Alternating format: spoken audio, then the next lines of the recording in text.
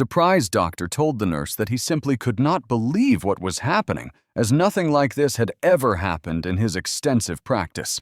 The man said that the boy had lost consciousness and was in critical condition as a result of a traffic accident, but had almost completely recovered. It looked as if the boy had been healed by holy magic.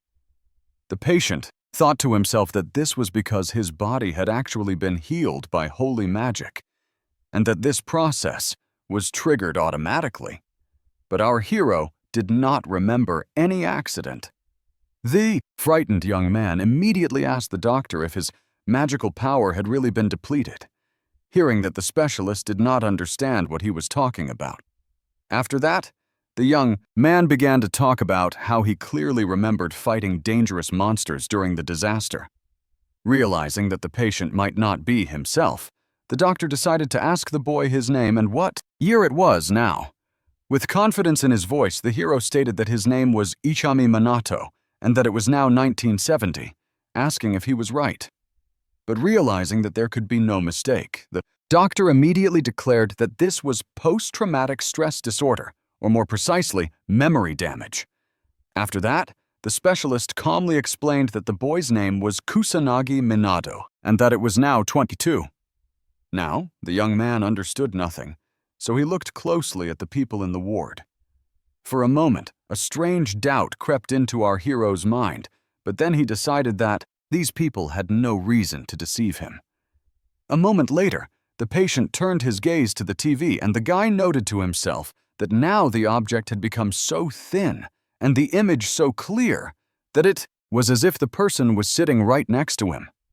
A moment later, Manitoagi looked at the calendar, which also said that it was the end of 22. Music. However, what surprised the young man most was not this, but the device held by the nurse, which was an ordinary tablet used everywhere in the hospital. Finally, it dawned on the young man that this was no joke, and that he had somehow ended up in the future. Manak Kusanagi saw that the doctor was gesturing with his hand for some reason and immediately began to say that the disaster mentioned by the patient had happened 50 years ago, but it had not been repeated since then. Responding to the young man's question about why nothing had happened again since there were monsters, the doctor explained that there were monsters, but there were few of them. And now it was a time of peace. Our hero thought to himself that if this was really true, then they had managed to achieve lasting peace. And with relief, he thought that this was truly a great blessing, and therefore there was no need to worry about many things anymore. However, Ichim Minato is dead music. It happened during the Great Disaster years ago. Snorts. This man sacrificed himself to save the world, and therefore the boy cannot be this man. The doctor said that many people know this story, and people never stopped telling it to others. The patient was silent, but he thought to himself that he had died at that time and then reincarnated as Minato Kusanagi, music. But it was unclear what the point of this was. A few weeks later, our hero walked confidently into a house. Looking around carefully, the young man realized that one of the rooms belonged to Kusagi, or rather to him because they were now one person. Looking at the photo, the young man noted that this boy's parents had died when he was still a child. After that, Minato Kusagani was sent to a children's home where he lived for some time, but he did not stay there long because he was adopted, although his adoptive parents kicked him out and sent him to a boarding school. The documents also stated that after graduation, the young man moved into an apartment, which he pays for with money and inheritance left by his biological parents. Falling onto the bed, our hero told himself that the magic of reincarnation did not exist. This meant that his reincarnation was the work of some higher power, although it was quite possible that it was just a coincidence. Picking up his student ID, the guy realized that he was studying at a magic academy, which was strange because in his time such institutions were not needed. Smiling, the young man anticipated something truly interesting, realizing that he would be able to learn a lot for himself. But a moment later, our hero was distracted by a phone call to the device in his pocket.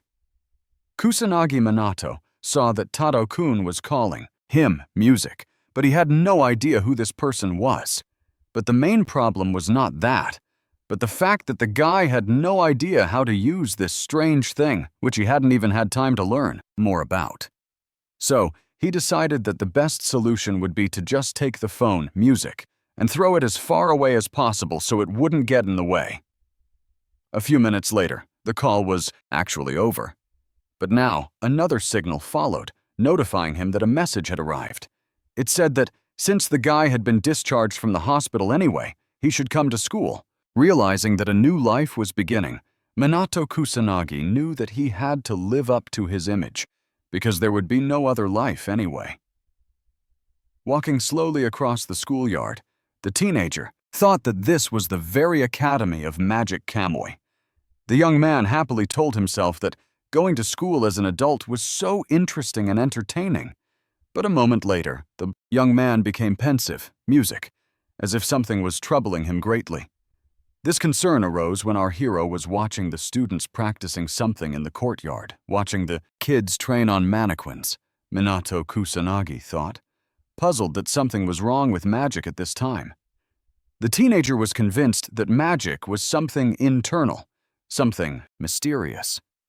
But now it seemed to him that it was definitely not about power.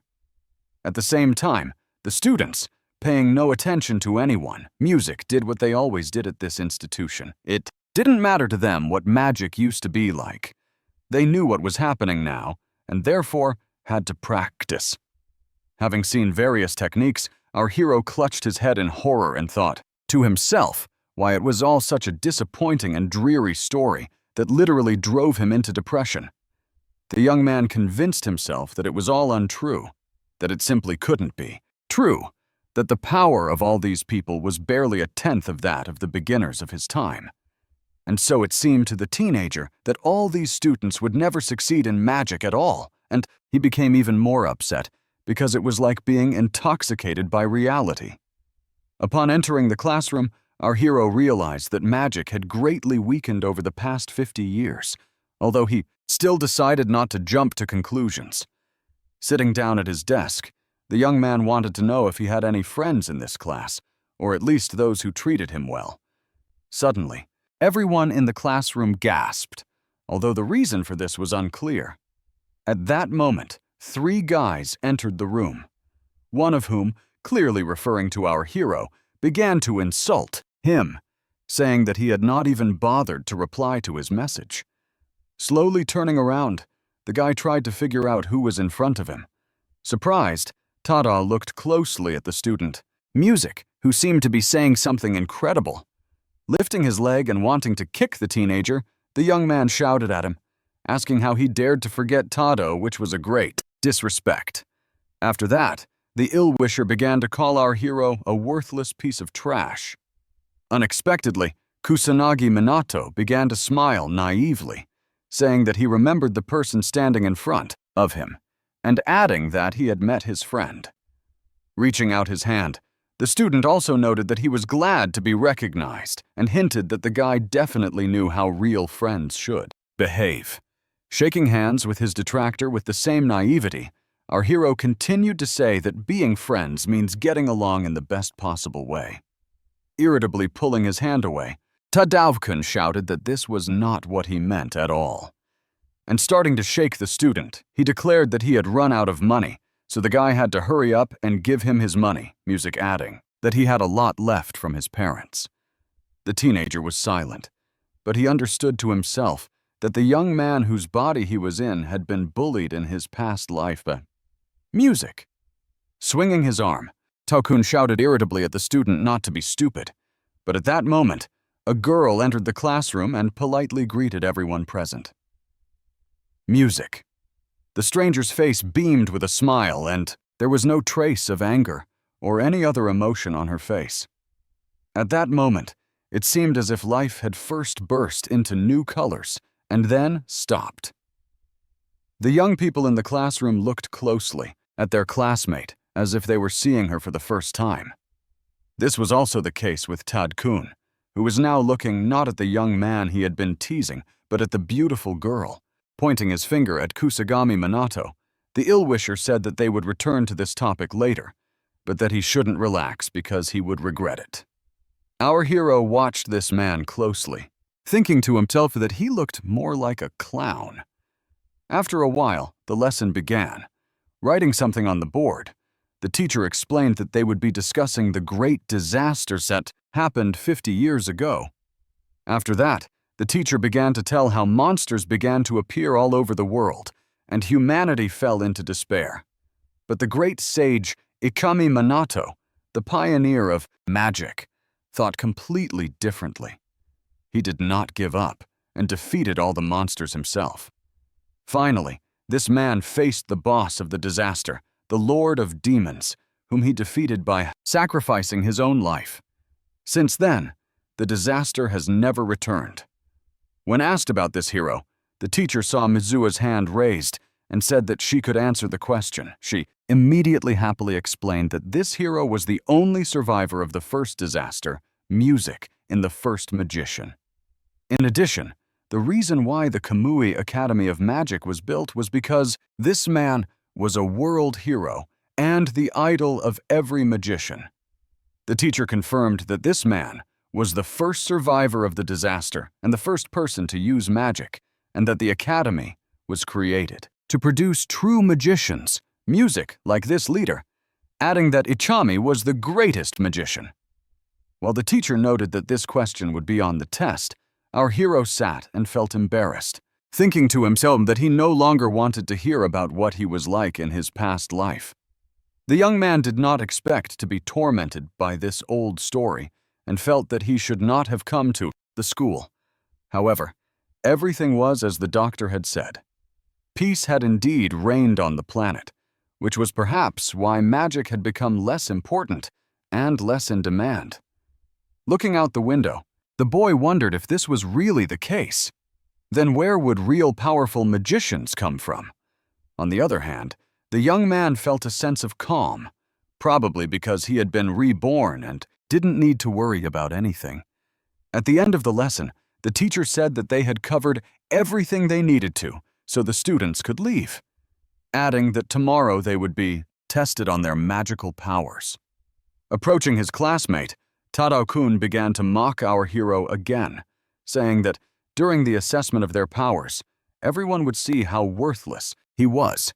But the young man didn't care. He wanted this stupid detractor to shut up. So he decided it was time to leave. And when Kusanagi Minato had almost left the classroom, he heard a remark that his parents did not possess magical powers. A second later, all the kids started laughing at the fact that the young man was an orphan, and therefore had never really had a family. Unwilling to tolerate such treatment, our hero turned sharply and called out his abuser. Hearing this, the bully immediately clenched his fist and yelled that the boy was taking too many liberties and would be brought down to earth immediately. Suddenly, the office was flooded with a bright stream of light coming from the opponent, music. It was clear that he was going to use magic. Some of the kids standing nearby begged him not to do anything like that, saying that it was better not to do such things in class. But Tadkun did not hear this and did not want to listen. He was focused on his opponent and shouted that he would not live after such words. But the trick was that the guy didn't care at all. He stood there with his bag slung over his shoulder and continued to do so as if there was no one in front of him. Mitsuha, fearing that something bad would happen, immediately ran towards the young people. As she got closer, the beauty shouted that he shouldn't do it, that it was a big mistake. But Kusanagi Minato, as before, did not care at all. On the contrary, he was curious to see what would happen next. A moment later, everyone gathered there noticed a bright stream of fire. It seemed as if something had exploded ahead. With anger in her voice, the girl shouted that her classmate had no right to use magic against a person with whom there had been a minor misunderstanding. She added that someone could get hurt because of this stupidity, and that, clears throat, magic was not created for this purpose, but should be used for good deeds. But, with insolence in his voice, Taro-kun declared that it was not his fault, that all responsibility lay with the other guy. Everyone gathered, watched intently for the clouds of smoke behind which Kusanagi Minato was supposed to be. The guys didn't know what they would see, but in a moment, the outline of a young man appeared. Our hero was still standing in the same place, music, silent, seemingly lost in thought. Mizuha, surprised like the others, watched her acquaintance closely. He, in turn, said that he had been hit and Clear's throat scratched his head. Tadonkan was in complete shock. He could barely utter how this kid was in such perfect condition after being hit point blank with magic. How was that even possible? Our hero thought to himself that he didn't need to actively use magic because he could easily defend himself from first-level magic with a simple magic barrier. After that, he stated aloud in an icy tone that he was only tolerating this because he was dealing with an ordinary child who didn't quite understand what to do. And in a more threatening voice, he continued to say that despite this, the students still had to be punished. Fear and other mixed feelings could be seen in the eyes of his detractors. But despite this, they continued to stand in their places. Suddenly, the space and around, Minato Kusagani began to sparkle with a bluish tint, and something changed in his gaze.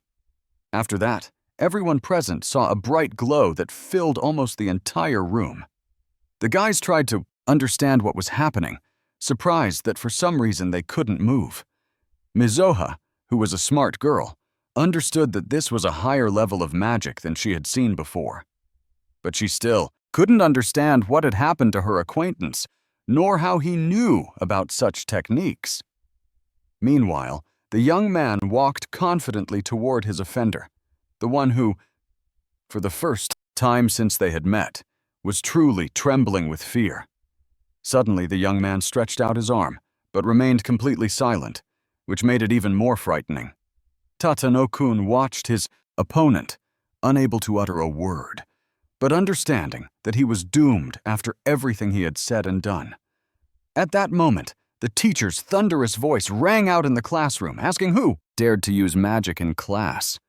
The man looked at our hero and continued to say that he was waiting for an explanation. Sighing heavily, Minato Kusagami remained silent. It seemed that he did not want to tell the truth, but he was not used to lying either. However, after a moment, he began to smile and say that nothing interesting was happening in class, adding that it was quite possible that the students had decided to do something interesting outside. Hearing that no such classes were held outside, our hero continued to stick to his story, explaining that some student had probably used magic at their own discretion, adding that wizards like to play around with magic. Music. It was difficult for the teacher to believe this because there was smoke in the classroom, but the student explained that he had also been outside, so the teacher gave up, saying that since Kusagani had stated this, he had no reason to doubt it. Music. However, he immediately jumped up from his seat and started shouting that he was still going to find the culprit. And until he did, the students should sit down and be in their seats. Waving his hand at the teacher, the young man decided that it would be necessary to create false evidence so that the teacher would never get to the bottom of the truth.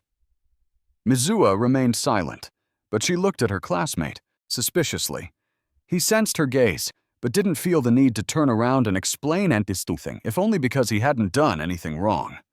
His rival was also annoyed and watched the guy intently, but he remained silent as well. Kusanagi Minato decided that he would not pursue the subject today because he had other important things to do. After a while, the young man was walking down the corridor, noting to himself that he should go and see the city with his own eyes. Old Shibuya looked as frightening as possible because the damaged buildings had not been demolished or repaired, and power lines were strewn everywhere. The young man realized that he wanted to understand many things, so he used magic to quickly fly through the air to where he wanted to go. Finally, the young man landed on some kind of crossbar. Looking ahead, the guy thought wistfully about how much Shibuya had changed since he was last here. But he didn't want to waste any time, so Kusagi Minato sped up and headed somewhere ahead. Staring into the distance, the guy realized that he didn't sense any monsters in these places. Everything was in ruins, although it was clear that the police had evacuated everyone from this place. However, a moment later, the young man admitted to himself that he could sense the aura of monsters, albeit quite far away. Sitting down, our hero decided that now he could also sense some kind of human presence. The young man was not used to just waiting, music, so he decided that he needed to go to the source of the signal to check everything thoroughly. And this was justified, because nearby cornered sat a woman who was desperately screaming at the monsters not to dare approach her. However, the monster did not listen to anyone. It opened its mouth as wide as possible and began to growl as loudly as it could. Kusanagi Minato immediately landed on the ground so that the woman was music behind him. Ranker could clearly see the beast snarling and growling, getting closer with every passing second, but he was not afraid. However, only a couple of minutes passed, and the guy with his hands in his pockets looked intently at the monster he could easily defeat. Despite this, the young man was in no hurry to do anything else. He was just waiting for something. The tearful woman was doing the same thing, still sitting pressed against the wall, trying to understand who had just saved her. At that moment, the boy's attention was drawn to a badge attached to the woman's shirt. He thought that she was a representative of the magical police. The teenager did not bother to clarify this. Turning around, he simply told the blonde woman to be as careful as possible. As he sped away and was about to leave, the young man heard the girl say words of gratitude to him. The guy was already far away, but despite this, the policewoman was still muttering words of gratitude under her breath. The blonde didn't know who this man was, but she told herself that only great magicians were capable of such things. On the road, the young man was glad that he had hidden his face because our hero had just transformed, and he didn't want to stand out and arouse suspicion. Music.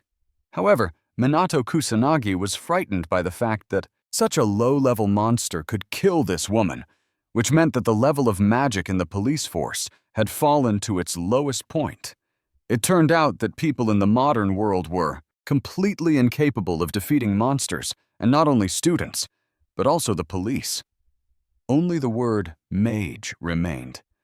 The young man understood that this era was certainly characterized by advanced technology, but it could not be said that people had gone too far in their development. Smiling, the teenager said that even in this era, the inhabitants of this city needed his strength and music his knowledge. Our hero decided that he needed to destroy all the monsters in the area so that they could no longer harm anyone. Standing next to some kind of device, the teacher said that in today's class, they would measure the magical power of all students. Music. It is very important to obtain both the sum and the attribute, as these are the most important indicators for those who want to become professional magicians. Looking at the device with horror, our hero wondered if there was any other way to measure his own power. The boy was depressed by the fact that even the teachers did not know so many basic things. And yet, magical perception is the basis of magic. And while the young man sat with his head in his hands, Mitsuha approached him and asked if she could talk to him about something. His classmates who were watching the scene seemed unable to believe their eyes that such a thing was even possible.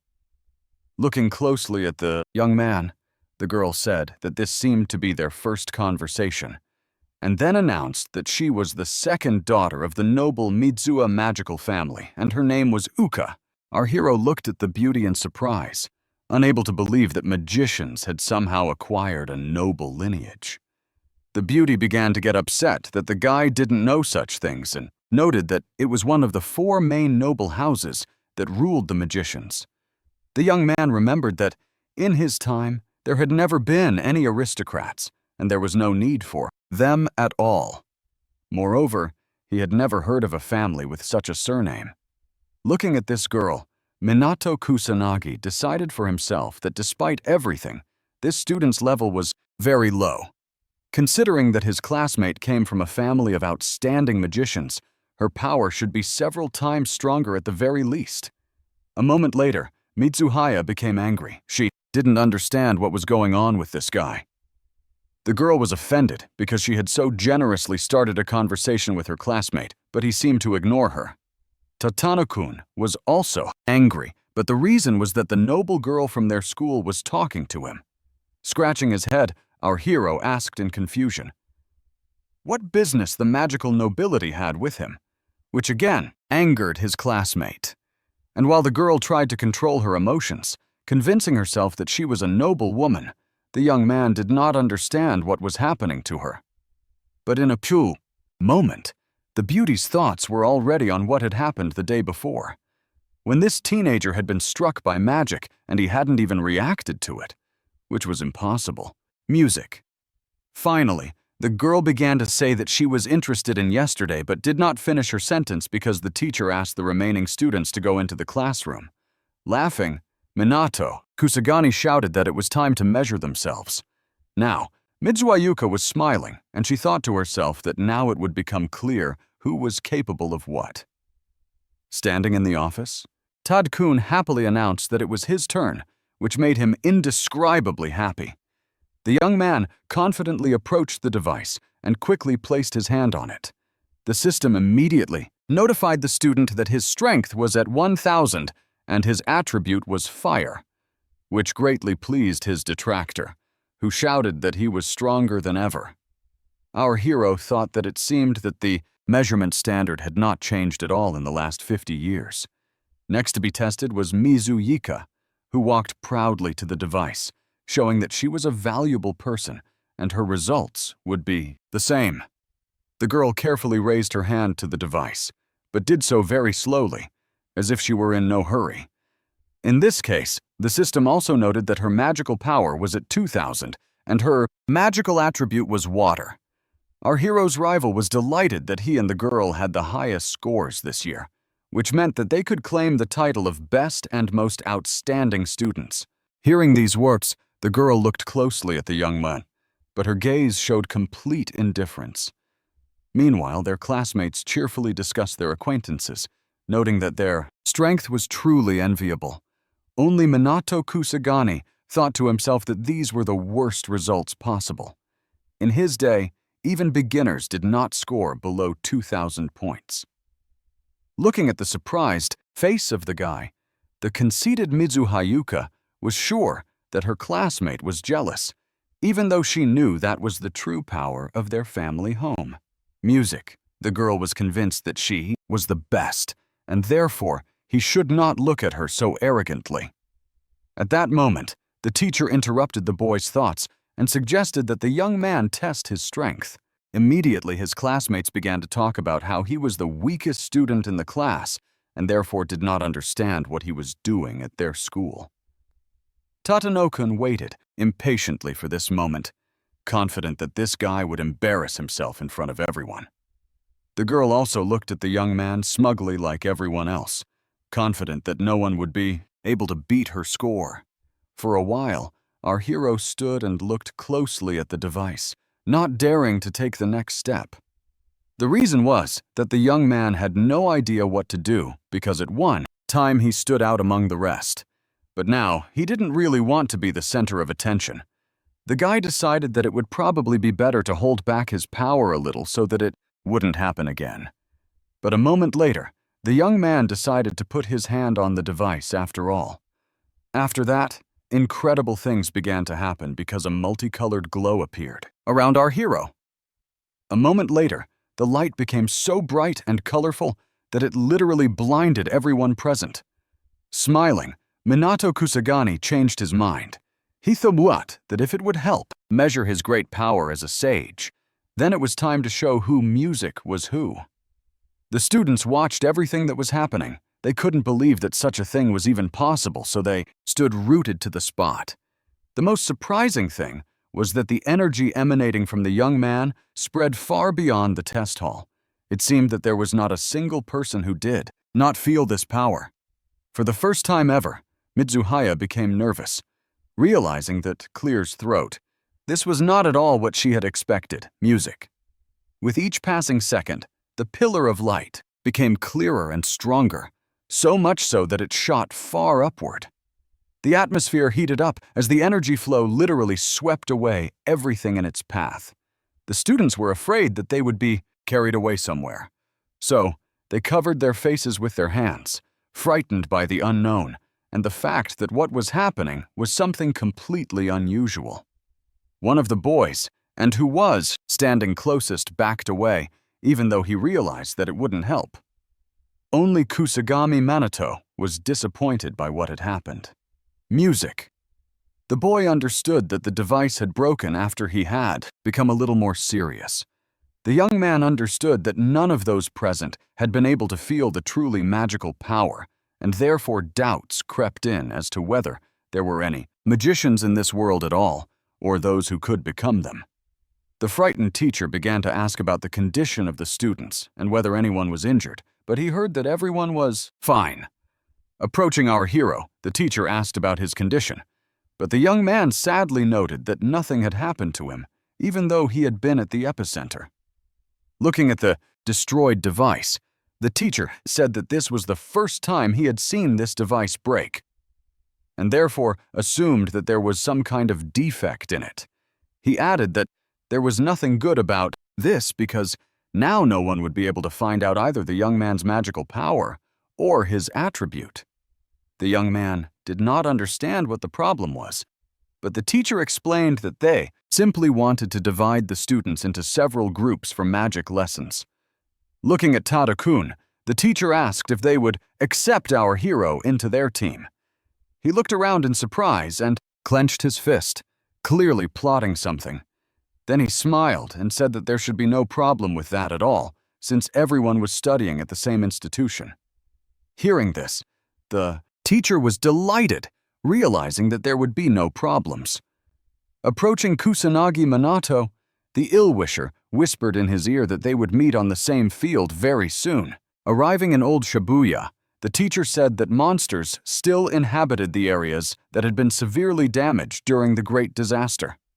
Currently, Shibuya is abandoned, so the only people in the area are mages, music, and a special police squad who are exterminating the monsters that live there.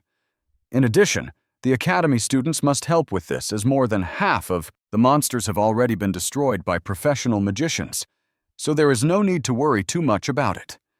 Standing on the sidelines, Minato Kusanagi thought that the practical training was interesting since even students should be able to destroy monsters. After all these guys will be working in groups anyway. Looking around, the guy remembered that he had been on this very street last night. The day before, the young man thought he had destroyed all of them. But now it seemed to him that some were still here. Our hero also found it strange that he saw no signs of disaster in this particular area, except that people had been evacuated from here. Yet despite this, monsters continued to come to these parts. Hearing the conversation of the Burdu, girls who had decided to compete with each other, the teenager thought that they were behaving too carelessly, not understanding the real danger they were in, music. That's why the young man sighed heavily and closed his eyes. He didn't like this whole idea. Raising his hand, the leader announced that the practical part of the lesson was about to begin, and therefore all students must work in groups to help each other. At that moment, Minato Kusagani, who had moved a little further away, heard someone calling him. The guy behaved as usual, so he walked over to an abandoned building and leaned against it. The guys who were going to make fun of our hero said that no one would bother them in this place. Beginning to use his magic, the ill-wisher noted that last time, music. He had been too soft and kind, but now everything would be completely different. Hearing this, Minato Kusanagi calmly stated that if someone didn't like him, they could just ignore him. Clenching his fist, Tadkun shouted that no one would listen to such trash talk. Moreover, the offender couldn't understand why the strongest girl in the class had started talking to the boy. The young man looked at the red-haired boy in surprise, but did not rush to answer him. But a moment later, our hero smiled brightly and declared that the reason was that his classmate liked Mizuha Yuka.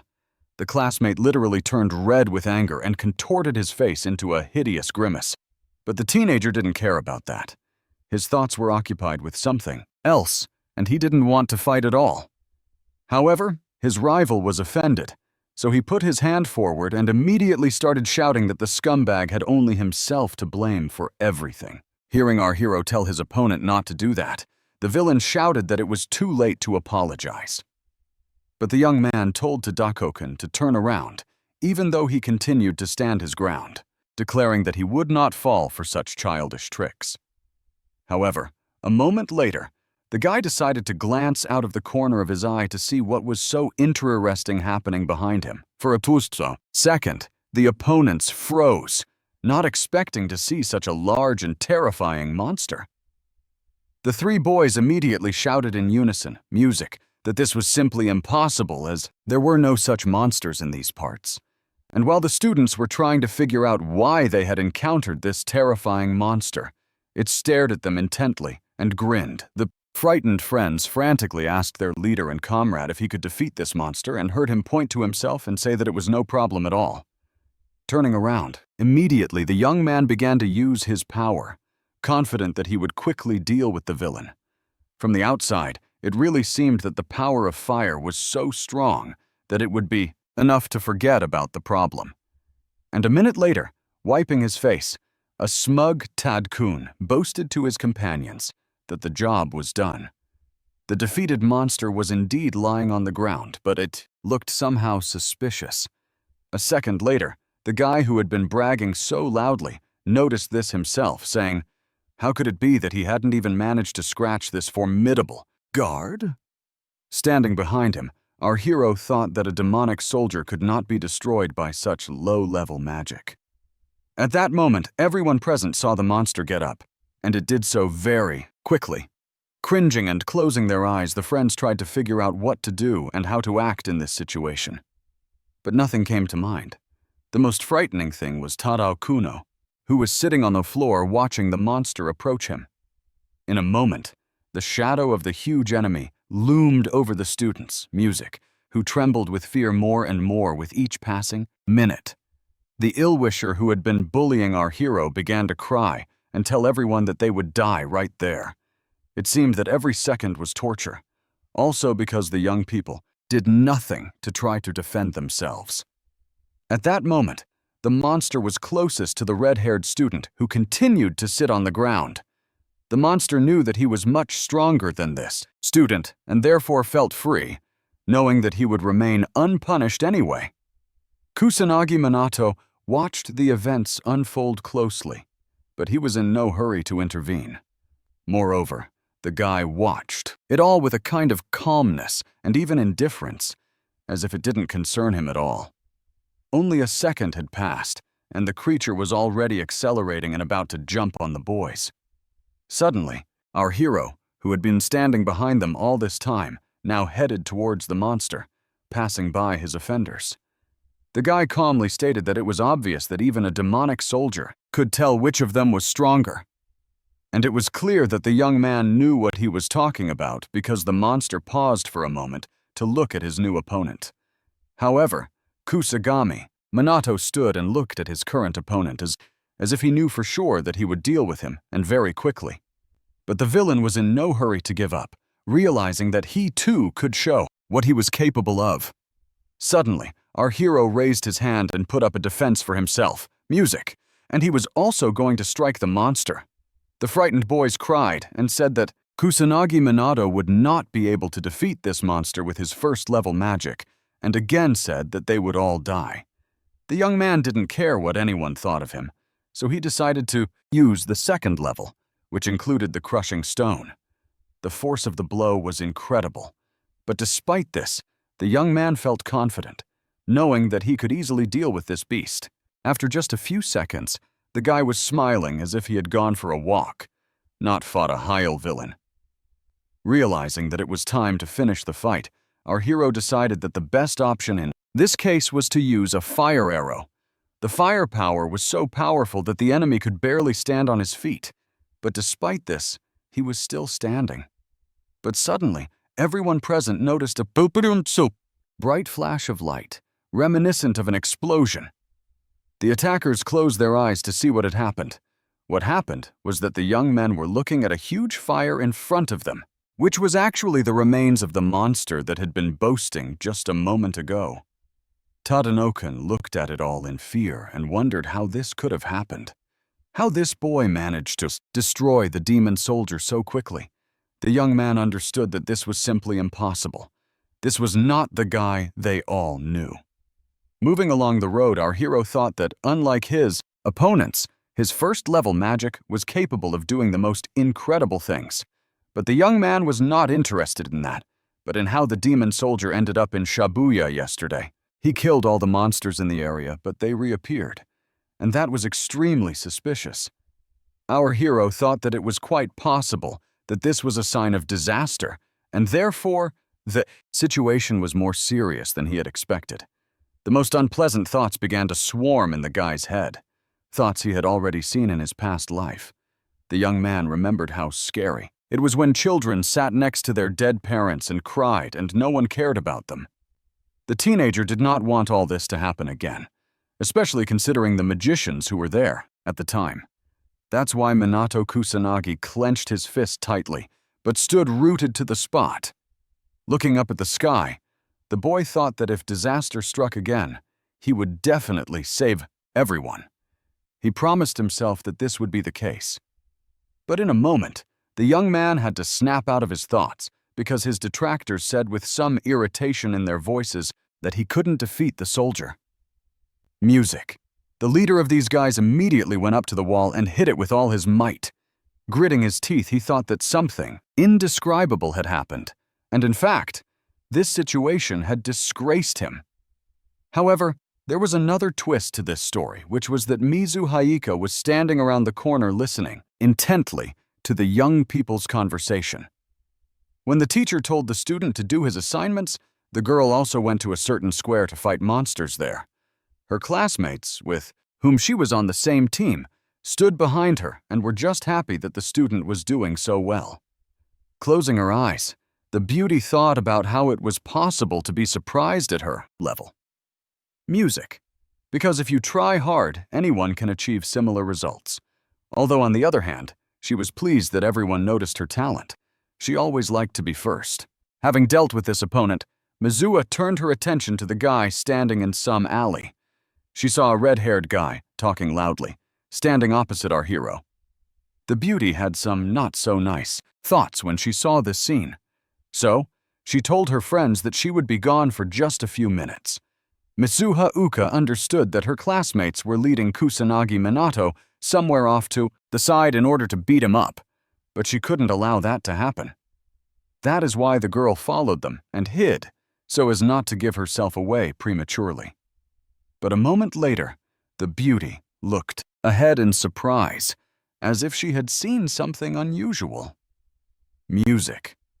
Pressing herself against the wall, the student noted to herself that the Devil's Guardian had appeared to the boys, which, in principle, could not be.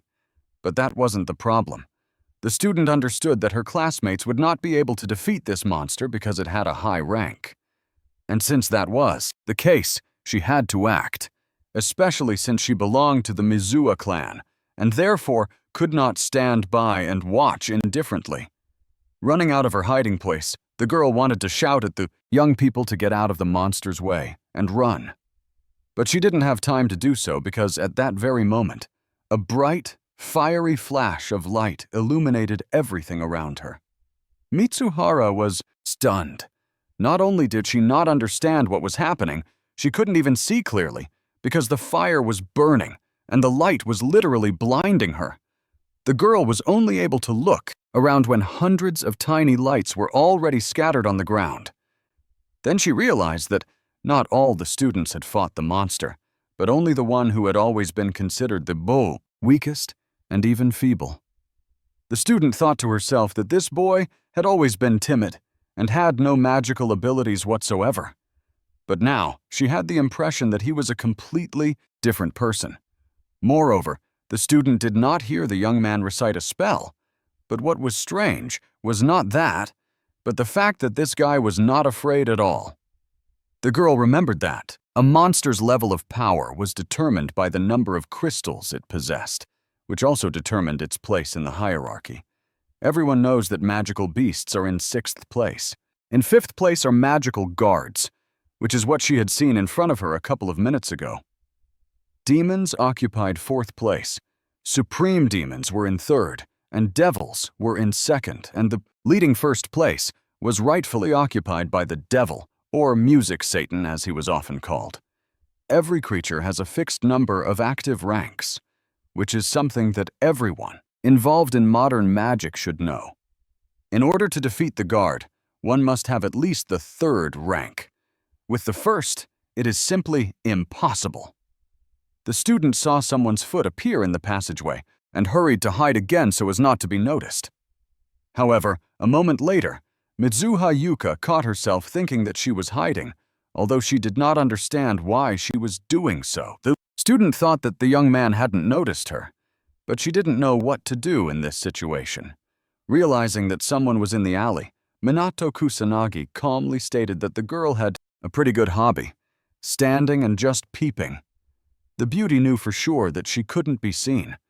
She had checked several times to make sure she was at a safe distance. In the same indifferent tone, the guy noted that it would be strange if the mage did not pay attention to such a thing. The surprised student looked closely at her acquaintance, but couldn't understand what he was talking about. Closing his eyes, the young man asked with a sense of resignation if she really couldn't feel the magical power that emanated from everyone who practiced such things. Mitsuha remained silent as before. While the young man headed somewhere ahead, realizing that her classmate was disappearing from view, the girl wanted to stop him, so she asked him to wait for her. She shouted after him that she wanted to know what it all meant, including what the guy had just said. But to the student's great surprise, when she turned the corner, there was no one there. Our hero stood on the roof of the building and looked down at the girl intently. Taking a deep breath, Minato Kusagani decided that it was all for the best. Looking around, the teenager realized that he had climbed up here for a reason, so he decided to check something. Using his powers of observation, the boy determined that there were no guards anywhere nearby, although there were quite a few magical beasts, seemingly around every corner. Sighing heavily, our hero decided that the other students were unlikely to cope with such a large number of predators. So, he decided that he could help them a little. Smiling, the young man knew that he would do this in a special way. So, he immediately began to monitor the overall situation. In a moment, Minato Kusanagi had already begun to connect some bright yellow magical circles to himself for help.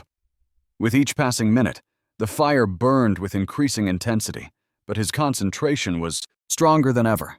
After that, the young man said that he was going to use magical projectiles, which only second-ranked magicians could wield. The effect was stunning. It seemed as if someone had scattered magical threads across the sky, although their purpose was unknown. The kids standing on the platform thought they were seeing meteors, although they didn't understand if they were related to magic. A student who understood that if it was magic, then its power was simply amazing, inspiring both joy and horror at the same time, thought about this too. And while some students discussed magic, others watched as beasts slowly approached them. There were too many of them, and so the students thought they would not be able to cope. Suddenly, one of the predators rushed toward the frightened girl, who immediately closed her eyes. The beast was very close. It grinned, realizing that the strength of these kids was no match for its own, and it felt like it was in charge. But in the next minute, the student saw a bright light that literally engulfed the enemy. Realizing that the beast had been destroyed, the student immediately ran up to his acquaintance and began to ask how she was feeling. Standing on the roof, our hero said aloud that so far, he liked everything he had done and everything was going according to plan. However, a moment later, looking ahead, the young man thought about something that bothered the music him. Minato Kusagani saw the remains of the predators lying on the ground, all of them skillfully destroyed. And that was exactly what bothered the student. He decided that this time he might have gone a little too far. Covering his head with his hands, the boy realized that he had destroyed all the monsters that were not only in this part of the city, but everywhere. On the other hand, The student remembered that they had been brought here for a lesson, music, to complete a practical assignment. Although he scolded himself for working at full strength, but in a moment, Kusanagi Minato's attention was again drawn to something interesting. Bulich! He jumped off the roof. Looking around carefully, the boy decided that there was no one here. Although it was clear that this surprised him a little, without thinking twice, the teenager decided that this was the best place to land and remain unnoticed. Our hero thought that there was no need to hide his power to the extreme. But if it attracted attention, it would cause inconvenience. Moving towards one of the alleys, the student saw the teacher sitting over one of the destroyed animals surrounded by students. After thinking for a moment, the teacher said, with some apprehension, that he had no idea there were so many predators left in this place, adding that the herd had most likely already been destroyed. Looking at one such predator, the man thought to himself that they had been destroyed in one fell swoop, and that this was definitely not the work of a student, but of someone who was well versed in magic. This magic did not use any elements. It was magic without any elements, and there were countless projectiles, all of which the teacher had never seen before. Without this magic, everyone gathered there would have been in great danger. Of course, 2 entities were not a problem, but facing 6 was a completely different level. The students understood this themselves, and therefore shouting, asked the teacher where such a huge number of these beasts came from in these places, since they had been exterminated long ago.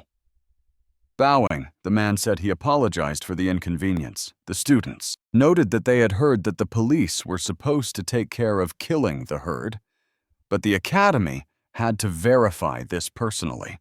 The teacher had nothing to say in his defense, so he simply apologized for not making sure it was safe before bringing the students here. Suddenly, one girl asked who had managed to destroy all these monsters and save them.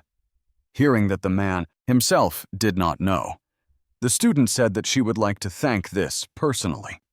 Once again, the teacher thought to himself that it was unlikely to be someone from the police or the official magicians.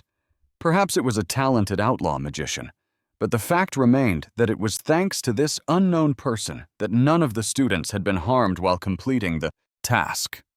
Our hero, who was standing aside, heard the whole conversation and smiled sincerely. After a while, the students who had free time discussed the recent events among themselves, not believing that such a thing was even possible. However, only Minato Kusanagi stood aside, realizing that no one had been hurt and that he had managed to complete the task on time. But not everyone was so happy. For example, Tadokun watched his rival closely and was angry. But in the presence of the students and the teacher, the guys couldn't approach the young man and personally ask him all the questions that were tormenting them. The same was true for Mizuha Uka, who saw with her own eyes how our hero easily destroyed the guard. Moreover, she was confused by the amount of magic she witnessed. The girl knew for sure that fire element magic had been used as well as magic without the use of elements, but there were no students who possessed 2 elements. But in a moment, the student began to calm herself down, saying that she was overthinking things, that her classmate could not possibly possess 2 elements, and that the elementless magic must have been used by someone else. Despite this, one fact was indisputable. This young man had definitely defeated the guard. There was no mistake. Therefore, she was very eager to know who this young man really was.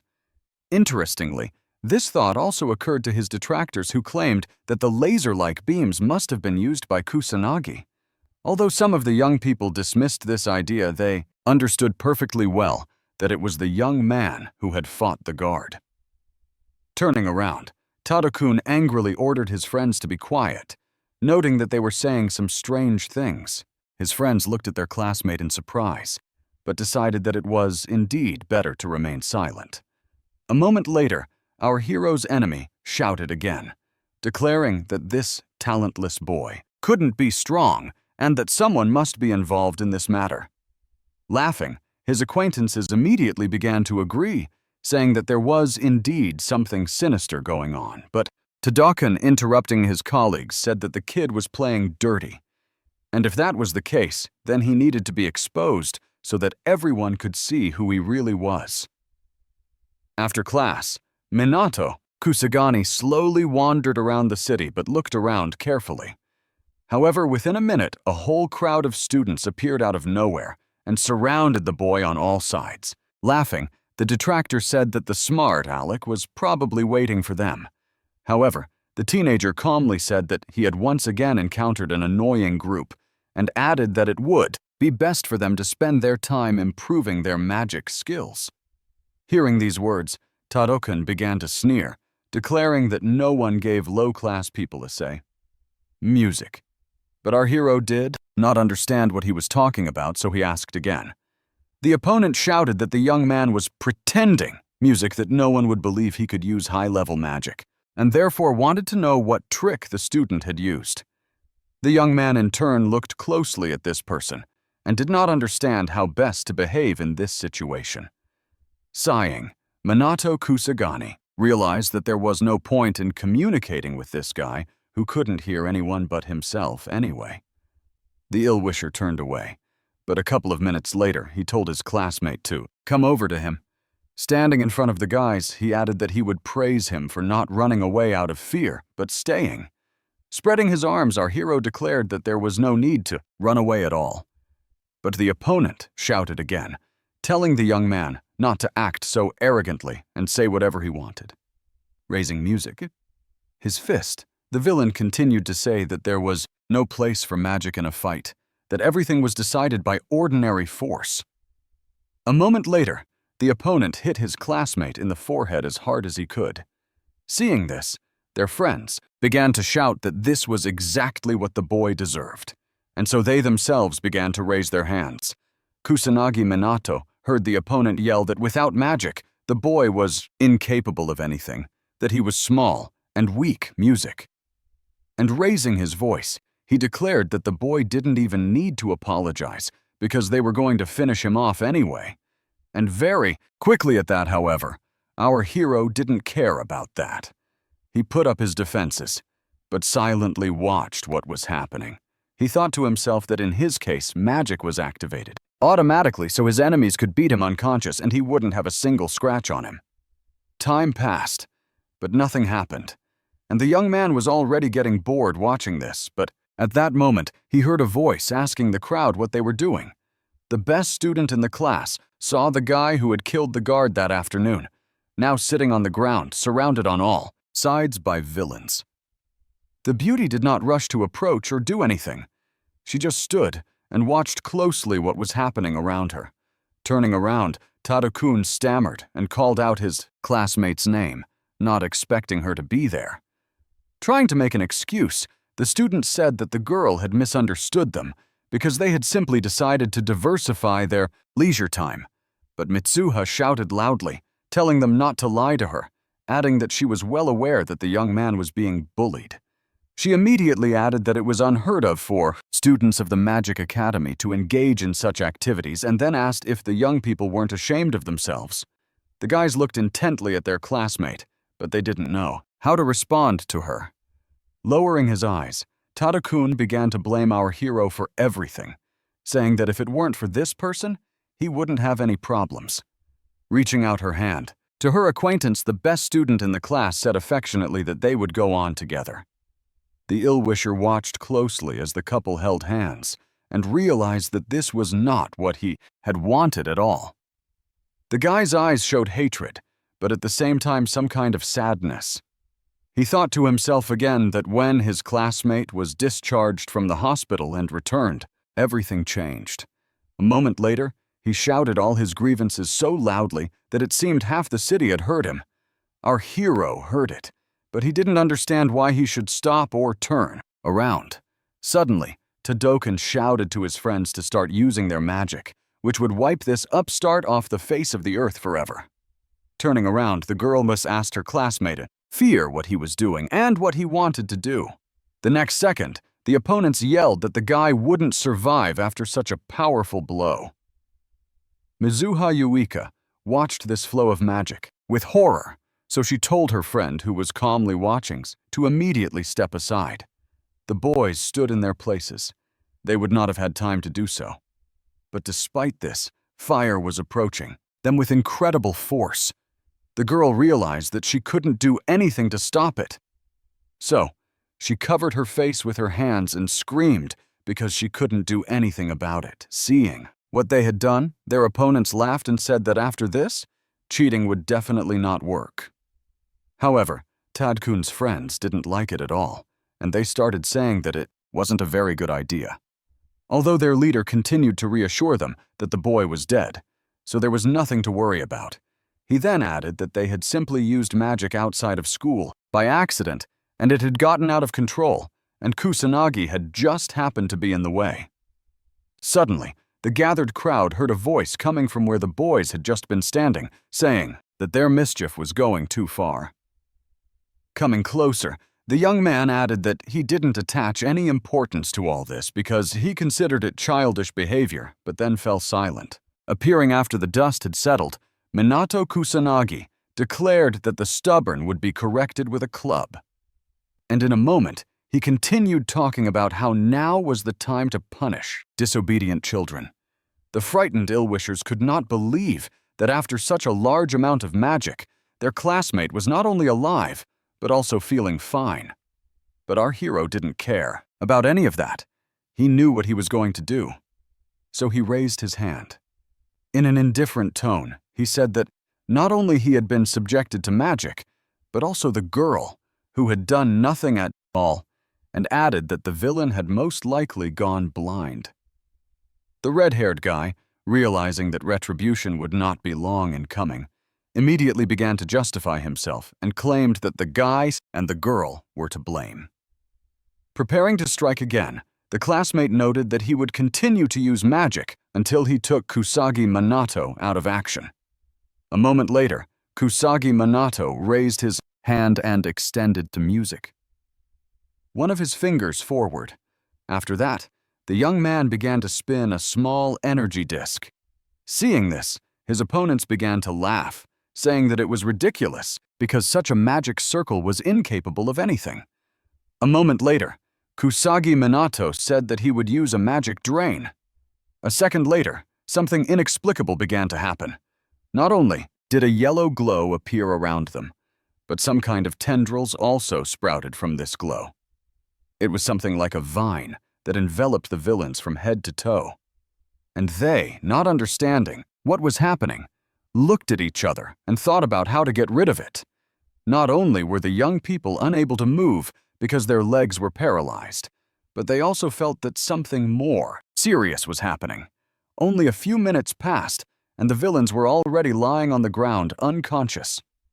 Sitting over one of his detractors, the guy thought that he had only sucked out a little magic and it had already dried up, but he was glad that it was enough and hoped that his classmates would think about something after this incident. Continuing to watch, the student, Mizuha Yuka, tried to understand what kind of magic her acquaintance had used, and more importantly, how something like this could have happened. Realizing that the walk had gone on too long, our hero picked up his bag, thinking that the show was finally over and he could go home. But he couldn't do that, because the girl immediately jumped up and started asking the guy to wait for her. And without waiting for an answer, she immediately began to ask what magic the teenager had used, why it was acting so strangely, but more interestingly how the guy had become so skilled at magic when he knew almost nothing about it. The beauty screamed even louder about who the young man standing in front of her was. Turning around, Minato Kusagani thought to himself that it would be troublesome to answer all these questions. Closing his eyes, the student said that perhaps his classmate should have said something completely different. Embarrassed, the beauty turned away, but then her acquaintance who had saved her. However, Mizuha Yuika was not going to give up so easily. Music. So, she asked the teenager again to answer her questions. Turning around, the beauty realized that the young man had disappeared somewhere. But it happened so quickly that she didn't even notice, so she was as angry as she could be. That same evening, our hero returned to Shibuya because after his afternoon lesson, he realized that there were many flaws in the defense system. The young man did not want to rush. He needed to look around. so he landed on one of the roofs. The young man closed his eyes as if trying to listen to what was happening and where. Our hero thought that he had a bad feeling, so he came to investigate. Music. But the monsters that were supposed to have been exterminated during the day had been resurrected, which was extremely strange. If this was only happening in Shibuya, Minato, Kusanagi could handle it. But unfortunately, the young man sensed the monster's magic in other places as well. Perhaps the police simply couldn't keep up with it all. Moreover, the level of magicians is not very high. Most people are just ordinary amateurs. And instead of studying, students bullied their classmates using magic. The teenager sadly thought that he alone would not be able to deal with all the monsters living in Japan.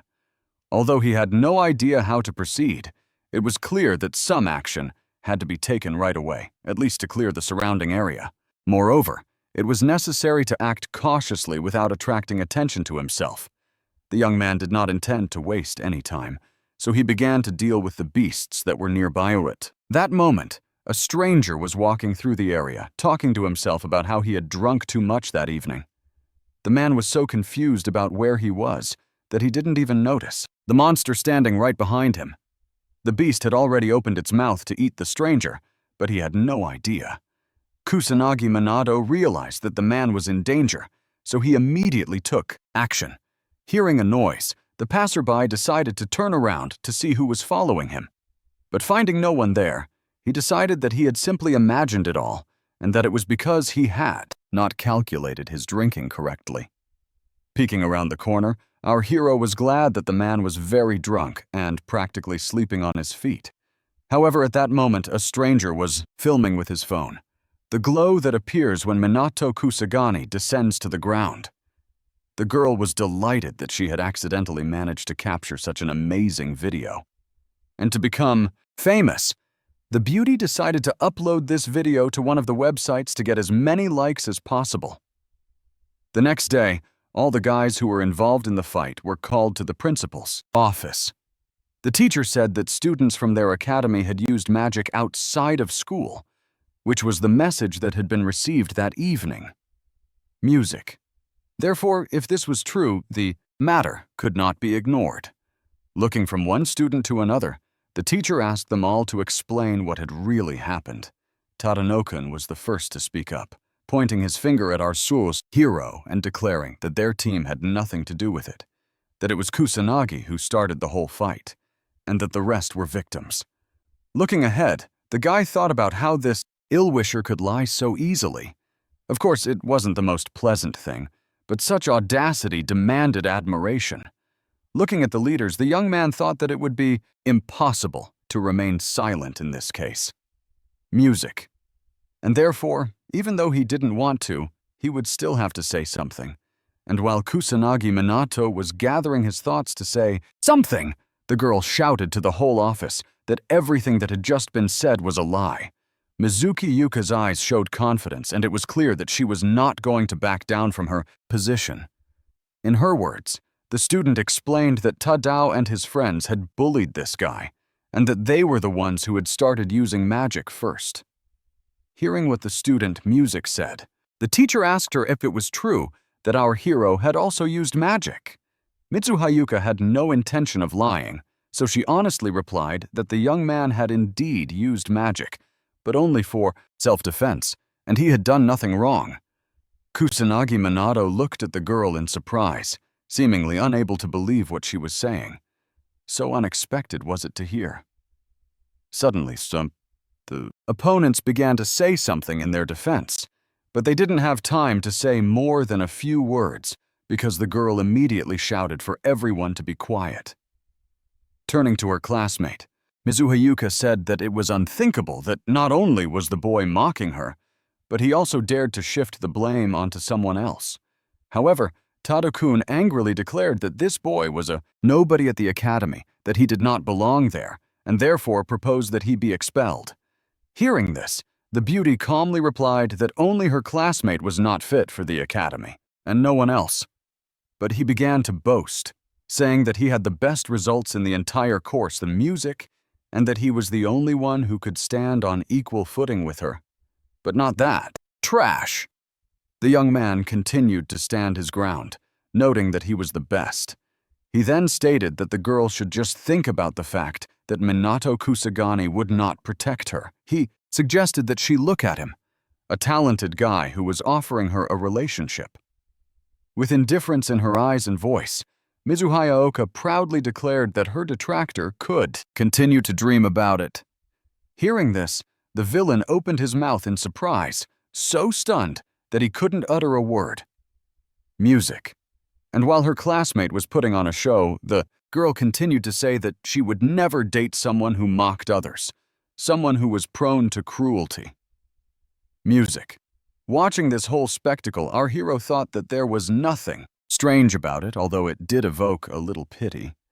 After thinking about it, the director said that it seemed that the blame lay with Tada and his friends, and that Kusanagi had used magic for self-defense. Therefore, he declared aloud that they did not need people who used magic to satisfy their selfish music desires. And so, he expelled the boys who had started the fight. The upset boys said it was unfair because they were only following their friends' orders. Smiling, the teacher said that Kusagani and Mizuha could now be free. Walking down the hallway, the student was angry, saying that it was really low music, and she hadn't felt such indignation in a long time. Our hero didn't understand what would happen to these people after their expulsion, but the student explained that they would no longer be able to become magicians, which was only natural for guys like them. Looking at Minato Kusagani, the beauty declared that he was also good. How could he remain silent after everything that had been said about him? The young man noted to himself that he was going to speak. But at that moment, the girl began to speak, and he did not want to interrupt her. Looking at her classmate in surprise, the beauty realized that he wanted to ask something, so she music asked him what it was. Suddenly, the young man said that the thought had come to him suddenly, but it was not the first time the girl had tried to help him out. It had been in class during a real battle training session, and now then he started talking about how Mitsuhayuka was actually amazingly good. After hearing this, the girl froze in place, blushed, and now had no idea what to say. Running away, the embarrassed student asked him not to say such things to her anymore, and immediately declared that she would go ahead. The guy decided not to say anything. He just stood there and smiled.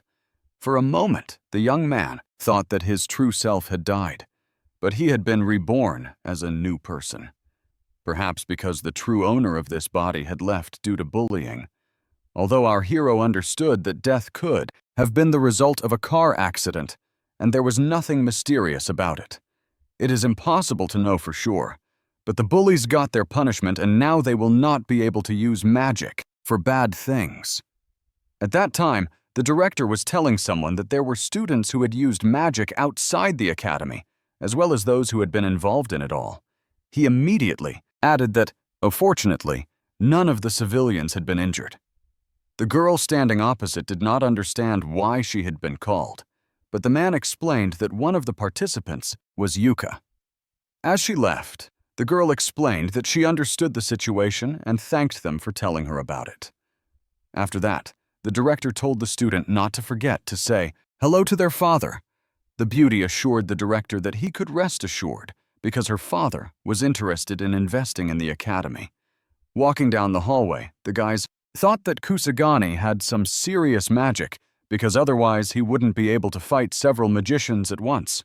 However, the girl was not afraid of him. She honestly said that she had other plans for this young man, although she did not specify what they were.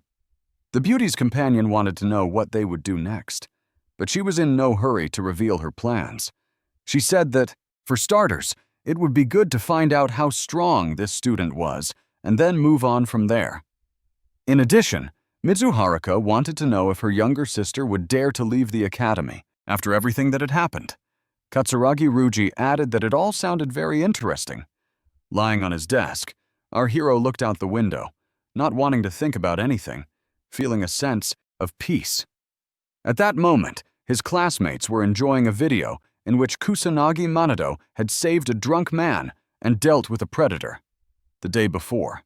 The guy hadn't seen the video, but he heard that it was about some kind of magician, so he thought that he might belong to the aristocracy.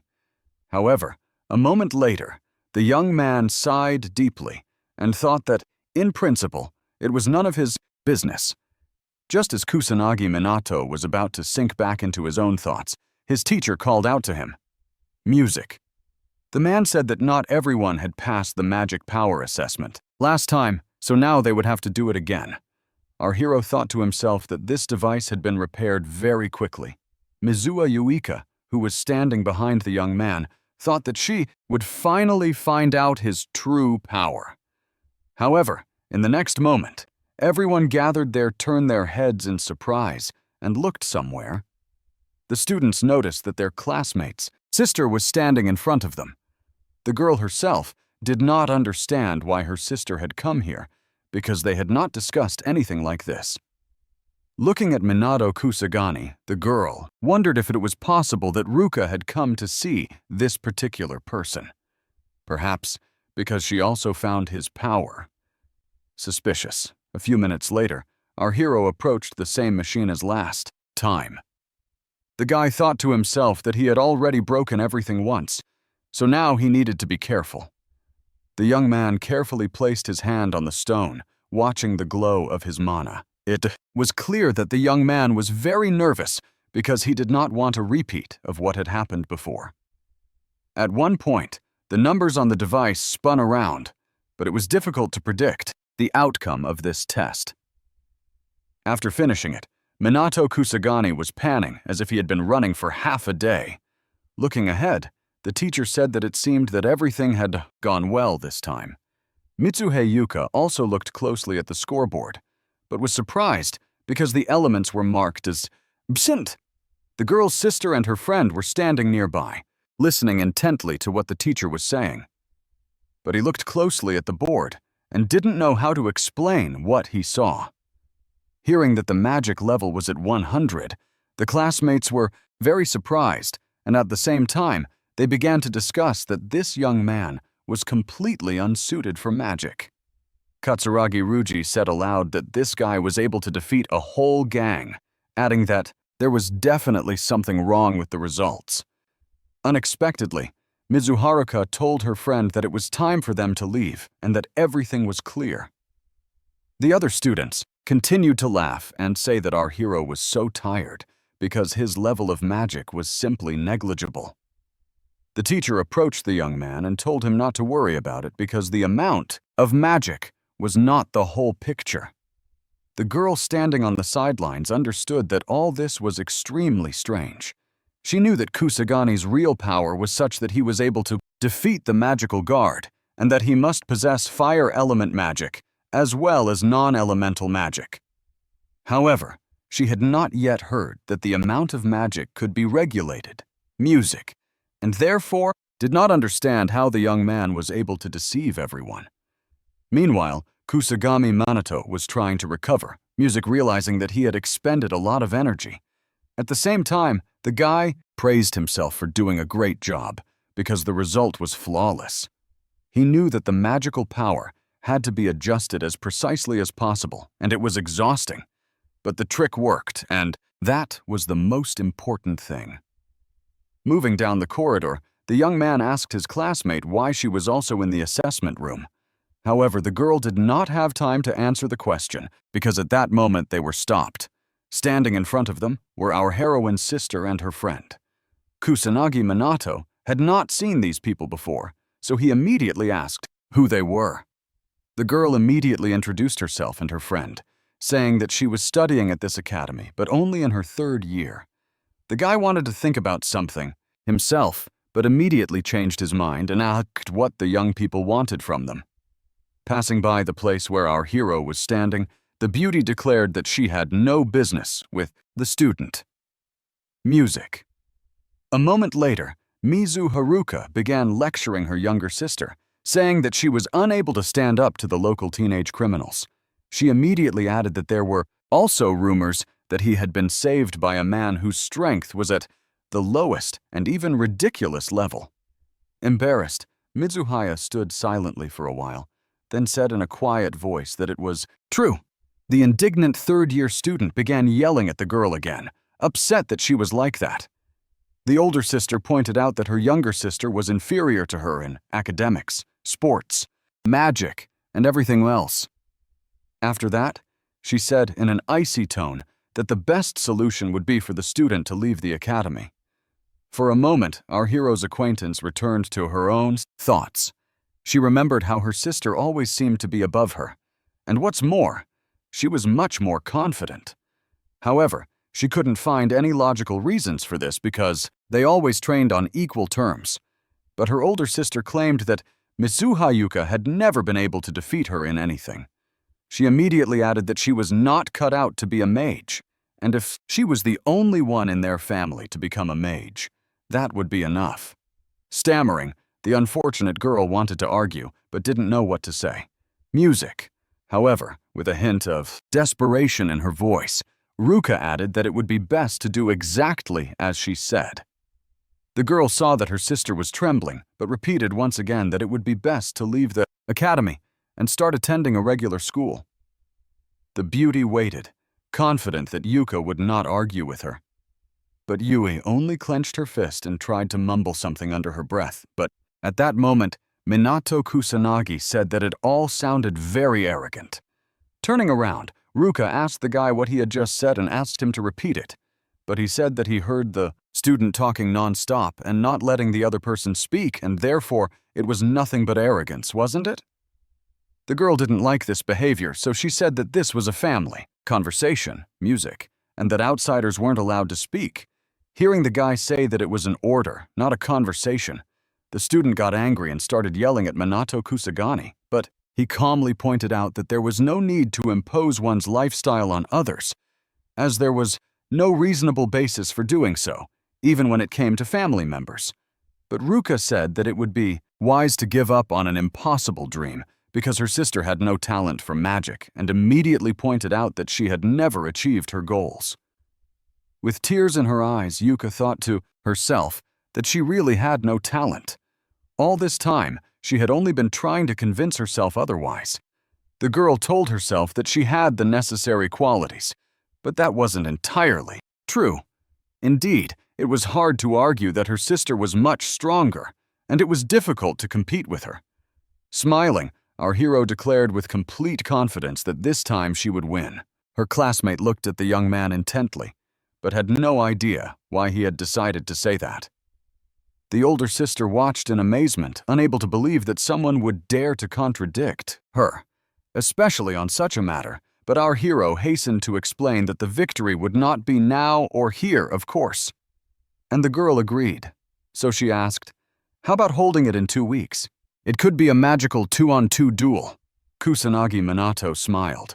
For him, it was all an interesting adventure, the likes of which he hadn't encountered in a long time. Mizu Haruka noted that, after all, this silence, it was likely that the young man was going to run away. But he replied firmly that this was not the case at all, because he was also going to take part in the duel. Putting his hands in his pockets, our hero turned to his acquaintance and asked how she intended to proceed in this case. The embarrassed student looked intently in front of her, seemingly unsure of what to do in this situation. The girl began to stammer. It was clear that she wanted to prove herself, but she was afraid. However, a minute later, she proudly announced that she was also going to participate. The cheerful guy looked at his classmate and said that they could consider everything settled. Music. He added that if he and Misahara Yuka won, then no one would ever interfere in their affairs again. Immediately, the older sister said that if they won, her younger sister would leave the academy. As they left, the guys warned that no one would hold back, so it would be a real fight while our heroes went outside and Mitsuhara Yuika timidly asked her acquaintance for a favor. Suddenly, the girl asked the young man to become her mentor in magic. Hearing this, the young man was surprised. Music. He didn't understand why he was being called to the roof and asked to do such unexpected things. That is why he said that he was a low-level mage with a power level of 100 points.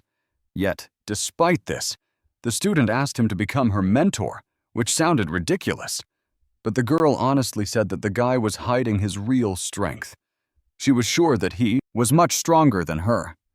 The young man looked closely at his acquaintance, but did not understand what to do in this case. But his classmate continued to insist that the teenager definitely knew how to become stronger, which is why he talked about defeating over her sister. Otherwise, he would not have said such a thing.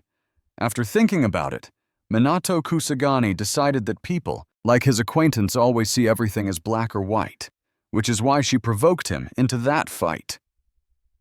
A moment later, the beauty lowered her head and began to cry, realizing that she was too weak to compete.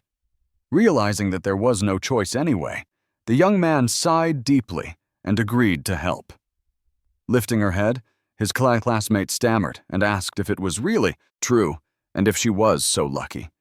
But the guy added sharply that anything was possible provided that the girl strictly followed what he said. And moreover, did not run away halfway through. Seeing the Manhwa joy in Mizuki Yuka's eyes, the guy realized that he couldn't refuse when she asked so ardently. Moreover, this country needed higher-level magicians so the lessons would not be superfluous. Looking ahead, the teenager said that they would start today, but he did not know which place would be best for this. Embarrassed, the beauty timidly suggested that they could practice in her yard. After a while, everything was ready, so the guys were about to begin. But while the girl was warming up, our hero looked around and said that the family's house was very large, hearing that they were aristocrats, and therefore it should be so. But a moment later, Mizuha Yuka thought about the fact that this was the first time she had brought a boy to her house. She didn't understand if it looked strange from the outside, although there seemed to be nothing unusual about it. Realizing that the warm-up was taking too long, the boy turned to his friend and said that it was time to start, otherwise they would waste too much time. The beauty, hearing her name called, immediately blushed and began to ask questions about it. But the guy immediately explained that her sister had the same last name, so it would be strange if he called both sisters by that name. And if he called one of them, it would not be immediately clear which one he meant. Mizuhaya Yuika immediately became embarrassed when she heard the young man say that he could address her differently. Realizing that it was time to begin, the young man smiled and happily said that they would now get started. First, the young man asked his acquaintance to answer a question about what magical power is. With joy in her voice, the hostess immediately began to say that it could be a program that automatically transforms magical power into magic.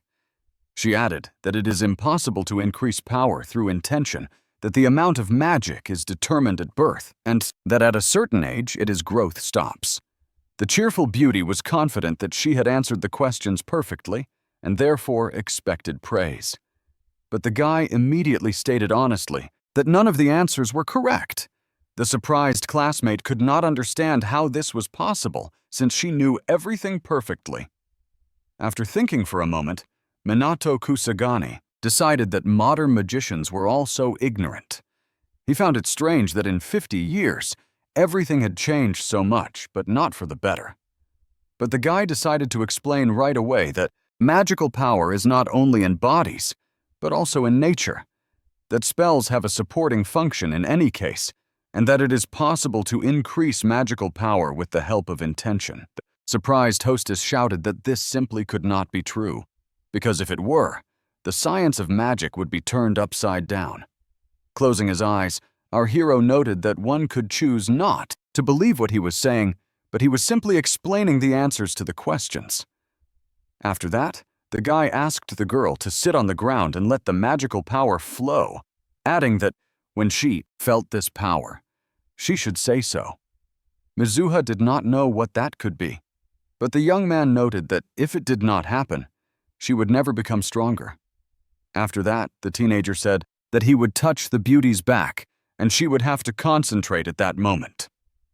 In a moment, the energy around the young people turned blue, and a kind of silence reigned around them. Kusanagi Minato realized that his student was silent, and decided that there was not enough energy. So, he added a little more, knowing that this would definitely work. Suddenly, the student opened her eyes and cried out that something had happened. She felt warmth in her back. Turning her head, the beauty asked if it was really the perception of magic. And while Mizuhaya described her extraordinary emotions, the young man declared that she must remember this feeling. He added that if she could feel it, she could identify it and then see the magical power of natural objects. So that was what she should strive for first. The joyful girl said that she was a descendant of a great family, so she would definitely be able to handle it. And while the beauty was rejoicing, the guy thought that this had only happened after a decent flow of magical power. And therefore, it seemed that Wiki had no talent for magic. A week later, gathered in the same courtyard, the students screamed and cried because she couldn't do anything right. This did not please Kusanagi Minato, who thought that a whole week of serious practice had gone by. But his classmates still had not mastered the basics. However, the young man did not want to give up so easily. So, he said that he would send the magical flow again. A moment later, the young man touched his friend's back, hoping that something would work this time. Realizing that it was over, our hero said that the girl could now carefully open her eyes. Suddenly, Mizuki Yuka's eyes widened and she cried out that she could now actually see. The joyful girl asked if this was really the magical power her friend had told her about. She looked at her hand and couldn't get enough of what she saw. The beauty said she couldn't believe she could see mana so easily. Turning around, the student decided that now she would most likely be able to see the powerful force of her mentor.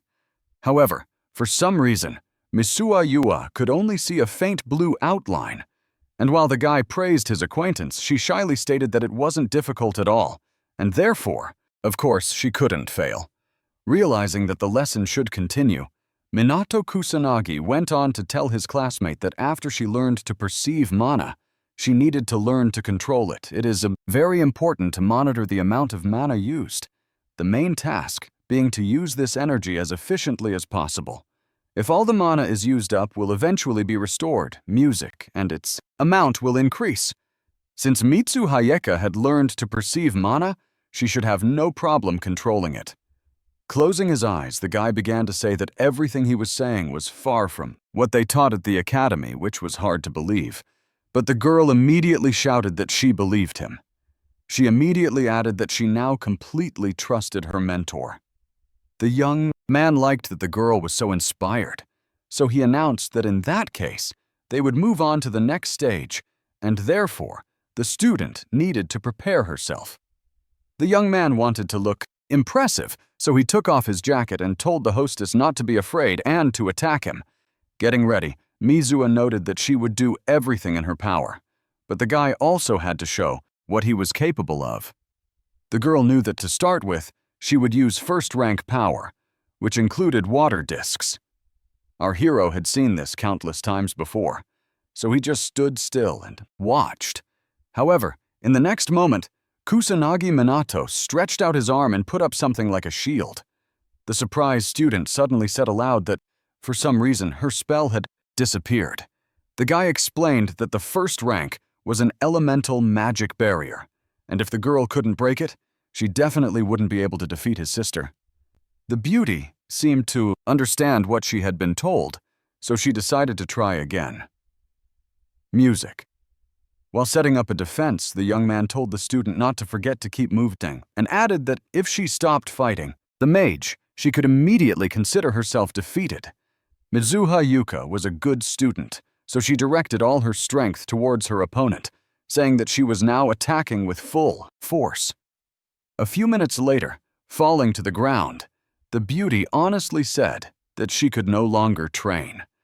Approaching his friend, the young man noted that this was not all. The most important part was still ahead of them.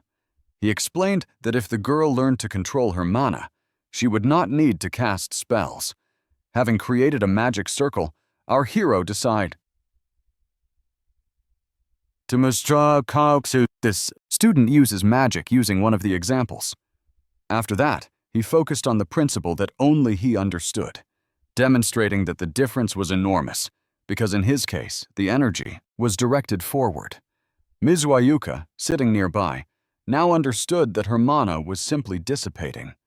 A moment later, the teenager explained that magic could be used without casting spells, but only if one knew how to control mana. The hostess of the house did not believe that such a thing was possible, but the boy noted that it was a little difficult for now. But in the future, it would be possible. He added that, for now, she needed to learn how to shorten spells, and then when she learned to control her mana, she would be able to completely abandon all spells. By shortening spells, it was possible to gain a significant advantage in battle music, as well as save a lot of mana while casting them. Hearing the young man say that she needed to continue, Mitsuha Yuka was a little surprised, but the young man explained that she needed to consolidate the knowledge she had gained, otherwise it would be meaningless. He immediately added that the student should act as if she were on the verge of death. The frightened student looked intently at Kusanagi Minato, as if she were looking at a monster rather than a human being. Realizing that the beauty was lying on the ground again, our hero noted that they would have to do this every day. But now the student didn't want to hear about it. That same evening, Minato Kusagani went to Harajuku to investigate, realizing that the situation in the country was not the best. The teenager noted to himself that monsters also lived in this place, and, moreover, no matter how many of them were exterminated, their numbers did not decrease. So it was unclear where this would lead. Suddenly, the young man heard something and immediately turned around to look. He saw a huge monster watching the man on the balcony intently. That's why the young man immediately jumped up from his seat and ran to where his help was needed. The teenager saw a little girl who was watching the monster intently, but she just stood there silently. Appearing suddenly, Minato Kusagani immediately began to ask if she was all right, but instead of answering, she immediately took out her phone and started filming the guy and his actions. The young man did not want to be noticed, so after finishing his work, he immediately left, as quickly as he had appeared. Pulling his hood tighter, the young man said that who knew the stranger would start taking pictures without even saying thank you. So it was unclear what kind of people they were. On his way home, our hero decided that next time he would probably have to bring a mask. The next day, the young man came to his classmate's house again to continue their lessons. After a few tricks, the girl fell to the ground again, showing that it was all difficult for her. Lying on the ground, Mitsuhaya Yuika tried to catch her breath, realizing that it wasn't as easy as she had initially thought.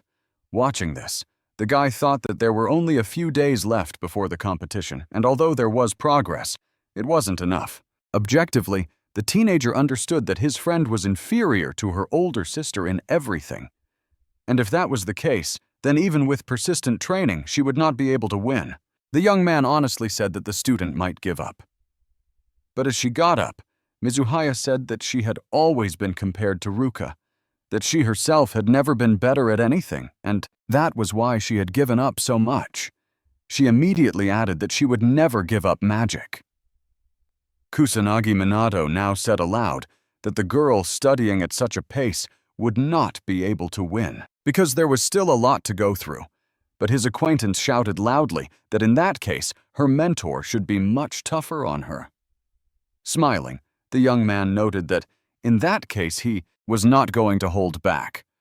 The beauty liked this approach, saying that it would be easier and more interesting for her to face someone who used their strength to the maximum. However, the next minute, the teenager began to show the girl something to help her pass a difficult level. After that, the guys went back to the practical part so as not to waste precious time. By the end of the evening, Minato Kusanagi was literally carrying his acquaintance in his arms because she had completely used up all her mana. Standing in the courtyard, Mizu Haika watched her mentor closely, but she remained silent. He smiled and said enthusiastically that the girl had succeeded. Falling to the ground, the beauty cried out loudly that this was the moment she had been waiting for so long.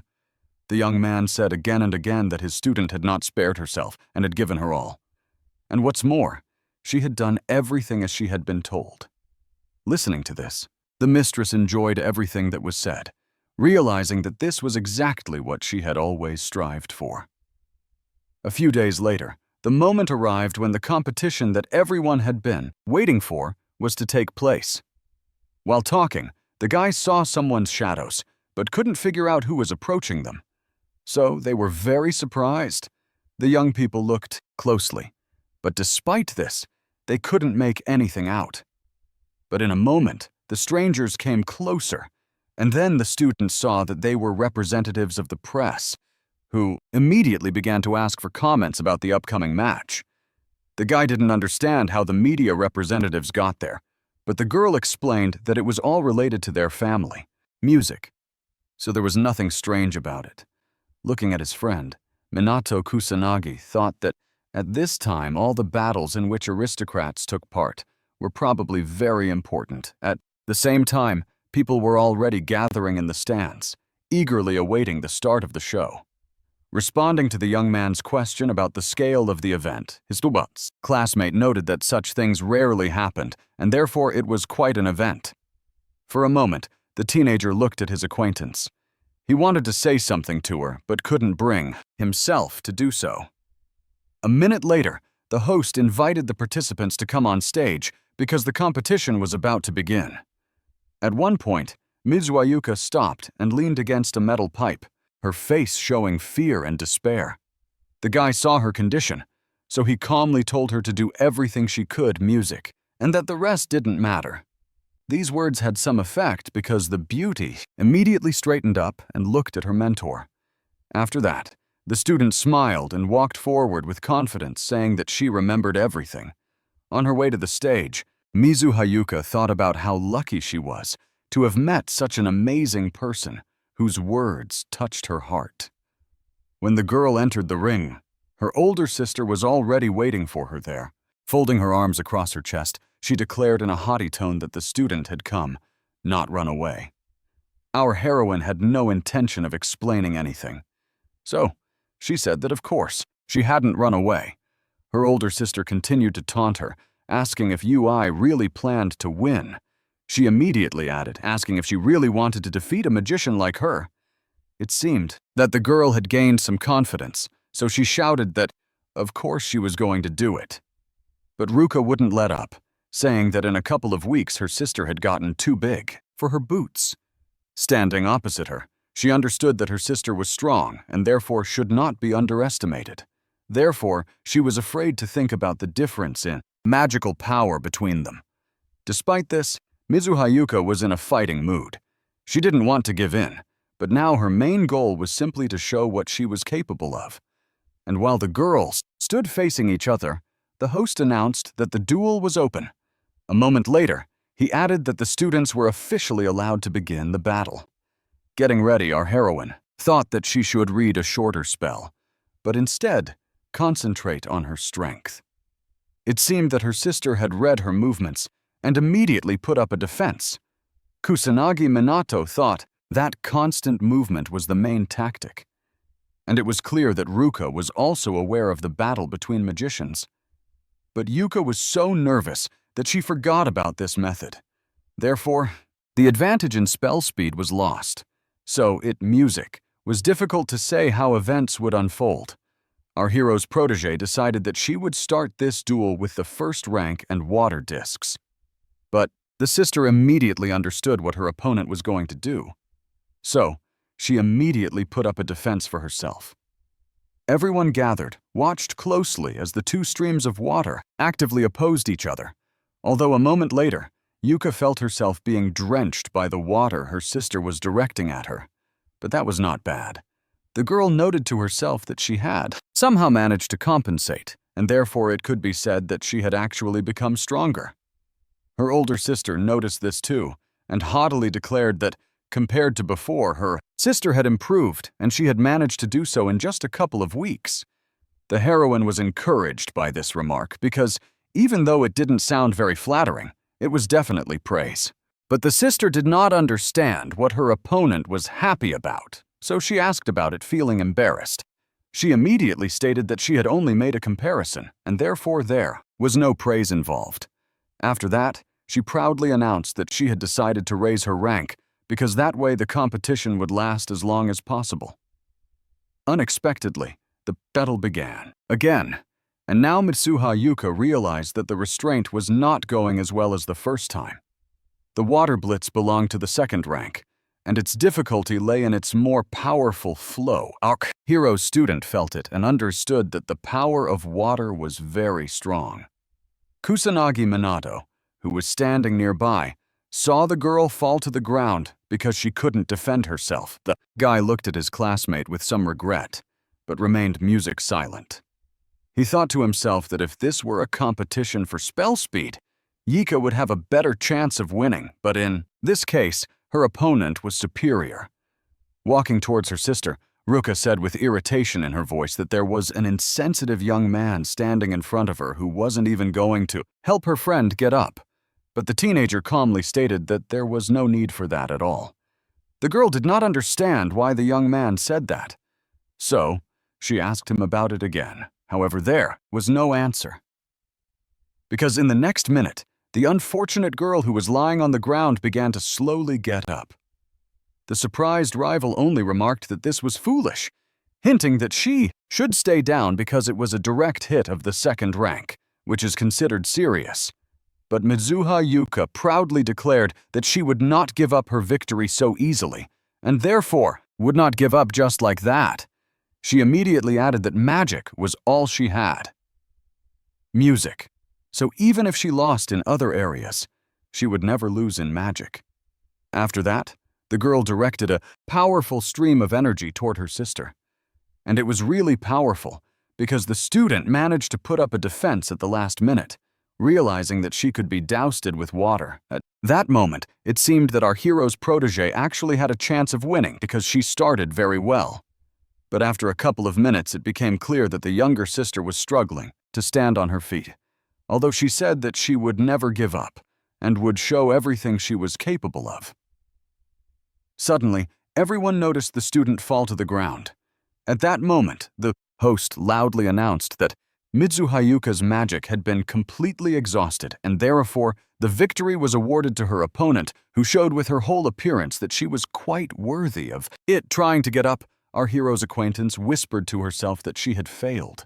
Approaching her, the young man thought that it was a competition whose outcome depended on the amount of magic used in accordance with the coordination of magical power, music, and that his classmate had lost. Folding her arms across her chest, the rival said that it was obvious to everyone that her sister had no talent. And instead of confirming this, Kusanagi Minato simply played along with her. Music. Standing up, the young man declared that the girl really had no talent.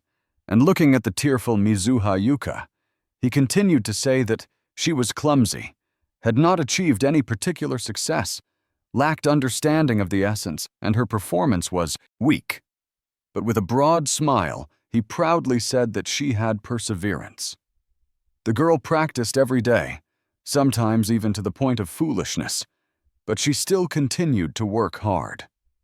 But her older sister immediately stated that the result of all this was perfectly clear.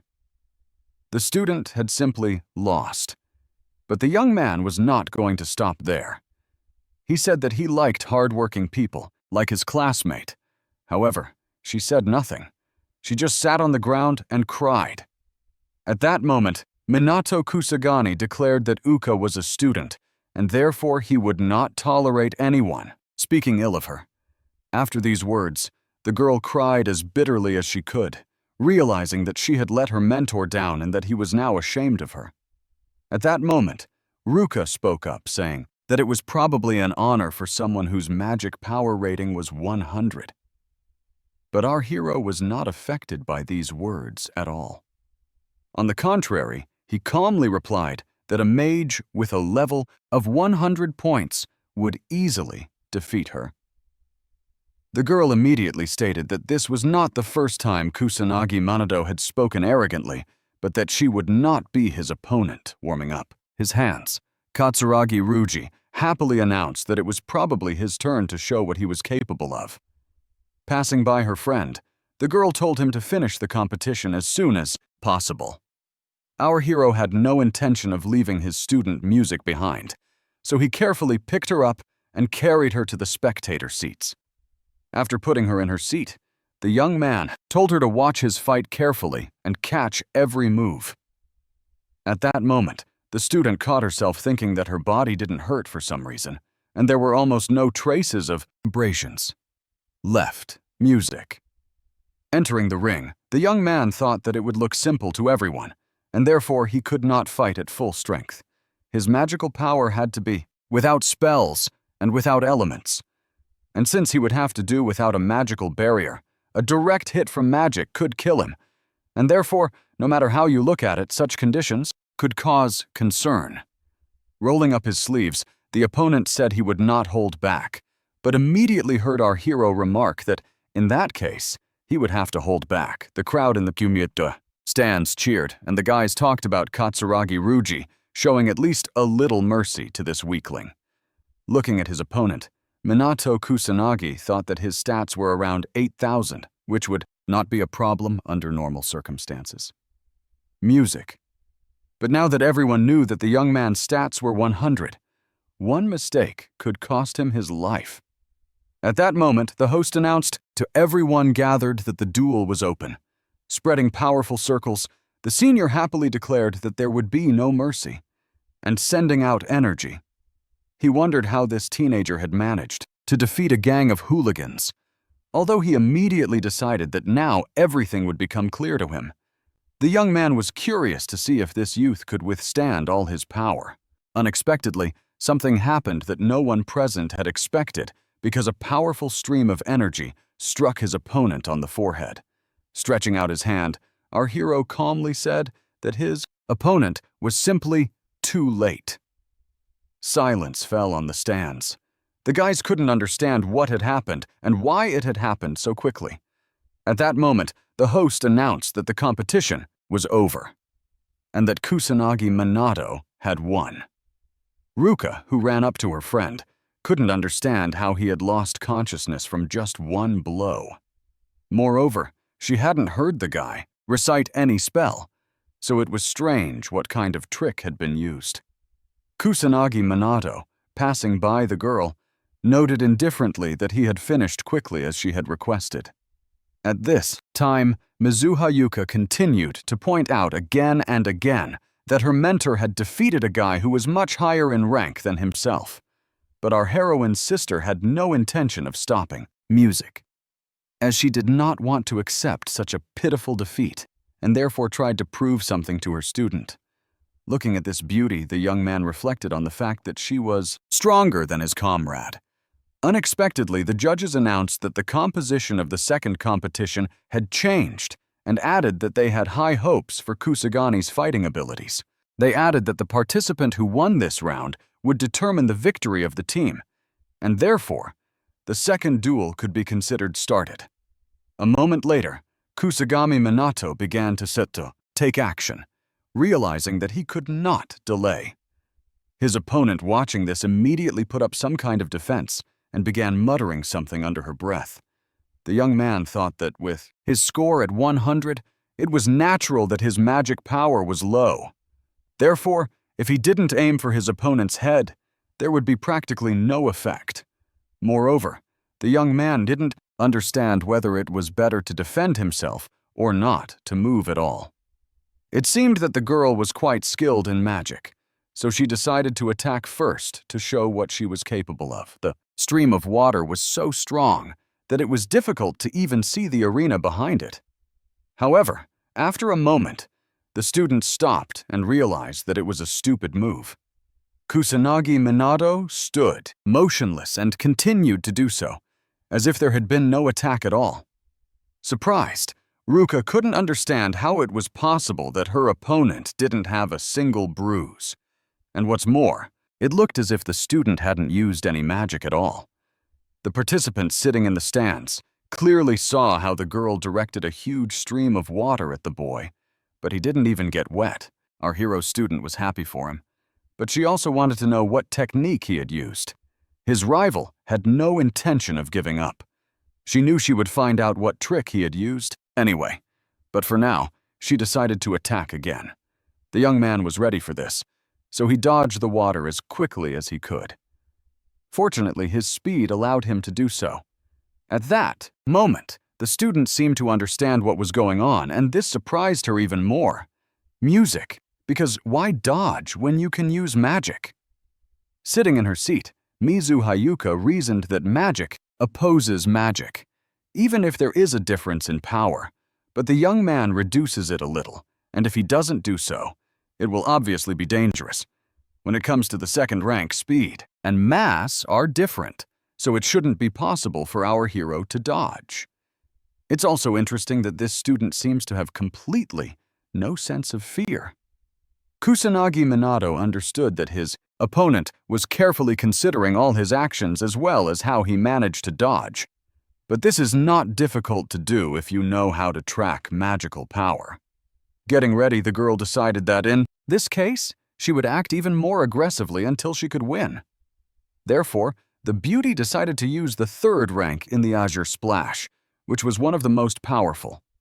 The guy, sitting in the stands, began to talk about how, if the boy was hit directly by the jet, he would be in big trouble. Sitting down on the ground, the tired contestant was sure that no one could dodge such a blow. But the next minute, a bright beam of light hit her right in the forehead, just as it had happened to her friend a little earlier. Looking up at the student, Ruka did not understand why he was unharmed. She was curious how he had managed to dodge it so easily, but he explained that he had used a magic drain that absorbed magic, and then simply walked through it. The girl sat on the ground and watched the furrows on the ground closely. She didn't know what to say, so she continued to stare ahead. Suddenly, the beauty laughed as loudly as she could, not believing that it was possible to walk through some kind of furrows. But then, raising her head to the sky, she declared that she and her companion had suffered a complete defeat. At that moment, the judge loudly announced that Kusanagi Minato had won this round as well. A joyful Mitsuha Yuika immediately ran to her mentor and asked if he was okay, but her sister, whom no one had addressed, also noted that she was fine. The guy didn't say or explain anything. He just calmly noted that they had managed to win. His classmate was happy to hear this, so she just looked into her friend's eyes. Getting up from the ground, the older sister said that, as promised, she would no longer interfere, so the guys could now do whatever they wanted. The young man said nothing, but he sighed heavily. When the student walked away, the young man said that Mitsu Haruka had given in because her sister's injuries were almost invisible, but she had fought him with all her strength even though she had started to deny everything. After that, the teenager noted that it must be acknowledged that his younger sister had actually become stronger during this time, and therefore, it was not necessary to be so protective of her. Hearing the conversation, the girl immediately shouted that she would become even stronger over time, so Ruka wouldn't need to worry about her so much, or take care of her. Bowing her head, she noted with some sadness that she understood everything. But a second later, the young man smiled as he watched the sisters look at each other. Suddenly, something changed. So, the guy raised his head sharply and looked up. Man Kusagani clearly sensed foreign magic that was very close. At that moment, everyone gathered on the podium shouted that it was some kind of disaster. The classmates who had been expelled a few weeks earlier were now rummaging through the students' belongings and saying that they would rob everyone while the duel was going on. One of the ill-wishers stated that there was nothing useful except textbooks and added that Kusagi was too clean. Tadano-kun was angry, saying that he didn't need money, but proof that this boy was hiding something, 'cause how could he use such powerful magic? Suddenly, one of the students stopped and looked out the window in horror. He heard another guy ask why he was silent, but he couldn't say anything. Unexpectedly, the red-haired boy's eyes widened. He couldn't believe what he was seeing. Standing in front of the window, the students, music, noticed that the sky had suddenly turned red for some reason, although they did not know why. And while the blonde guy tried to say that a disaster had begun, the other guy declared that it was all nonsense, that such a thing couldn't be happening. Our hero, standing in the middle of the arena, understood everything himself, but found it difficult to believe. The girls also couldn't take their eyes off it and were unable to move. Other students were also actively discussing this phenomenon, but they were sure that no catastrophe could happen. Only Minato Kusagani knew what it was, although he couldn't understand the reasons, but he suspected that it might be related to the fact that they were in Shinjuku. A moment later, the boy thought about how he remembered very well that the first disaster had also begun in this place. And while our hero was pondering the coincidences, he did not immediately notice the monsters that appeared so suddenly that they frightened everyone present. The teacher understood that the situation was tense, but tried to remain calm, and therefore asked the students not to run or panic. Suddenly, everyone present saw a powerful stream of light which immediately knocked all the predators to the ground. Our hero, realizing that the students were frightened, decided to tell them himself to remain completely calm. The children looked intently at the young man, who seemed to have taken control of the situation. Kusanagi Minato continued to explain that only small monsters appear at the beginning of the disaster, so everything will be fine if they act calmly, adding that everyone needs to evacuate to the gym. Approaching the girls, the teenager told them to do the same, but heard a question about what he himself wanted to do. Turning around, the student said confidently that he would go to rescue the people who remained in the school building, which surprised the teacher, who said that going alone was reckless.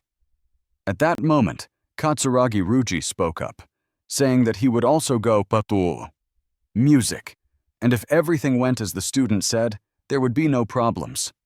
The teacher wanted to say something, but heard that everyone had already seen Kusanagi in action, so he allowed it, but only without unnecessary heroism.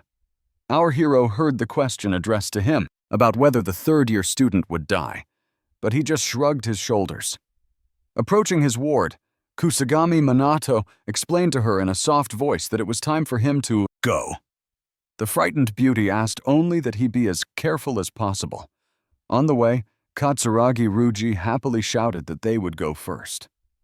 He thought to himself that running 100 meters in 10 seconds was the easiest task for them, and immediately asked the guy if he could do the same.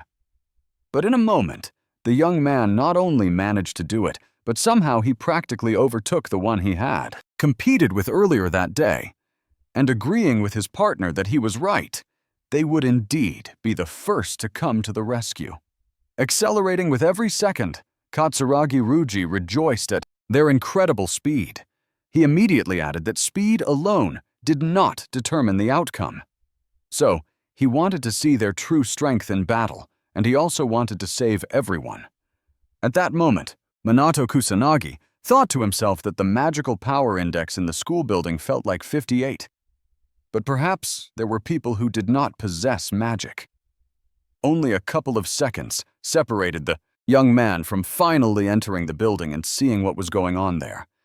And what was happening was that the monsters were actually inside, where the other students remained. Music. The boy saw this clearly, so he decided to hurry, realizing that there was a lot of work to do, and he needed to get everywhere. Without further ado, our hero immediately began to use magic to destroy all the predators that were in the room. Kusanagi Minato could do incredible things, and he made good use of it.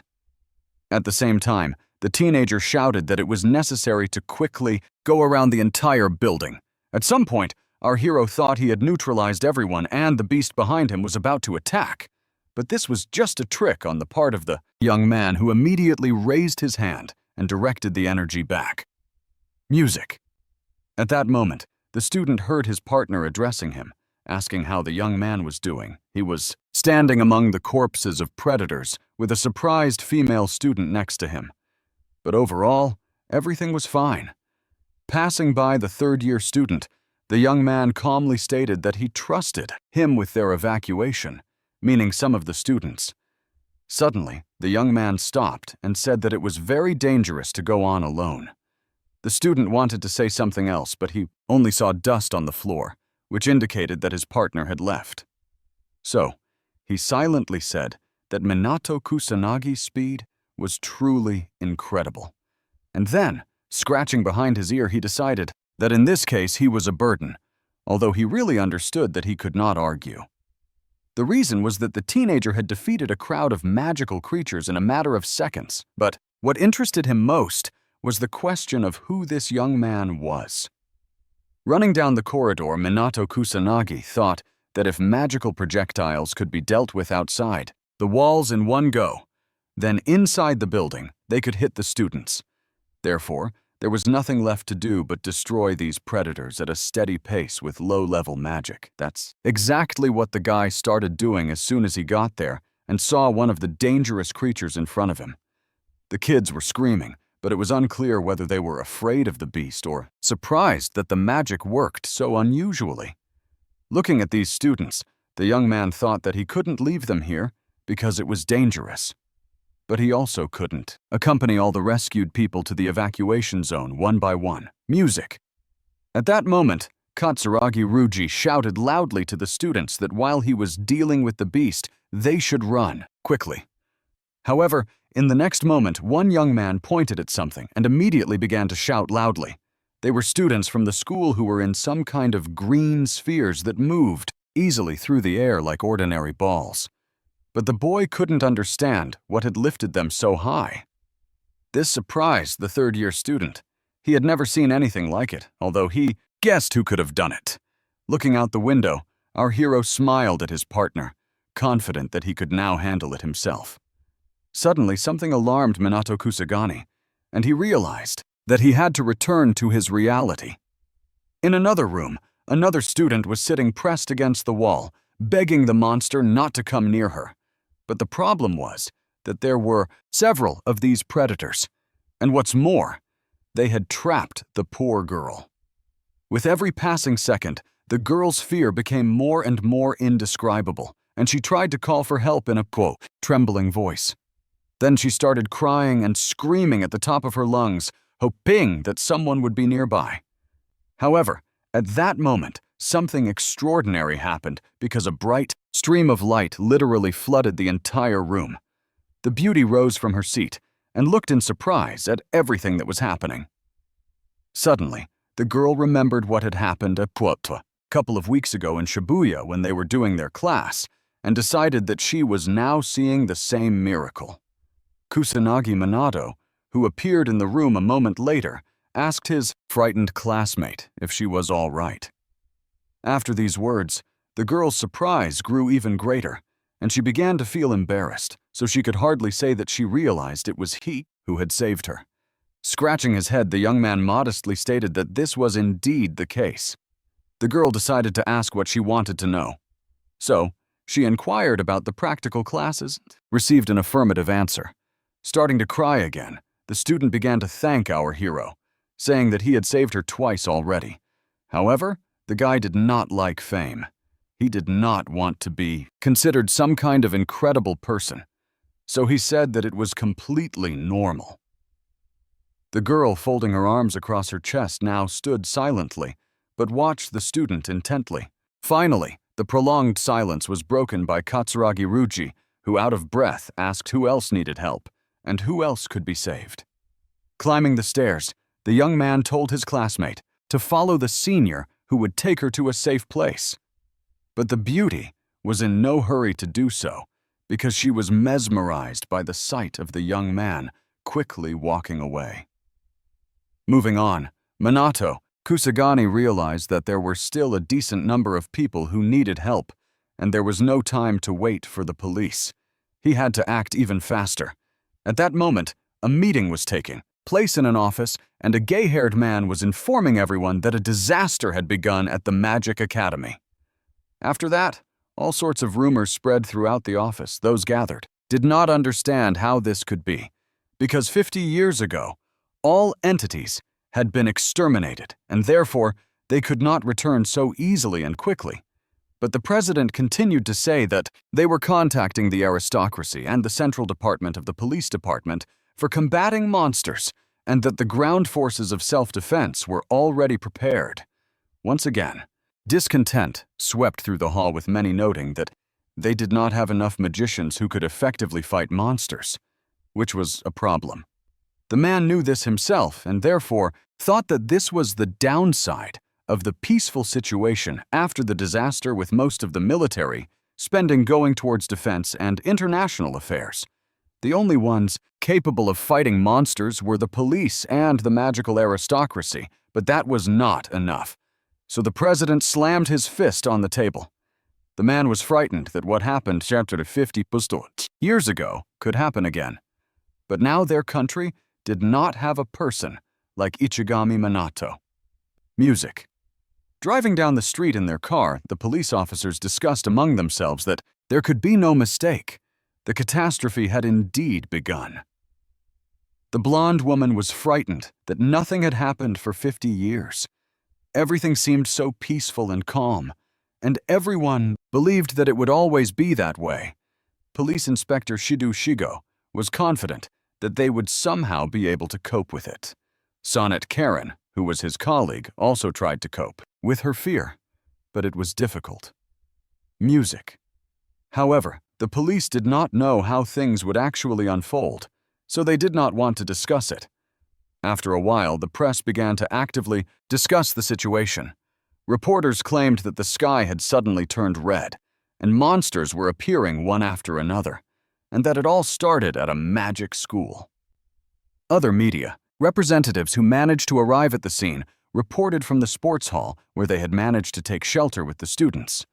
The teacher told his students that the only enemies they could see were magical beasts, and therefore he was convinced that together they could easily defeat them. Despite this, there were so many creatures that it was impossible to clear the area. So, the students could not go anywhere.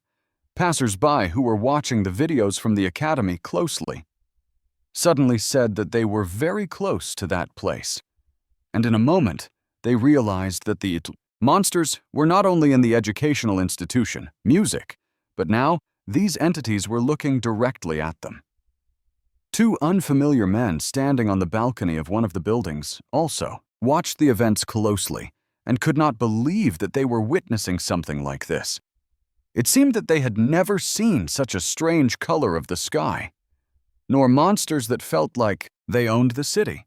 However, there were also people who were not afraid at all, watching what was happening on their phones and just marveling at everything. But this did not apply to the older generation who remembered very well how it was last time. At this time, our hero was rushing to rescue the next group of people. He understood that the whole place was swarming with monsters and therefore realized that most likely the situation was gradually moving into the second phase. The monsters that appear become stronger as the phases progress. And no matter how many you kill, their numbers do not decrease. Until the boss is defeated, monsters will continue to appear continuously. The boss, in turn, appears in the last phase, so you need to hold out until that moment. The young man knew perfectly well that a disaster was a very troublesome affair. Looking up, he estimated that there were about 20 people in the capsules scattered throughout the building, which would make rescue difficult.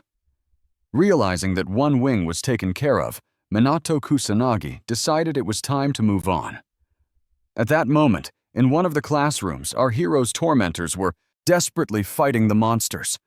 Realizing that they were in a difficult situation, lowering his hand, Tadokan said solely that he didn't have enough strength to fight these monsters for music so long.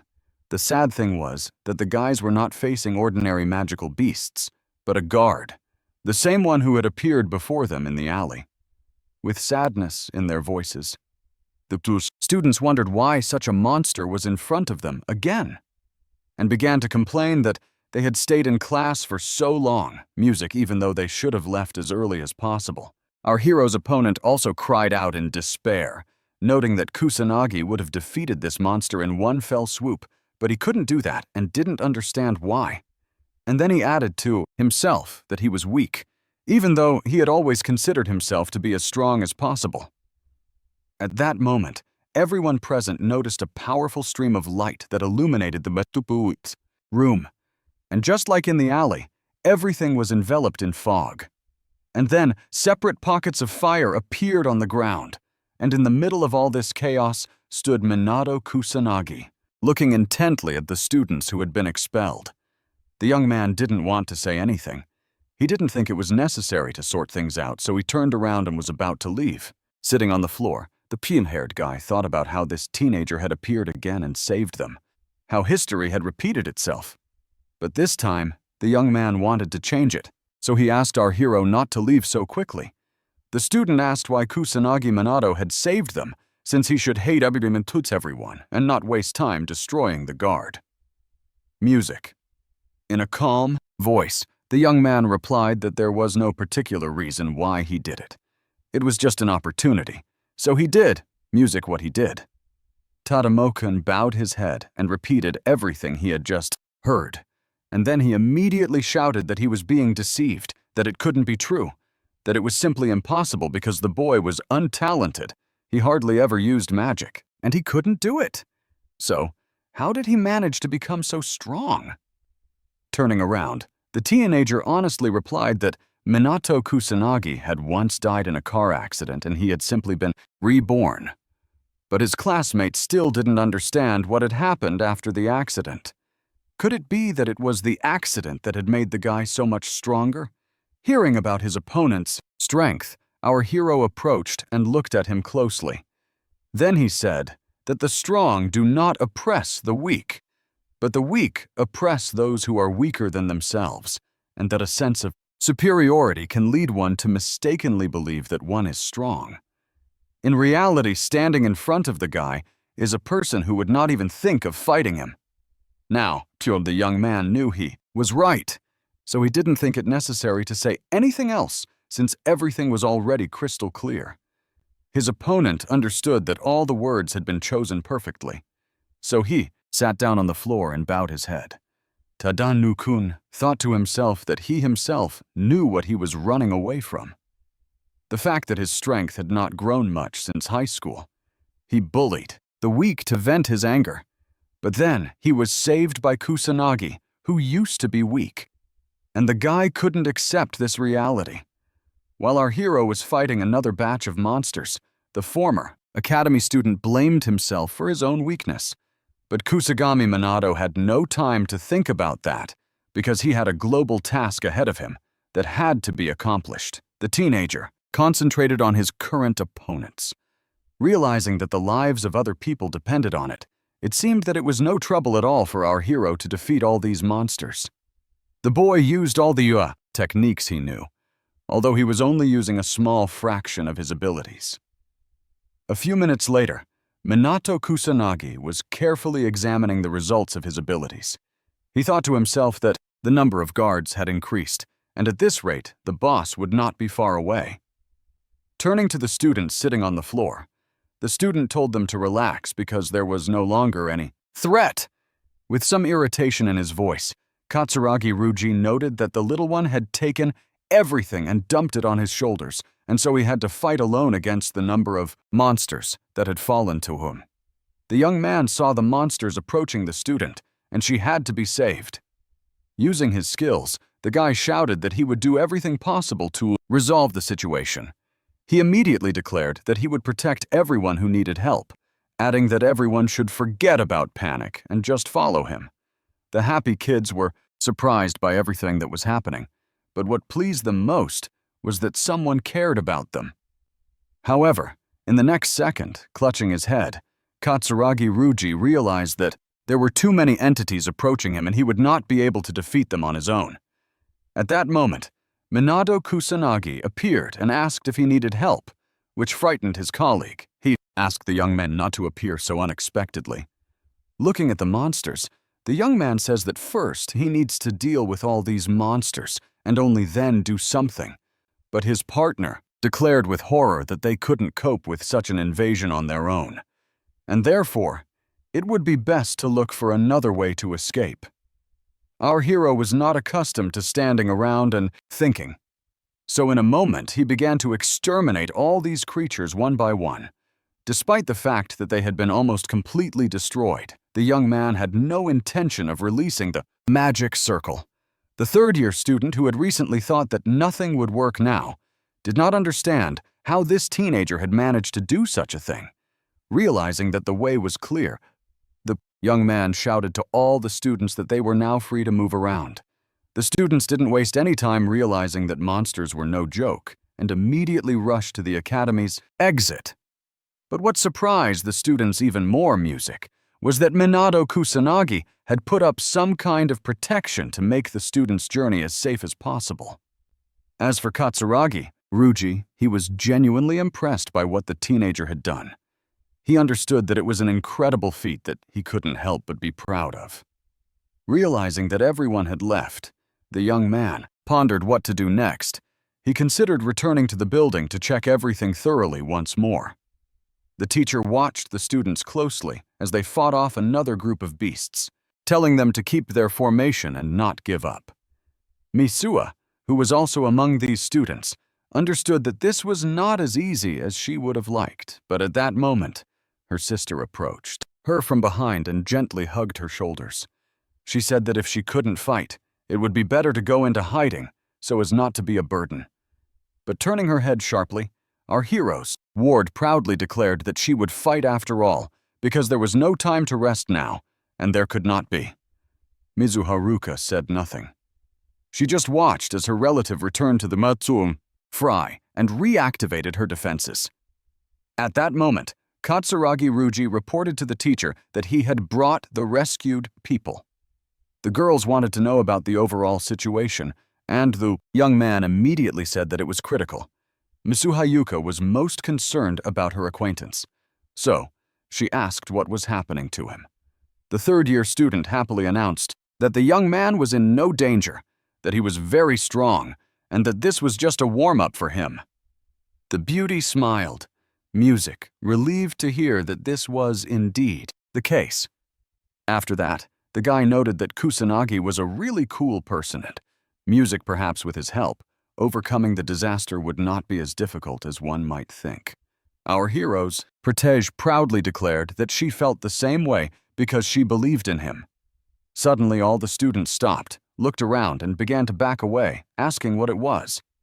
The teacher did not bother to investigate further. He simply stated that the students needed to get to their shelters as soon as possible. But a moment later, a huge monster appeared before the assembled crowd, snarling and growling. Now, even Katsuragi Ruji understood that there were too many enemies, and therefore it was necessary to hide as quickly as possible. It seemed that the monsters were not going to give up, and so they quickly caught up with the students who were trying to reach the gym. Our heroes ran as fast as they could, knowing that they would definitely not be able to fight these beasts. However, for some reason, Yui suddenly turned around and paused. She realized that right behind them was a huge monster that was about to attack them. Music.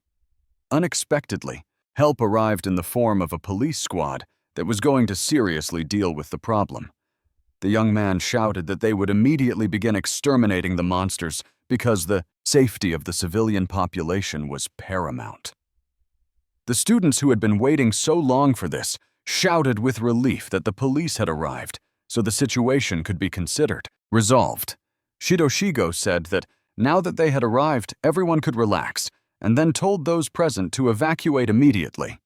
Hearing Yui say that they would fight, the law enforcement officers said that it wasn't worth it, but they heard the girls rebuke that they weren't ordinary residents, and therefore had the right to be up there. Mizu Haruka was standing behind them and heard the conversation. She added to what her sister had said, saying that magicians were capable of many things. Realizing that arguing was pointless, the police officer agreed to let the girls help, but said that they could only attack from the rear. He thought to himself that there were actually very few people in the police force who could stand up to monsters. At that moment, Senator Karine rushed to one of the students and was already healing her leg, saying that she would be able to return to duty very soon.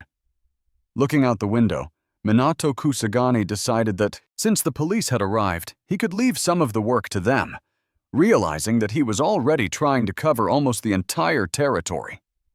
However, the reality was that the police arrived before the self-defense forces, and this was a national disaster. So there was no reason for the state not to have prepared measures for such an event. And then he decided that anything was possible in this country because here, the world was literally reaching the point of insanity. Running away, the guy said aloud that no matter what, He had to do what he had to do, music, and he couldn't vouch for anyone else. Suddenly, reporters shouted that according to information, the police had arrived at the scene, but the number of monsters was only increasing and, therefore, it was unclear whether there would be enough people in forces. She immediately added that ordinary citizens were awaiting the arrival of the magical aristocracy. The ordinary people, watching this report, understood that they wanted not only to hear about this aristocracy, but also to see it in action. Older people noted that they pay taxes to the treasury. So, the most powerful magicians simply must come to their aid, and all that remains is to wait. The media representative, as if sensing the tension among the people, said herself that the aristocracy should arrive as soon as possible because without them, it would be difficult. At that moment, Fuka Jin, who was an aristocrat, told his assistant to leave him alone. He immediately declared that the police could handle a small-scale disaster and that the aristocracy's help was not needed. The man wanted to argue, but didn't know what to say, so he asked where his master was going. Without even turning around, he said indifferently that he was going to bed.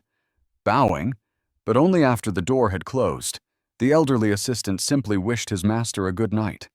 The police did everything they could, but after a while, assessing the situation realistically, they realized that things were getting even worse. Asking his colleague if they could clear the monsters from the entrance area to music, the guy said that it was simply impossible because there were so many monsters. Shido Shigo thought to himself that the monsters were appearing faster than expected and that there was no way to evacuate the citizens. The self-defense forces were limited to logistical support and were not yet ready for action. The only hope was the magical aristocracy, but there was no contact with them. And then he shouted out loud that this was the kind of magical aristocracy they had in their time, and that they were useless. Students who had not left also put up a strong resistance against the predators, doing everything in their power, realizing that they could only count on themselves. And again, the policeman thought that he knew the information, music, but the real disaster was even worse, and people had resisted it many decades ago. He was frightened by what would happen when the boss appeared before them, who was more powerful than all these small creatures put together. At that moment, the students saw some kind of predator that looked quite terrifying. Everyone understood that. They were facing a high-ranking beast, but they still believed in something better. However, none of those gathered could utter a word. It seemed that everyone was paralyzed by all-consuming fear. With a trembling voice, the policeman, who understood that there was no point in entertaining false hopes, said that this was indeed the demon boss. This monster was rarely encountered in the modern world, and only the magical aristocracy could defeat it. Music. It required magic of the 5th rank or higher, and there was no one present who even came close to that level of power. It seemed that this monster was well aware of its power and superiority, and therefore felt at ease in the world. Misuwa Yuka did not know what to do or where to run, so she stood there in surprise and continued to watch what was happening. Suddenly, her sister, who was standing nearby, tried to use her magic. It was somewhat reckless, but considering that the aristocracy had not arrived and the police forces were running out, something had to be done.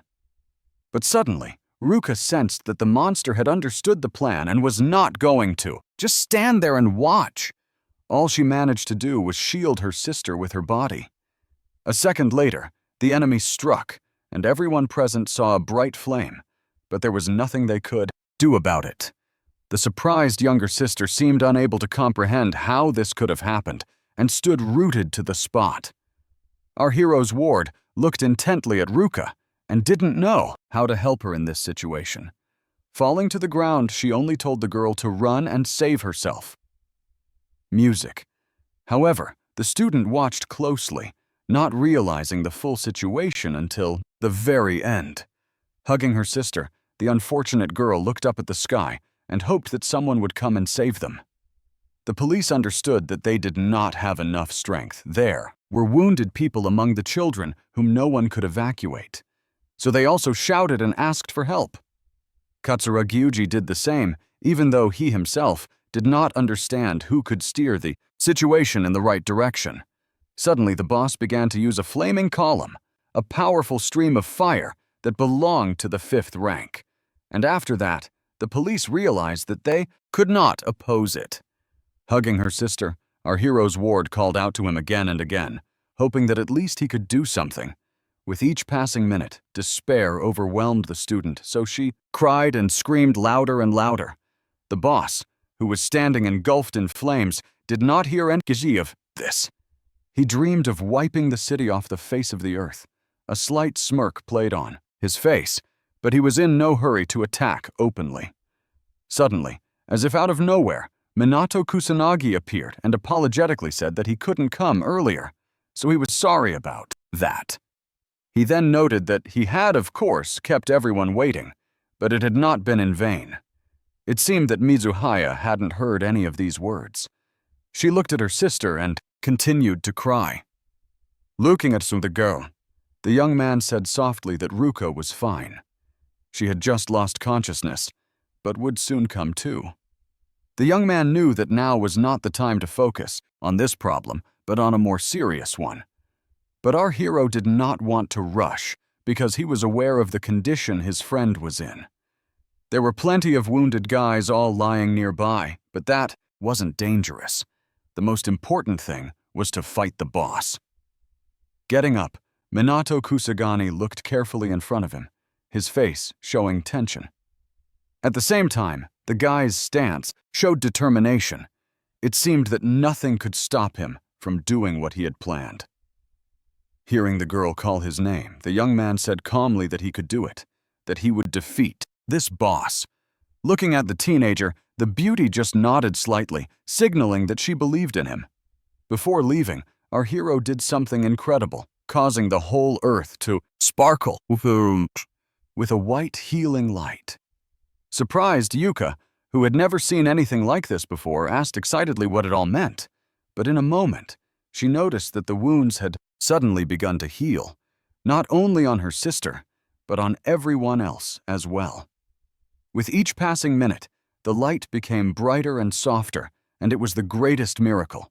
The students, even those who were in serious condition, began to look closely at their wounded limbs and rejoice that everything was over.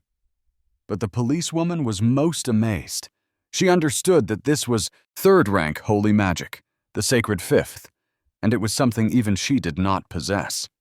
Running up to her colleague, the girl asked how he was feeling, and he only replied that the magical power was almost gone.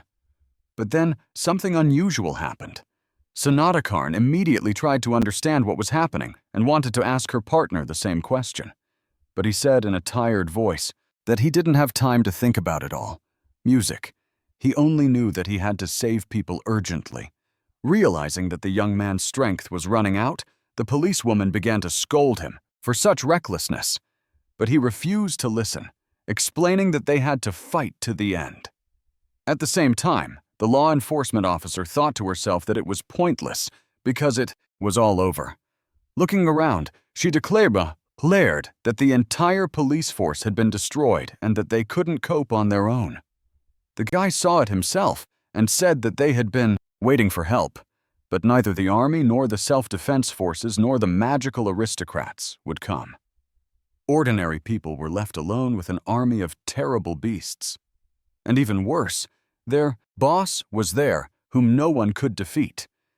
The journalists who were there reported with horror that this must be some kind of mistake, because the police were completely defeated. The guys who continued to watch what was happening cried out in despair that there was no help from the magical aristocracy, who did not deem it necessary to come. There was no one who could fight, no one who could defeat the highest-ranking demon.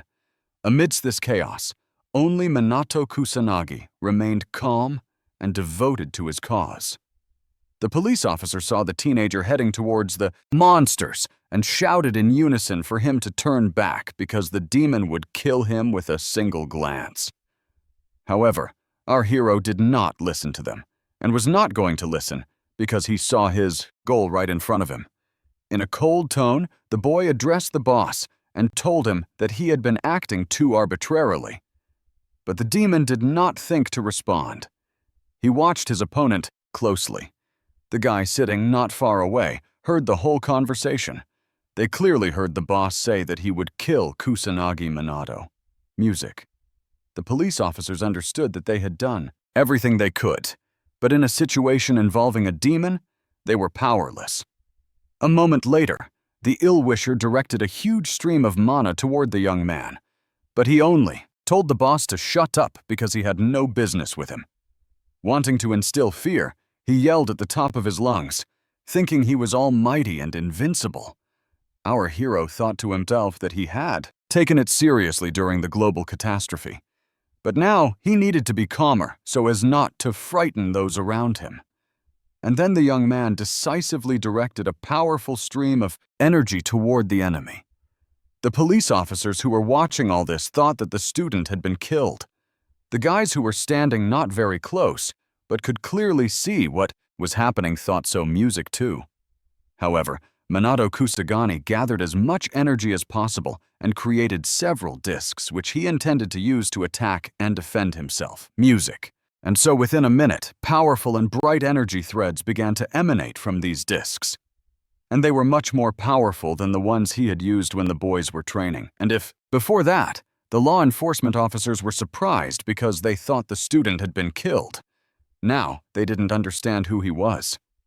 This was also noted by the media, who pointed out that the young man's face was not visible, but that he was definitely a student of the academy. But they couldn't do that, because a powerful stream of fire burst forth with renewed force. Mitsuhaya, who was already spinning her magic disc, thought she had calmed down and could fight again. But while the girl was preparing to use her power, her mentor did something so amazing that it was beyond imagination. The other students were now rooting for their classmate, hoping that he would defeat everyone and save them. But at that very moment, the young people were surrounded by low-level monsters, which were still abundant in the area. The students wanted to do something, but they didn't have time because they only noticed how the monsters seemed to disappear in an instant. As he got up, the policeman told his colleague that there was still work to be done, so they had to do what they could. Turning his head, Minato Kusanagi noted with satisfaction that the modern police were not doing so badly at their job. However, there was no time to be distracted. Music! So the young man continued to accumulate mana and direct it at the villain. It was clear that the villain didn't like it, but he wasn't going to give up so easily. Therefore, he began to use magic discs to inflict more damage, but also to protect himself. At that moment, Shidushigo said with horror that they were witnessing 6th-rank magic, which meant that aristocratic-level magic was being used against which they were powerless. Music and the power of the fire was indeed such that it could burn not only the entire city, but half the country in a second. Everyone nearby watched in horror, realizing that this was something unimaginable. The students felt that no one could save them because there were only a few magicians of this level. But none of them came to their aid. The teacher stepped forward a little, Music wanting to do something for his students, even though he knew he was too weak for such a task. The students understood that their teacher was too weak to fight this monster, so they just watched everything and waited for the outcome. The policewoman hugging one of the students hoped silently that this boss would be destroyed. However, her colleague was not so convinced about Kusanagi Minato because he understood that no matter how strong the teenager was, he would not be able to defeat this demon. Only Mizuha Yuika believed with certainty that her friend would be able to win. There was simply no other option. The girl had seen what this young man was capable of, and therefore knew that his power was practically limitless. At that moment, the boy was thinking that the demon was huge but slow, and that it had acted foolishly by using the 6th rank. But meanwhile, the young man was happy, realizing that he would not be able to fight with the 2nd rank, which, although lower, was more difficult to execute. Beginning his mesmerizing magical manipulations, Kusanagi Minato lamented a little that he did not want to draw attention to himself, looking at Shiai. All this enchantment, Shidosho noted that it all resembled a giant water snake, but the essence was different. Namely, that it was already a synthesis of magic, and in a moment a snake's head appeared, which was actually a huge stream of water. The boss saw how our hero not only easily absorbed his power, but also gave a powerful rebuff with the help of synthesis, although shouted that he would destroy not only the boy, but all people. But the student was not going to give up. He understood what he was capable of, and therefore concentrated more and more on the result. With every passing second, finally, our hero looked closely at the results of his work. Realizing that he could relax a little, he thought to himself that this terrifying monster had no self-control. The young man thought the battle would take much longer, but it turned out that the beast was weaker than expected. A few more minutes passed, and everyone noticed that a bright beam of light illuminated not only the academy but the entire city. Smiling, the guy happily thought that after defeating the boss, the disaster had passed, and therefore they could relax for a while. The students who were still sitting on the ground couldn't believe that they were no longer in danger. But they were even more amazed that the boss had been defeated by an ordinary student. Suddenly, the students began to shout and rejoice, sharing their emotions. The media representatives did the same, who, not seeing any representatives of the aristocracy, already thought that this was the end for them. The policewoman also had tears in her eyes, noting that now everything was definitely fine. Shidu Shego, who was standing nearby, couldn't believe that a student had dealt with the demon. The young man realized that even if the aristocracy had been there, they would hardly have done anything useful. But a moment later, the policeman sat down on the ground again, saying aloud that his legs were not holding him up very well due to the shock he had experienced. Approaching Yuka, the young man noted that he had finished the battle, hearing that the girl had never doubted him. After that, folding her arms across her chest, the beauty began to thank her savior for his help. The young man, looking intently at his acquaintance, said that he was happy to try and help when he could. Suddenly, our hero noticed that a whole crowd of guys was approaching him. They all rushed to compliment him, saying that the young man was not only cool but also fearless. Moreover, the students couldn't believe that one of them had defeated the boss. Sitting in the classroom, his classmates watched the video, continuing to note that now no one could match Kusanagi Minato in strength, that he was incredible, and immediately continued to compare whether the guy had heard that he had been transferred to Class S.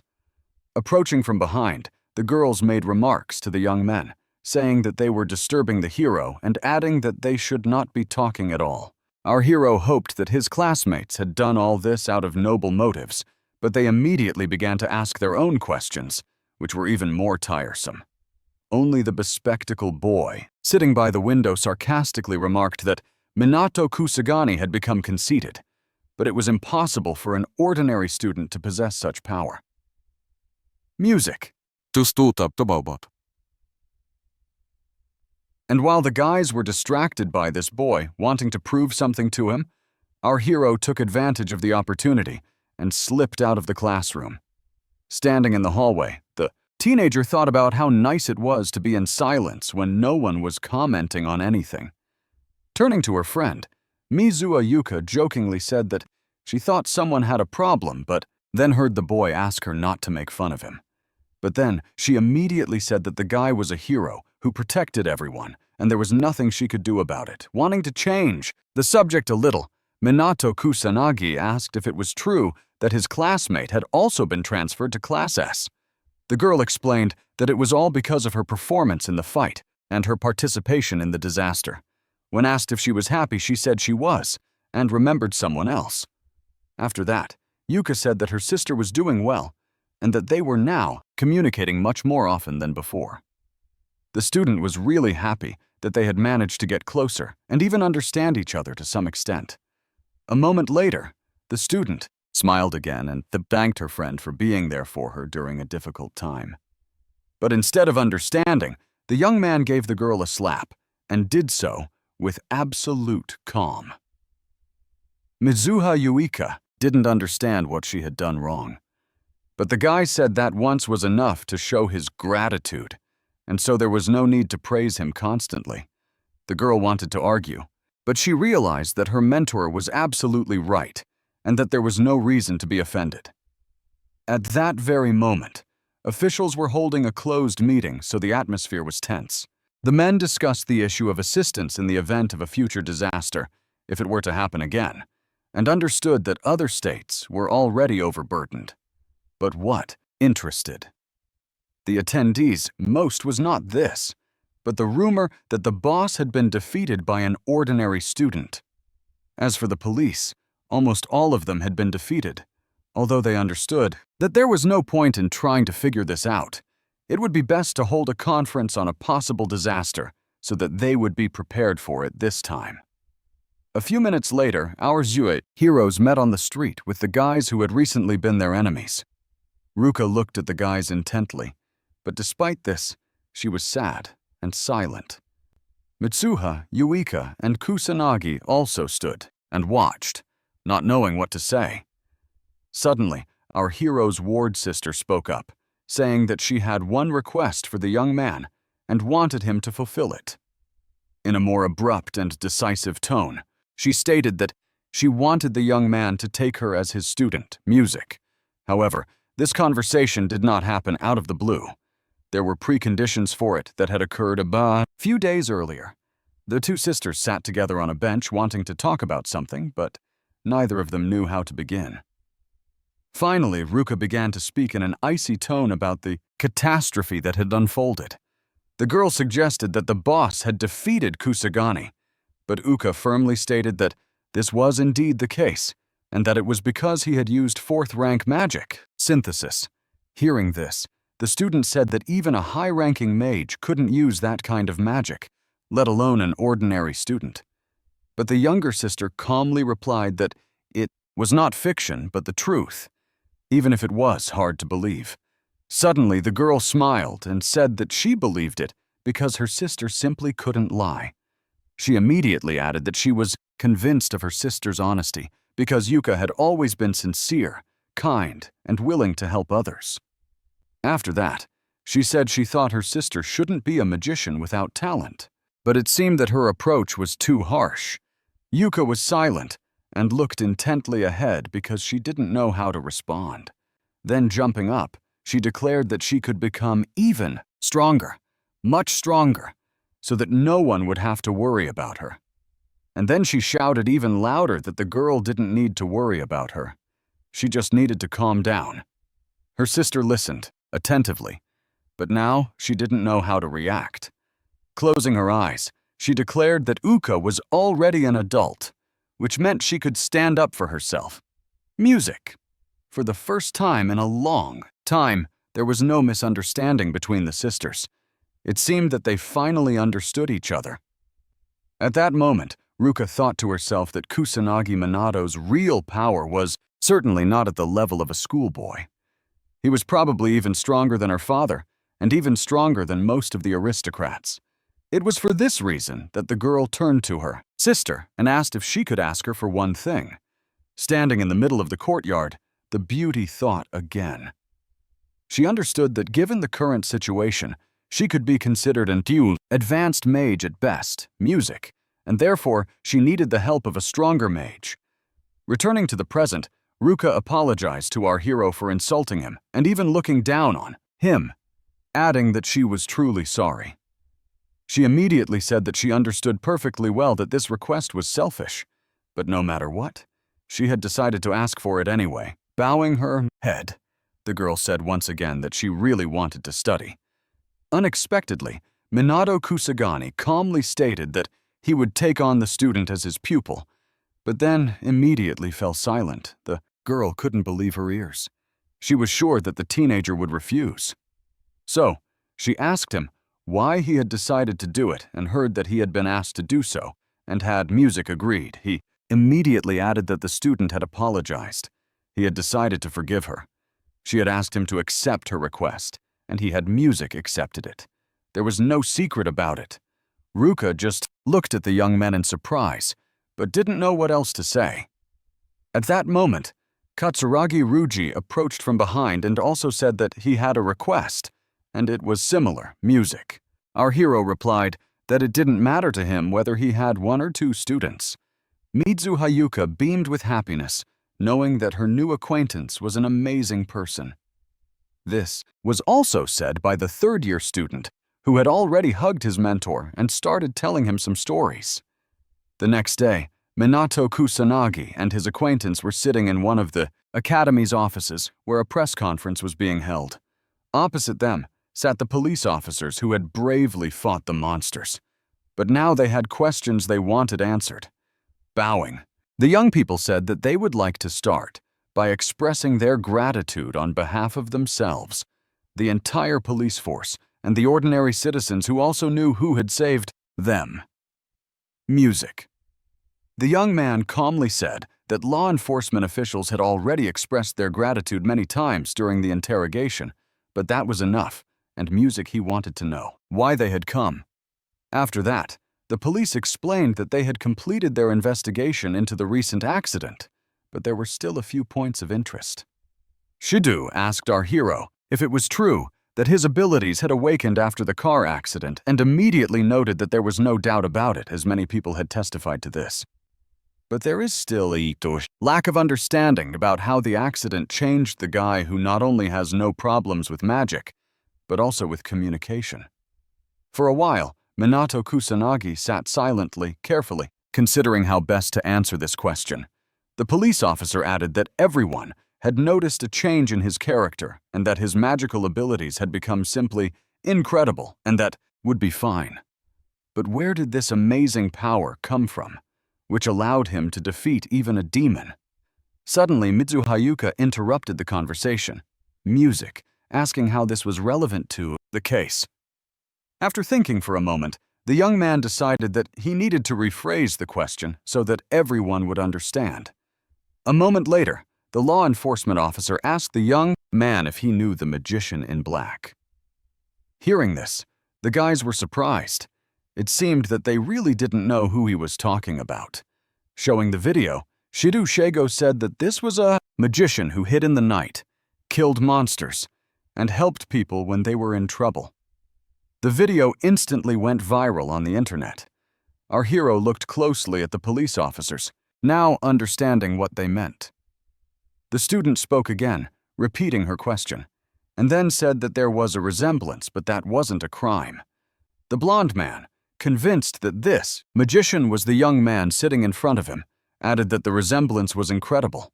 Apparently, the magician in black was a master. Few were capable of such feats at such a young age, and the date he began his activities was close to the date the young man was discharged from the hospital. And looking at the teacher, he said that using magic on the streets without permission or qualification is illegal. But as a student of the academy, the young man has a certain freedom of action at the discretion of the academy. But in the case of such widespread publicity, the police have no choice but to act. Music. An expulsion from the educational institution will not be the only consequence. But if the student confesses, law enforcement officials will do everything possible to mitigate the punishment. So the young man must respond with caution. After that, the young man looked closely at the people sitting opposite him. Kusanagi Minato understood that he was not going to reveal himself, so he calmly explained that it was not him. The blonde immediately began to laugh demonstratively, noting that he understood everything. As they left, the police officers apologized for the inconvenience, but said it was time for them to go. Walking down the corridor, the young man thought that the guy had no doubts. If the young man was that magician, then he couldn't take away his courage. It was hard to believe that a high school student was capable of such a thing. The policewoman had the same opinion. She was sure that Kusanagi was the magician in black, and the voice and atmosphere around him were similar. His nighttime activity had a purpose. Sanada Karen understood that she couldn't tell her boss about the teenager's true identity because she could be fired. But if this guy sacrificed himself for everyone, he was a good person. However, Shido Shego had his own thoughts on the matter and he decided to find out who this student really was at all costs. At the same time, the girl decided that she had to hide the young man's origins and his true abilities, music. The next day, the teacher called our heroes to the blackboard and introduced them. The woman said that from that day on, they would be studying in classes, and therefore asked everyone to be friendly. But there was no need to say that, because the guys immediately surrounded Minato Kusanagi and began to ask him with interest how he had defeated the demon. As for the girls, they liked Uka, who was part of an aristocratic family, and therefore wanted to know more about it. The teacher, who hoped that the students would be treated well, but not so well that it would disrupt the lesson, asked everyone to take their seats immediately. A short time later, walking down the hallway, our hero thought sadly about how he had been literally bombarded with questions, which was why he wanted to keep to himself. Music. However, someone's voice suddenly pulled the young man out of his thoughts. Standing before them was the girl he had saved not only in the alley, but also during the battle with the monsters. Standing on the roof, Minato Kusanagi thought that he had been summoned to this place again, perhaps because there was some kind of custom. So they called him here when there was something to do. At that moment, was standing behind the wall, realizing that she wanted to train alone. So she came here, but she didn't think anyone would be here. Moreover, the girl's acquaintance was with some stranger, so she wanted to know what they were talking about. The stranger looked closely at Kusanagi and asked him if he remembered her, but he said he didn't remember anything like that. Upon hearing that he had saved the student during the disaster, the young man said that he now understood who she was talking about. After that, the student timidly said that she had also been saved by a mage during a battle lesson, asking if it was true that the mage was a young man. For a moment, the teenager thought, seemingly unsure of how best to proceed in this case. And then the beauty began to thank him again for saving her, although the guy, as usual, said that it was unnecessary because he had only done what he could. Bowing her head and looking embarrassed, the student noted that the young man was actually doing cool and incredible things. Still standing behind the wall, Yuka thought with annoyance that she couldn't hear what the guys were talking about even though she wanted to so badly. A moment later, the student confessed to our hero that she liked him and asked him out on a date. Yuka thought to herself in surprise that this girl had decided to openly express her true feelings. However, the young man just stared at one spot in surprise but remained silent. The beauty began to say that she had no special qualities, but she would do everything possible to make it interesting for them to be together. The young man stood motionless as before, listening to the stranger's declaration that she wanted to be his girlfriend. After a moment, the guy began to smile, music saying that he was grateful to the student for her feelings for him. After that, silence reigned, each thinking about something of their own, and no one dared to break it. Suddenly, the beauty heard the young man begin to apologize to her. He honestly admitted that he couldn't start a relationship because he had things to do. Lowering her head, the girl muttered something under her breath in an apologetic tone. Then she proudly declared that she was glad the guy had given her a clear answer, and added that she thought she could live with it. Unexpectedly, the student walked away, and our hero just stood and watched her go. When the stranger disappeared, Minato Kusagani told his war that it was probably time to come out of hiding, which greatly confused the girl. Hearing Yui say that she had neutralized her magic, the teenager said that her magical power was so poorly coordinated that it was obvious. After that, the guy started teasing his friend for liking to spy on music people, but she immediately began to justify herself, saying that it was completely accidental. In order not to prolong the conversation, the student began to ask why the young man rejected the student, since she seemed quite nice. Turning away, Minato Kusagani stated that he was not going to start any kind of relationship with anyone. And then he immediately thought that the age difference was too great, even though physically they were the same age. For a moment, the girl thought about what her acquaintance had just told her, but she didn't say anything out loud. Moreover, music. The beauty caught herself thinking that after hearing this, for some reason, it became easier for her to breathe. Music. Realizing that it was too late to exercise, Mitsuhayuka began to descend the stairs following her friend. For a moment, our hero paused as if he wanted to turn back, although he was in no hurry to do so. This movement was noticed by the girl, who was a few meters away from the young man. Unexpectedly, Minato Kusanagi told his protege to try to regulate her magical power, otherwise her training would not be sufficient. Closing her eyes briskly, the girl proudly said that she knew that herself. She thought to herself that, as promised, she would try to become stronger as much as necessary for the boy to recognize her. In the evening, going out hunting, the teenager thought about how the disaster was over. But despite this, the number of monsters had not decreased, and therefore he was worried that this could be a sign of a new one. At that moment, in one part of the district, a woman's voice begged for help, while at the same time, some ill-wisher said that no one was ever here at this hour. Suddenly, kneeling down in front of the villain, the young man declared that the offender was mistaken, because even at this late hour, there was someone who could always come to the rescue. The ill-wisher couldn't believe it, and asked where the guy had come from. But the young man was not going to answer. He knew that he needed to deal with this problem as quickly as possible. Kusanagi. Minato quickly summoned a magic circle to help him, although he did not particularly want to harm the stranger. Lying on the ground, he thought about how he had personally encountered an outlaw amateur mage, and he could honestly admit that he was certainly not bad in close combat. At that moment, music. The girl thanked Kusagami Minato, asking if it was true that he was the wizard in black that everyone talks so much about. Realizing that it was dangerous to stay in one place for too long, the young man immediately left, hearing the stranger ask not to rush so much.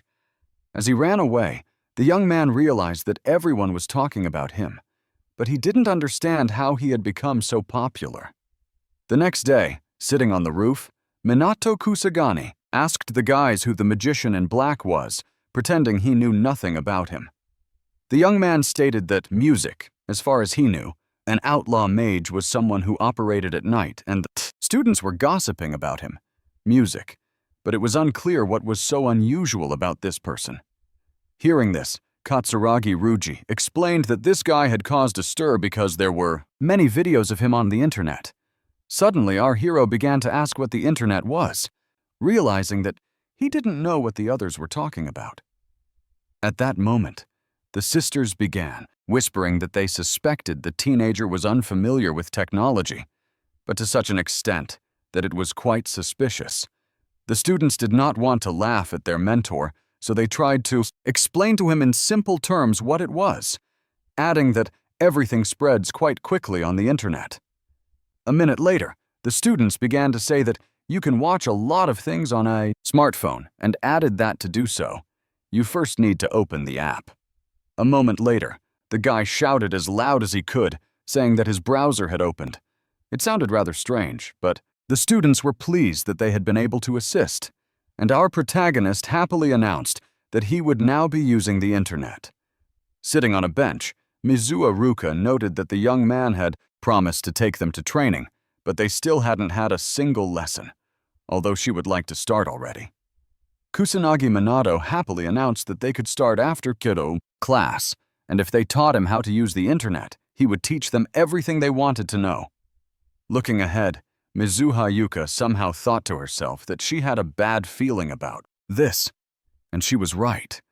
After a couple of hours, the students were struggling to sit on the ground trying to catch their breath, but their mentor calmly told them not to pretend they were tired, because this was only the beginning, and added that they should act as if they were on the verge of death.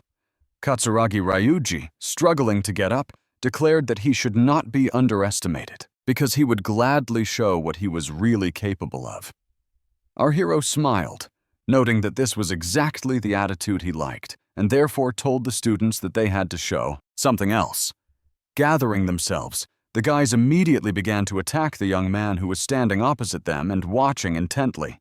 Meanwhile, not everything was going well in the vicinity of the Tokyo TV tower, where two employees were standing and talking about how nothing foreshadowed trouble. Looking ahead in fear, the men asked us what was going on, realizing that the situation was getting out of control. What was happening was that a whole group of monsters was getting closer and closer with every passing minute, destroying everything in their path. While the monsters were doing their thing, our heroes continued to train actively in the courtyard. Kusanagi Manado, looking at the students, asked with a hint of sadness in his voice if they were already at their limit. The guys understood that they wanted to catch the young man off guard, so they immediately jumped up from their seats to attack him again. The teenager was expecting something like this, so he immediately put up a powerful defense.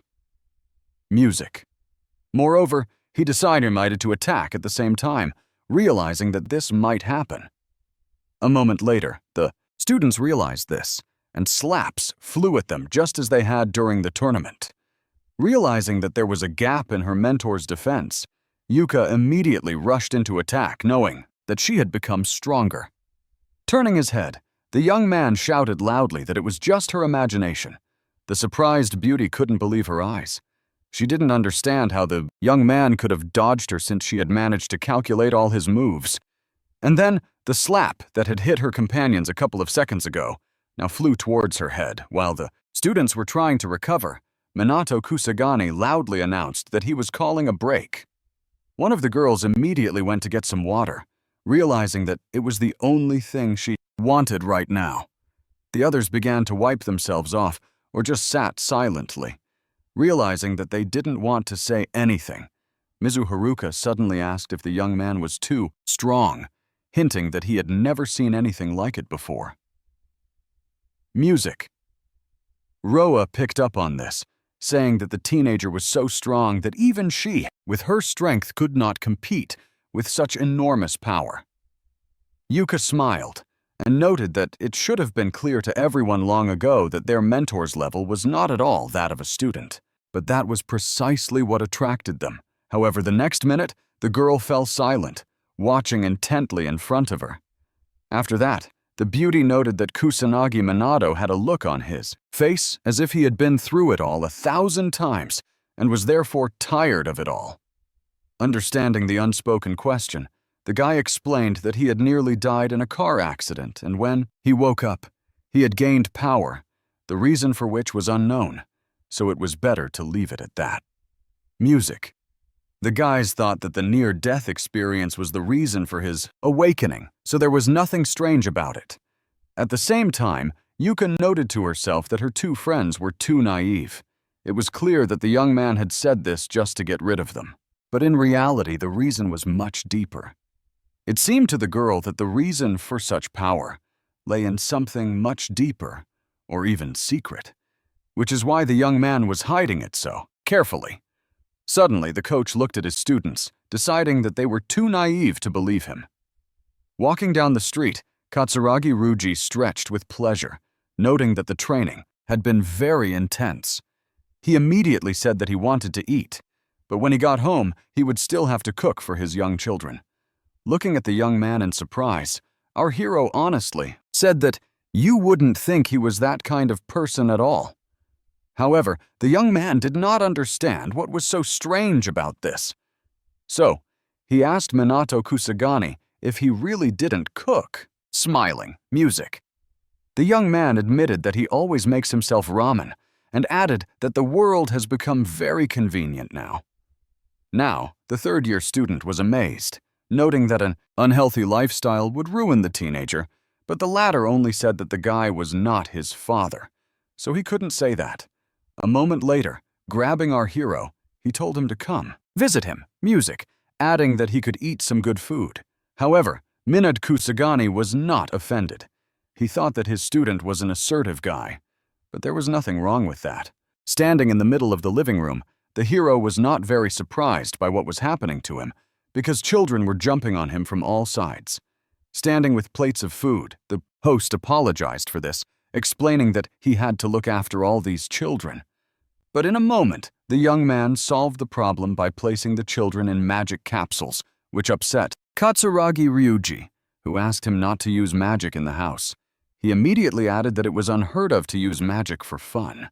not hearing the children asking for something similar to be organized for them because they liked it so much. And taking pity on them, he added that he had no idea that the teenager would be so good with children and that the little ones clearly liked him. For a moment, our hero was transported back 50 years when everything around him was burning and many children were sitting on the ruins and crying.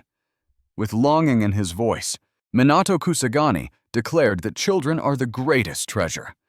Hearing this tone, the owner of the house asked the teenager not to talk like an old man, but heard the same reproach directed at himself. However, after a short while, the situation changed because Kataragi Ruji was going to continue cooking while our hero read books to the children. A couple of minutes later, everyone was sitting at a small table and giving thanks for the food that was on it. After that, the kids quickly grabbed their chopsticks and began to enjoy their food. The guest did the same, but he was somewhat confused and felt awkward. However, after a second, having tasted the food, he said that he really did not expect it to be so delicious. And smiling, he thought to himself that he hadn't eaten home-cooked food for many years, as there was no normal food available while the war was going on. The young man was curious about where the young man's parents were, and he explained that his father was gone. His mother had to work late, so he had a part-time job, and in his free time, he looked after his younger siblings and cooked meals. Continuing to eat, the mentor honestly admitted that the young man had plenty to do. Smiling, the host noted that, of course, music, it was not easy for him, but he did not complain. As always, our hero knew this very well himself, so he simply said that he understood everything in this regard. Seeing the young man flexing his muscles, Minato Kusagani said that the more difficult it was, the more motivated he was to work even harder. A few hours later, the whole family, including our hero, had settled down on the mattress and were getting ready for bed. The owner of the house immediately began to apologize for the fact that, due to the whims of his brothers and sisters, the young man had to stay the night. Although he was not worried about it, closing his eyes, the young man thanked the teenager once again. Hearing him say that there was no need for thanks, Katsuragi, Ryuji stated that it was not for him, but for Ruku. He immediately added that she had started to glow more than before, noting that this had most likely happened immediately after our hero's appearance. The guy decided to himself that this might be related to something romantic, but decided not to say it out loud. However, he decided to ask if the owner of the house liked this girl, although the latter calmly said that this was not the case. He added that they just didn't fit together. And of course, they spent a lot of time together, but that was only natural. Hearing the last sentence, Minato Kusanagi decided that, in this respect, he was very similar to the guys. The next day, the young people walked together, but this time to the academy. The sister stood in the alley and watched the guys, saying reproachfully that they were both late, which was unacceptable. But the young man immediately began to justify himself, saying that Kusagi couldn't get out of bed. Although instead of understanding, the girls began to scold them for not training and just resting. The young man did not understand why they had to make an appointment to go to the academy together, but decided that it was not so important. However, the guys didn't get anywhere because at that moment, the police officers who were standing nearby approached the teenager. Sighing deeply, our hero said with some annoyance that he had to see these people again. Music. Realizing that they were not very welcome, the girl said that they had an urgent matter they wanted to discuss. She immediately reported that monsters had invaded the Tutsu area around Tokyo TV Tower, and music, since it was highly likely that this was related to the disaster, they had come to ask for his cooperation. The young man thought it might be some kind of trick, so he replied that he was just an ordinary student. But the police officers began to argue, noting that the young man was the one who had stopped the disaster single-handedly, and that he did not fit the mold of an ordinary student. To put it simply, the police forces themselves were unable to cope. The young people spoke openly about how law enforcement agencies could not do anything about it no matter how hard they tried. After that, Shidoshigo once again turned to Kusagi and noted that they really needed this. Realizing that the police couldn't handle the monsters on their own, Minato Kusagani said that since they were asking him, he couldn't refuse their request, music. Sadly, the guy thought that he would prefer not to stand out again, but he didn't want to tell these people about it. Immediately, the law enforcement officers noted that there would be a reward for completing this task. And as for his absence from the academy, they would talk to the director. The guys who were standing aside and heard everything shouted that they would not remain indifferent and therefore also wanted to help. They would cover their backs, closing his eyes. The police officer said that he was grateful to the young people for their help, but that they could not help in this case. Hearing the students say that they were the best, Shido Shego explained that this was not a standard battle, but something much stronger and more powerful. He immediately added that the students' strength was hardly equal to that of Kusanagi, and therefore, this was another important nuance. Hearing this, the students thought about it and fell silent because they understood that their mentor was not just a level, but something incredible. Approaching the Puutsit car, the policeman said that it would be better for the young people to go to class, and that the young man would go with them, because time was of the essence. However, unexpectedly, our hero called out to his charges, who looked at him intently. Winking, the teenager told them to catch up with him, hinting that they also had power within them. The students looked at Minato Kusagani in surprise, but did not respond.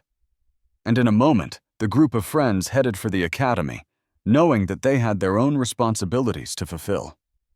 Sometime later, a meeting was held at the Central Police Headquarters where it was reported that about 100 demons had appeared in the vicinity of the Tokyo TV tower.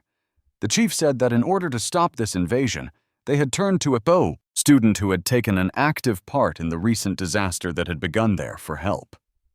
So that everyone could meet the young man, he was asked to stand up, which he did immediately. The police officer sitting at the meeting did not understand how such a boy could have been brought to them, although others knew that it was this man who had bravely fought the boss, closing her eyes. Sonata.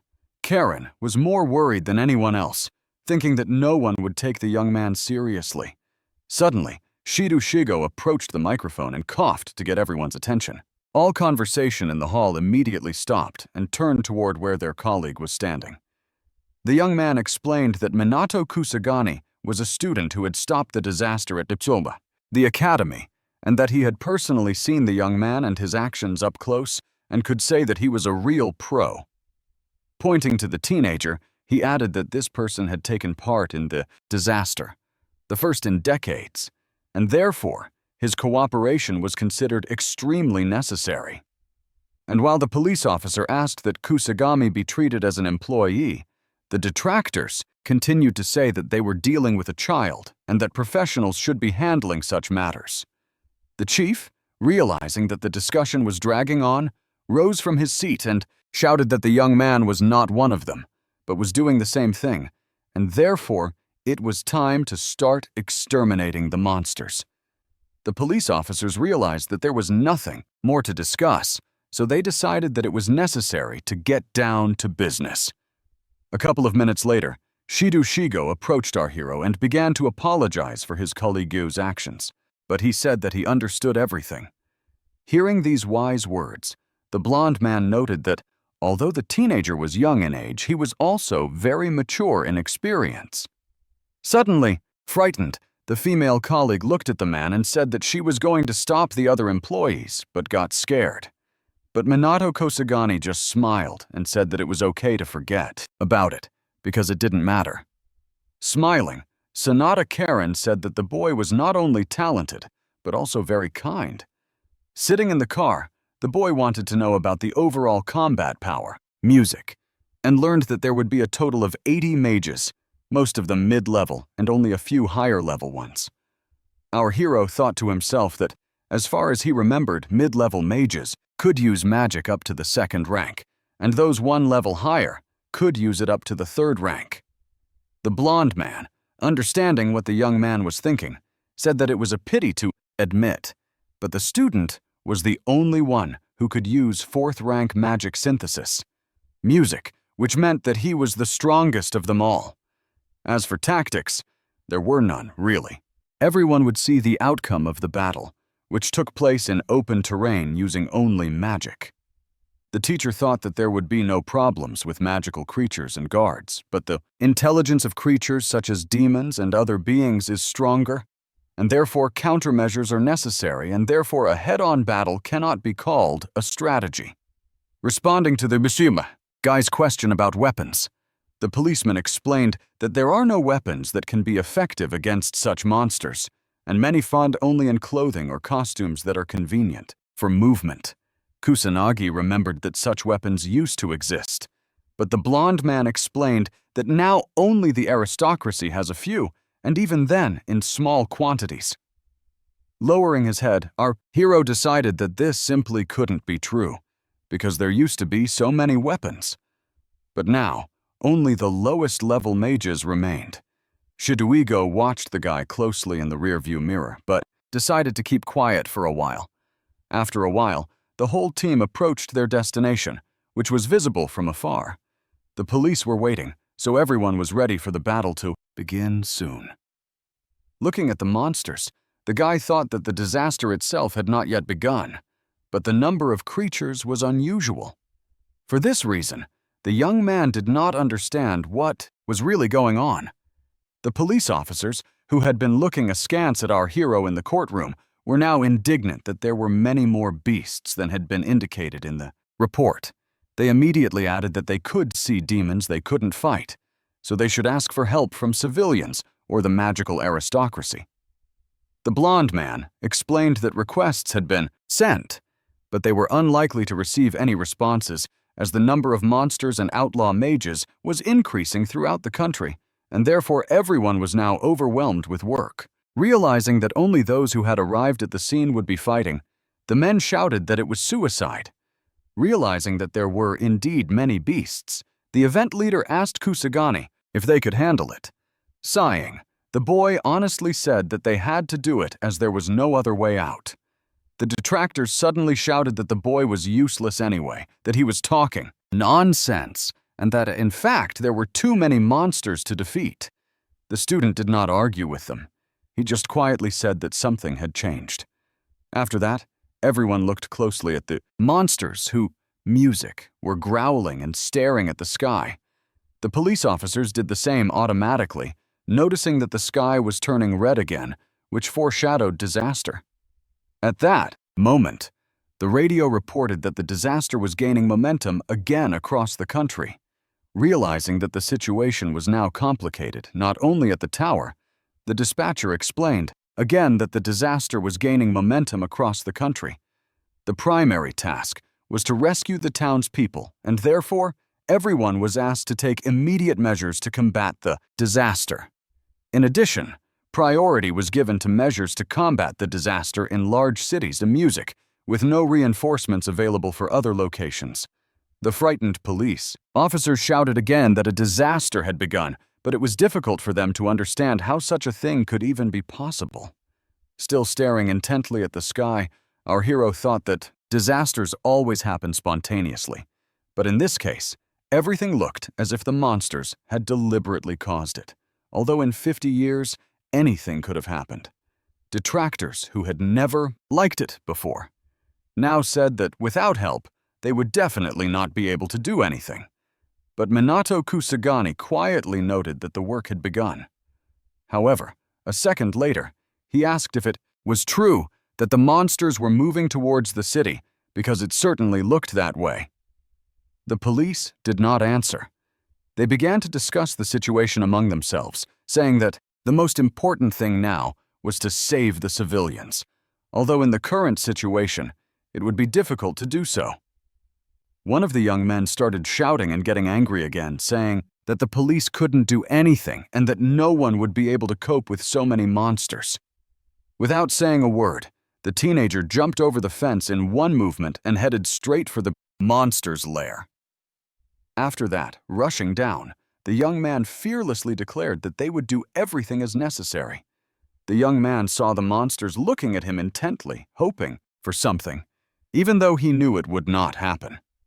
In a moment, Kusanagi Minato landed on the ground, knowing what to do next. But if there had been several dozen monsters a moment ago, now there seemed to be up to 100. The police officers could see perfectly well what was happening. So they shouted at the teenager to leave immediately because these monsters would not spare him. But the boy did not listen to anyone. He immediately began to use the wind cutter, a thermal manipulation that was very powerful. After that, those who had criticized the young man just a moment ago now watched him in amazement, unable to believe that such a thing was possible. Shido had already seen something like this before, so he smiled, realizing that this student was actually capable of a lot. Only a minute had passed, and it had become quiet around our hero because he had managed to destroy most of his opponents. Despite the fact that some had been dealt with, another group was waiting ahead which also promised trouble. They saw what was happening, so they immediately took up a defensive stance and opened fire on the guy. One might think that Kusanagi Minato would be frightened by something like this, but that was not the case. He stood and silently watched his defenses work automatically. The teenager thought to himself that he could easily defend himself without a magical barrier. But he had an audience, so it was better not to forget about this nuance for now. Otherwise, various questions would arise. Realizing that protection was good, but that it was also necessary to destroy evil, the young man immediately set about doing so. The blonde immediately began to think about how powerful the student was, but he was curious how many elements he was using since no one else had entered the battlefield. And then he suddenly shouted that he was also coming to help, to at least take some of the burden off the young man. The other police officers saw their colleagues rush into battle, but despite this, they stood rooted to the spot, not knowing what to do. However, in the next second, another officer clenched his fist and said that it was unheard of for professionals to run away, trembling with fear, and therefore declared that they must not fall behind this guy. The music guys understood that they didn't have that kind of strength, but despite this, they did what they could. Distracted from the process, our hero watched the law enforcement officers fight and happily noted to himself that they weren't as bad as they might seem. Suddenly, everyone gathered began shouting that there was a demon ahead and that they should prepare themselves. The police immediately said with horror that their ranks were not enough to defeat this monster unless you were a legendary mage. A cold, protective energy immediately began to gather around the demon. Impossible to miss. The men immediately closed ranks and moved a little further away. Realizing that its power was indeed great, Kusanagi Minato said at that moment that he would deal with this monster himself while the others should finish off the rest so that they could clean up together. The frightened police officers asked in horror if the guy had really defeated them last time. They immediately added that he was actually a cool magician. Seeing the results of the students' work, the blonde, who was the senior, ordered his assistants to destroy all the evil creatures, and if they noticed someone strong, they should send them to Kusenin-oi. He thought about how 50 years ago, a catastrophe had struck the entire world, music, and it was the first of many catastrophes that had occurred since then, throwing the world into chaos. If history repeated itself, horror would fill the entire world. However, this time our hero is here, although not in his previous incarnation, and therefore he will not allow humanity to be destroyed. At that moment, Sanada Karin, who had been helping the police officer, saw a huge ghost in front of her that she could not resist. But suddenly, a teenager appeared and immediately put up a defense so that nothing would threaten the girl.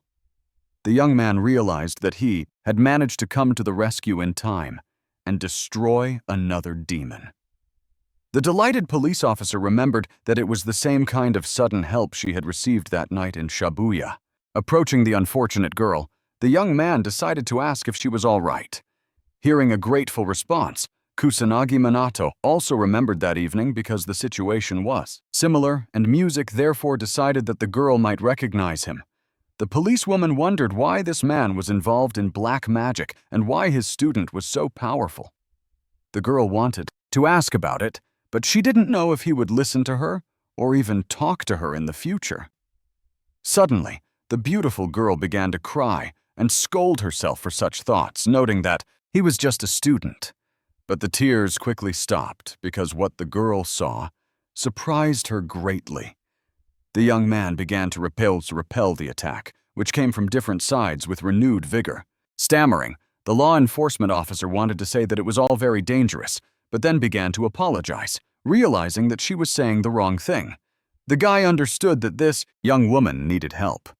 So, he told her not to leave him, thinking to himself that for some reason she couldn't use her combat magic. Still looking intently at Kusanagi Minato, the girl said she would do everything he told her to do. And again, she wondered if the teenager was really a student, music, or if it was all just some kind of joke. The reason was that this guy behaved more maturely than she did. The other police officers fighting the demons were doing so bravely, but it was clear that something was bothering them. Each of them said that they were trembling, and this prevented them not only from concentrating, but also from dispelling magic. And this was despite the fact that the main demon was raging ahead of them, a fight that had to be left for later. Suddenly, the blonde man seeing it shouted that it was not the demon itself, but a subspecies that was slightly stronger. Sitting down on the ground, the police officers declared that now everything was definitely lost because they were not sure if they could win, even if the magical aristocrats appeared here. Only Minato Kusagani stood and watched the subspecies closely, remaining silent.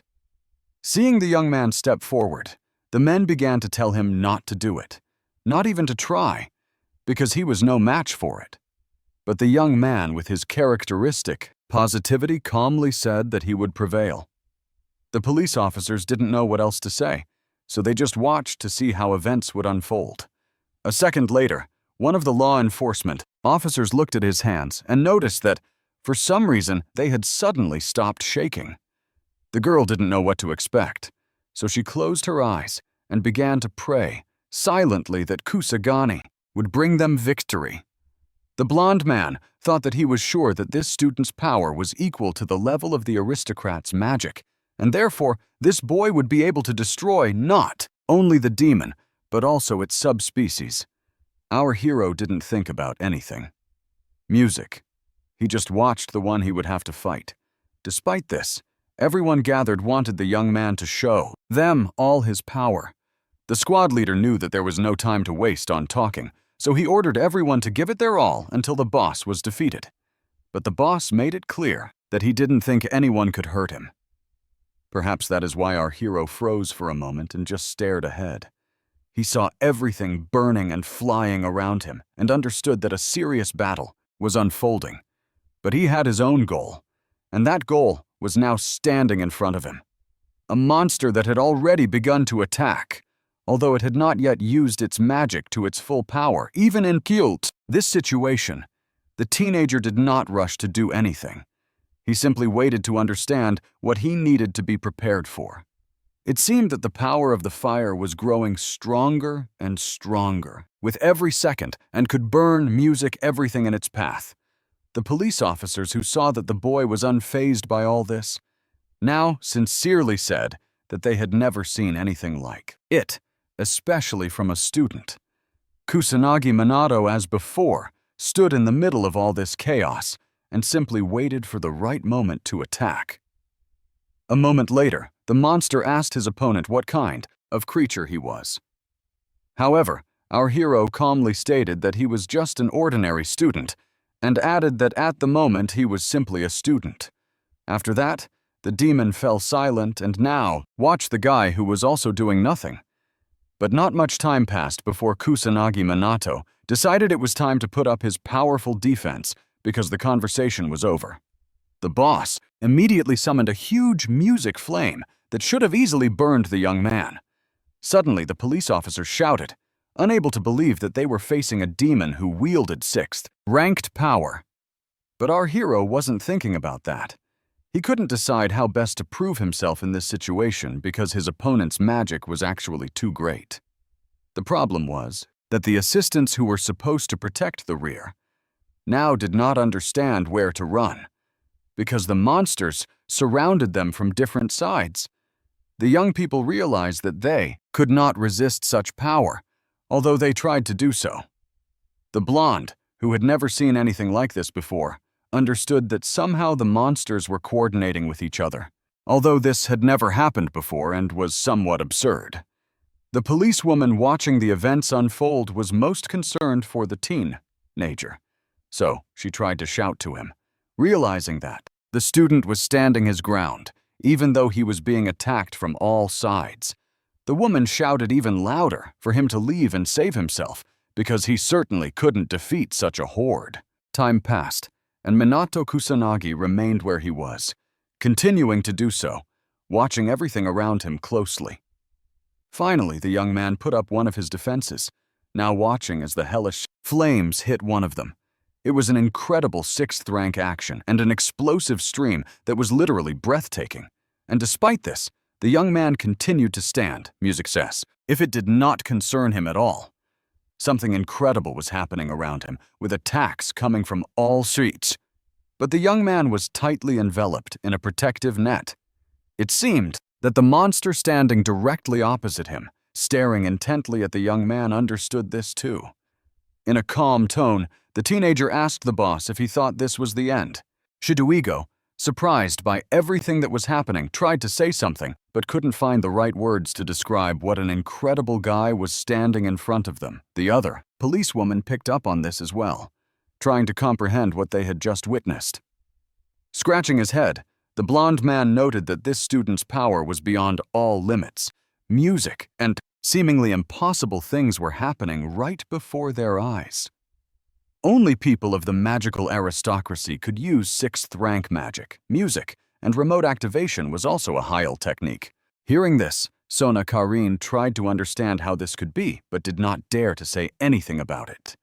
The blond guy noted that there was one more thing that surprised him, something that seemed to indicate that the young man had also used another type of magic that he knew nothing about.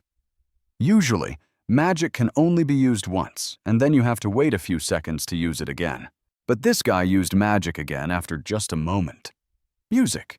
Magic is powerful in itself, and the fact that the teenager used it without delay suggests that this person is a superior aristocrat. He thought to himself that his intuition had not failed him, because this was exactly the young man the police officer was looking for.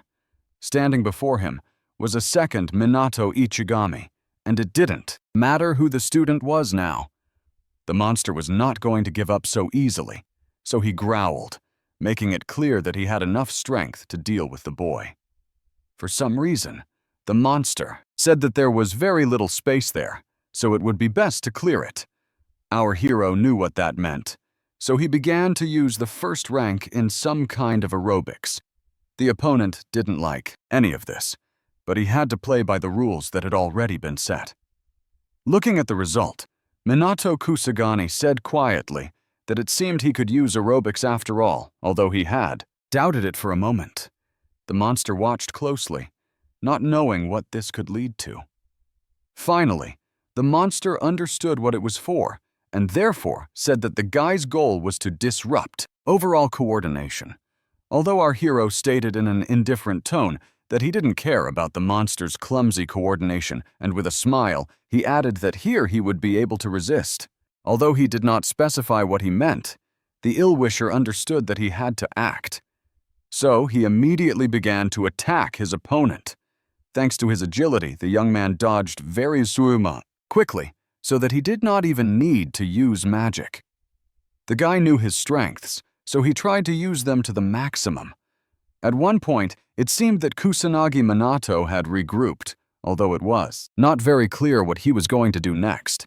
The monster didn't know either, so it just attacked, but it didn't use all its strength. For a moment, the teenager stopped and looked up somewhere. He knew he had used a trick, and it should have had an effect. Suddenly, everyone present noticed a powerful explosion that seemed to be visible from everywhere. Only the boy turned away from the fire and the monster behind him. After that, even stranger manipulations began, which seemed impossible or unreal to everyone present. the monster also understood that this was an unusual battle for him. Music, since until that moment, he had never encountered such strong guys as the young man clears throat. A moment later, it seemed as if our hero had hidden among the clouds, while the monster was in the very center. Although it did not understand where its opponent was, the beast looked around carefully, but could not see anything, and therefore, there was no point in attacking, since there was no target at that moment. The young man was standing nearby, but it seemed as if he was hidden by some kind of veil. Music. Finally, the ill-wisher understood everything, which is why he began to insult Manhwa Kusagani as much as possible. However, this did not matter to the teenager who had already changed his position. After that, he said that the monster's prediction was not so bad if it understood that magic would be ineffective and chose hand-to-hand combat. But the villain, looking into the teenager's eyes, declared that the attempt had still been unsuccessful, even though he himself understood this. In the next moment, the opponents were face to face again, knowing that the battle was not over yet. Music. The young man declared menacingly that he was not afraid of blows because they would not harm him anyway. And in a moment, the young man swung and struck the predator, knowing that he could do much more if he wanted to. Flying to the side, the monster said aloud that this had never happened before, that a human blow could damage him. Therefore, the boss knew that now was the time for him to do something to show what demons of his level were capable of. But realizing that nothing was working, the monster asked what the kid had done to him. And the kid replied, innocently, that before this fight, music, he thought he could only use magic. But it turned out he could also fight a little. Kusanagi Minato was glad that his little trick had worked, which meant that he was already a level above in something. He announced aloud that he would now show his opponent his own technique. It was clear that the young man was using something that few people knew about, including the monster, who was trying to figure out what was going on. The police officers were just as surprised as everyone else. And while the blonde man felt a chill, the girl felt as if something was descending from the sky. And indeed, everything around them suddenly changed and took on completely different colors. The most interesting thing was that it seemed as if Minato Kusagani knew exactly where this was all going.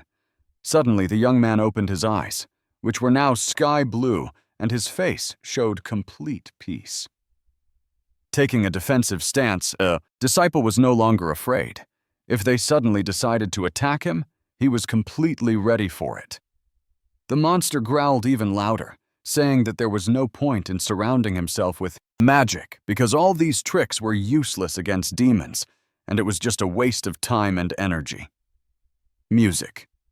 As he attacked, the young man shouted that they would find out for sure. At that moment, the monster realized that the young man was not joking. The one who attacked him was incredibly strong. The guy understood that he would not be able to fight forever, so he needed to gather all his strength and strike a music blow, which he did. And it worked, because in a moment, the monster flew back with all its might. Interestingly, some kind of yellow flame was intertwined with this.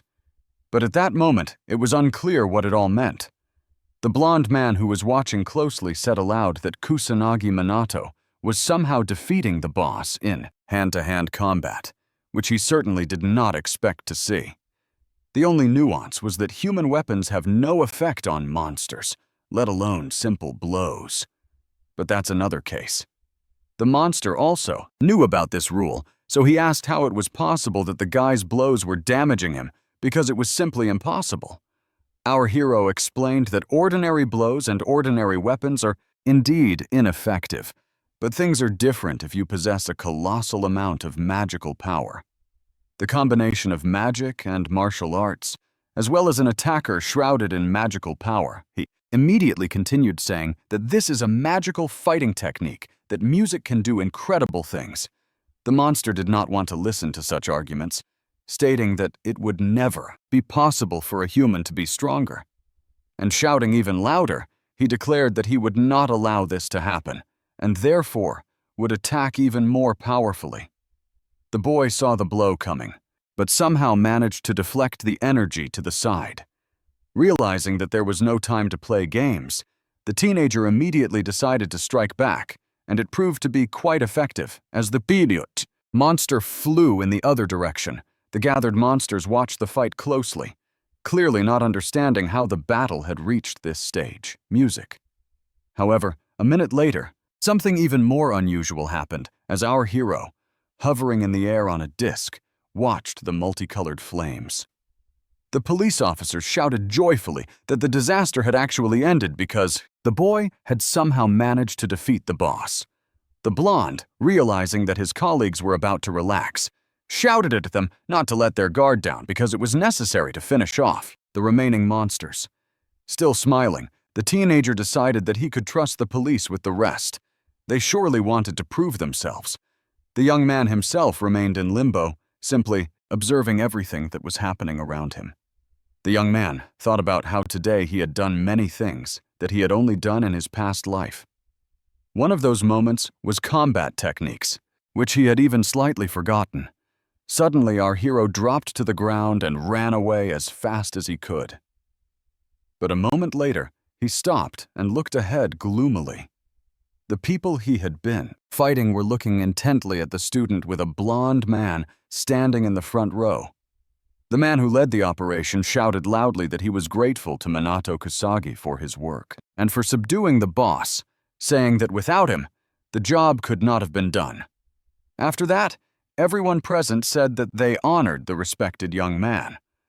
A couple of hours later, Ports reported that disasters had struck all over the world that day, but everything had been stopped thanks to the active efforts of the police and the magical aristocracy. Amidst concerns about the disaster and accusations against the government and police, there was hope for the magicians and its loss. As people's excitement continued to grow, someone said that the magician in black would surely prevail. It seemed like everyone in the city was talking about how great it was that they had their own powerful mage. A couple of days later, sitting in class, Minato Kusagani listened to his classmates eagerly asking how he managed to defeat the boss and what magic he used. Staring ahead, the student thought about how he was frankly tired of all this talk and had no idea how to escape it. Mizuhayuka, who was sitting at the next desk, looked intently at her mentor, but didn't know if she should say anything. At that moment, the teacher said that their class would be devoted to the disaster that had occurred not long ago.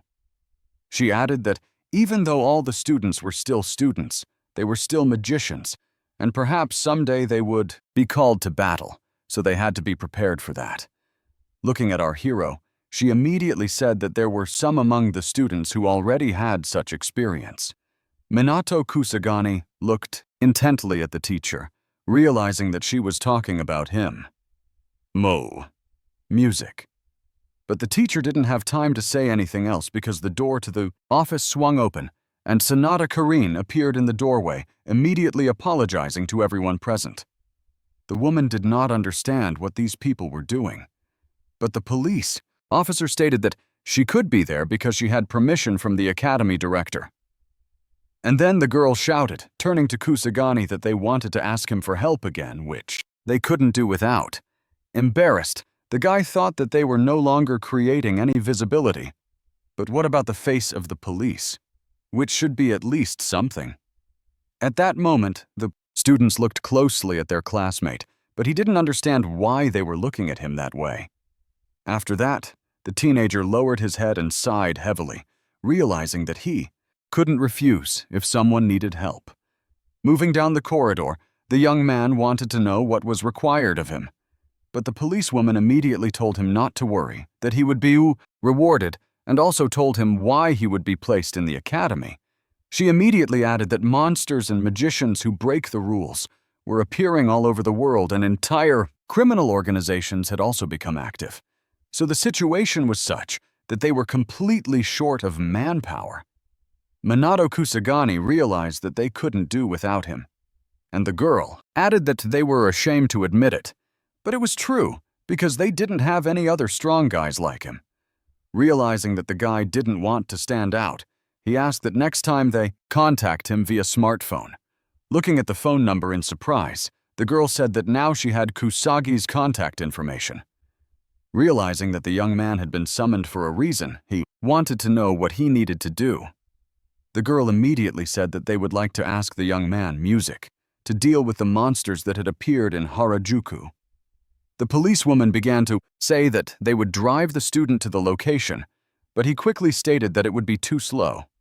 He immediately declared that he would go ahead and then rush to the academy exit. The police officers clutching their heads said they had never seen such incredible speed. The guy understood that there was no time to wait, so he had to be there, which is what he did. Two children were sitting on the ground, the older one reassuring the younger one, telling him not to worry because everything was fine. The child hugged the little one with all his might, showing that he would do everything possible to protect him from harm. But the monster didn't care who was in front of it, so it watched the children in front of it closely. The boy grabbed his younger brother and shouted that they needed to run as fast as they could. But suddenly, the little boy stumbled and fell to the ground, and his doll flew there too. Music. At that moment, the beast's huge jaws opened so wide that they were right above the poor kids who were crying loudly. A moment later, the children saw a bright flash of light, which for some reason stopped the monster looming over them. Kusanagi Minato, who arrived just in time, now did everything he could to stop this invasion. Standing next to the children, the young man praised the older boy for not being afraid and for behaving very bravely and courageously. Music. After that, our hero handed the doll to the little boy, saying that he must have lost it by accident. In a second, smiles lit up the faces of these unfortunate children, and the student smiled with them, realizing what a great joy it was to arrive in time and music help. As he ran away, the young man told the children, pointing to the police, that they would now be under the protection of these children. Watching the young man, who was already out of sight, the children continued to bow to Minato Kusagani, saying that they were very grateful to him. The little boy was the happiest of all, for whom the young man was a kind of angel who had performed a great miracle. Running through the Kyo ruins, the teenager thought that fighting in the streets of the city was more difficult than in the academy. This was not the ruined Shibuya. There were many obstacles here as well as people, and the town's people were rushing around in panic. So, it was impossible to use magic shells, as the magical power of monsters and humans was distinguishable.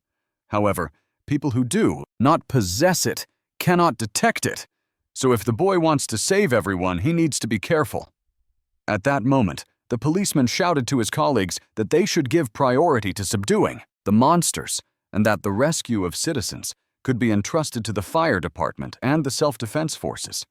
However, a moment later, the man stopped because he saw someone he knew calling, "Out to our hero," the man said. He wanted to say something to the teenager, but he didn't get a chance to do so because another police officer was trying to find something out, shouting so loudly that no one else could be heard. Realizing that he needed to find out what the squad leader wanted, Minato Kusagi jumped down to him and said that he had come to help and therefore wanted to know what the overall situation was. With sadness in his voice, the young man explained that urgent assistance to citizens had not been provided and that the current situation was such that they would not be able to reach the eastern side in time. Using his magic discs to help him, the young man declared that in that case he would take it upon himself to clear that area. As he ran away, our hero heard the policeman say that there had been reports of outlaw magicians operating there. So, the young man should be careful. For a moment, the young man fell silent and simply looked where Minato Kusagani had been standing just a moment ago. Then, he said aloud to himself that there was no point in worrying about this teenager who was much stronger than everyone else. Gathered there, his colleague immediately asked who this amazing boy was and how he could destroy a monster in an instant. Toast music. Muda. He immediately added that perhaps he had appeared to help with the chaos in such times. However, our hero did not hesitate. He understood that he had to act because the monsters had lived without disaster for 50 years and had now decided to take action. What was unusual was that the monsters were increasing in number and with music at their own strength, reaching out to someone. The student continued to think that the area exceeded the ability of them alone to take action. If a solution was not found, the situation would spiral out of control. And given that there were practically no good magicians, dealing with it would make them even stronger. Our hero had several plans, but he did not fully understand which one was best to choose. The young man thought about it while helping people in various ways, depending on the specific situation. But before the guy had time to think everything through, he saw a policewoman he knew running towards him, looking very frightened. She looked closely at the people the young man had saved, but said nothing, just like them. Minato Kusagani just waved his hand, letting them know that he should move on. But at that moment, another police officer approached and immediately began to praise the student, saying that he had helped him a lot, and that thanks to the student, the losses had been minimized. But our hero said sincerely that it was all thanks to the police and firefighters' music, and that he had only helped them a little. After these words, the young man said with surprise that the guy was actually cool. And besides, he was a good person. And then bowing, he added that he and the others wanted to apologize for the day of the disaster when they had been prejudiced against him, that it was all because of ridiculous pride. But the young man immediately explained that he himself understood that students like him could seem arrogant, so there was no need to think about it anymore. But the police immediately stated that the boy was actually much more mature than he seemed, and moreover, he possessed a special kind of wisdom.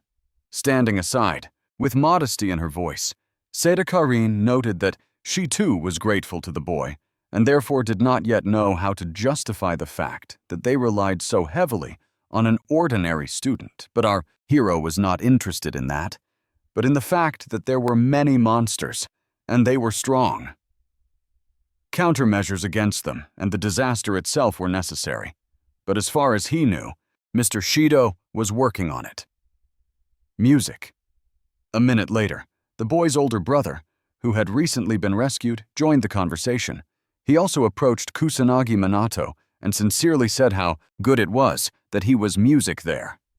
Hearing that the boy was glad that the children were all right, the little boy immediately declared that he was in the presence of a true saint. The young man did not understand what this meant, but the older brother explained that the child really liked the great saint, although he did not explain who he was talking about. After that, the young man looked closely at the doll in the child's hands.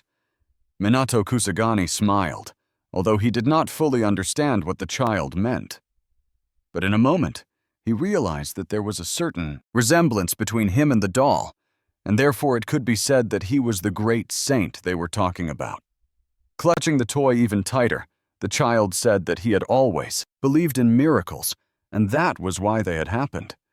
Sitting in one of the offices, our hero in his past life asked someone if they really wanted to make him into a doll. Hearing that there should also be bromomides and keychains, the young man refused, noting that this was complete nonsense because no one needs such things. But the man insisted that the warrior was a great saint, a support for everyone, and that children especially needed such things. However, the stranger shouted as loudly as he could that in 50 years, maybe even 100 years, humanity would need to be saved, and therefore such things needed to be done. Taking the baby in his arms, Minato Kusanagi thought that everything turned out to be exactly as he had been told. But dolls alone could not save the situation. It was necessary to have a great saint in these times, although it seemed that people should have learned something over the past 50 years. At that time, an interesting conversation was taking place in some establishment in the city. A group of people reported to someone that the information about the magician in black was as they had reported. The bandit in black, who was the leader of the secret organization of magicians, Satoshi Osamu's Black Rebellion, listened attentively to the speaker. Therefore, he said that this magician was an outlaw, not a member of any organization, which meant that this person was acting against him. Grabbing one of the guys, he asked his question louder. The frightened red-haired young man said that if little was known about the mage, it meant that he was actually acting on his own. Stretching out his hand, the leader told all his assistants to conduct an immediate investigation and find out who this man was and to make sure they found him. He immediately added that if this guy agreed to join them, he would not object, but if he refused, he fell silent. Adjusting his glasses, Kagashuji, who was the head of the Kabuko branch, said that if the young man refused, he should be killed. Satoshi Osamu smiled and said that it could be done, but only after torture. The ill-wisher thought for a moment, said that he would do everything as required. The next day, while working in the yard, Minato Kusanagi saw that the boys were completely exhausted, so he shouted that they had done a great job and could now rest. Looking at the guys sitting on the bench, the teenager thought that they had become much stronger than before and that things would only get better from now on, which made him very happy. At that moment, the young people were discussing how their mentor was some kind of monster, having expended so much energy without even breaking a sweat. Mitsuharuka didn't want to remain silent, so she decided to ask about the amount of magical power the guy currently had. The girl's sister, who continued to sit on the bench and had asked herself the same question many times, thought that it might be around 500,000, although the young man might have even more. Our hero had already learned to trust his charges, so he said that his power was at 90,000. Hearing this figure, the guys were stunned. They even forgot what else they wanted to say. After that, his protege noted that this was probably too high a mark even for him, and therefore he did not need to develop further. Hearing something about Ichigami Minato, our hero asked if it was true that his magical power was 1 million. The girl said that it was indeed true because that was the maximum of all maximums, and added that surely the young man knew about it since everyone knew it. Hearing this, the guy didn't believe that his power was equal to 1 million, so he decided to double-check something on the internet. A moment later, the teenager was already looking intently at his phone, and it was difficult to understand anything from his expression. Closing his eyes, Minato Kusagani thought to himself that he had completely forgotten the user manual as music. It was too complicated and therefore decided to forget about it. Unexpectedly, Shidigo called the guy and said he had some business with him. The police officer first asked if all his friends were there, and when he heard that they were, he asked to turn on the speakerphone, music, so that everyone could participate in the conversation. Once again, the young man got confused with the phone, but his friend immediately came closer to help him figure it out. The law enforcement representative went on to explain that following recent disasters and an increase in the number of monsters, it had been decided to create a specialized unit to combat them. This is a special magical squad that will perform specific tasks.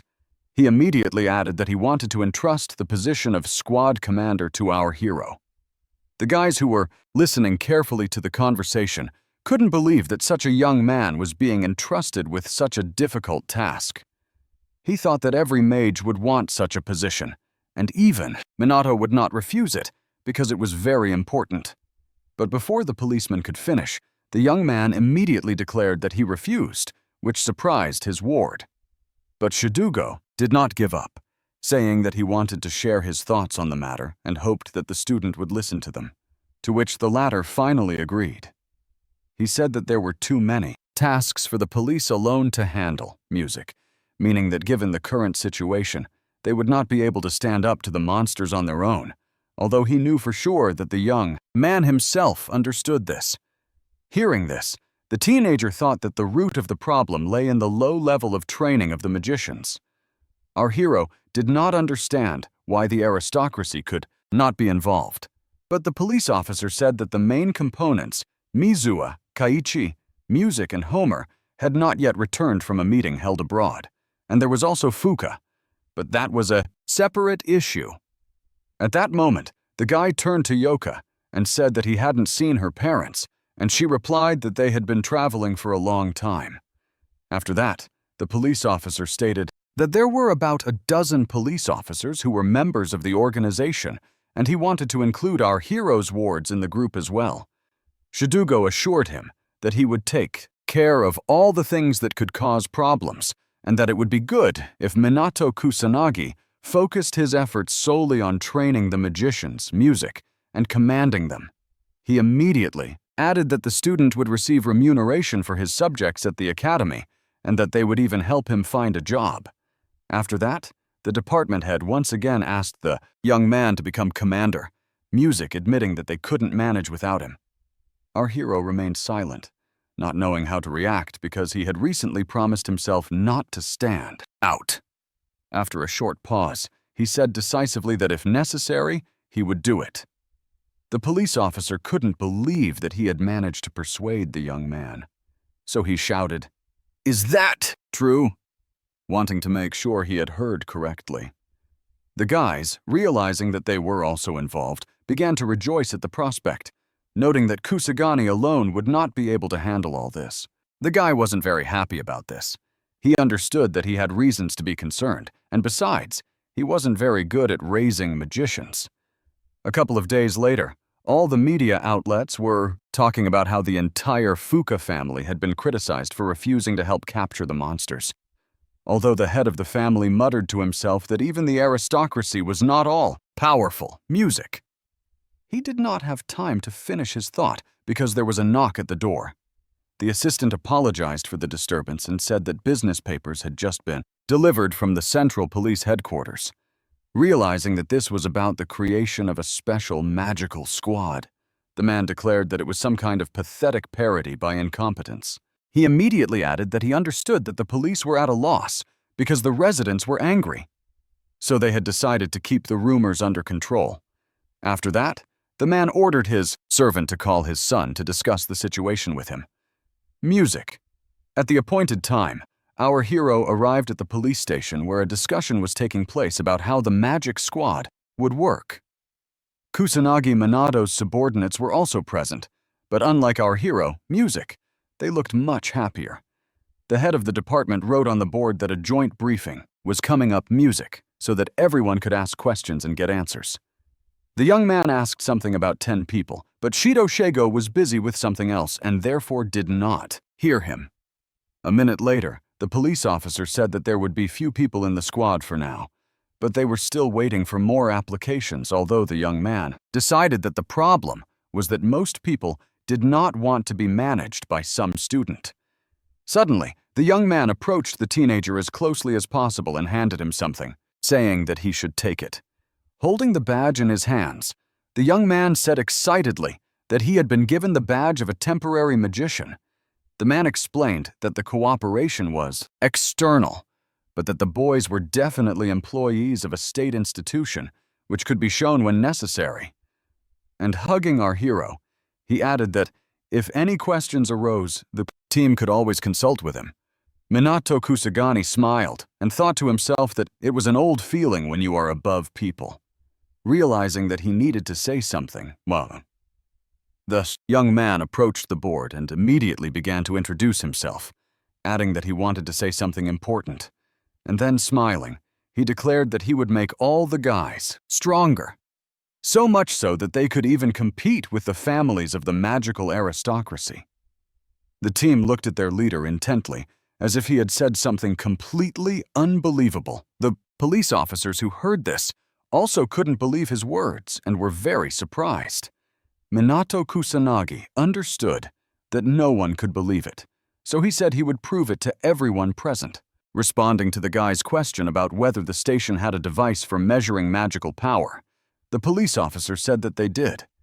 A few minutes later, our hero's acquaintances were standing in a special room, but they had no idea what was in store for them. Turning to two of his charges, the young man commanded that they first measure their strength levels. First was Ruka, who, placing her hand on the device, felt a strength she had never had before. Next was her acquaintance, who experienced the same thing. Our hero remembered well that Ruka's previous score was 10,000 and Ruji's was 8,000. However, Now their magical power was almost equal at 30 sure and 28,000. The girl looked at the number in surprise, unable to believe that such a thing was possible. The young man watched his results with enthusiasm, realizing that he had worked hard and therefore deserved his level of power.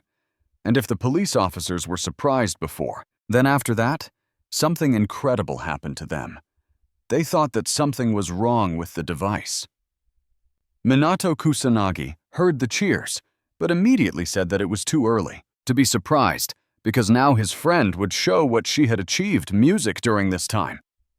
The girl looked intently ahead, her face showing caution, because she did not understand what the device would show her. Now, time passed, but for some reason, Yika couldn't bring herself to come closer. It seemed that she didn't believe in her own strength. The beauty wondered what to do, whether she should test her strength or not, because if the difference between her and her sister was great, she would be worse off again. The girl knew for sure that she had tried hard not to let her mentor down. But despite this, fear got the better of her. Putting her hand down, the frightened student decided that, of course, she would no longer run away from herself or others, and while the girl was thinking that she would no longer betray herself, the police watched the result in surprise. You opened her eyes slightly. She understood that everyone could already see the results, but she couldn't bring herself to look. Suddenly, the number 26,000 appeared on the screen, music which was almost impossible to believe. With surprise in his voice, Shido Shigo noted that, according to the records, this girl's score was 2,000, so it was impossible for her to have a completely different score. Now, approaching his ward, the young man said that it was possible to increase her strength, but that it required talent.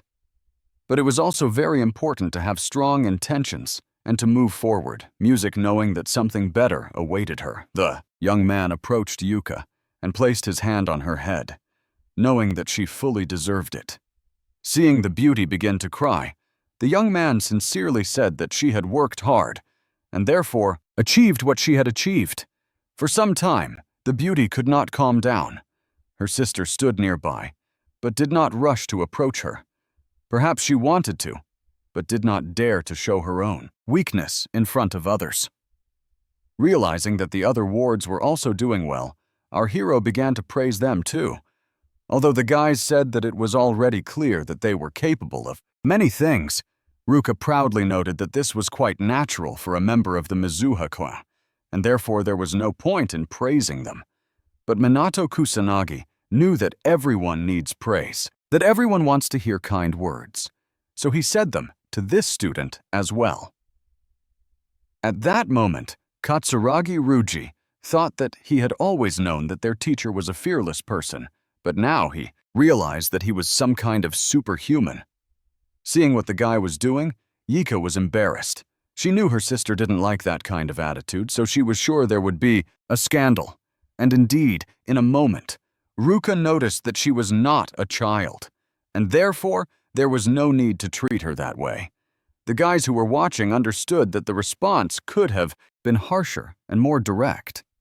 Seeing Kusanagi approach the guy to pat him on the head, Ruka smiled, but not because of that, but because it was the first time anyone had ever patted her on the head, which was actually very pleasant.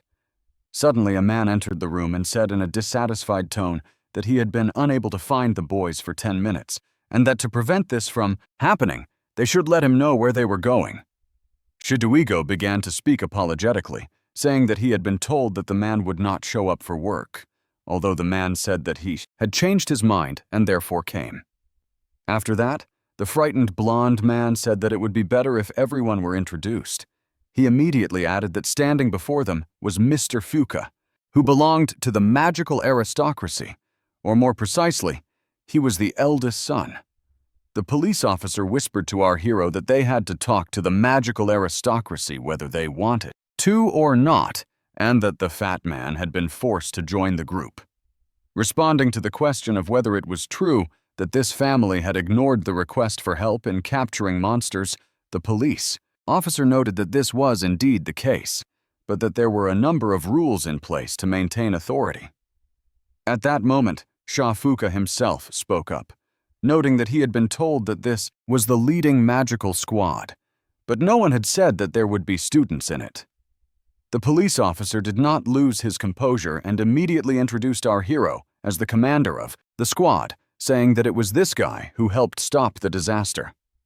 The fat man looked at the young man with contempt, saying, "How could a student possibly stand up to monsters?"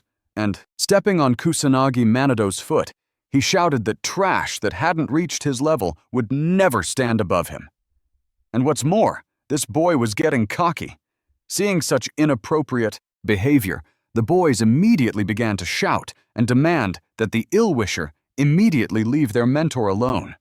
He laughed and said that mere mortals are so easily swayed by their emotions, implying that this is not characteristic of magicians. And realizing that he was standing before girls who belonged to the aristocracy, he noted that the group was not made up of only scum. A moment later, the man laughed as loudly as he could. Although the reason for this was unclear, Fuka wanted to be appointed commander, but the blonde man said that the commander had already been appointed and was in this room. But the man did not hear this. Instead, he proposed a competition. The person from the squad who defeats the boss of the next disaster will have the right to become the commander. And as he left, he said that this was how they would do it, and then it would be truly fair. The policeman immediately began to apologize, noting that he could not argue music. But our hero said that in this situation, whatever he said, it would be useless anyway. The team members began to say that they would not allow the fat man to control them, and therefore knew that they had to win the battle. Looking at these guys, the young man did not understand why his wards were more determined than he was. Standing on the sports field, the teenager thought about what his plan of action would be. He had doubts because the police officer's strength was at the level of 10,000. But first, he decided to explain everything to everyone and start with the importance of magical power. Magical power is the energy used to control magic, but it also has another purpose.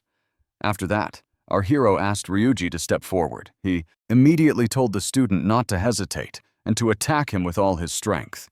Throwing himself at his mentor, the young man said that he could hit hard, but warned Kusanagi Minato not to complain afterwards.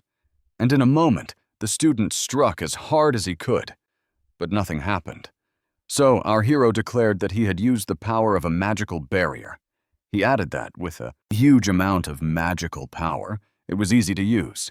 And if the amount was truly extraordinary, it would be possible to use magic without even realizing it. He immediately said that this was a kind of automatic magic and that it was very convenient. The most important thing for a magician is to increase their level of magical power, which is something that must be understood forever. After that, our hero began to work with each of the police officers so that they could see mana. This was all new to them, so they looked closely at their hands. Not much time had passed, and the group had already begun to practice, realizing that it would definitely be useful to them. Sitting at home, Minato Kusanagi thought that in addition to magic training, weapons were also necessary, and he wanted something like that to use against monsters. But judging by Shido's reaction, it would take too long to wait, and that couldn't be allowed to happen. He added that it seemed there were no masters for this task at the moment, so there was no one left but the young man himself. He knew he had no experience in this matter, but he hoped he could at least try something. Opening the cabinet, the young man decided that he had to find something useful. A small ring immediately caught his eye, but the young man decided that it was cheap and had been thrown away because it was useless.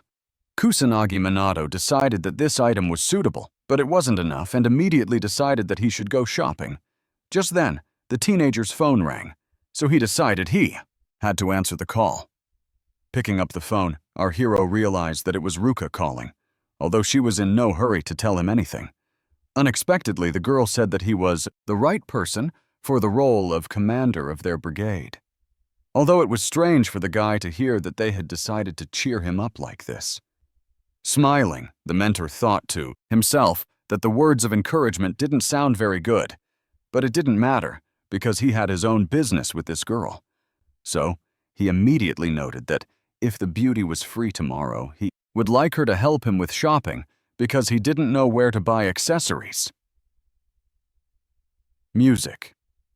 Ruka thought that her sister and friend would also be there, but the young man said that they could do without this large company. The beauty fell silent for a moment, finding it strange that they were going somewhere together. The young man, who did not hint at anything, immediately asked again if the girl agreed to go with him. In an indifferent voice, her friend said that, in principle, she was not against it, so they could go for a walk. A minute later, the young man suggested meeting at the station in the afternoon to go to a shopping center together. After hanging up, Ruka stared at her phone for a while. At that moment, Minato Kusagani was talking aloud about how he wanted to buy rings for all the members of his team. But for now, he had decided to use the accessories he had to make clothing, items to protect against monsters. The guy wasn't particularly good at it, but as he performed some kind of manipulation, he hoped that everything would work out. Yui, who had no idea about the call, approached her sister's room and said that she had already prepared everything, music, so they could go and eat. The girl called Ruka several times, but she didn't answer, which was strange. So, our hero's friend decided that she might have gone to bed early. Not knowing this for sure, the girl decided not to make any noise, music. But she still touched the door and said that she was planning to enter the room. Yi expected to see all sorts of things, but not her sister trying on dresses. Music. For a moment, the beauty froze, not knowing how best to react. Realizing that someone had entered, the owner of the room immediately turned around and asked why they were looking at her so strangely. In a confused voice, the younger sister explained that dinner was ready. She had called out, but no one had answered, so she decided to come herself. Standing in the hallway, Yuka thought about how this was the first time she had seen her sister thinking about what to wear. Perhaps she was going to meet someone. The next day, at the appointed time, Minato Kusanagi was already standing at Harajuku Station, waiting for his acquaintance. Hiding around the corner, Yuka thought about how she had concealed her magical power so that Minto wouldn't notice her, and therefore it was necessary to keep her distance so that he simply wouldn't notice her. And then, closing her eyes, she began to scold herself for behaving this way. At that moment, the young man, who had been preoccupied with his own thoughts, looked intently ahead. The reason was that Ruka was walking ahead, and all the young people standing nearby were looking back at her. Coming closer, the girl immediately asked how long the guy had been waiting for her. The young man had no intention of lying, so he said that he had only arrived a couple of minutes ago.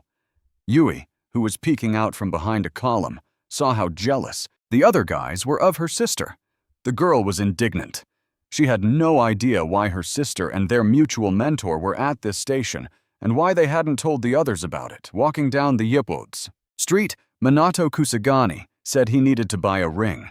He immediately added that it would be a kind of gift, although he needed to buy several such items. This answer surprised Ruka very much. So she asked if she had understood correctly, and upon hearing that this was indeed the case, she was even more surprised.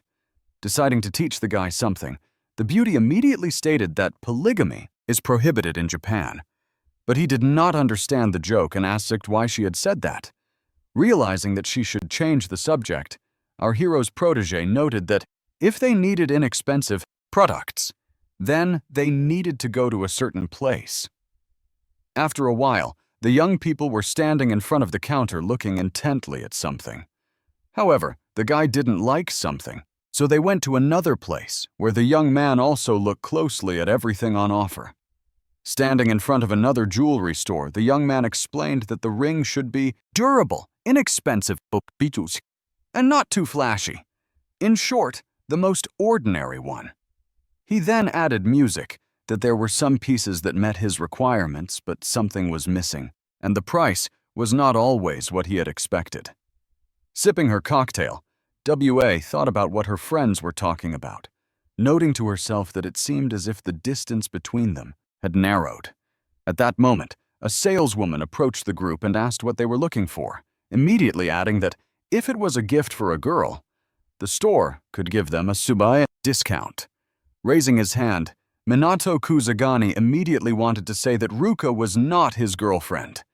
But the proud beauty finished the sentence for him, and did so quite boldly.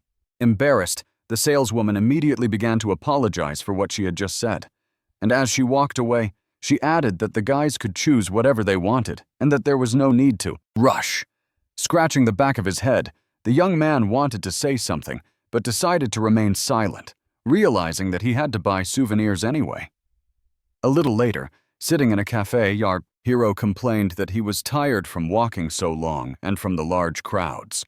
He added that they hadn't found anything suitable, so he decided that perhaps they should change their requirements. However, he immediately noticed his companion, who was staring ahead and looking very sad.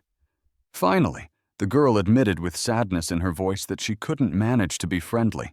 Ruka added that the young man himself was well aware of her character traits, hearing that this was indeed the case. A minute later, she said that she was even too cold towards her sister and couldn't communicate with her normally, so she had to make a lot of effort to get anything out of it. The girl was sure that Uka was also more suitable for shopping trips, as she only got in the way. But Minato Kusagani sharply stated that this was not the case at all, music, and therefore he did not want to hear it. The guy was sure that his friend had figured out in advance which stores were best to go to, and she took the choice seriously. Even though the young man needed rings, but the girl chose them as if they were for herself. And with a smile on his face, he noted that the beauty was actually doing an excellent job with the task at hand.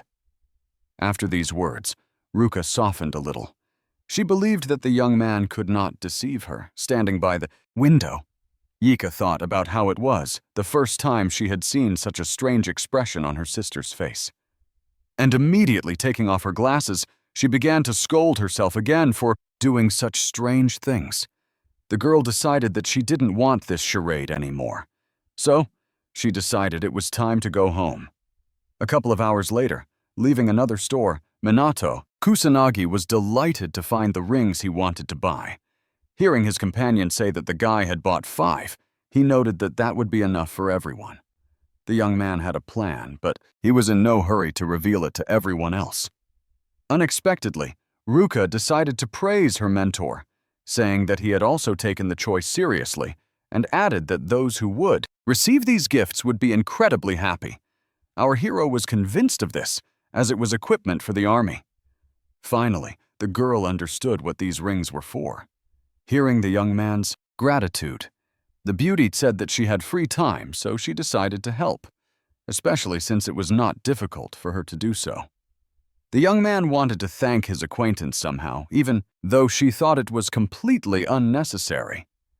But at that moment, the young man took a ring out of his pocket, which greatly surprised his companion.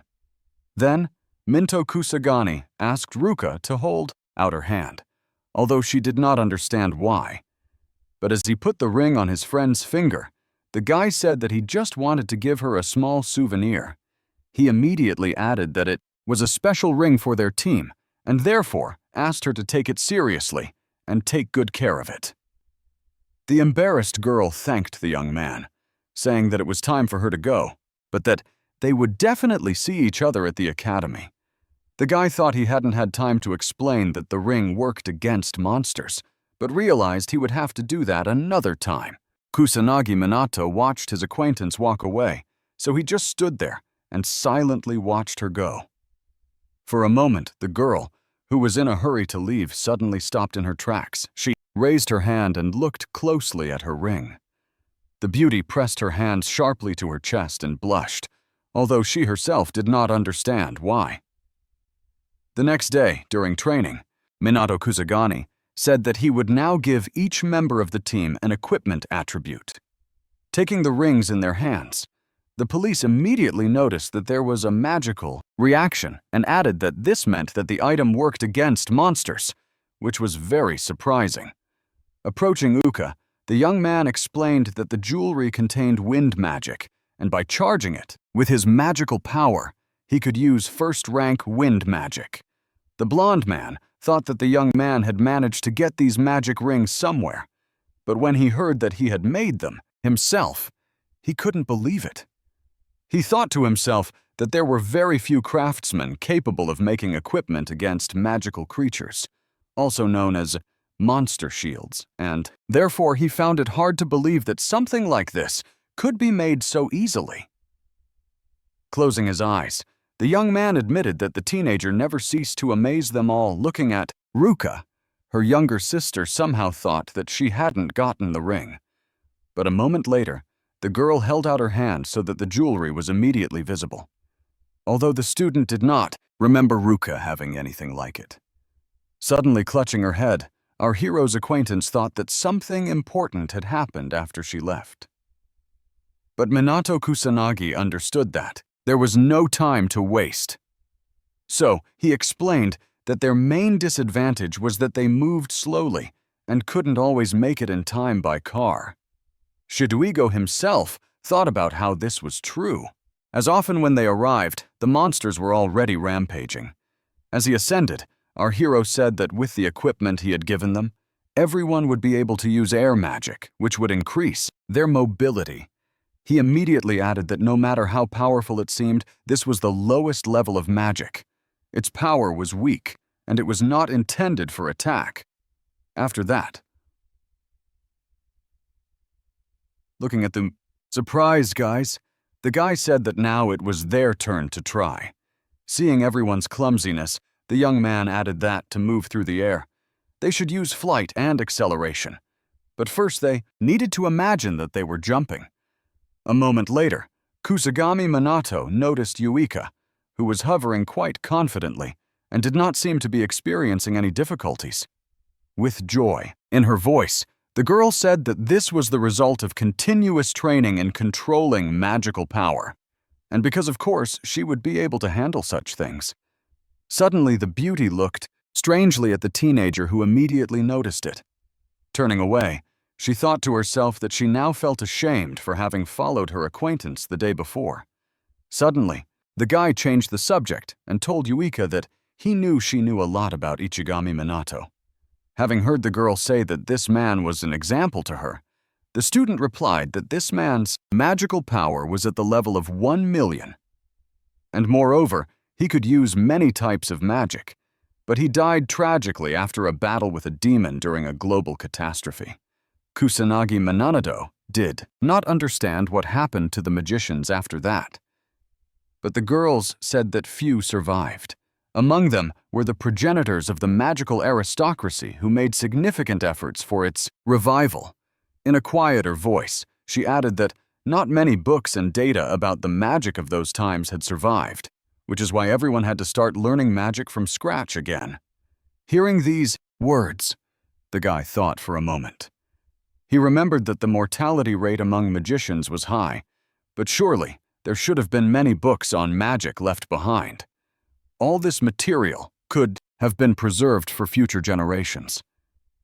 But for some reason, this had not been done. And while the students continued to train, the guy pondered the fact that modern magical education was poor. And in addition, there were many misconceptions. The level of mages is also low. Is this all a coincidence? Or is someone behind it, perhaps someone who deliberately arranged everything? Wei, realizing that the young man was preoccupied with something, said him what was wrong, but he said that everything was fine.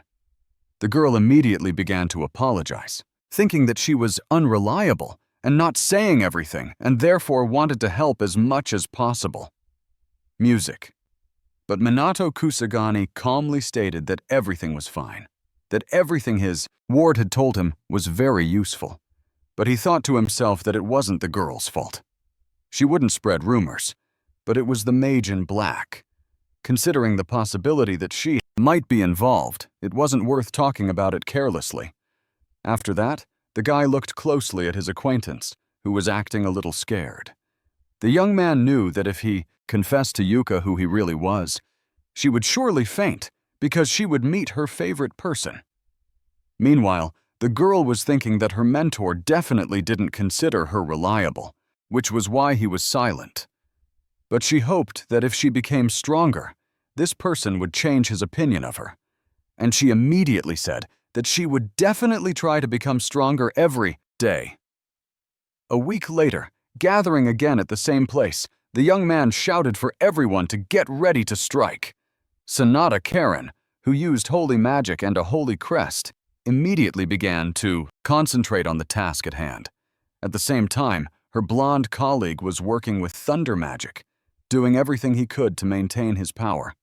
Katsuragi Ruji was working with a Dieta stone rain, and it was clear that he enjoyed feeling all his strength and power. The sisters who were doing a great job with the water cascade were now practicing it. Manado Kusanagi was happy watching the kids.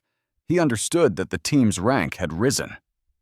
Music. Even Sonata had mastered offensive magic, although apparently she couldn't even fight back before. But he was most interested in the sisters. Realizing that the two of them had excellent compatibility, Yuka took everything very seriously, so she paid no attention to anyone else and was only concerned with what she was doing at that moment. Although together, the girls did amazing things that they both enjoyed, as it was much more powerful than anything they had known and done before. The young man was aware of his student's power, but he understood that it still needed to be controlled. After completing one of the tasks, Yuka jumped up, realizing that for her, this was almost the pinnacle of mastery. Kusanagi. Minato watched the girl's reaction and smiled himself because he saw how hard she had been trying all this time. A minute later, the mentor praised everyone, saying that they had done an impeccable job, and added that they should not be fooled by the increase in resh, as their large number did not necessarily indicate the power of magic. Turning to Ruka, the teenager told the girl to use fourthel magic on him, dispersing the water. The beauty did as she was told, and she did it flawlessly. The young man said nothing. He just watched everything that was happening closely. A moment later, the young man began to use a wooden spear, which belonged to the first rank. Those watching all this noted with surprise that these two forces destroyed each other, and noted that the first rank was in no way inferior to the fourth. The young man explained that the number of ranks could increase the upper limit of the available magical power, but their height did not guarantee that the magic would be stronger, even when the first rank was opposed by the maximum amount of magical power invested in the fourth. The first rank may prevail, of course, but attributes also play an important role. Water is vulnerable to wood. There is no need to devote all your efforts to increasing the number of ranks. It is better to study magical power and improve it. Then, you can become much stronger. The assembled crowd, despite being much older than our hero, listened to him attentively and did not interrupt. He continued to say that we should not forget that everyone has companions, and that by working together, we can become much stronger. Hearing this, the guys moved closer to each other and shouted joyfully that they were ready for anything. Suddenly, the trainees heard an unpleasant voice saying that it must be hard for mere mortals to torture themselves like this. The blond man did not understand why Shafuka had come to the field, but he said that he was bored and depressed because the catastrophe had not yet come. Although it was difficult for the policemen to understand why they did not simply exterminate the monsters. The fat man happily said that he didn't want to do it, that it was all boring to him, and that it was the police's job, not the aristocracy's. The guys hearing this got angry. They didn't want anyone to talk like that about magic and fighting monsters. But the representative of the aristocracy stood his ground, complaining that the catastrophe was still not coming. Suddenly, something happened that our heroes did not expect. Looking up at the sky, Wika shouted, "Music," that it was beginning to change dramatically. And while everyone froze, waiting to see what would happen next, the fat man rejoiced, as if something good were about to happen. He immediately shouted that the team that destroyed the boss first would get the right to be the commander. And immediately added that ordinary people should understand that this was a competition. The students shouted in unison that they would definitely not lose to such a pompous person, that it was a matter of honor. But Shafuk didn't care what they thought of him. He shouted that he would go first while everyone else was still thinking about it. Our hero immediately told the guys that they also needed to start and added that the students should not forget to put on their headphones with microphones. The young man said that this was the first practice of the squad since its founding, so they couldn't relax. Everyone had to work together as a team. At that moment, a car was already approaching the scene of the moat accident. Realizing that it was probably reinforcements, the fat man was indignant, but he was not going to give way. He said that everyone had arrived too late, music, that the representative of the aristocracy was the first and would be the one to win. The guys looking at the ill-wisher did not understand how he managed to develop such unimaginable speed, especially considering that he was of strong build. Kusanagi Minato also saw this and noted to himself that music. This man was most likely skilled in wind magic, and therefore it would be difficult for the students to catch up with these people. The guy knew he could outrun the villains, but in a team, it didn't make sense if there was no risk to the citizens. They didn't have to go first. But the fat man, Clear's throat, was happy that he and his people were able to go first. So, he mocked the magic squad. The man behaved ridiculously, calling the guys a kindergarten, as if they hadn't had time to fight, and not just moving slowly. Yui, seeing the ill-wisher, thought that she couldn't hear him because he was too far away. But she was sure that he was mocking them. Meanwhile, Shufuka was happily shouting that they had arrived at their destination, and most importantly that they were the first ones there. There were people standing in front of Tesla, but he paid no attention to them, simply rejoicing that a catastrophe had occurred and that their team would be able to easily deal with it all.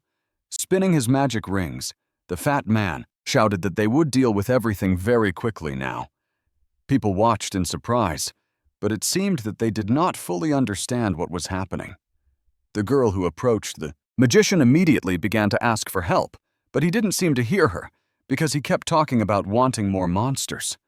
Realizing that it was probably useless, people desperately began to watch as the monster approached them closer and closer. However, the people who had come to defend them did nothing, so they did not know where to turn for help.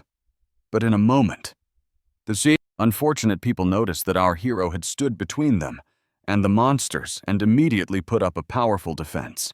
The young man looked at his opponents and immediately asked them what they were doing, hinting that they should do their job instead of explaining themselves. But the men hiding behind a door watched everything attentively but fearfully. Suddenly, the fat man said that something was wrong with him because he couldn't move, although he didn't understand how that could be. Arriving at the scene, the guy's students immediately began asking the victims how they were feeling. Yue looked menacingly at her rivals and said that they were allowing themselves to do bad things no matter what the situation was, but that ordinary people should not be dragged into it. After a while, the fat man noticed that he could already move, although he did not know what had happened to him before. And then he arrogantly shouted that all these people were getting in the way of him doing a job that only an aristocrat could do. He then declared that he would defeat the boss and that it was best for the students to protect ordinary people, music, because it was the easiest thing to do.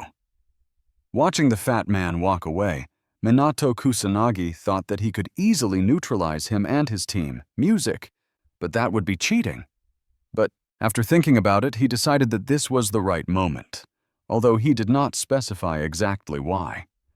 After that, the young man shouted that he would protect the residents and that the team would be better off focusing on subduing the monsters. Music. The blonde man doubted that this was a good idea, honestly, saying that it would be difficult for the young man to cope, alone, even with his powers. But the young man proudly declared that he was the commander of the magic squad and therefore had to prove himself. Scratching the back of his head, Shidigo apologized, noting that it was actually a stupid question.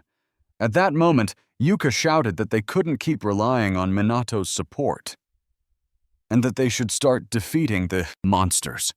Hearing these words, our hero decided to cheer up his squad. declaring that they were marching forward to victory. Gathering speed, the guys shouted that they would do everything in their power. Music. It was a turning point, during which the young people formed a circle to strike effectively. It was clear that each of them knew their task perfectly well, and was therefore ready to give it their all. We who used the Azure Surge thought about how she used to be afraid and unable to do anything, but now she had easily defeated the guard. She knew for sure that she was getting stronger every day, and that was what surprised her. Minato Kusanagi knew that the amount of magical power was great, and that the monsters possessed by it were shifting.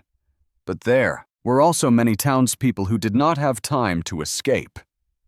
Therefore, a rescue in this place was not an easy task, but it had to be done.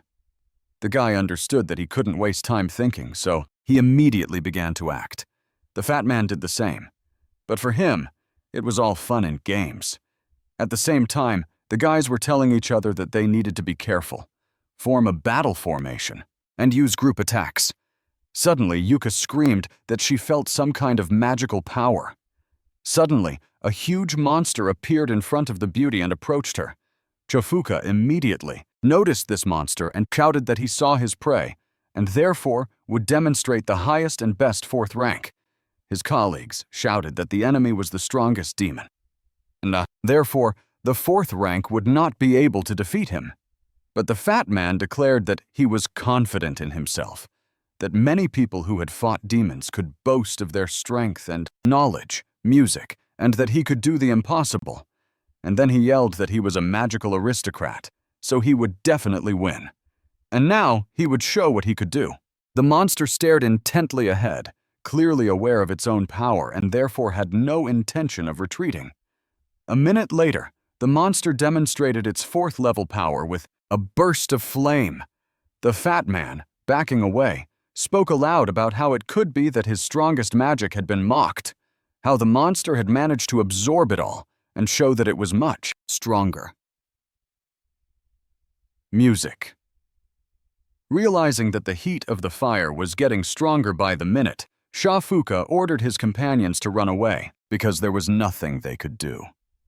The people sitting on the ground understood that the magicians were running away, but at the same time, they did not understand where to run. Our hero realized that he could only rely on his own strength, and therefore the flight of his opponents was only a matter of time. That is why the young man immediately began to neutralize the enemy's influence in order to at least give ordinary citizens the opportunity to retreat and hide. The young man's charges also wasted no time, gathering all their strength into a single blow and acting as never before. The young man saw this work and was delighted with what his subordinates were capable of. The fat man sitting on the ground also saw what was happening, but he was not happy that things had turned out this way. Wiping the sweat from his face, Shuka suddenly said that it was very close and therefore very dangerous. Yuka, who was incredibly angry, asked her opponent why he had dragged ordinary people into this. The man replied indifferently that it was the people's own fault for not running away in time, and that instead of getting in the way, it might be better for them to die. Hearing this statement, the girl immediately clenched her fist and began to swing. She knew she couldn't stand this attitude, so she hit the guy as hard as she could and called him some bad names. After that, she yelled at the fat man not to talk about magical aristocrats because he himself had no reason to be proud. Holding his cheek, the man complained that they dared to hit him, a man who was the best magician. However, the fight was not over yet. So, the beauty, walking away, shouted to her friends that they needed to deal with the demon, so they had to move on. Kusanagi Minato did not like these fights very much. He understood that when the enemy was nearby, one could not allow oneself such behavior, and therefore did not know how best to deal with his charges. Moreover, there were still people who needed to be saved, and his students had to keep track of the demon's every move. Monster stood there for a while, simply watching his opponents. At that moment, one of the fat man's assistants told him that they would not be able to defeat this giant, and therefore persuaded him to wait it out in hiding. To himself, Shichuka thought that this monster was actually very strong, so music, he couldn't defeat it. But then another thought immediately came to his mind. He immediately shouted that if he let the squad fight, they would weaken the enemy, and then he could easily finish him off. The man said that they should hide and just watch at first, and when the students ran out of strength, they would do the job in the best possible way. At that moment, the students saw the monster approach them almost close up, although, as before, it did not even hint that it was going to attack. We understood that this monster was powerful. Music, and therefore she doubted whether they could defeat it, although she immediately told herself that they, music, simply had to do it. Raising his hand, Katsuragi Ruji declared that the one who takes the first step toward victory will win. And in a moment, everyone gathered began to activate their abilities to start the fight. For a moment, the young man thought they had succeeded, so he loosened his grip. However, when the dust settled, the guy saw that the monster was still glaring at them viciously. The sisters also realized that their attack had no effect, but they knew that something special was needed to defeat this giant of the 5th rank. The monster saw that the kids had become less active, so it began to demonstrate its abilities again. Realizing that the fire was so powerful that it could burn them, Yuka immediately ordered everyone to leave immediately. The girl thought wistfully that this monster had become much stronger than a moment ago, twice as strong as her magic. The difference in real strength was too great. If they didn't come up with something, they wouldn't be able to win. The blond man standing nearby signaled to the beauty, pointing to the earpiece from which the Kyonsoka young man's voice was coming, saying that he wanted to give her some advice. He immediately added that they urgently needed to join forces. You didn't understand what the mentor meant by this, so she tried to convince him that they were already working together. But Minato Kusanagi continued to insist that it was important to join forces in the literal sense. The girl couldn't understand anything, but the mentor said that the rest was up to the guys to figure out for themselves. A moment later, the beauty turned around because something had frightened her greatly. She realized that the fire was closing in on her, which meant she had to retreat even further. Keeping her composure, Ruka shouted that they needed to think carefully about what Kusagani had said, as his words were surely very important. Her younger sister thought to herself that she had believed this guy even when everyone else thought he was useless, and therefore the young man surely knew what he meant. Another thing was that it was difficult for his team members to put all the pieces of the puzzle together. But a minute later, the girl said that the demon's magic was strong, but it took him a long time to read the spell. So maybe they should deal with the monsters first, while avoiding the demon's magic. After that, she told the blonde guy and his squad to attack from the east, and they would take care of the western part. When it was their turn to attack, she would let them know. There was no time to waste because the boss, as before, was showing everyone what he was capable of. Once they were ready, Yuka immediately commanded that they begin the attack.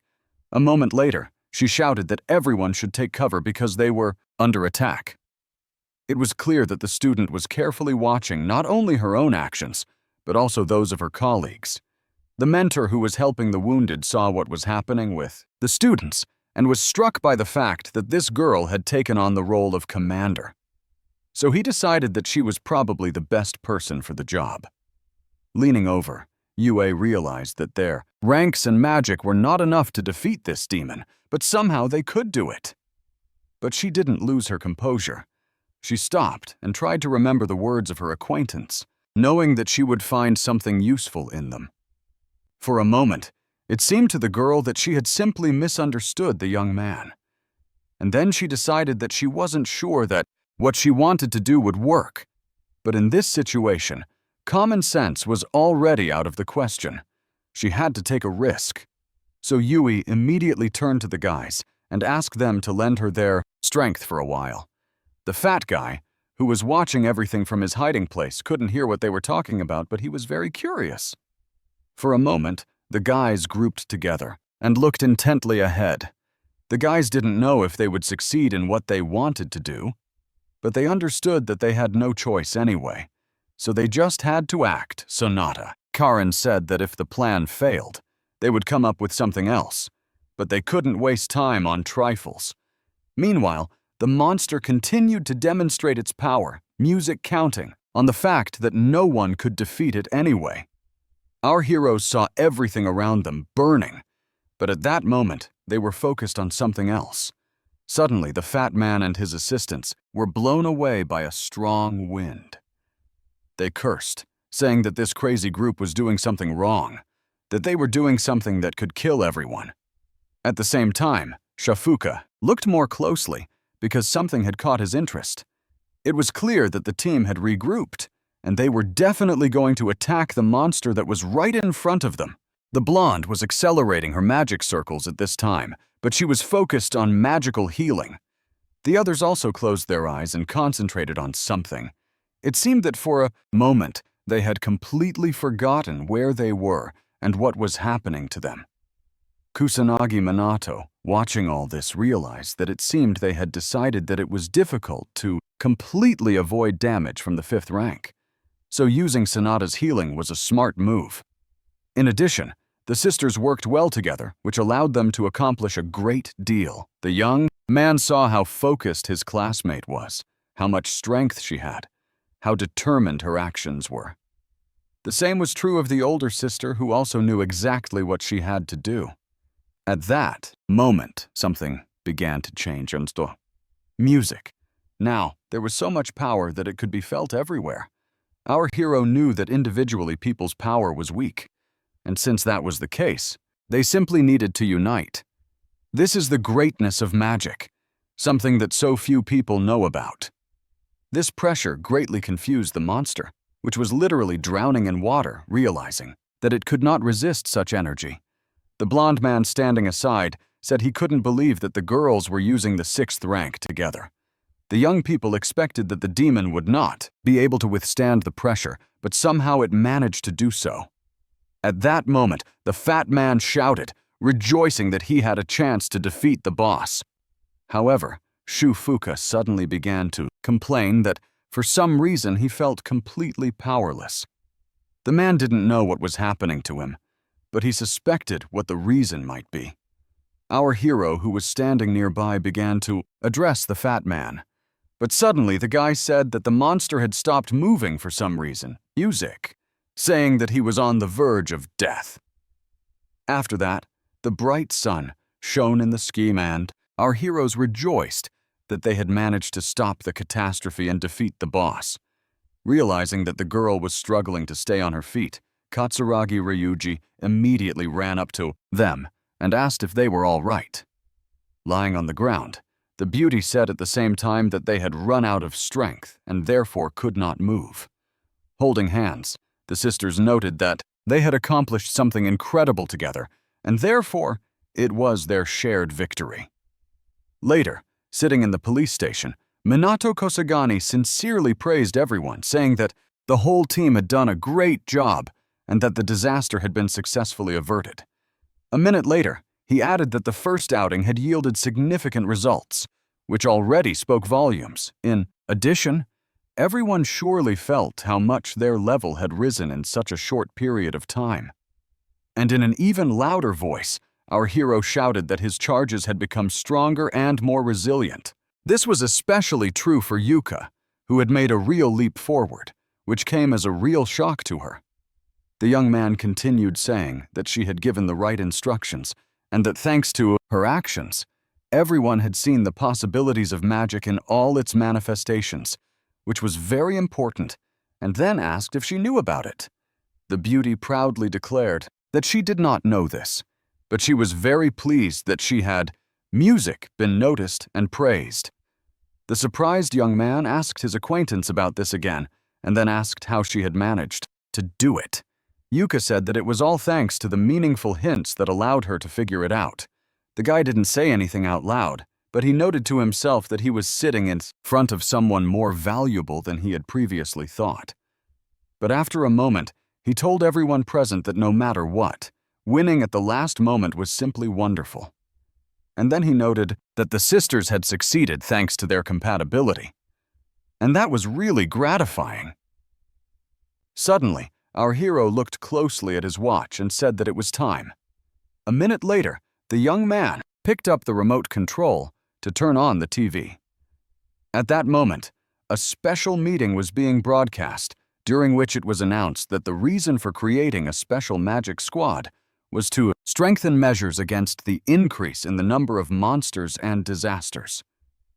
One of the journalists asked if it was true that the team leader was the student who had stopped the disaster at the academy.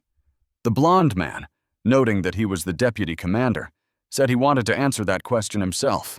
The young man firmly explained that their commander was indeed a student and that there was no secret about it. Rumors immediately began to spread throughout the hall that this was unbelievable because an ordinary student could not be a leader. But the blonde man continued to explain that the young man possessed power greater than that of the magical aristocrats. He added that during the disaster of the academy, they had failed to provide the necessary assistance which had put both the police and the citizens in a difficult position. But thanks to this young man's actions, they managed to do the impossible. Shiduigo stood his ground, saying that this student was the savior of their age, of which the deputy was certain, and therefore, apart from him, he would not entrust this position to anyone else. Our hero listened attentively to this impassioned speech but decided that the blonde man had become so heated that he was going beyond the bounds of propriety, and this could cause them problems.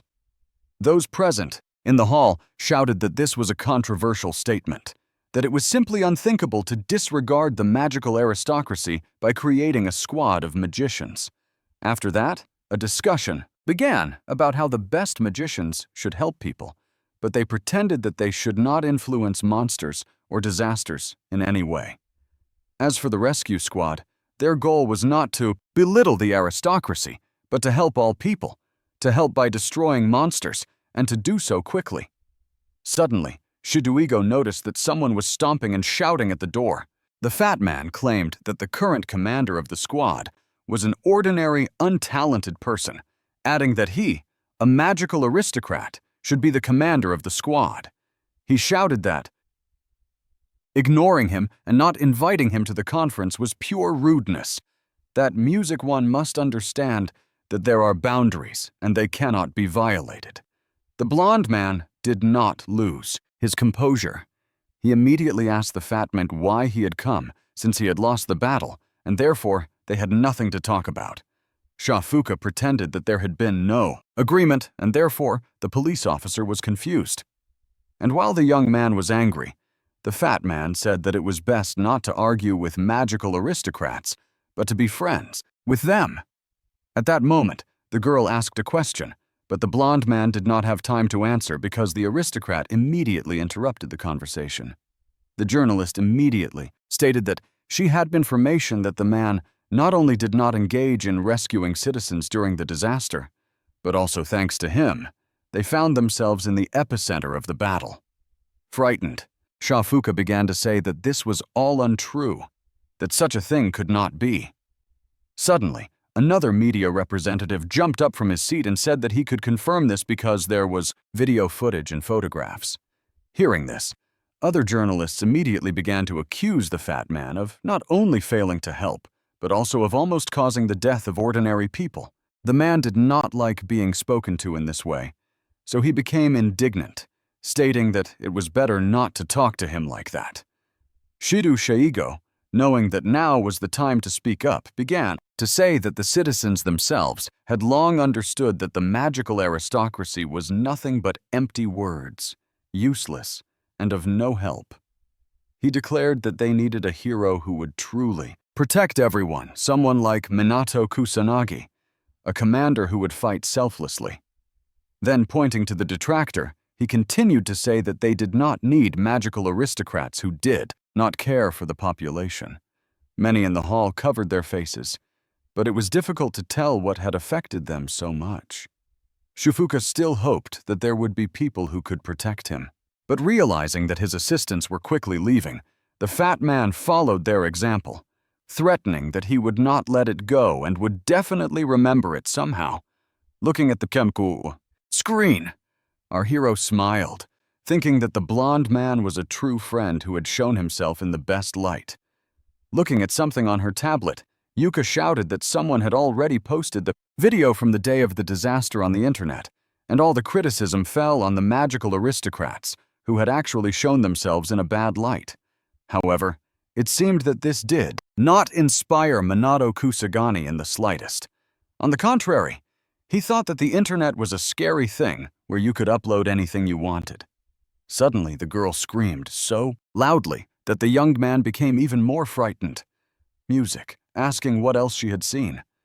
Smiling, the beauty announced that their faces were now there too. Moreover, all the guys were clearly visible, as if they had posed for it on purpose.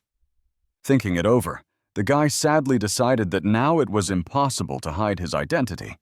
He already attracted a lot of attention, and now it would become even more difficult. A week later, Minato Kusanagi was invited to the conference room where he was supposed to say something, or music. However, the guy was embarrassed by the fact that there were too many people, and he was not used to such a thing. The blonde man approached from behind and cheerfully said that, for some reason, it had become easier to get statements to senior management, and the number of candidates had grown in an instant, all thanks to the press conference and the internet. Music. He immediately began to apologize for losing his composure that day and perhaps saying too much. Our hero thought he believed he could teach magicians, but he didn't want to receive so much attention. Yui, who took her friend by the hand, suggested that he just accept it and get down to business, adding that in this world, the young man would not go unnoticed. But the guy wasn't happy about it at all. He understood that there would be even more attention, which he didn't want at all. At that moment, interesting and frightening events were unfolding in a Buksuma, dark place where a bound man was sitting. Some unknown person declared that he would ask the question again, to which he must hear the answer. The stranger wanted to know absolutely everything about the magician in black, and therefore was not going to let the poor man go until he found out absolutely everything. The captive looked intently at the knife blade and then at his captor, but did not rush to speak. Then he added that he had said everything he knew, which was that this was a young man who was skilled in magic and that he knew nothing else. What else to say? Striking the captive, the stranger looked away. Music. After that, he stated that there was surely some information that he had not been told, although he should have been. Looking at the smiling stranger, the man explained that there were rumors that this mage was a student, although the police had searched the entire academy and still hadn't found the boy. After dealing with the prisoner, the man with glasses said aloud that he must find this guy to do what was necessary. In the evening, Minato Kusagani went to Shinjuku, knowing that there might be monsters there, and that his help would be needed. Music. Sitting down on the ground, the young man looked intently in one direction, but in reality, he just wanted to get himself ready. Several guys were standing in an alley armed with cameras and clearly waiting for something to start filming. Suddenly, one stranger turned to another and asked if it was true that the monster they had filmed had been destroyed by a magician in black. If so, it was a shame that they had arrived so late. Overhearing this conversation, our hero thought that everyone had calmed down long ago, but in reality, the excitement about the mage had not subsided at all. Although nothing terrible had happened in the area recently, young people were still wandering around everywhere to see Kusanagi Minato, music. The only good news was that the police had begun to respond more quickly, now conducting constant raids throughout the city. Therefore, the young man decided that there was no longer any need for the magician in black, and that law enforcement should take care of the matter. And just as the young man was about to return, he saw a fight breaking out. One of the ill-wishers was yelling at the guy, telling him to return 10 million, otherwise they would simply take him and sell him for his organs.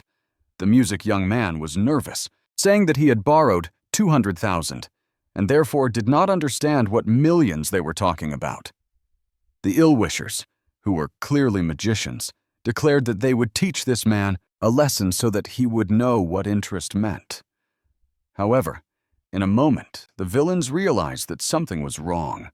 The bright light protected the unfortunate man, but at the same time, it neutralized the bad guys. Realizing that this was his salvation, the unfortunate man immediately jumped up from his seat and ran away. His enemies did not understand who was standing before them, so they said that the boy had decided to play the hero and interfere with them without even thinking about the consequences. Only a minute had passed, and the guys who just a moment ago thought they were invincible were now apologizing for everything they had done. Minato Kusagani found it strange that the police did not take action against illegal magicians who were involved in bad things. At that moment, the ill-wishers were discussing the fact that this was the magician in black, and they remembered that the guys from the secret organization were looking for him to become a member of their gang. The young man standing nearby heard about the secret organization. So, he approached one of the opponents and asked him what they were talking about. The young men immediately said that they knew nothing about the Black Rebellion organization and therefore asked the boy to forget everything that had happened in this alley. Realizing that his rivals definitely knew something, our hero promised not to touch them if they told him everything. The Black Rebellion, as it turned out, was a secret organization of magicians who did not appear in public. They committed all kinds of crimes, including swindling people out of large sums of money. It is important to understand that the Yakuza, gangsters, and the Mafia are all members of this organization, and some say that they have connections in the media and even in political circles. And in Kabakitete, there is a branch of these people, and ill-wishers want the magician to recommend them to this organization if it is not difficult for him. Our hero realized that he no longer wanted to listen to these bad guys, so he ignored them and left them alone. He thought to himself that he had already heard from Sonata that outlaw mages had been more active lately, but he had not heard of such a society. The young man decided that he would definitely look into this matter. But first, he needed to think it through. It would be best to entrust Kusagami Manado with dealing with disasters and monsters, while the mage in black should take care of cleaning up the underworld. Music. And looking ahead, the guy decided that for starters, he would destroy the branch that was nearby. The area our hero arrived in was quite noisy, despite the late hour with people walking around everywhere, and music, not entirely sober. There were also pretty approachable girls in this place who everyone was paying attention to. Some people suggested going to a cabaret, saying that the prices were reasonable and that visitors would have a great time. Minato Kusagani understood that the liveliness of this modern district was simply amazing. Your eyes darted around and you didn't know what to choose. However, the young man was more concerned that he could sense magical power coming from different directions and couldn't concentrate. Although the most difficult thing was to figure out which of these people belonged to a secret organization. The young man decided that perhaps he should start by catching someone who was involved in something criminal. At that moment, a strange deal was taking place in the alley. One person was about to sell another expensive bowl of the highest quality. Noticing the young man, the suspicious individuals immediately began shouting at him, asking what he was doing there. A second later, the two ill-wishers were lying on the ground, and our hero thought that they did not recognize him, which was even better. Picking up his phone, Minato Kusagani decided to report these criminals to the police and move on. At that moment, passers-by noticed someone lying on the ground and looked strangely at everything that was happening. It was also unusual that there were several guns lying next to the criminals. Glancing around the place once more, the young man thought that it looked like something out of a Western movie. Getting up from the ground, one of the guys said that members of a secret organization had gathered in this bar, music, but he didn't know anything else about it. Walking down the street, our hero shouted after him that he hoped at least the information he had been given was true. At that moment, several people were sitting in the bar, engaged in animated conversation. There were others, but it seemed that they were all strangers to each other and therefore looked like ordinary guests. Suddenly, a woman sat down on a chair near the bar counter, saying nothing and asking for nothing. Instead, the bartender asked the young lady what she wanted. Putting money on the table, the guest immediately got down to business, saying that she wanted some information. The man put the money in his pocket and asked what she wanted to know. Hearing the visitor ask about the location of the Black Rebellion team's hideout, the man looked at the visitor intently and calmly stated that she wanted to ask something completely different. The girl looked intently at the bartender, not understanding what he was hinting at. The man continued to say that the guest was interested in what would happen to her next, and he said it so loudly that everyone present heard the phrase. The young people got up from their seats and shouted that someone wanted to know everything about them, music adding that who would have thought that such a beautiful woman would be looking for them. Turning to these people, the guests thought that she had been misinformed, but now she did not understand how best to retreat. Using magic, the villains shouted that they couldn't kill this woman. They had to take her alive to find out why she had decided to look for them. The stranger realized that she also needed to act, so she immediately began to defend herself, striking back at the same time. Looking at the door, the guest realized that it was only a few meters away, so she had to run as fast as she could. Suddenly, the woman felt heat and realized that her opponents had figured out her plan and attacked her. A minute later, the unfortunate woman was lying on the floor. Realizing that her plan had failed, the villains looked closely at the girl, saying that she could not do anything now, especially since they were in the majority. The beauty silently asked for forgiveness from a certain K, thinking that as the guy's sister, she had failed.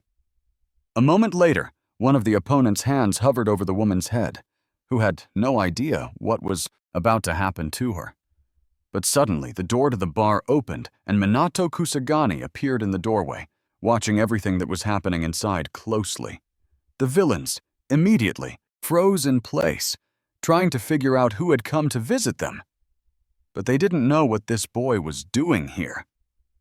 Music. The young man didn't care who thought what about him, so he simply walked across the room and approached the bartender. The boy asked calmly if it was true that members of a secret organization of magicians were in this place.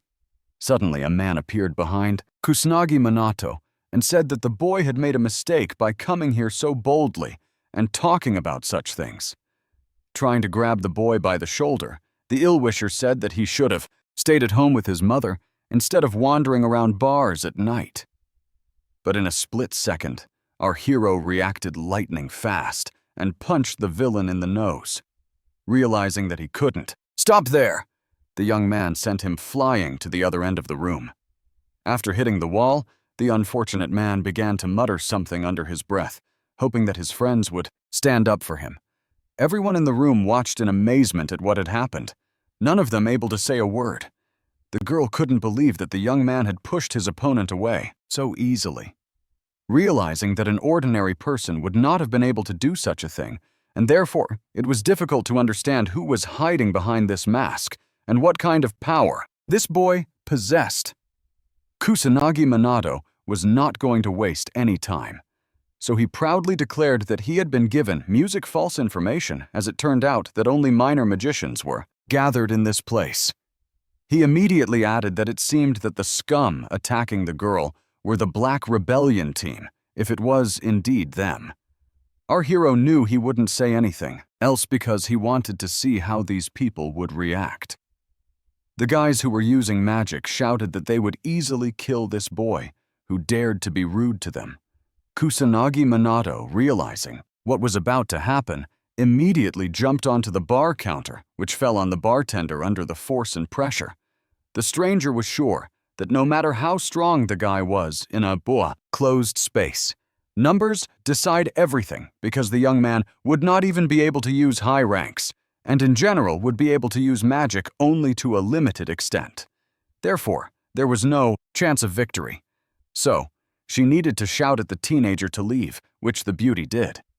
But it seemed that our hero did not hear her because he was completely absorbed in the moment and did what he had to do. The young man paused for a moment, but only to think through his next move. After that, the guy started running around the bar as if he were being chased. Although he knew that the reason for this behavior was to confuse his enemies, who did not expect anything like this. This was true, as the guy immediately found himself next to one of his detractors and immediately struck him. Only a couple of seconds passed, and Kusanagi Minato was already standing next to the second villain. Then the teenager began running from one opponent to another, striking them with chaotic blows. Everything happened so quickly that the men couldn't do anything. They didn't even understand who was hitting them or how it was happening. It could be said that this was the best hand-to-hand combat our hero had ever participated in. The surprised girl watched everything and did not understand how the situation could have turned in favor of the unfamiliar young man. She couldn't believe that in just a couple of minutes, the young man had dealt with all the villains. Minato Kusanagi stood calmly and looked at the scene of the fight, assessing the quality of his work.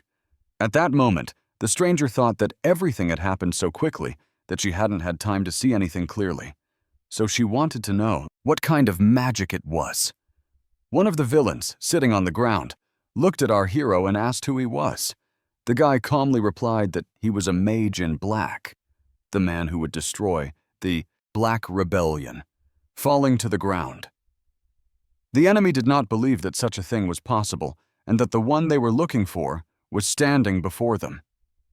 Suddenly, Minato Kusanagi turned around and walked toward where the stranger was sitting. She was still unable to believe her eyes that this boy had defeated everyone in the blink of an eye, which meant that this man was a high-class mage, music, or most likely a legendary mage. The boy understood that the beauty was frightened, so he looked at her silently for a while. The stranger kept thinking that the person standing in front of her was just a young man, most likely a student. The young man did not know what was wrong with this girl, so he asked how she was feeling, hearing that the enemies had not managed to harm her. However, a moment later, our hero turned around and headed somewhere. Leaning on what was left of the bar counter, Minato Kusagani told the bartender to immediately tell him everything he knew about the organization of magicians. Covering his head with his hands, the man cried out that he couldn't do that if he even thought about it, they would kill him on the spot. Suddenly, the guy hit the bar so hard that the bartender covered his head with his hands even more. Realizing that this kid wasn't joking, approaching as close as possible to this man, our hero looked at him contemptuously and declared that he was not one to repeat himself twice, so it would be better to tell him everything he knew. Seeing that the guy had broken the bar in half, the bartender shouted as loudly as he could that he would tell everything. But there was no need to break him, too. He immediately said that the organization's headquarters were located in Tokyo, that there was a branch office in Kabuko, and that he had personally heard that the head of the branch office there was very dangerous. The leader is a magician who wields influence over the underworld, and there are even rumors that he secretly controls all of Japan. When asked where the branch was located, the man said he didn't know for sure, that ordinary people weren't told about it, and that people like him were simply forced to do the worst jobs. Kusanagi Minato thought to himself that his attempt to find out the location of the branch had been unsuccessful, and so he was back to square one. Consequently, he had to continue hunting down criminal magicians. Just as the young man was about to leave, a stranger called out to him and asked him not to go. She kindly said that she was grateful to him for saving her, and added that she was afraid to even think about what would have happened if he hadn't been there. Turning around, the young man said that it was an accident. He just happened to be there because he had his own business to attend to, and if the woman got involved in it, then she must surely understand all the risks. The girl didn't like this answer and said it was rude, but our hero pointed out that the stranger was an adult. She immediately added that she had heard that the young man was looking for the Black Rebellion, but she was curious about what Kusanagi Minato planned to do after finding these magicians. With indifference in his voice, the teenager said that he would destroy them all. The girl understood that the person she saw before her was speaking with complete seriousness. This guy really wanted to destroy the Black Rebellion. Without a doubt, he was strong, but he certainly couldn't do it alone, just like her. and so the stranger asked if perhaps they should join forces and act together. The young man asked if the beauty was really offering to work with them. She immediately said that she was a detective and had more information than a teenager, as well as connections, but she did not have the power that the magician in black had. The young woman realized that this young man was much stronger than people said, and if they joined forces, she would be able to achieve her goal. Our hero said that, exchange for his power, the detective was offering him information, and she added that it could be a wonderful collaboration, and extending her hand, she noted once again that they needed to join forces. After that, the woman looked closely at the magician in black, not knowing who was hiding behind it. Kusanagi Minato thought that he needed the information, but could he trust this stranger? Although, if necessary, the young man could break off contact with her. Therefore, he said aloud that he had thought about it and wanted to cooperate. Pointing to herself, the stranger said her name was Leona, as she had said earlier, and that she was a detective. The young man did not give his name, but said that he was a mage in black, hearing the girl say that it would be unusual to communicate with him in this way every time. Our hero was firm in his decision, so he reiterated that there was no need to ask his name. The beauty understood that she would not be able to get his name out of him. So, she asked if she could call the teenager Black. Without answering, the young man wanted to get to the point, so he asked how it happened that these villains attacked Leona. She immediately explained that she was looking for the hideout of the Black Rebellion, but ended up finding them. The young man immediately said that it was rash, but the beauty noted that she did not want to hear such rudeness, although the teenager immediately added that he could protect himself. Embarrassed, the detective admitted that she had no other choice. It was a necessary measure. The girl said that recently in Kabukite, outlaw magicians have been operating wherever they please, and the police don't have time to keep track of disasters, let alone these people. Hearing about the disasters and monsters, the boy remembered that he had already heard all this information from his police acquaintance. While the girl was telling him everything, the teenager noticed how much her hand was shaking, so she grabbed it with her other hand. The young man had no intention of hiding this, so he said that there were probably other circumstances involved. For a moment, Leona fell silent and looked intently in front of her, seemingly unsure of how to start a new round of conversation. After gathering her thoughts, the girl explained that her younger brother had been attacked by outlaw mages. The detective added that their parents had passed away several years ago, so she had taken on the responsibility of raising her brother to provide for them. She worked tirelessly. Of course, it was difficult for the little boy because his older sister was always working, but he never complained. One day, while the girl was at work, robbers broke into their house and her brother witnessed the crime. The boy came out of hiding at the wrong moment, and the villain saw him and used magic against him. The child was terrified. He saw the flames catching up with him, but despite this, he ran away. After that, Leona's expression changed dramatically, but nothing could be read in her eyes. Minato Kusanagi did not understand what was wrong with the child, but the girl noted that there did not seem to be any serious injuries, although her brother had not yet regained consciousness. Realizing that Kai was in a coma, the young man decided that even healing magic would not help in this case. Bursting into tears, the beauty said that even the doctor did not know when the child would wake up, and he was only 9 years old. She immediately added that the criminals were members of the Black Rebellion, and they had been arrested, but she was still not satisfied. The young man thought that Leona was seeking revenge, but she noted that she wanted to establish order so that no one else would have to go through something like this. Detective admitted that she didn't have enough strength, but with the help of the magician in black, she would be able to fight this gang. After hearing this story, the young man decided that she was not lying. She told him a story from her life so that he would not deceive her, deciding that it was harsh. However, the teenager did not feel hatred towards such desperate people.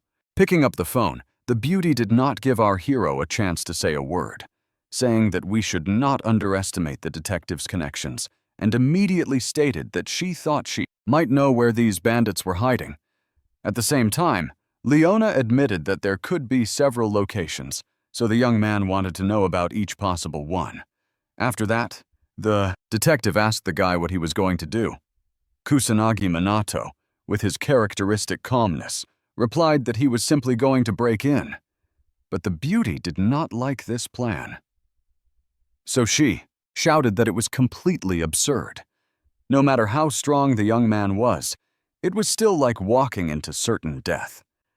But the teenager calmly explained that he couldn't die because he was a black mage. The girl did not want to argue. She only said that in that case she was going to go with him. Our hero didn't like this idea. He understood that something could happen to the Kasutu detective, but she calmly replied that if that happened, the child would receive insurance money for her. A minute later, strange images from his past appeared before the young man's eyes. So, the young man fell silent and stared intently at one point, and suddenly he declared that money was not comparable in value to family, music, and therefore the girl should remember that she could not say that she was satisfied with the option of death. But she cried out again that a powerful person like a magician could not understand the feelings of weak people like her. Even if you live decently, you find yourself harassed by groups of scum who beat you up and you can't fight back. And then she shouted even louder that she had no idea what else they would have done to her brother. Leona lowered her head and cried. It was clear that the whole situation had affected her deeply. For a while, the room was silent. Neither the girl nor the young man could say anything. The young man realized that time was dragging on too long, so he asked the detective to talk to him. As he was about to leave the bar, Minato Kusagani said that he needed to know the location of the hideout. And opening the door, he added that it was time to go and beat up those bad people. Wiping away her tears, the detective happily said that they would definitely do that. Once outside, the girl said that if they went on foot, it would take a long time. But music. The guy immediately replied that they didn't have to go on foot. Coming up close to his new acquaintance, the young man told her to hold on as tightly as possible. Frightened, Leona did not understand what the young man was going to do or what he was talking about. At that moment, several people gathered in one of the city offices and discussed something. One of the men looking into the distance said that something strange was happening there and recommended that the others take a look too, but they didn't have time to do so because at that very moment, Kusagi Minato and the detective broke through the glass and flew into the room. One of the strangers rushed to his companion, who was lying on the ground after being struck by the uninvited guests. Our hero wasn't going to bother figuring it out. He asked directly if it was true that they had arrived at the Black Rebellion's hideout. Coming to her senses after the high-speed flight, Leona muttered to herself that she thought she was going to die. Pointing their guns at the young people, the villains asked who they were and added that surely they knew where they had invaded. Looking at these people, the young man thought that the Yakuza hadn't changed at all since his lifetime. Suddenly, another man, who was most likely the leader, approached the young man and asked him again who he was. The young man had no intention of hiding his identity, so he calmly replied that he was the magician in black. At that moment, the man started yelling at someone, but it was difficult to understand who it was. Kusanagi Minato reacted quickly, telling his friend not to even think about leaving his side. But in the next minute, one of the villains was already swinging some kind of hammer to hurt the guy. The teenager watched all this, while the girl closed her eyes, realizing that the young man was about to be hit. However, the villain suddenly stopped, not understanding what had happened. The other ill-wishers knew that there was no time to waste, so they immediately decided that it would be best to start shooting. But the bullets had no effect, because our hero had equipped himself with automatic protection that could even conceal the sound. Realizing that there was nothing they could do, the villains shouted that he was a real monster that no bullets could kill. However, the young man was not going to do anything. He just stood there and watched closely the man who was right in front of him. A minute later, Minato Kusanagi addressed this man, stating that he already understood that he was the leader, but immediately asked if their group was in any way connected to the Black Rebellion. The man remained silent, but his face showed clear dissatisfaction, and it was obvious that he knew something. For a moment, the man bowed his head, after which our hero noticed a slight tremor in his body. Suddenly, the leader shouted that the boy despised the Yakuza for some reason, and therefore would definitely not leave their office alive. After that, all of the boss assistants again pointed their weapons at Kusanagi Minato, who, as before, stood motionless, and while the boy lamented that they couldn't hear them, Leona tried to say that they were dealing with the Yaka, and therefore there was nothing strange about it.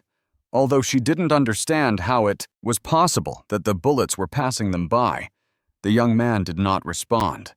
He simply said that there were definitely no magicians among these people, and therefore all these guys had nothing to do with the uprising and music. If that was the case, then they could be finished off. But the leader, hearing what the young man said, shouted loudly that this would only end his life. Kusanagi Minato had no intention of explaining himself to these villains. He simply decided to knock them all out with a single blow. And he succeeded, because in a moment the whole gang was flying towards the opposite wall. Our hero just watched the Yakasa closely, although he was in no hurry to leave. The girl didn't know what their next plan was, so she asked if that was all. The guy firmly stated that this time they were wrong, and since that was the case, it was time to move on. Watching her companion, Leona thought about how strong this teenager was, but she didn't understand what else this young man could do. Perhaps his strength was enough to destroy the Black Rebellion, even on his own. But the beauty did not have time to think about anything else, because our hero quickly picked her up in his arms. Looking at Kusanagi Minato in surprise, she asked if they were going to fly again. Music. But instead, the guy decisively climbed out of the window and headed down, which came as a real surprise to the frightened girl.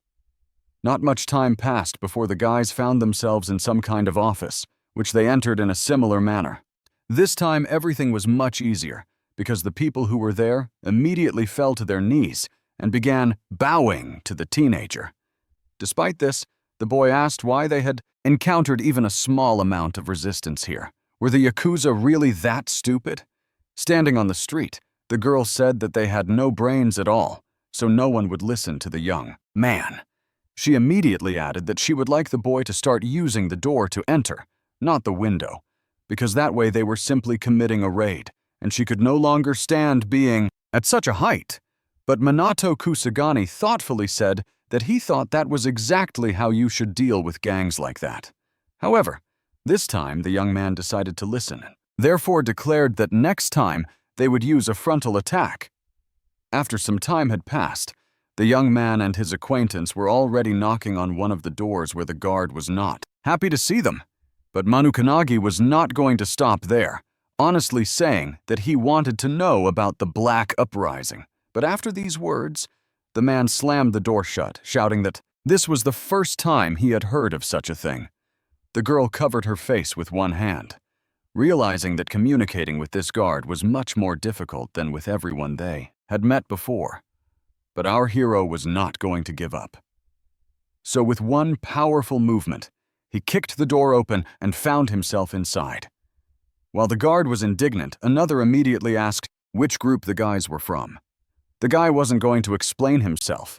He just said that he had come here to learn more about the Black Uprising. The teenager wanted to say something else, but the guard immediately ordered the people inside to start beating the kid. Once again, Minato Kusagani spoke calmly, asking them to just listen to him. However, in a moment, the teenager realized that words alone would not achieve anything. So, he struck the man. The other two, watching what had happened, tried in amazement to understand how such a thing could have happened. Lifting his head, our hero noticed that someone had approached him and decided that it was the clan leader.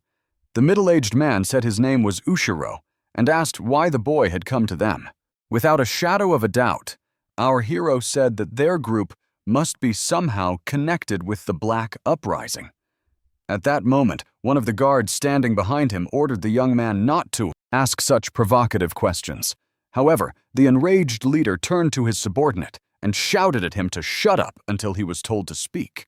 The man tried to argue, but Ushiro rightly recognized that there was no point in using force because all the men were much weaker than the young man. He immediately added that in response to the previous question, they do not associate with scum like the members of that gang. The slogan of their organization is humanity and justice.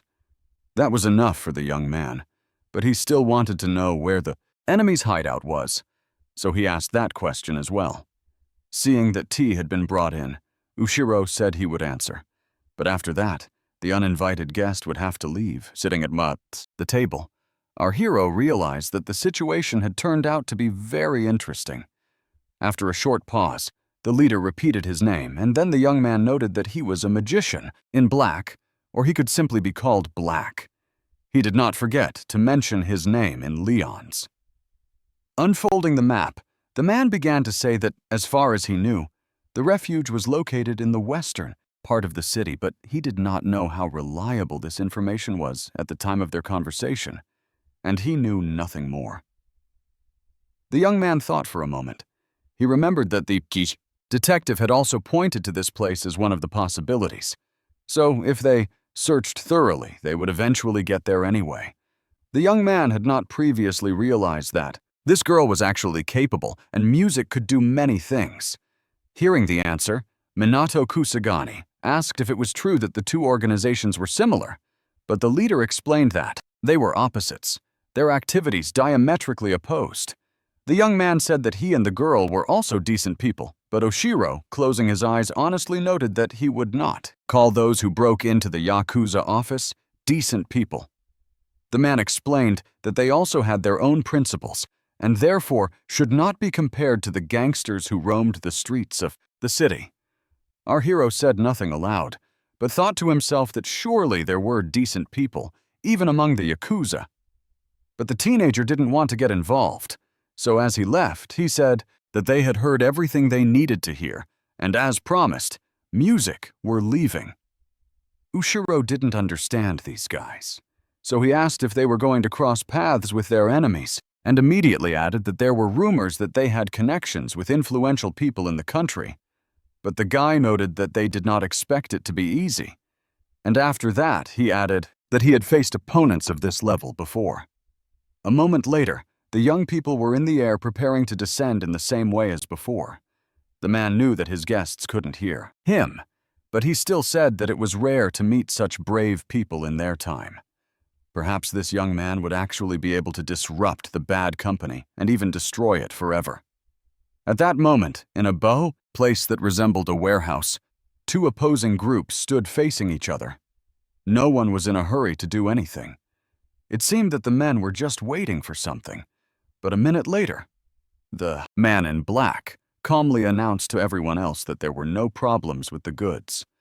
After packing everything into a suitcase, another man handed it to another, although he did so slowly and reluctantly.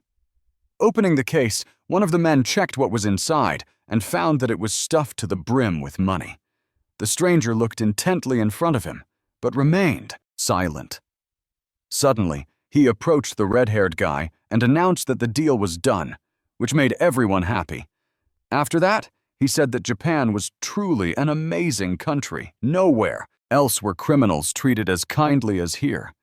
The man replied that their country was full of people who naively believed in the idea of world peace, and that was why it was actually the best country. And in a moment, the men were laughing as loudly as they could. But it didn't last long.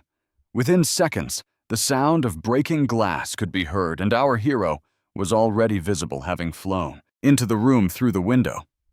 After that, Minato Kusanagi calmly landed next to the gangsters, who did not understand what was happening. Gathering around the guys, the ill-wishers shouted that no one should be in this warehouse except them. But Kusagami Minato didn't care who was saying what. He stated in an indifferent tone that they had finally found what they were looking for. He immediately added that they were facing a black rebellion, the very one that had been talked about so much. Putting his friend down on the floor, the guy wondered how many magicians were here. On the one hand, it seemed that everyone had activated magic circles to help themselves, so they must know how to do something. But on the other hand, there were those who had taken up arms, so it was safe to say that they were definitely mafiosi. While the young man had his guns pointed at him, Leona managed to slip away to the side because she had a plan. The girl decided to film everything that was happening in the warehouse, so she was in a hurry, realizing that she had to act as quickly as possible. At that moment, the red-haired guy asked our hero who he was and why he had music come to see him. The teenager calmly stated that, for some reason, all bad people say exactly those words first. A moment later, he continued, saying that he was a black magician and had come here to destroy the entire group. This news took everyone by surprise, and it seemed that after these words, everyone was lost in their own thoughts. However, after that, everyone began to laugh loudly, showing their contempt and disrespect for the boy. The bandits said that the boy had decided to play the hero and therefore wanted to play alone. But before they could recover, they felt and saw a pillar of fire rushing toward them. The criminals thrown back by the blast wave screamed because they couldn't understand how some stranger could be capable of something so powerful. But Minato Kusagani had already said that he was capable of defeating all the criminals quickly and easily. They in turn did not know how they could resist, although they understood that they would definitely not give up. Harnessing their magical powers, the group began to say that they needed more power to finish off this uninvited guest. But our hero stood still and continued to do so, not even moving. Even though he could see how much fire was flying in his direction, he just thought to himself that in a closed room, you can only use magic up to the 2nd rank. Otherwise, the warehouse will be destroyed. He himself could use magic and combat techniques. But there were many people, and that was the main problem. Suddenly, the villains began to shout that neither attacks nor bullets could harm this young man. Exchanging glances, the ill-wishers tried to understand who had come to them and why he was so strong. And while the men discussed that they had never seen such magic before, Kusanagi Minato thought that he hadn't even started using magic yet. However, in the next second, the bandits perked up, remembering that they had something they could try on the young man. One of the men shouted that the guy could revel in his power as much as he wanted, but it wouldn't help him in the slightest. Music. Then the stranger put on a gas mask and took out something that resembled a grenade, but with a container. Kusanagi Minato understood that it was something resembling a buto chemical weapon, so he shouted to Leon, who was hiding around the corner, to run out into the street immediately and not come back under any circumstances. His frightened partner did not understand what to expect, so she immediately rushed to the door. At that moment, the villain swung and threw the checker in the direction of our hero. The young man knew how to defend himself against such things, which he did in a flash. Realizing that the group was unaware of his ability, literally a few seconds later, thick smoke began to fill the room. The jubilant bandits discussed among themselves that the boy would definitely not be able to withstand the poisonous gas. And therefore, it was good that they had come up with something like this. The men saw that the smell was slowly beginning to dissipate music, and they also realized that no one was attacking them. So they were sure that the uninvited guest had suffocated. Approaching the place where the boy was standing, the ill-wishers said that they wanted to see the expression on his face when he died. However, when they sat down on the floor, they didn't see anything at first, so they were very surprised. But suddenly, Minato Kusagani appeared, standing on his feet and watching the two gang members closely. Other members immediately approached and discussed among themselves how this man could be alive, since there was no protection against the magical barrier or gas shield. However, the guy said that gas is gas, so it is enough to use wind magic to circulate the air. And in a more severe voice, he added that you couldn't fool an outstanding magician with all this. It was all child's play. The teenager couldn't see the faces of the bandits because they were covered by gas masks, but he understood that they were more than surprised. Suddenly, one of the villains shouted to the other to call for help, but the other shouted back that for some reason no one was answering. Smiling, Our hero said calmly that it was understandable that no one was answering. The reason was that something unusual had also happened in the other shelters. This happened after he visited them, so there was no point in waiting for someone to come and do something. He immediately added that the only ones left alive were those standing in front of him, those who were going to harm him. The young man had no intention of wasting his time on villains, so he asked them if they were ready. Only a minute had passed, and Kusanagi Manado had already dealt with everyone, which was not particularly difficult for him. The young man said aloud that the Black Rebellion in Kabukite was over, so they could call Leona to tell her about it. However, at that moment, the boy heard something suspicious, so he asked who was hiding there. Suddenly, a dark figure appeared in the doorway and twisted the detective's arms. The stranger said that the boy was brave to come to them alone, but that it would not help him. And putting a knife to the girl's throat, he said that they could make a deal if the young man wanted to. Smiling wickedly, the man declared that he was the famous magician in black, whoever he was. At that moment, the boy thought that the distance was quite large and using combined magic would not be enough. Although, if the moment was right, everything could work out as it should. In addition, Minato Kusanagi wanted to know if he could knock the knife out of the bandit's hands with his first rank. Realizing that the game had begun, the ill-wisher said that he did not advise doing anything stupid because the girl could accidentally die. The teenager thought to himself that this man music could somehow see his magical power, which was strange to him since the first person he had taught this to was Music Uka, and he hadn't even thought about it since. The young man understood that he was facing a villain whose magical power was at 40,000. Although it was not certain that he was not hiding it, because if he could read energy, Music, could do other things as well. With sadness in her voice, Leona apologized to our hero, saying that she had been wrong not to listen to the young man, and had gone with him. But the young man declared that he did not want to hear about it because he would save her by any means necessary. Suddenly, the villain shouted again, saying that he felt as if the uninvited guest was deliberately ignoring him, even though he did not understand the situation they were both in. He immediately added that he was in charge, and therefore everyone had to play by his rules, otherwise someone would die. The young man did not want to anger the bandit, so he replied calmly that he understood everything and would not do anything unnecessary. The gangster immediately changed his anger to kindness and said that he liked this way of communicating much better. After that, the man said that he was late with his introduction, but the teenager should know that his name was Kaga Shuji, Music, and that he was the boss in this department. He immediately added that their boss had ordered them to find out who was really hiding behind this mask, but that this information alone would not be enough. It was very important that the young man also join their squad. Moreover, he continued to interrogate people who had any connection to the magician, and finally got the information he needed. A moment later, the villain fell silent and looked intently at the young man standing right in front of him. Then he screamed, realizing that the magician in black was not only not planning to join them, but wanted to destroy their life's work.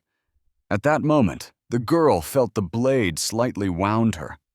So, she closed her eyes, not knowing what to expect next. But Kusagami Minato did nothing and said nothing. It was clear that he was waiting for something. However, suddenly the villain immediately asked for forgiveness. Although it looked like his usual mockery, he immediately said that he had lost control of himself, which was unacceptable because the death of the hostage would render their conversation meaningless. Then, with anger in his voice, he said that they had to admit that blood was still wonderful. The guys understood that this man was clearly not himself, and it wasn't because he was a bandit, but because he was insane. Returning to our heroes, Kagashuji stated that he wanted to announce the terms of the deal, which he had completely forgotten about. The music man said that he would torture our hero in the near future, and it would all end with the boy's death. Of course, the teenager could refuse and run away, but in that case, he would quickly deal with Leona. After that, he shouted that he was giving the magician in black a choice, but it was unclear whose life was more important and precious to him. The young man remained calm and said that he would accept torture. But it was clear that Kagashuji was confused, perhaps because he had expected to hear something completely different. Then he suddenly shouted that the young man was strong in spirit, since he had decided to sacrifice himself, and therefore one could only envy him. The young man thought to himself that no attack would work on him, and the same applied to torture. So he was not afraid of anything. The villain continued to say that it was best for the young man to keep his colossal magical power under control, but that he should know that if he used his magical barrier, music, would be pointless. Hearing this, the girl thought with horror that this was the very barrier that allowed her acquaintance to so easily dodge blows. The young man was upset to hear this. He realized that this ill-wisher must have been watching his recent fight closely, and that was why he had failed. For a while, our hero stood still, realizing that he needed to come up with a plan. Finally, the teenager asked in a decisive tone if the villain was satisfied. Now, realizing that he had to test everything, Kagashuji suddenly launched an attack. Knowing that he needed results, Kusanagi Minato immediately fell to the ground because he had not actually put up any defense for himself. The enemy continued to shout that no one was going anywhere. Everyone had to stay where they were. The young man saw the blows coming at him, but he couldn't or didn't want to resist them. Leon didn't like any of this, so she asked Kyuji to stop as soon as possible, but he didn't listen to her. After a short time, our hero finally fell to the ground because he was weak without protection. The girl didn't know how she could help, so she simply turned to her acquaintance. The detective thought to herself that it was all her fault, even though she had found the determination to destroy these people at the cost of her own life. Meanwhile, the man shouted that he was very sorry, although it was time to move on to the logical conclusion, and added that he thanked the young man for the wonderful time they had had. The detective knew that she owed the magician in black who had saved her, and therefore understood that she had to act to save him now. But the reason was not only that, but also that the young man was her real hope. Suddenly, the villain pushed away the girl who was about to grab his gun. After that, he said that if Leona hadn't been there, the kid wouldn't have lost, and because of a small fish who didn't understand his place, such an amazing person as Minato Kusanagi would die. The man shouted that after he dealt with the boy, he would kill the detective too because he didn't need her. But at the moment when the ill-wisher swung his knife, the young man somehow managed to rush towards him at lightning music speed. Our hero acted so quickly that he immediately delivered a crushing blow to Kagashuji, which the latter certainly did not expect. The young man's strength was incredible, and his opponent flew as far as the room would allow, looking at the gang leader. The young man declared that the only unsightly thing here was the villain. The girl standing next to the guy immediately began to ask how it was that he was fine if he couldn't use the magic barrier. But our hero explained that the reason was that in order to make the barrier invisible just before the magic began to hit the young man, he put up very small magic shields, using his power only for a moment of impact. Leona smiled, saying that it was quite difficult, and only a mage in black was capable of such a trick. Reassuring the girl, Kusagami Minato said that everything would be fine now, so she could relax. Sitting on the floor and crying, the detective said that this time they had really gotten away with it. Getting up from the ground, Kaguji, who was holding his bruised cheek, declared that no one had gotten away with it. Our hero was surprised that this man remained conscious, even though he had used magic synthesis, focusing specifically on speed. The villain was angry that he had been hit. So, he said that torture for a young man was a real indulgence. And then, fueling his fire, he shouted that he had come up with something interesting, that he would just take everything and burn it all down. The guy watched everything carefully, thinking that this man's power was actually increasing, and therefore our hero was right about hiding his power before. And Kagashuji continued to shout that he would burn everything around him, and therefore no trace of anyone would remain. The guys in the hall saw that the villain had decided to use fourthel magic synthesis. Leona, realizing what was about to happen, said with a trembling voice that it was impossible to defend against such magic. Music, but it seemed that there was nowhere to run either. The fire raged with tremendous force, but despite this, our hero stood in one place and said nothing. The girl was so scared that she looked around every second, realizing that the fire was almost upon them. Suddenly, the young man spread his arms out to both sides, as if trying to push the flames away from himself. After that, the young people found themselves in a kind of capsule that protected them from everything that was happening. The detective understood that her acquaintance was using first-rank magic, but she did not understand how the first could resist the fourth, because it was all impossible. But the guy wasn't listening to her because he was busy with something else. The beauty felt a sense of security next to the black magician and knew for sure that the young man would manage to get them out of there. But most of all, Leon was interested in who this man really was. Of course, he was not going to reveal his identity. That was clear. But curiosity got the better of him. The ill-wisher, who had been attacking the guys all this time, suddenly shouted that he understood everything. The man said that Minato Kusanagi was actually strong, so he assumed that his attack would be ineffective, but he had a completely different goal. The guy didn't listen to the villain, but listened to his companion, who said that there were no signs that the bandit's magic was weakening, although the release stream of magic should weaken sooner or later. The young man immediately explained that it was continuous magic, although Leona had no idea what he was talking about. The teenager explained that it was impossible to use several types of magic at the same time and that its effect would disappear after a while, music, but it could be maintained if it was reactivated at the moment of interruption. Flying with wind magic works the same way. If you don't do this, you won't be able to fly. After these words, the girl cried out loudly, saying that now was not the most appropriate time for lectures.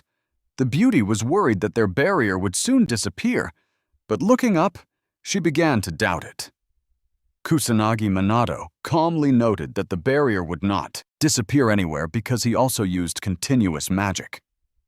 By the time the guy explained this to his friend, the villain also realized that his opponent was using a similar type of magic. Leona shouted at the villain that his magic would not work against them and suggested that he simply surrender. Bowing his head, the man was frightened for a moment, but he was not going to give himself away. So he suddenly raised his head again and proudly declared that he would not do so because he knew perfectly well what he was capable of. The beauty understood that this expression on his face did not bode well, and therefore it was better not to communicate with this person anymore. The villain understood that the guy was really strong and couldn't be defeated in the usual way, but he knew perfectly well that he was pursuing some other goal. Sitting down on the ground, Leona said aloud that she felt much hotter than before. So, she automatically sat down on the ground.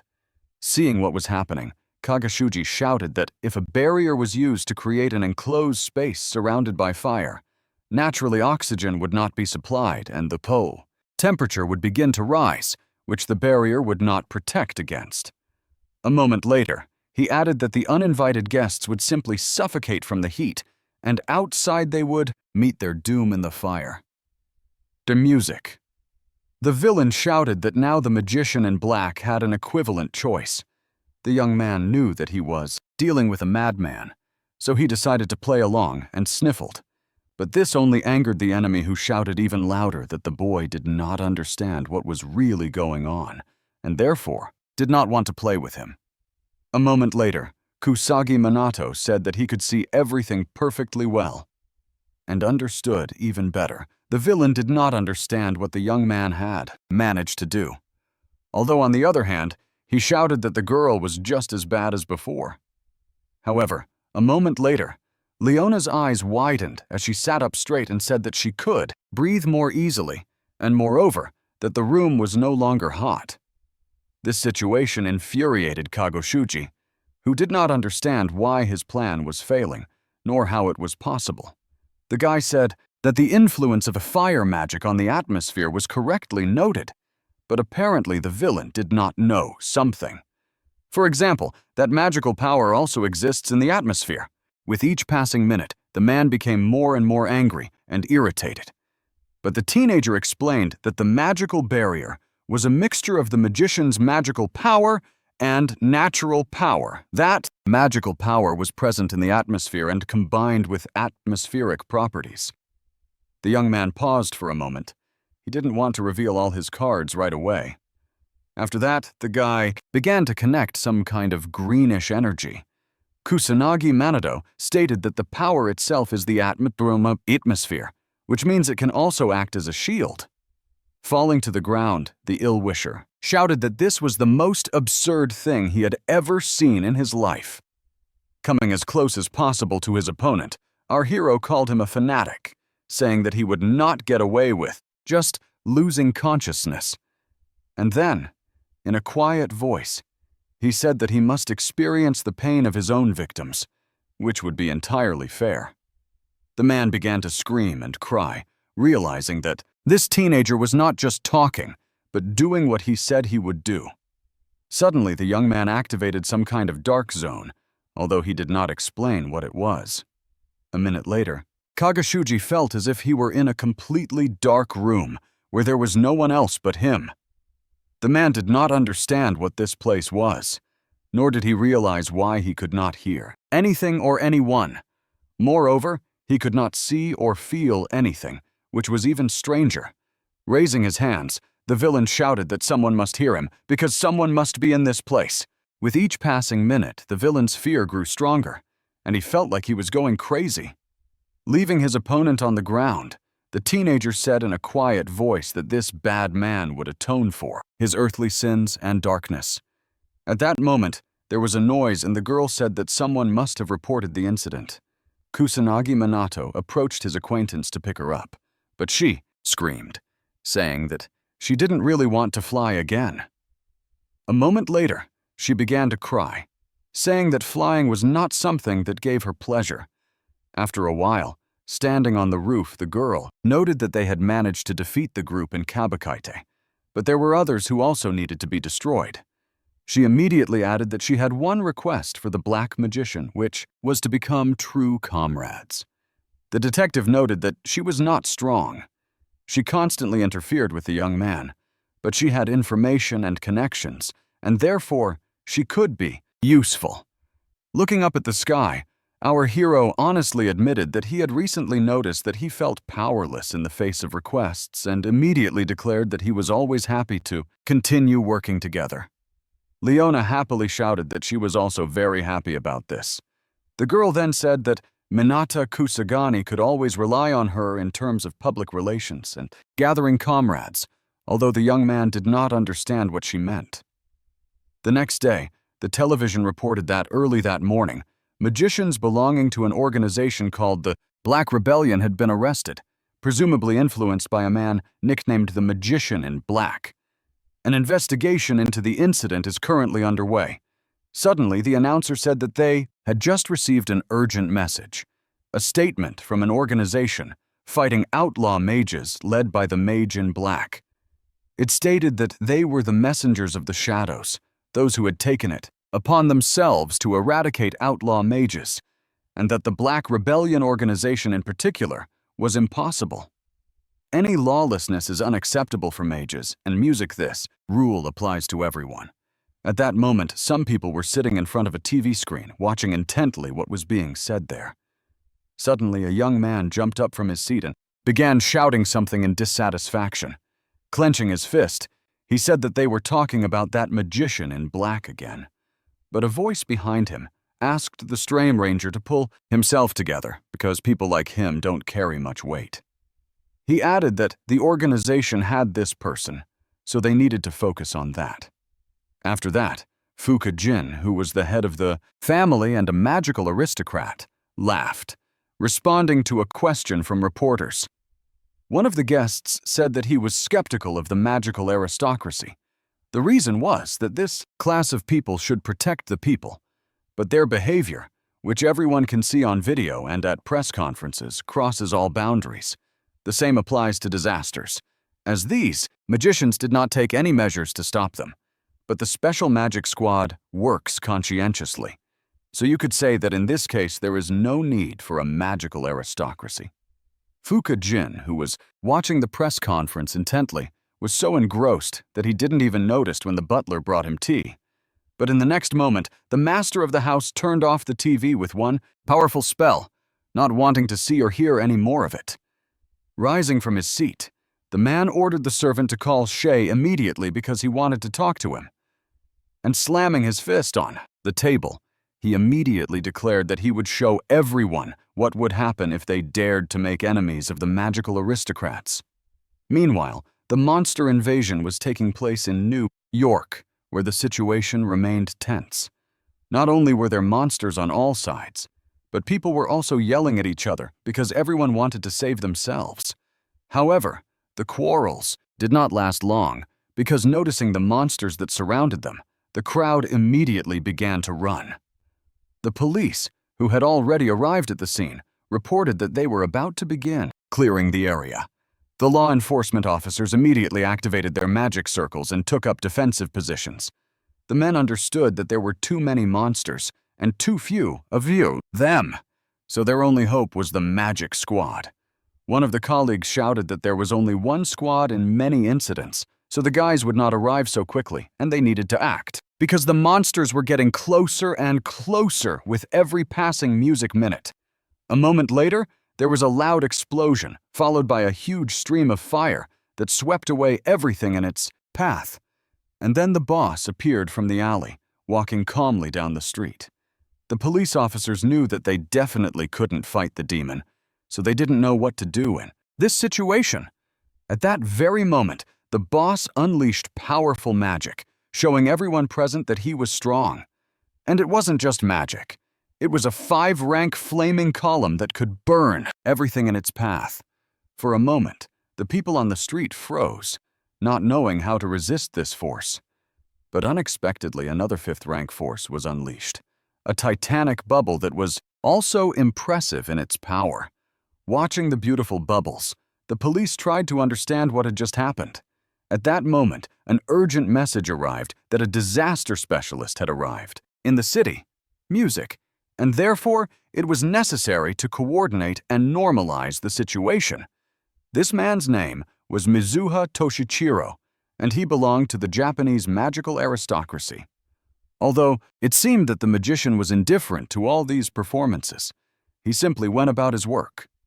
The man immediately activated not only powerful defenses, but also devised a method of attack. The demon did the same, thinking that their powers were roughly equal. Although not much time had passed, everyone gathered there saw a huge stream of water engulf the predator, which literally drowned in it. As for Mizuki Toshichiro, he was in no hurry to finish his manipulations. The police officers couldn't take their eyes off what had happened because they had never seen anything like it before. The men, like everyone else, were happy that this magician had managed to deal with the serious problem posed by the monsters fairly quickly. Only Mizuhara Toshichiro remained indifferent, simply staring ahead without showing any emotion. A few hours later, the man was already at the airport, surrounded by high-ranking officials and a crowd of journalists. Hearing one of the leaders say that they were grateful to the magician for everything he had done for their country, the man noted that there was no need for gratitude because it was simply his job.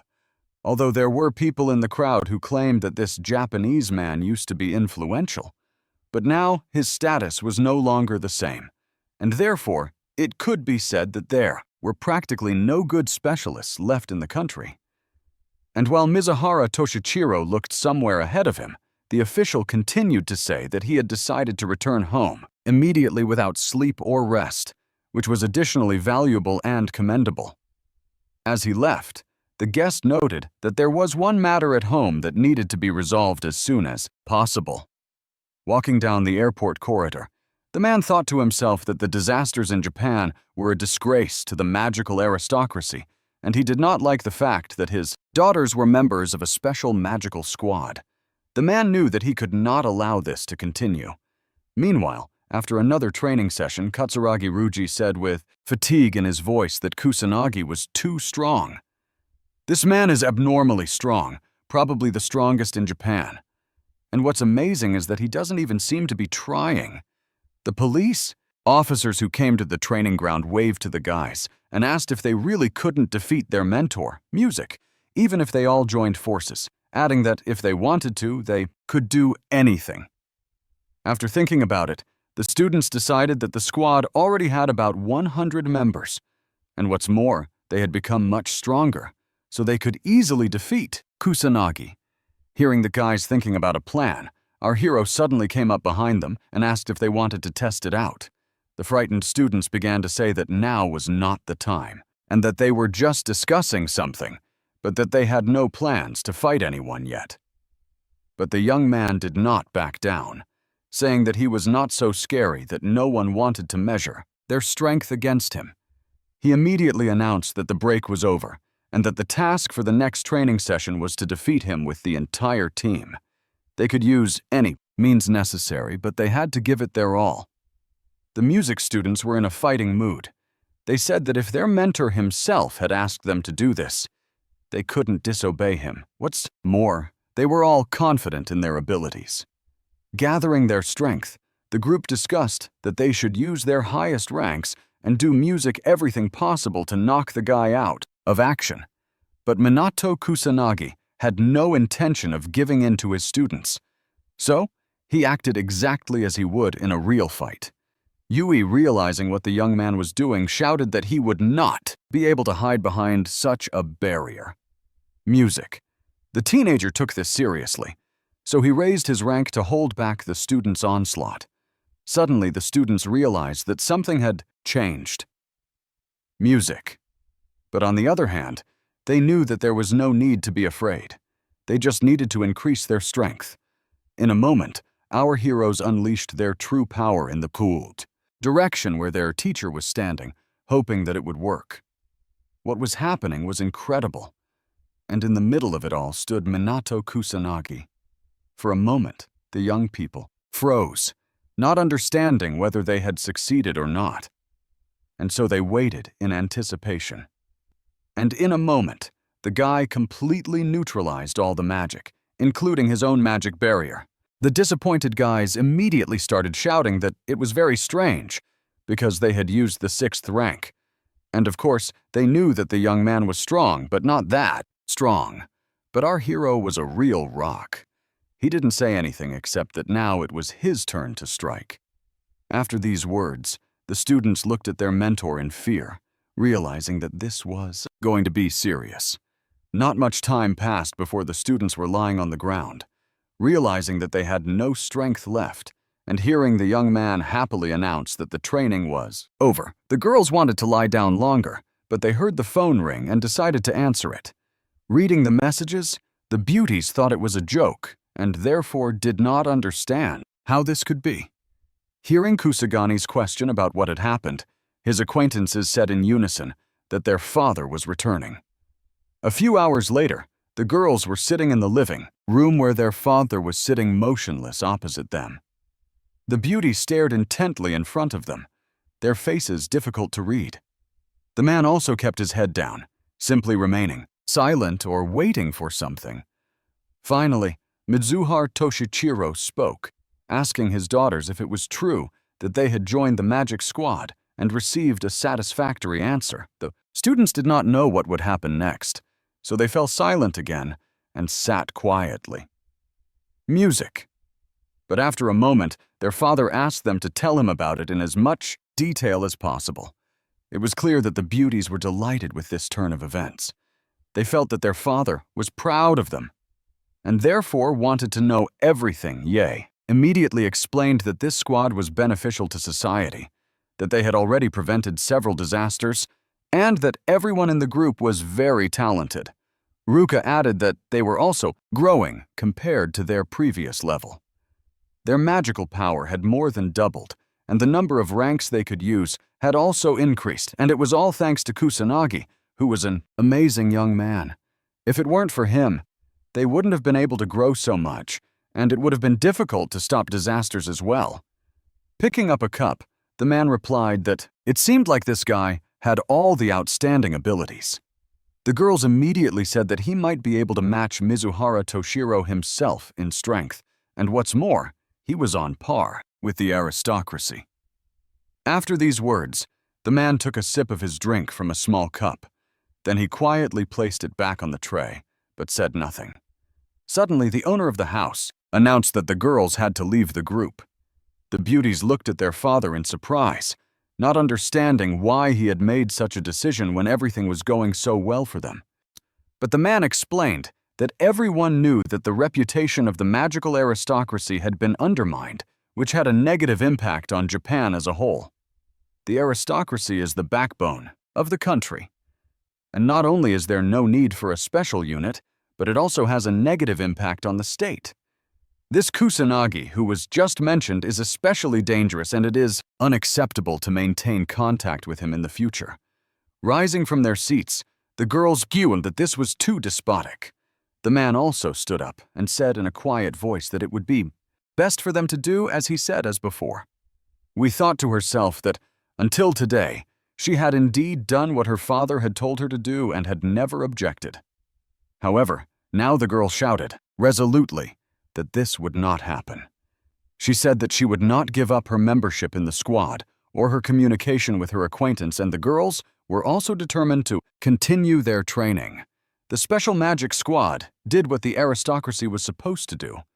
If her father had suggested joining forces, she would have gladly accepted, but she would not leave the squad. Folding his arms across his chest, Mizuha Toshichiro declared that in that case, they would be expelled from the house and would never again be able to present themselves as magical aristocrats. Turning around, Yuka resolutely began to leave the room, saying that she had heard and understood everything. And with a smile on her face, she added that from now on, would go her own way, continuing her activities in this unit not as a magical aristocrat, but as an ordinary girl. A moment passed and the girl was already moving down the corridor, clearly indicating that she had made her decision.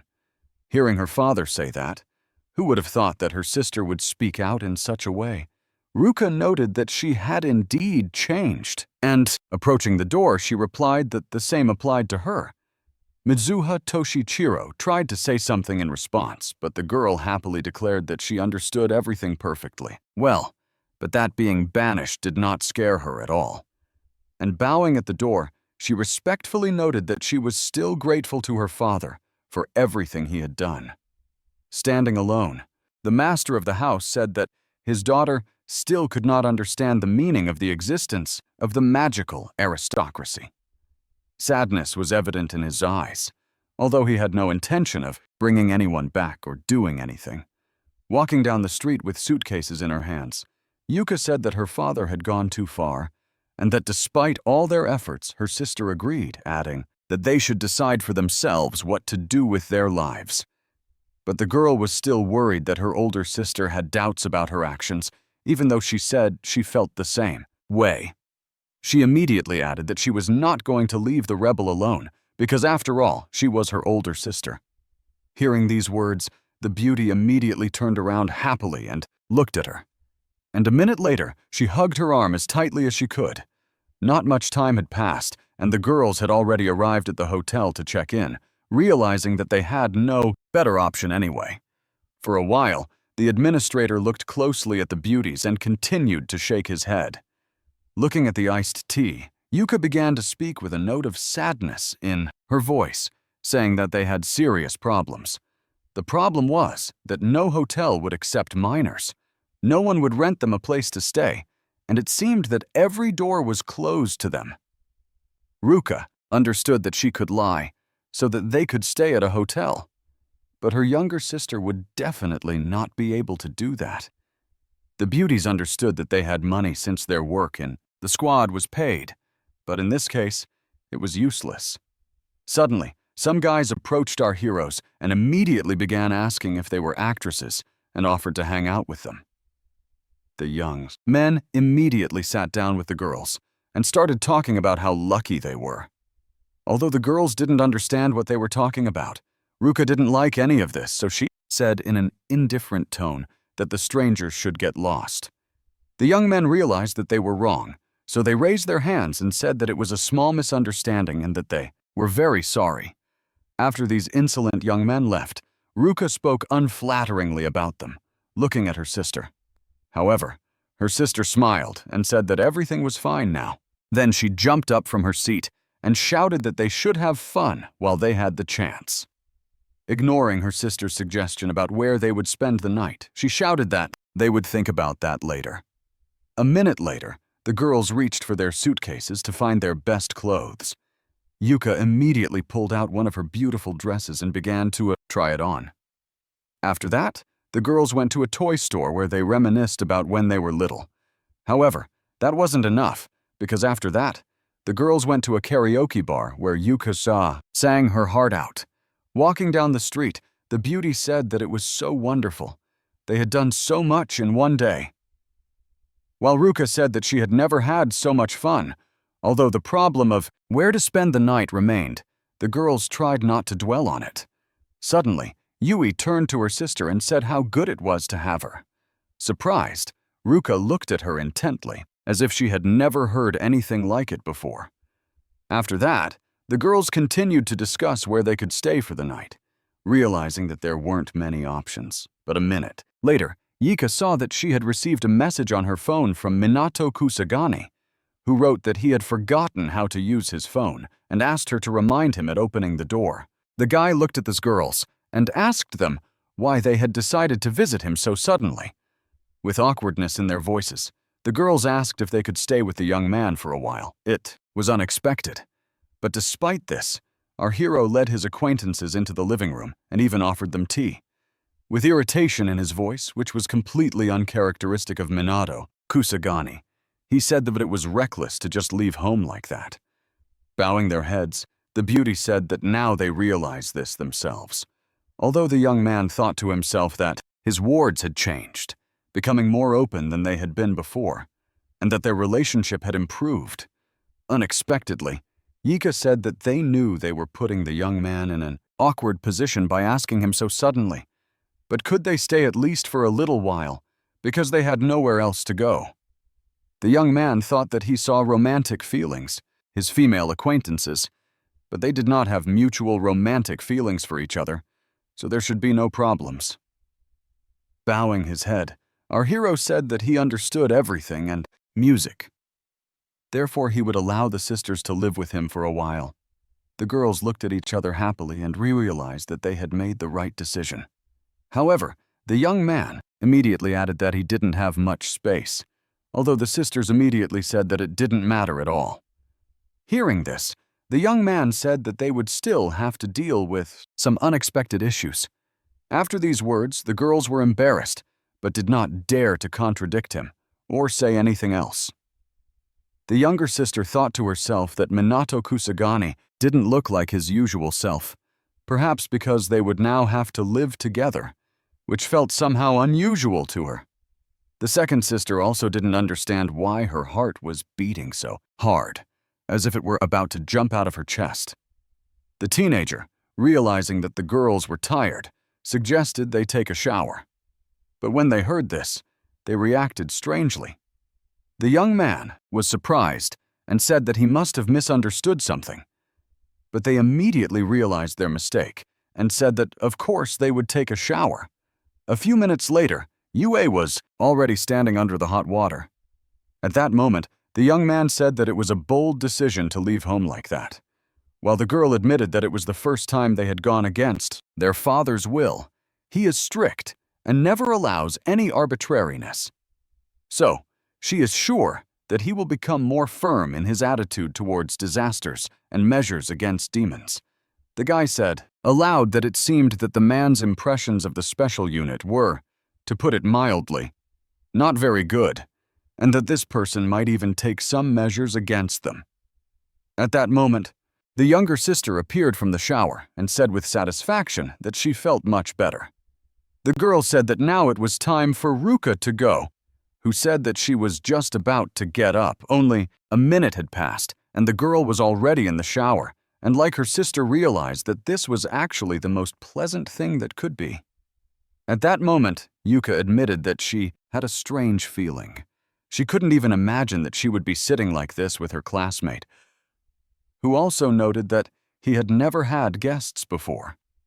The beauty thanked her acquaintance once, again, noting that if it weren't for his help, they would have been left on the street. But the young man closed his eyes and said that there was no need to thank him. He hadn't done anything special. However, Yuka immediately began to smile, although the young man did not understand what was going on. But then the girl replied that it was because the guy always said that no matter what happened. Minto Kusagani gently said that the idea for the magic squad was his. And music. What's more, he was its commander, and the girls were doing a great job with their duties. So he couldn't just abandon his friends. He immediately added that he would do everything in his power to help. But after these words, Uka's heart began to beat even faster, and she couldn't control herself. Music. Fortunately, at that moment, Ruka appeared in the room, having finished her shower. Smiling, she said that she was done, and the bathroom was free, so she could join the guys and the young man could take a shower. The young man was planning to do just that, because he knew that the next day, they would have both classes and training.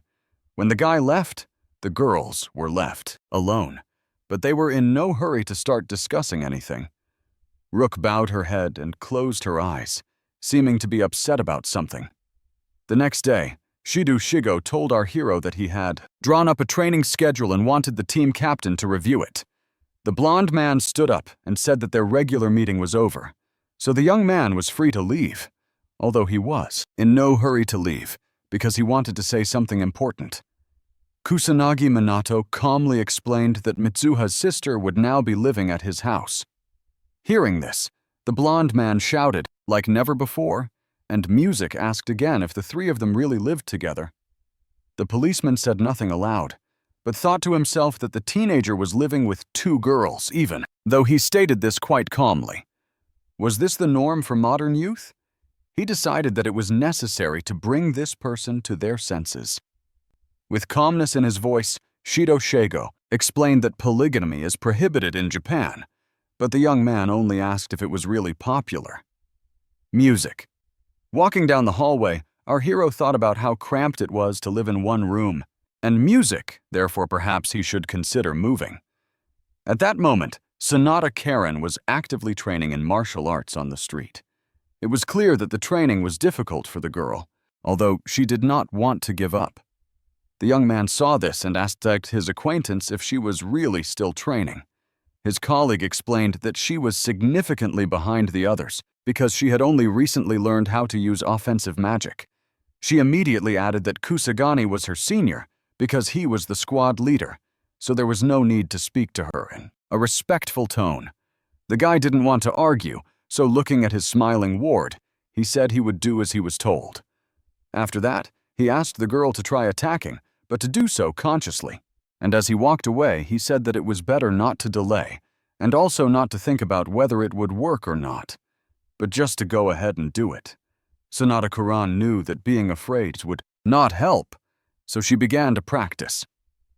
Seeing this, the mentor said that the policewoman was doing much better, and that if she continued like this, she would become even stronger.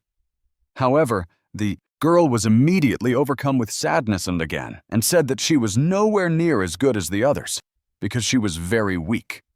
The young man did not like this approach. He said that the girl was overly self-deprecating and was convinced that the policewoman was doing everything in her power. Criseza timidly explained that she had only been accepted into the police force because her healing magic was rare, so she understood that she could not become as skilled as everyone else. The girl sincerely said that she was the weakest in the squad, but she didn't like that. It was so. She immediately began to apologize, saying that she didn't want to put the captain in an awkward position by bringing it up. Music. Kusanagi Minato was not embarrassed in the least. He just wanted to know why Sonata Karen had chosen to work for the police. After a moment's thought, the beauty explained that her grandmother had once been a healing magician. She had saved many people during a great catastrophe, and so Karen wanted to become like her, which is why she decided to join the police, even though her grandmother had died. Turning away, she added that the reason was so simple that it was surprising and that she did not have the same grand reasons and goals as the others. And again, she said that she would not achieve any particular success because she was training, but nothing was working out. Music. However, at that moment, the young man asked if that was really the case. Coming closer, our hero said that there was something the girl was actually good at. She could heal people. She had learned to use offensive magic, and surely that was enough. The reason could be anything. What matters is what you do in the end. At least Sonata Karin is trying hard, working tirelessly, giving it her all. And he immediately added that the police officer had been doing well until today. Closing her eyes, the girl said nothing, but instead for some reason began to cry. After a while, the law enforcement officer began to apologize, saying that she was older, but the young man pointed out that age didn't matter.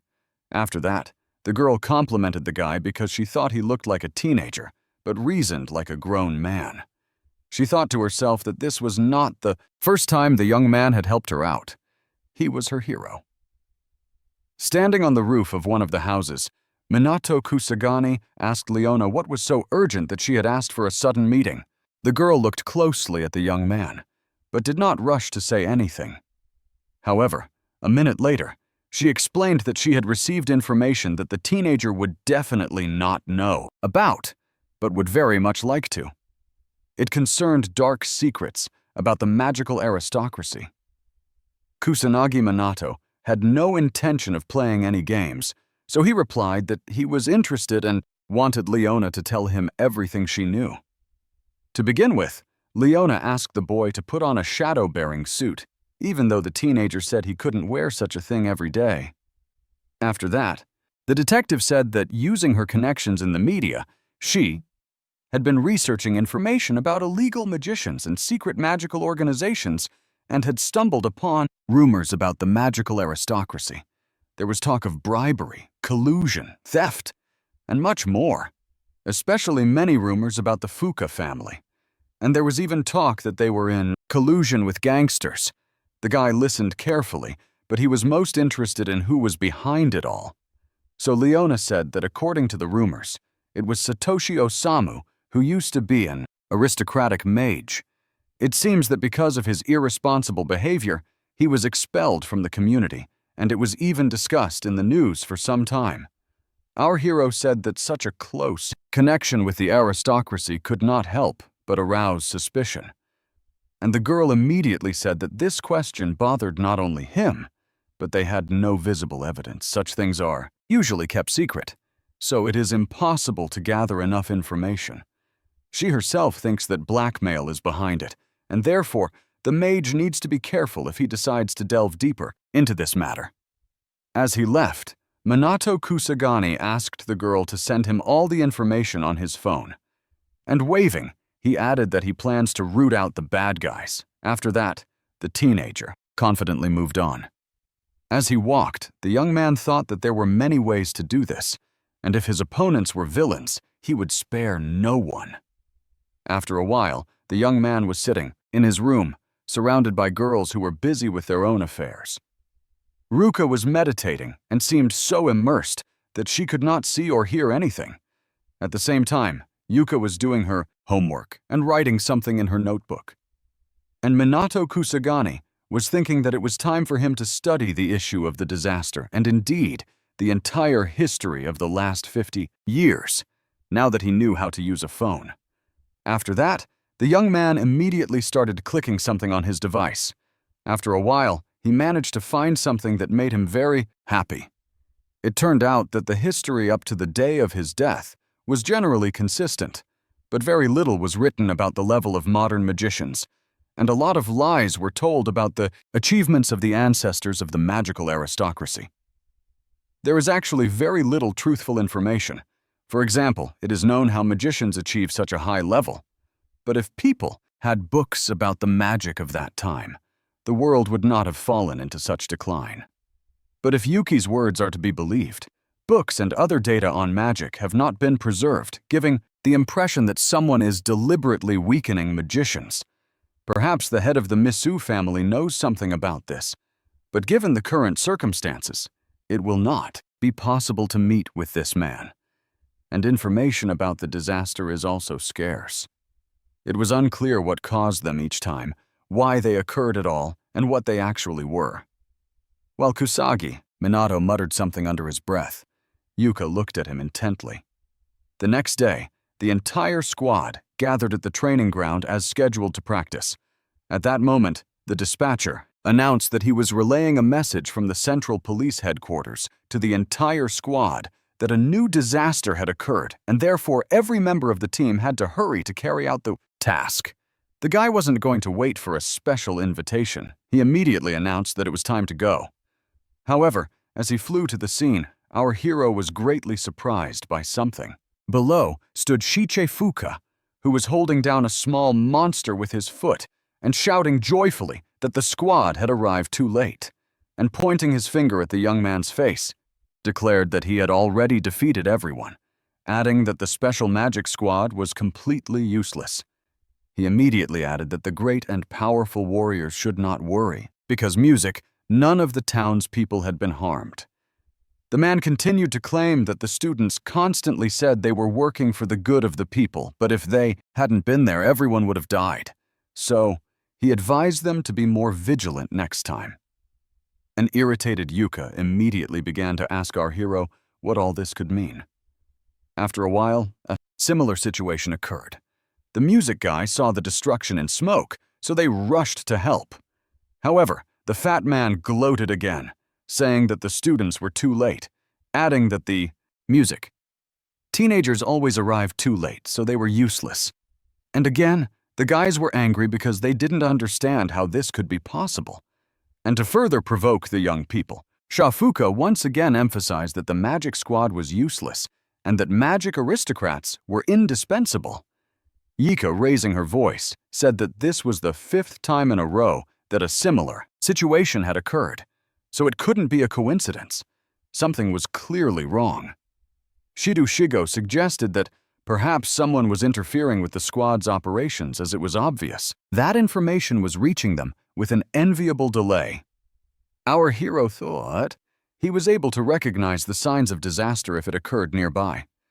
But with a greater distance, it was not so simple, and therefore he did not know what to do. But the girl continued to be indignant, shouting that, with bosses of demon level and above, this fat man did not engage in battle, and therefore it annoyed her greatly. Unexpectedly, the policewoman said that the number of Fuka fans was growing on the internet, although the blonde man thought they were all fake. After that, the girl explained that, for some reason, the fat man had decided to call a press conference which was about to begin. The guys wanted to know what he might say, so they also turned on the TV to watch. Fukin spoke to the journalists, thanking everyone for coming and saying that he would take this opportunity to speak out about the recent inaction of the magical aristocracy. He particularly wanted to mention the behavior and actions of his son, for which he had received many reprimands from those around him. But the journalists did not let the man finish. They immediately declared that the magical aristocracy was putting people in danger, and therefore wanted to know how they intended to resolve the situation. A moment later, the family representative fell onto the table and said that he was very sorry that it had turned out this way. Those gathered had never seen an aristocrat bow his head to anyone before, which was extremely strange and unusual. The man said that he had been too irresponsible in raising his son, but now he was trying to change and was even helping to fight disasters. After these words, the media began to talk about how the young man was actually fighting, and there were rumors that he was arriving at the scene faster than the magic squad. Lying on the table, Fukushin smiled so that no one could see it, knowing that his trick had worked. The aristocrat added that the suddenness of disasters and unexpected trips abroad had led to a labor shortage and exacerbated the situation, but this would not happen again. The guys understood that this pompous old man was trying to deceive everyone. But despite this, the video was gaining momentum. Yuka was upset. She understood how much good they had done working sincerely. But now, they had simply been forgotten. But the young man told the girl to calm down because music, it didn't matter what others said. They weren't going to stop saving people anyway. He immediately added that everyone could rely on him because he would come up with something. Standing in front of his boss, Shido Shigo asked him what he had just said. The man repeated menacingly that he now questioned the usefulness of the squad. People continued to complain about them, and the boss had no desire to antagonize the aristocracy. Therefore, the elderly man wanted the police officer to take responsibility for everything that was happening. The blond man said that it was all Fuka's idea, but the chief did not listen, saying that the policeman should not give in to his emotions because the creation of the squad, as well as the conflict with the aristocracy, was his responsibility. The policeman knew for sure that someone was interfering with the unit's activities, so he wanted to know who it was. But the man said that he shouldn't blame others for his failure. He added that, regardless, the blond man must change people's opinions and improve relations with the aristocracy. Music. If Shido Shigo cannot handle this, the squad will be disbanded. At that very moment, Fuka Jin joyfully declared that victory would be his. The servant heard this and said that he believed in his master's power, while the master declared that he had found fools and that he only had to play to the crowd a little, and they immediately believed him. And standing up, he shouted that with the residents on his side, the special magic squad would surely come to an end. The man laughed as loudly as he could, confident that now everything had definitely worked out for him.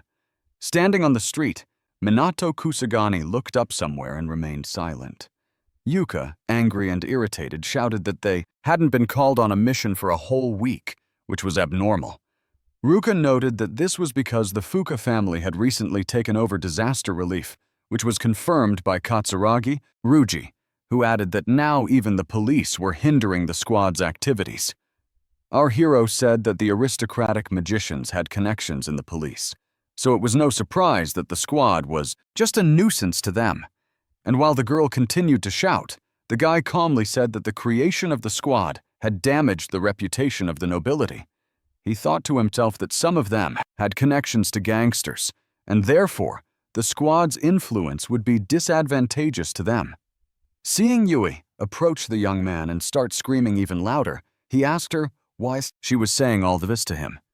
After that, the beauty said that she found it hard to believe that their father was involved, although Ruka noted that he might be involved. Standing up, Kusagami, Minato proudly declared that now was the time to find out, because ordinary conversation would not help in this case. The girls, realizing that the boys were going to Masuwa Toshichiro, immediately began to object, although the young men immediately pointed out that the beauties did not have to go, but the sisters decided that they needed to go since it was their father, after all. After a while, the whole team was standing at the gate, but the workers asked the uninvited guests to leave because they were not welcome. The girls said that they had come just to talk and, therefore, they should be let in. But the maids noted that the master had ordered no one to be let in, including his daughters, adding that those who had been cast out were not allowed to cross the threshold of this house. The sisters looked intently ahead, but they did not know what to say. At that moment, our hero spoke up, bowed, introduced himself, and said that he was the commander of a special magic squad and had come here to talk to the head of the Masuwa family. The maid said that there were special days for those who wanted to conduct interviews, although it was still necessary to make an appointment, but the young man insisted, noting that he just wanted to ask a few questions. The young man smiled, but to himself, he thought that perhaps he would have to push through to get what he wanted. Suddenly, the voice of the owner of the house rang out, asking the young man why he had come. The music man did not intend to approach closely to clarify the situation, but he also did not want to rush. The maids explained that these people had come to talk to him. In the next second, Mitsuhara Toshichiro and our hero looked at each other intently, but both remained silent. Unexpectedly, the owner of the house gave in, turning away from the guests and telling them to let these people in. The boys understood that this was already a great achievement, but they didn't want to rejoice prematurely. Kusanagi Minato, walking down the hallway, told the girls that they had an older brother, but they explained that it was their father, although this was surprising since he looked no more than 20 years old. The mage heard something being said behind him, but he didn't dare turn around or make any comments. Only a couple of minutes had passed, and the guests were already sitting in the living room, waiting for the conversation to begin. For a moment, it seemed as if an ominous silence hung in the room, as neither the Kyo host nor the boys said anything. The sisters also huddled together, not knowing how to behave and relying on their commander. Suddenly, Mizuhara Toshichiro said that it seemed that the deceiver who had turned his daughters' heads was sitting in front of them. Smiling as usual, the teenager said that he did not think he was to blame, since the girls had the right to decide for themselves what to do, and it was not appropriate for a parent to behave in such a way, adding that, on the contrary, a father should be happy to see his daughters grow up. It was clear that these words hurt the man, but he did not rush to respond. The young man always said what he thought was necessary and therefore behaved completely naturally. Realizing that silence was useless, our hero suggested getting closer to the point, saying that the pressure on the special magic squad was coming from Mizuhara Toshichiro. But he wanted to clarify this once again. The man abruptly stated that he had not given any instructions and had no plans, and that he rarely communicated with other aristocrats, but could only say that the Fuka family was behind it. Surprised, the teenager said that the mage was very frank with him and heard that he liked decisive people. He immediately added that he had heard about a young man, a student whose power could be compared to that of aristocrats, and who was also a hero who had stopped many disasters, but that it sounded doubtful. Kusanagi Minato had nothing to hide, so he asked if the owner of the house wanted to see for himself. Suddenly, a bluish mist enveloped the man, and his expression became stern and even more serious. The guy understood what was happening, but it didn't scare him at all, so he smiled. But this could not be said about the other guys, who noted that this force was simply incredible. So powerful that they could not even move. Time passed and the powerful mages continued to sit, facing each other. Suddenly the host said that it was impressive that few magicians could resist him. But the guy replied that magical perception and control were the basis for a magician. He immediately added that the amount of magic was not that impressive. For the first time, the man smiled and honestly admitted that it was a bold statement. Kusanagi Minato thought to himself that this man's control of magic, as well as the amount of magical power, was incomparable to other mages more skilled than him at present. He had never met anyone like him, and talent and skill had nothing to do with it. There was something else about this man, something music, was definitely hiding. That is why the young man asked his father's acquaintances why magicians were so weak. Now, to which his father replied that he was curious how a teenager had come to this conclusion. The young man stated in a decisive tone that he was well aware of what had happened 50 years ago. Mizuha Toshichiro didn't ask any more questions. He just said that it was done for the sake of moderation and standardization, but that the young man would understand everything himself in time. He then added that he could only say that the existence of aristocratic magic was necessary. As he was leaving, our hero asked if even people like the Fuka family were necessary. The man did not know how to answer this question, so he just looked intently at the teenager, realizing that there would be no more answers. Music. Kusanagi Minato proudly declared that it was time for them to go, then the host for answering his questions. But the problem was that the boys couldn't leave because something had happened to them due to magical powers. Our hero knew that he couldn't really help them, so he simply took his friend by the arm to make it easier for him to walk. The guy just said aloud that if the Mizuha family was involved in this, he probably wouldn't hesitate, but apparently that wasn't the case, which was reassuring. Turning around, he added that Yuka and Ruka were his friends whom he cherished greatly. Mizuhara Toshichiro asked what he meant by that, but the teenager replied meaningfully that who knows? The next day, carrying boxes with uniforms, the police officers were happy that the magic-resistant costumes had finally arrived, and they would make it easier to fight monsters. Shidoigo said with a smile on his face that now they could definitely give it their all. Picking up his phone, our hero announced that it looked like he was ready too. He then added that it was time to take revenge on their enemies. At that moment, sitting in his office, Fuka-jin shouted that the special magic squad was coming to an end, and that he would soon control Japan, together with the black community. Fuka immediately picked up on this idea and continued, saying that all the money and glory would belong only to their family, and the common people would have no choice but to fall at their feet. At that moment, several people entered the room and proudly announced that they were the police and that everyone should remain where they were. And while the owner of the house was trying to prove something to these people, his son pointed to something he saw outside the window, saying that the situation there was even worse. A reporter covering the situation from a helicopter said that the police had raided the home of suspect Fuka-jin, the first time a criminal case had been brought against magical aristocrats.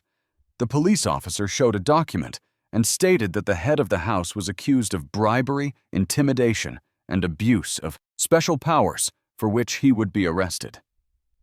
The enraged man shouted, demanding that they not speak to him in such a tone, and moreover demanding proof. A moment later, everyone present declared that there was more than enough evidence. Kusanagi Minato, who was standing in the doorway, held a phone in his hands on which there was something interesting. The dissatisfied man did not understand why the young man had come, but then declared that there was no evidence and could not be any, that it was all a hoax. After loading one of the videos, the young man calmly said that the video clearly showed the aristocrat taking a bribe. There was another video showing collusion with outlaw magicians as music, well as blackmail and threats. Fuku-jin had no intention of giving up or confessing, so he shouted that it was all fabricated because in their time it was possible to do even worse things. Approaching his detractor as closely as possible, the young man said that perhaps even after seeing this video, he would still claim to be innocent. The butler, who was standing behind his master, told him that help was needed in connection with the disaster and asked him to convey that the mage was now in great need. But the man ordered the servant to ignore all this in an indifferent tone. After that, the man stated that the police should deal with the disaster, no matter how large it was, and that he had enough of his own business to attend to.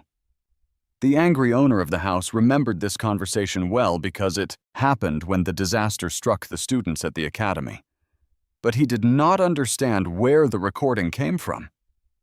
Bowing, the butler calmly said that he had made it. Grabbing the old man by the collar, Fuka-jin shouted at him, asking how he could have done such a thing because it was treason.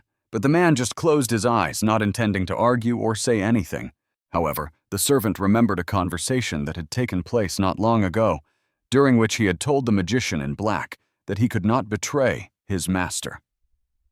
Although the young man did not back down, he asked whether the butler was true to his principles and whether he enjoyed serving a family that had long since rotted away. Hearing these words, the man fell silent for a moment and thought. The young man continued to ask whether he would wait for such an end for the Fuka family, or accept the pain and save the magical aristocracy. Suddenly the butler spoke, telling his former master that he was behaving in a manner unbecoming of the magical aristocracy. Raising his voice, he shouted that such people should be expelled from it. Fuka-jin glared at his subordinate, but did not rush to take any action. Suddenly summoning his magical power, the aristocrat shouted for his servant to die. But what he expected did not happen as he sensed something strange happening behind him. A bright beam of light not only illuminated the room, but also began to sweep away everything in its path. This allowed the butler to lean back and fall, but softly enough not to injure himself. At that moment, our hero was telling the aristocrat that he had nowhere to run and would now answer for his crimes. Standing in the room, the man asked how everyone could destroy the efforts he had put in, which had taken years of perseverance, wealth, and status. And now everything was gone. But the teenager calmly stated that the magician himself was to blame for everything that had happened. Laughing hysterically, Fukuin said that he couldn't remember a time when he had been so angry. He immediately declared that he even had a base abroad for such cases, so the police would not be able to get to him anyway. But then he fell silent. After that, he shouted more menacingly that he would kill everyone. First, his entire team immediately understood the order to attack, but it was pointless because Minato Kusanagi immediately put up a defense for all his people. The young man did not want the regular police to be hit.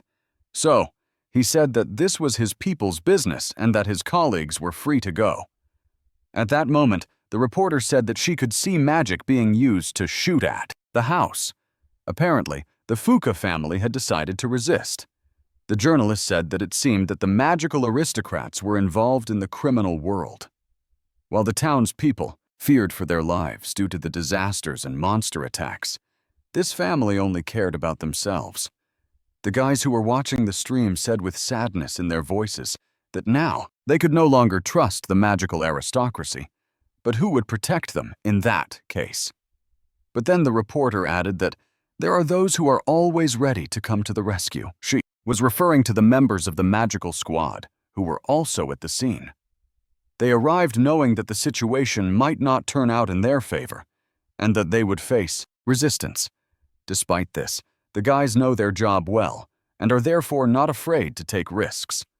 Moreover, you can rely on the commander of the squad, Minato Kusagani, a fearless teenager who is always ready for any battle.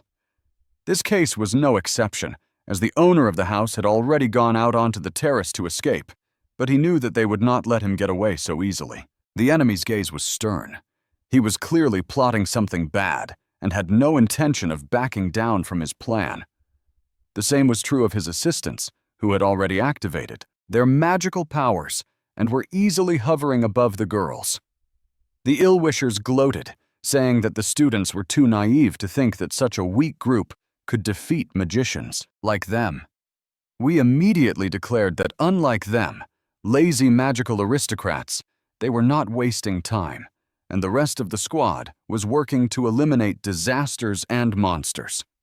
The fat man didn't want to hear this, so he started shouting again that he was tired of students who did nothing but get in the way. The girl had no intention of ending the verbal exchange, adding that she hated the lazy magical aristocracy and music that would never forgive them for forgetting about the people. Fuka-jin, who was standing opposite our hero, asked him if he really thought he could defeat the aristocracy. But the boy countered with a question about why he should lose. Suddenly, the ill-wisher directed a powerful energy stream at the helicopter, wanting to shoot it down. It was clear that something was wrong with the helicopter, but it did not fall because it was already protected. Raising his hand, the guy said it was time to end this charade, but the villain laughed and said frankly that he would do music anything for money. At that moment, the girls had already entered into battle with the fat man, who was confident that he was much stronger than everyone else. Katsuragi Ruji had perfect control over his strength, so he was not going to lag behind his mentor. The police officers who had been unable to do much before were now fighting back as if they had been practicing something like this their whole lives. And it worked because one of the opponents was knocked down and flew away with force. Shifuka, who saw what had happened to his assistant, thought to himself that this was an unexpected turn of events. Although a minute later, one of the family members was also flying somewhere to the side, thrown back by our heroes. Now, Fuka was surprised, and he was in no mood to laugh because he really understood that the forces were unequal and that they were weaker. Music. Seeing that all his assistants were lying on the ground, the fat man did not know what to do because he understood that now all the members of the squad would attack him alone. But the ill-wisher decided that he could not retreat, could not show the pathetic magic squad that they were stronger than the aristocrats. Realizing that some of the people had already come to their senses, Fuka Music immediately ordered them to come up with a way to destroy these students. After that, he declared that it would be best for them to strike with all their might. Then, the effect would be exactly what they wanted. The girls, understanding the enemy's plan, looked music at each other intently.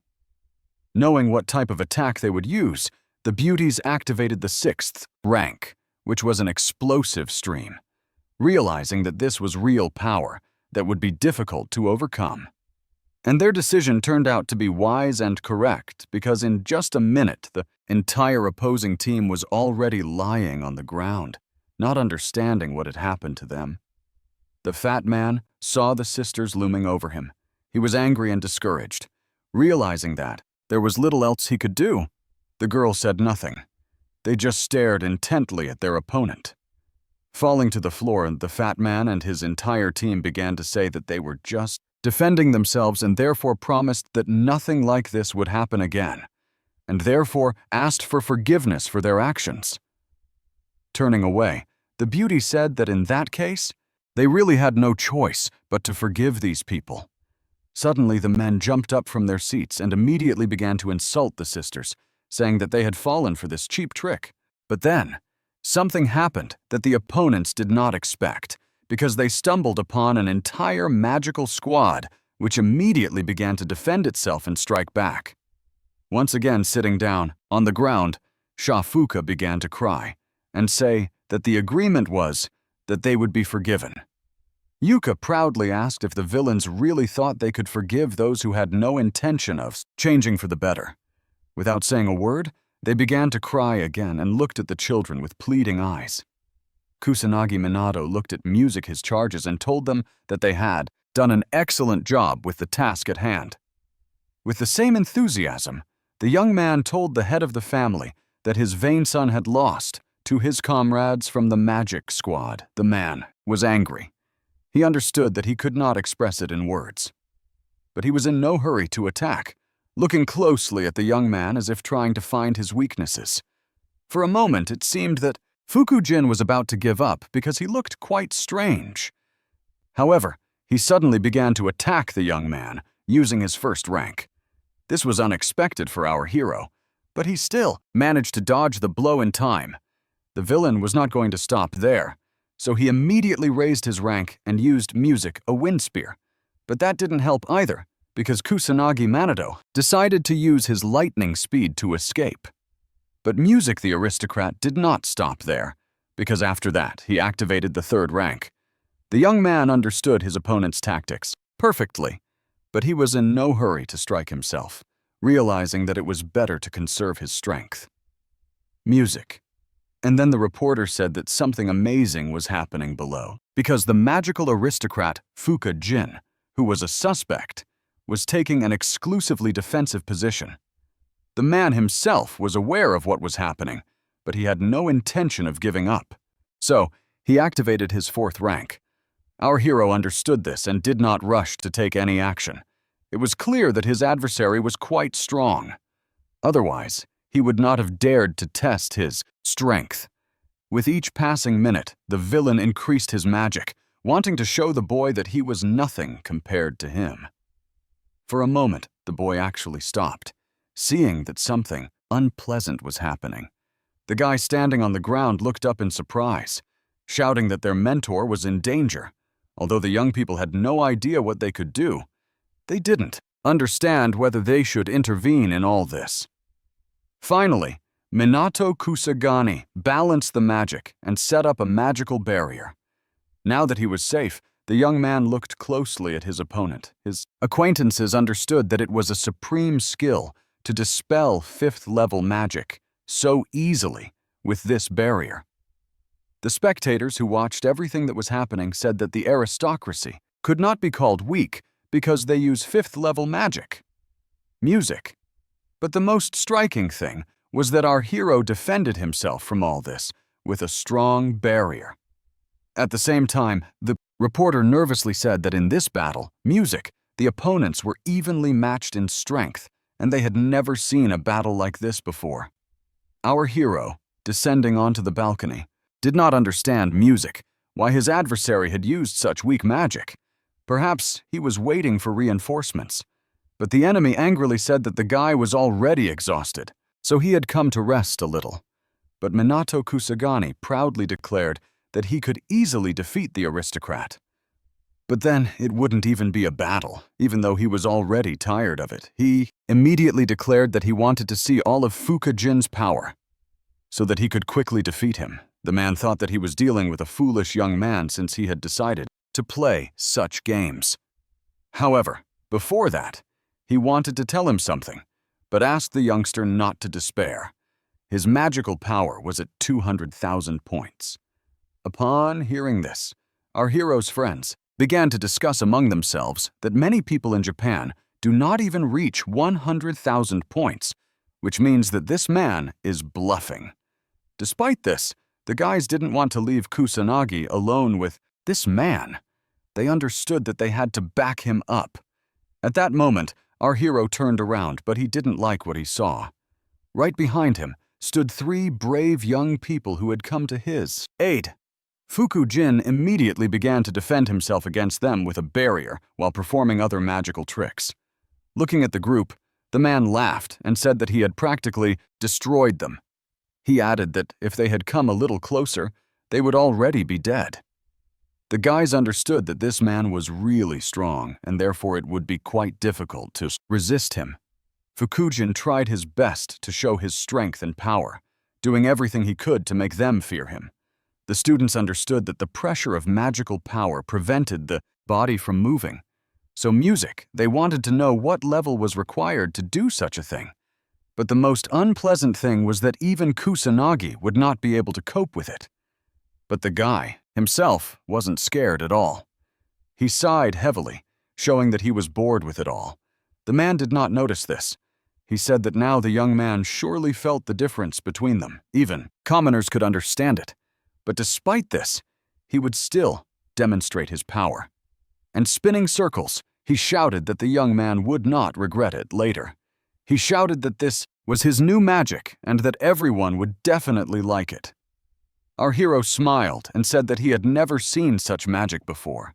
Only a few seconds passed, and half of the balcony was gone. Everything turned into a pile of stones. The man shouted that it was atmospheric magic, the strongest of its kind, a destructive force that could crush a person in an instant. With the same enthusiasm, Minato Kusanagi said that they would see about that. The aristocrat was angry. He wanted to wipe the teenager out in an instant. Lifting the stones up, the man shouted that he would smash the young man to smithereens. The young man saw that it was indeed spectacular, but such things had long since ceased to frighten him. Fukujin shouted louder and louder that the young man could do nothing now, because his end had come.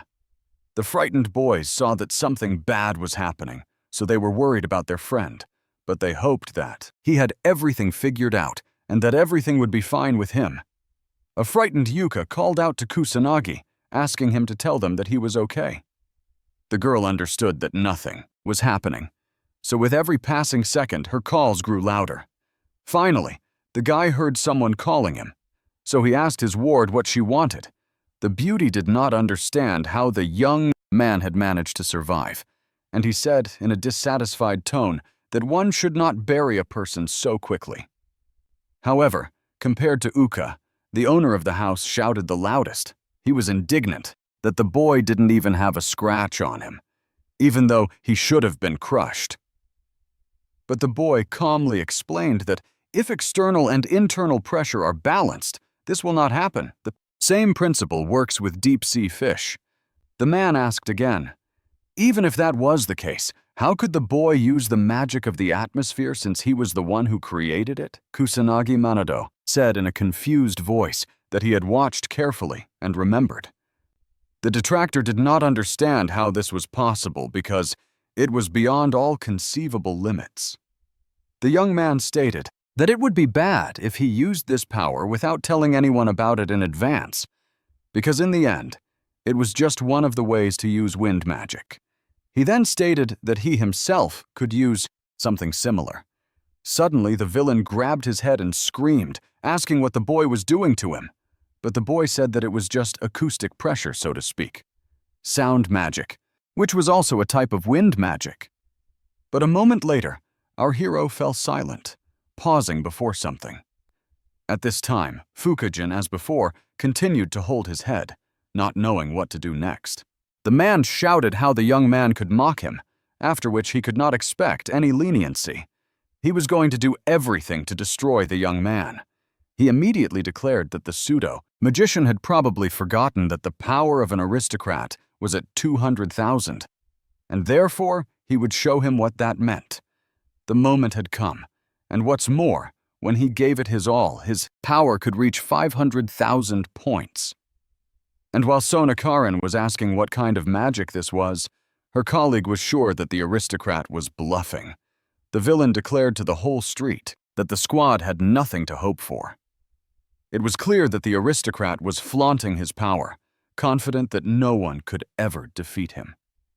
From the outside, it looked as if Fukujin had gone mad with his former power. However, he stopped himself a moment later, deciding that it was time to act and show what he was truly capable of. The girls said they couldn't believe that. This bad man had such a high level, while Katsuragi Ryuji added that they would not be able to withstand such power. The police officers discussed the same thing, realizing that they had always underestimated the magical aristocrats, and in particular were convinced that they could not defeat them.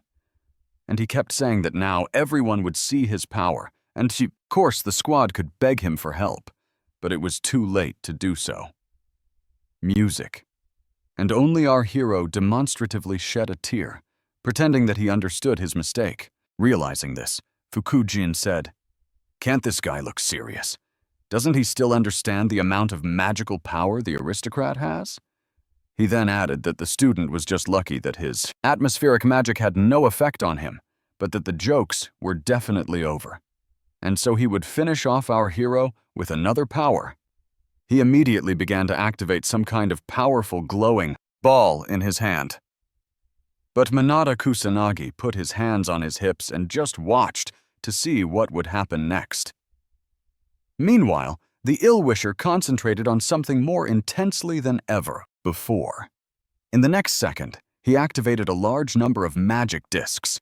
The man was confident that this would have the desired effect, so he didn't stop for a second. The blonde man watching this nervously said aloud that it was unbelievable, but it seemed that Fukujin had decided to use the 7th rank. And if that was the case, Kusanagi would definitely not be able to withstand it. Ui, clenching her hands in fear, thought to herself that the young man would definitely come up with something. Even in a desperate situation, he would act. She knew it. She believed in him. But the man continued to say that the boy had missed his chance when he had a unique opportunity to refuse to fight. But now it didn't matter anymore. And only the teenager, as if nothing had happened, asked humorously if his opponent had been preparing for this fight. And the other continued to shout that there would be nothing left of the boy when he tasted the highest magic. The ill-wisher actually used the 7th rank, which was plasma rupture. It seemed that the magic affected everyone, because even the people sitting in the helicopter understood that something was wrong. The police officers realized the power that was unfolding before them. They wanted to help their commander somehow, but they didn't know what they could do for him. Music. Ruka, who had been keeping her composure all this time, now shouted at her mentor to leave immediately while he still could, because there was no way he could defend himself against this. But to the great surprise of the boys, while the villain was casting a spell, their commander stood firm as before and did not even move from his place. But Fukujin continued to ask if the young man really didn't want to run away, Music, adding that his friends could also suffer. Again and again he put pressure on the young man's psyche, saying that it would be interesting to see what he would choose, death or escape. At one point, it seemed that the magic had actually reached its peak, and only Kusanagi Minato happily announced that he had decided not to choose anything. Now, the guy decided to show what he was capable of. So he used the 6th rank in the amethyst core. The villain looked at the stone and did not understand why the young man needed it, so he laughed. saying that he wanted to put on some kind of circus performance. And while our hero was completely focused on his task, Fuka-jin shouted that the boy would soon be blown to smithereens. But at that moment, the boy calmly threw his stone forward. And then something incredible happened because the amethyst soared upward and began to quickly neutralize all of his opponent's magic. The aristocrat, who thought he was the strongest, now did not understand what had happened and where all his magic had gone. The surprised team was happy to see such a transformation, but they did not realize that such a thing could happen in real life. The confused man asked how it happened that his magic suddenly disappeared, but Kusagani calmly explained that the element of wind is vulnerable to earth, and if you use delayed action magic, they neutralize each other. Raising his hand, the guy triumphantly said that it turned out that the magical aristocrat did not know such a simple thing. But the other guy couldn't hear the questions anymore. Covering his head with his hands, he yelled that he couldn't lose to some commoner. But our hero continued to explain that the magic of the amethyst core had no striking power, and music, if directed directly at the enemy, it would not cause significant damage. Although small, it contains a high concentration of magical power and can absorb a high concentration of magical power, as well as magic of the opposite attribute. Despite the difference in ranks, the stone destroys power, although the enemy did not care, considering it to be worthless magic. But the young man immediately pointed out that this was his original magic, which he had created for fun. Falling to his knees, the man said that it had taken him several decades to develop his own, while the boy had created something super powerful for fun. But our hero did not want to waste time. So, he declared that the lesson was over, and now it was time for punishment. Fuka-jin had no idea what was going to happen. Music, so he begged for mercy, saying that his strength was gone and he couldn't even move. Lowering himself, the teenager laughed and said that he didn't touch corpses, adding that they would scatter at the snap of his fingers. His opponent thought he had found some kind of good-natured simpleton who would just tap him lightly on the forehead. And a second later, the young man actually struck, but the aristocrat did not know that the force of the young man's blow could be incredible. Flying to the other end of the courtyard, the man realized this because he screamed very loudly. The guys who were watching everything said that this man flew several dozen meters, and that was after just a light tap. Realizing that their friend was actually a monster, the police who arrived in time told everyone gathered that they were taking this criminal away because they had to press charges against him. The reporter sitting in the helicopter happily announced to viewers that the magical aristocrat had been defeated by the commander of the special magical unit, Minato Kusagani. Upon hearing this news, people immediately began to rejoice that justice had prevailed. It seemed that there was no one who did not rejoice at such news. Running up to their friend, his unit said that they had expected nothing less from him, which meant that they had all won. Although the young man immediately stated that the team had also done an excellent job.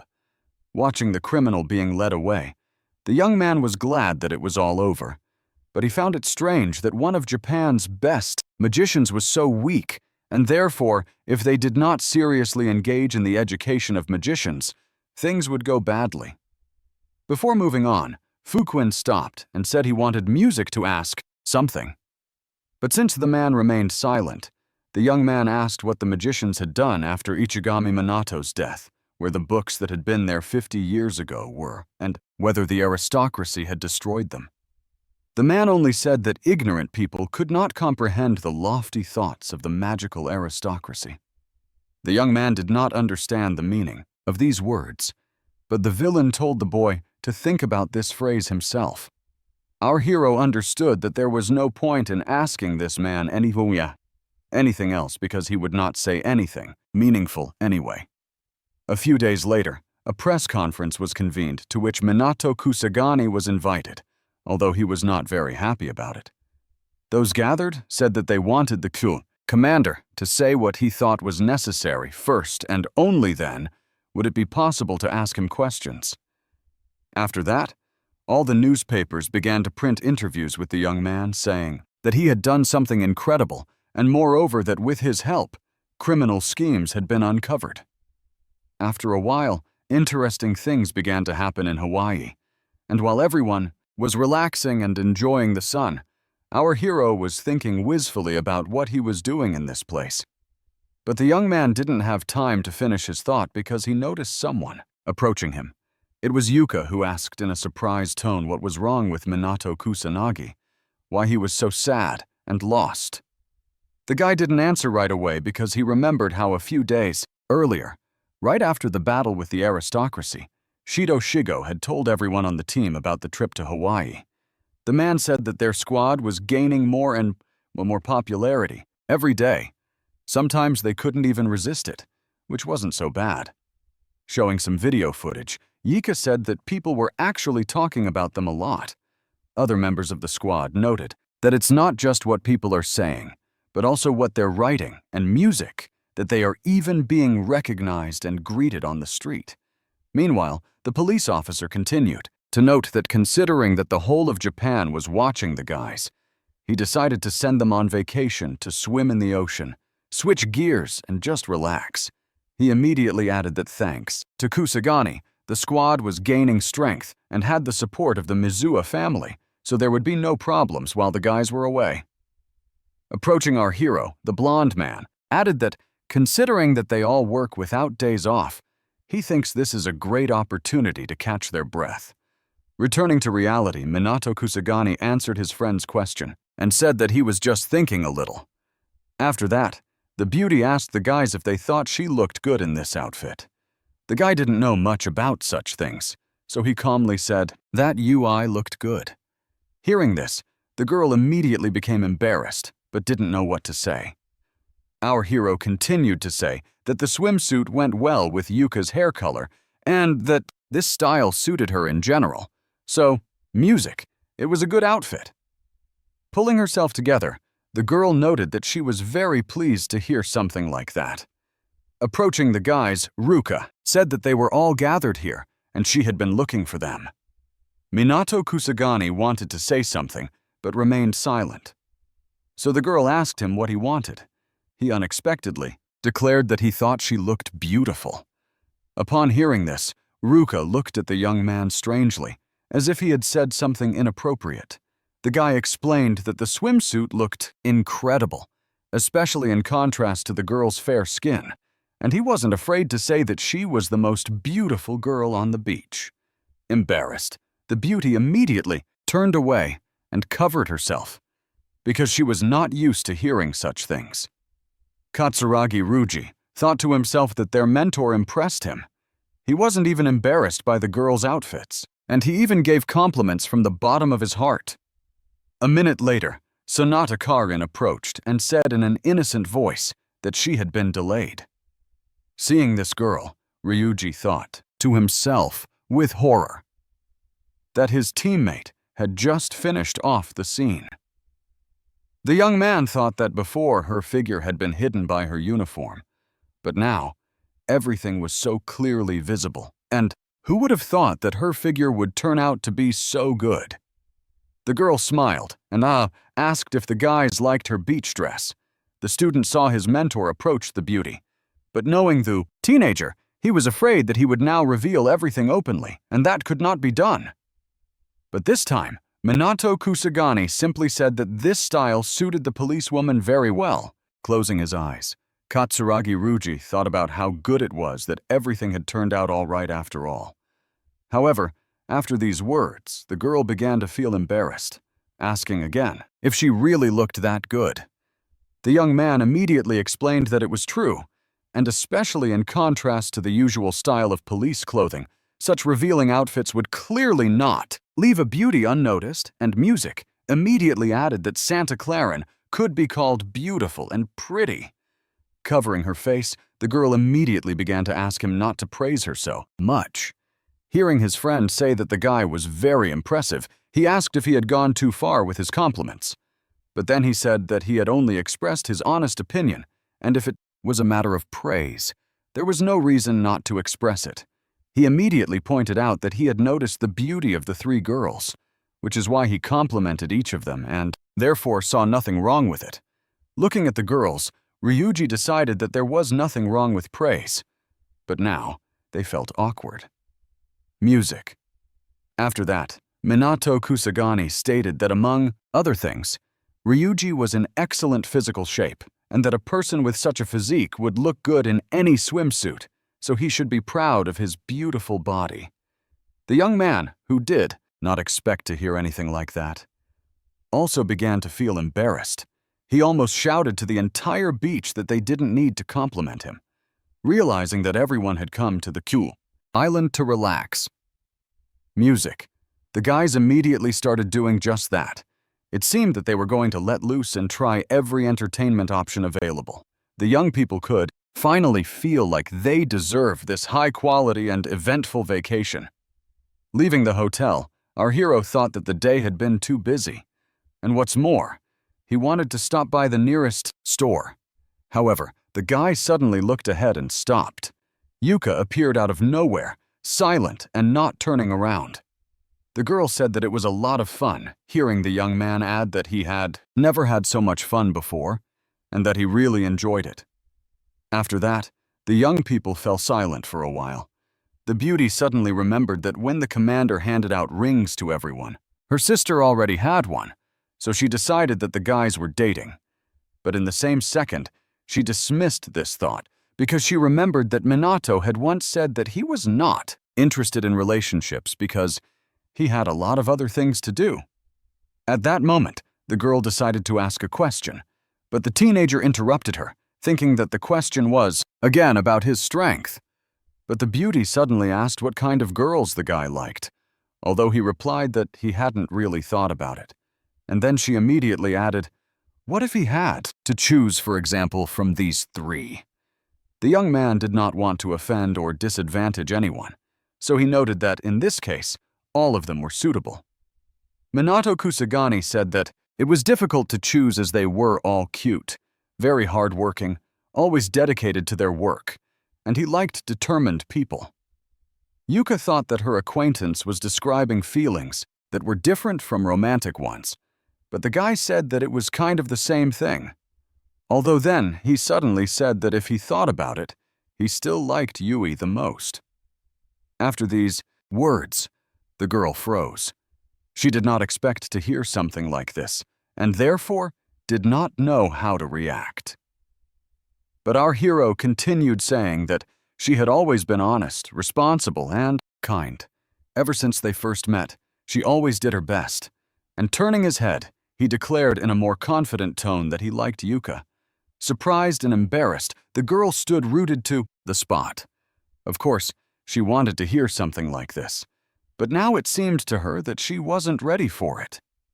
A moment later, the beauty sat down on the floor and the frightened young man did not understand what he had done wrong and why her reaction was like that. The student thought to herself that she understood everything. She thought that this man did not see her as a girl, but music. Despite this, she was very happy to hear these words from the guy. At that moment, the blonde man was telling someone that the situation was getting out of control. Criticism of their team was coming from all sides, with people trying to point out their mistakes and suggest further actions. Music Kusanagi was particularly popular, and at the same time the popularity of the Boot Shadow Bears group was growing. Standing at the airport, a girl was shouting loudly that while they were away, things were going badly. This was confirmed by a stranger who said that it actually seemed to be the case. After that, Homer Hinata said that they would have to deal with it. Kaiku noted that there are things that annoy him greatly. A week later, our heroes returned home, so Yuka went to the kitchen to prepare lunch. Minato Kusagani said in a tired voice that they had managed to return earlier than he had expected. At that moment, Ruka said that apparently the news about the squad had died down and things had calmed down at the academy as well. To which the young man replied that now they could relax a little. But the guys didn't have time to finish their conversation because the younger sisters shouted loudly for help carrying the plates. A couple of minutes later, the table was laden with all sorts of delicacies, and the young people wished each other bon appétit. Keeping the conversation going, Uka said that they had to go back to the academy and was worried if everything would be okay. The young man immediately pointed out that the police were taking all necessary measures in response to the disaster. Therefore, the discussion about the special magic squad died down. Music. And in any case, the young man was sure that people would soon get tired of this topic. So there was no need to think about it. The next day, upon entering the academy, the young man recalled the conversation he had had the day before and decided that he had been very foolish. Girls from all over the school surrounded our hero and asked him if he had a girlfriend, if he could share her contact information, if he wanted to go somewhere, and so on. Yui had a similar experience, but with guys who wouldn't leave her alone, saying that she was not only a cute girl, but also very smart. It was a little easier for Ruka because Katsuragi Ruji was always by her side. But despite this, they were also not given a moment's peace. Entering one of the classrooms, the girls shouted loudly that she was sorry. The beauties turned to their colleagues, saying that they wanted to go to lunch together. But for some reason, the guys were a little noisy. Despite this, Yuka said that the situation was still better than before, as she had heard that strangers used to break in here. Although Ruji noted that he was used to this because Ruka constantly encountered it while the guys were discussing their affairs. Mizua's older sister told Minato Kusagi that they had run out of toilet paper at home, so they would need to buy some on the way home. Ignoring the involuntary audience, the guy continued to say that Ui also needed salt for the bath. The classmates realized that something was wrong here, so they began to suspect that the three of them lived together. Ika didn't want them to hear anymore, so she pushed her colleagues and said they'd better sit on the roof. Music. Katsuragi Ruji, who didn't know the whole story, now asked how it happened, that the girls were now living with Kusanagi. He thought to himself that this didn't necessarily mean they were dating. Although the situation was certainly quite confusing, but this was Kusanagi, so most likely there would be no problems. The guy wanted to be helpful too, so he said that if the girls needed help, they could turn to him. But a moment later, the young man looked at his mentor and said that maybe it was time to stop referring to him as Kusagi. He immediately added that he didn't mind if people just called him Minato, and he kindly replied that everyone could decide for themselves, and Yuka immediately repeated the name she had always liked. However, her sister sat and stared intently ahead, seemingly lost in her thoughts. On the other hand, Yoka reasoned that if you think about it, it's all serious, because they live together. And then turning away, she thought that there was nothing to be ashamed of. Besides, it was all temporary. The next second, the girls looked at each other intently, but they were all silent, as if they didn't know what else to talk about. Lying in bed, one of the girls wondered if this whole situation was making Kusanagi's heartbeat a little faster. Yi herself realized that she couldn't fall asleep, despite the late hour. Looking at her sister and the young man, the beauty couldn't understand how these two could sleep so soundly. Music, and why she was the only one who was so worried. Turning over on her other side, the embarrassed girl tried to convince herself that she needed to think less and just go to sleep. With each passing minute, the beauty fell deeper and deeper into sleep. But just as Yui was drifting off to sleep, her older sister, who was thinking about how she couldn't fall asleep, suddenly opened her eyes. The girl looked at the girls and thought about how these two had fallen asleep without any problems, while her mind was constantly filled with thoughts. Ruka thought about how she was still not used to the fact that they were all sleeping together in the same room with Kusanagi, which made her nervous. Sitting up, the girl tried to understand the reason for this behavior. Ruka sat on the bed, but she didn't know what to do next, whether to get up or try to fall asleep. She looked closely at the young man who was fast asleep and had no idea what was going on. However, a moment later, she began to feel embarrassed about something and blushed, although she continued to smile. The girl wrapped herself in a blanket and thought that Ryuji called their mentor simply Minato, and that she was the only one who continued to call him Kusanagi. The next day, walking down the street, the beauty thought about how not to miss the moment. Music, when she could address the young man by name.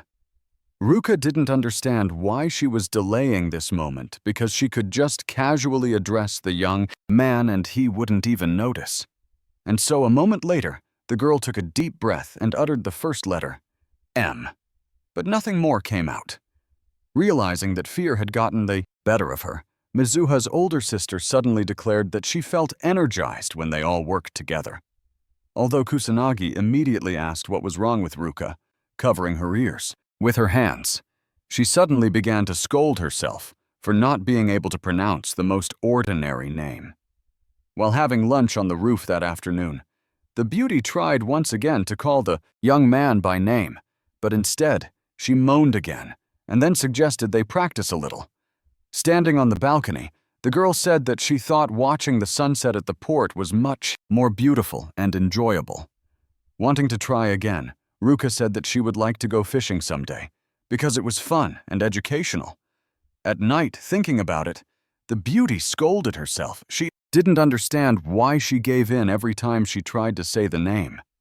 The student thought that she had always been such a coward, but only now had she noticed it. The next day, the guys were all walking to the academy together again while Ruka trailed behind somewhere. Our hero saw that something was wrong with his acquaintance, so he stopped for a moment. The young man was worried, so he asked if his friend was feeling unwell. But she smiled slightly and added that he shouldn't worry because she was fine. And then, closing her eyes, she called the guy not by his name, but simply Kusanagi. Suddenly, the teenager told the girl not to address him that way anymore, which he found strange. He added that he was not in a relationship where he had to observe formalities so she could address him as Minato. The music beauty immediately became embarrassed, looking at the young man because she didn't know how to react to this. Still hesitant to turn her head, Ruka noted that if the guy said so, she didn't mind such changes, and immediately turned around to call him by name. At that moment, Homer Hinata loudly declared that the existence of the magical aristocracy was under threat. The reason for this was the rise of a special magical squad, and for their own good, they couldn't just let it go. Kaichiriku immediately added that they would need to deal with the commander of this brigade, Kusagami Minato. The girl agreed with this and immediately asked her colleague what he thought about it.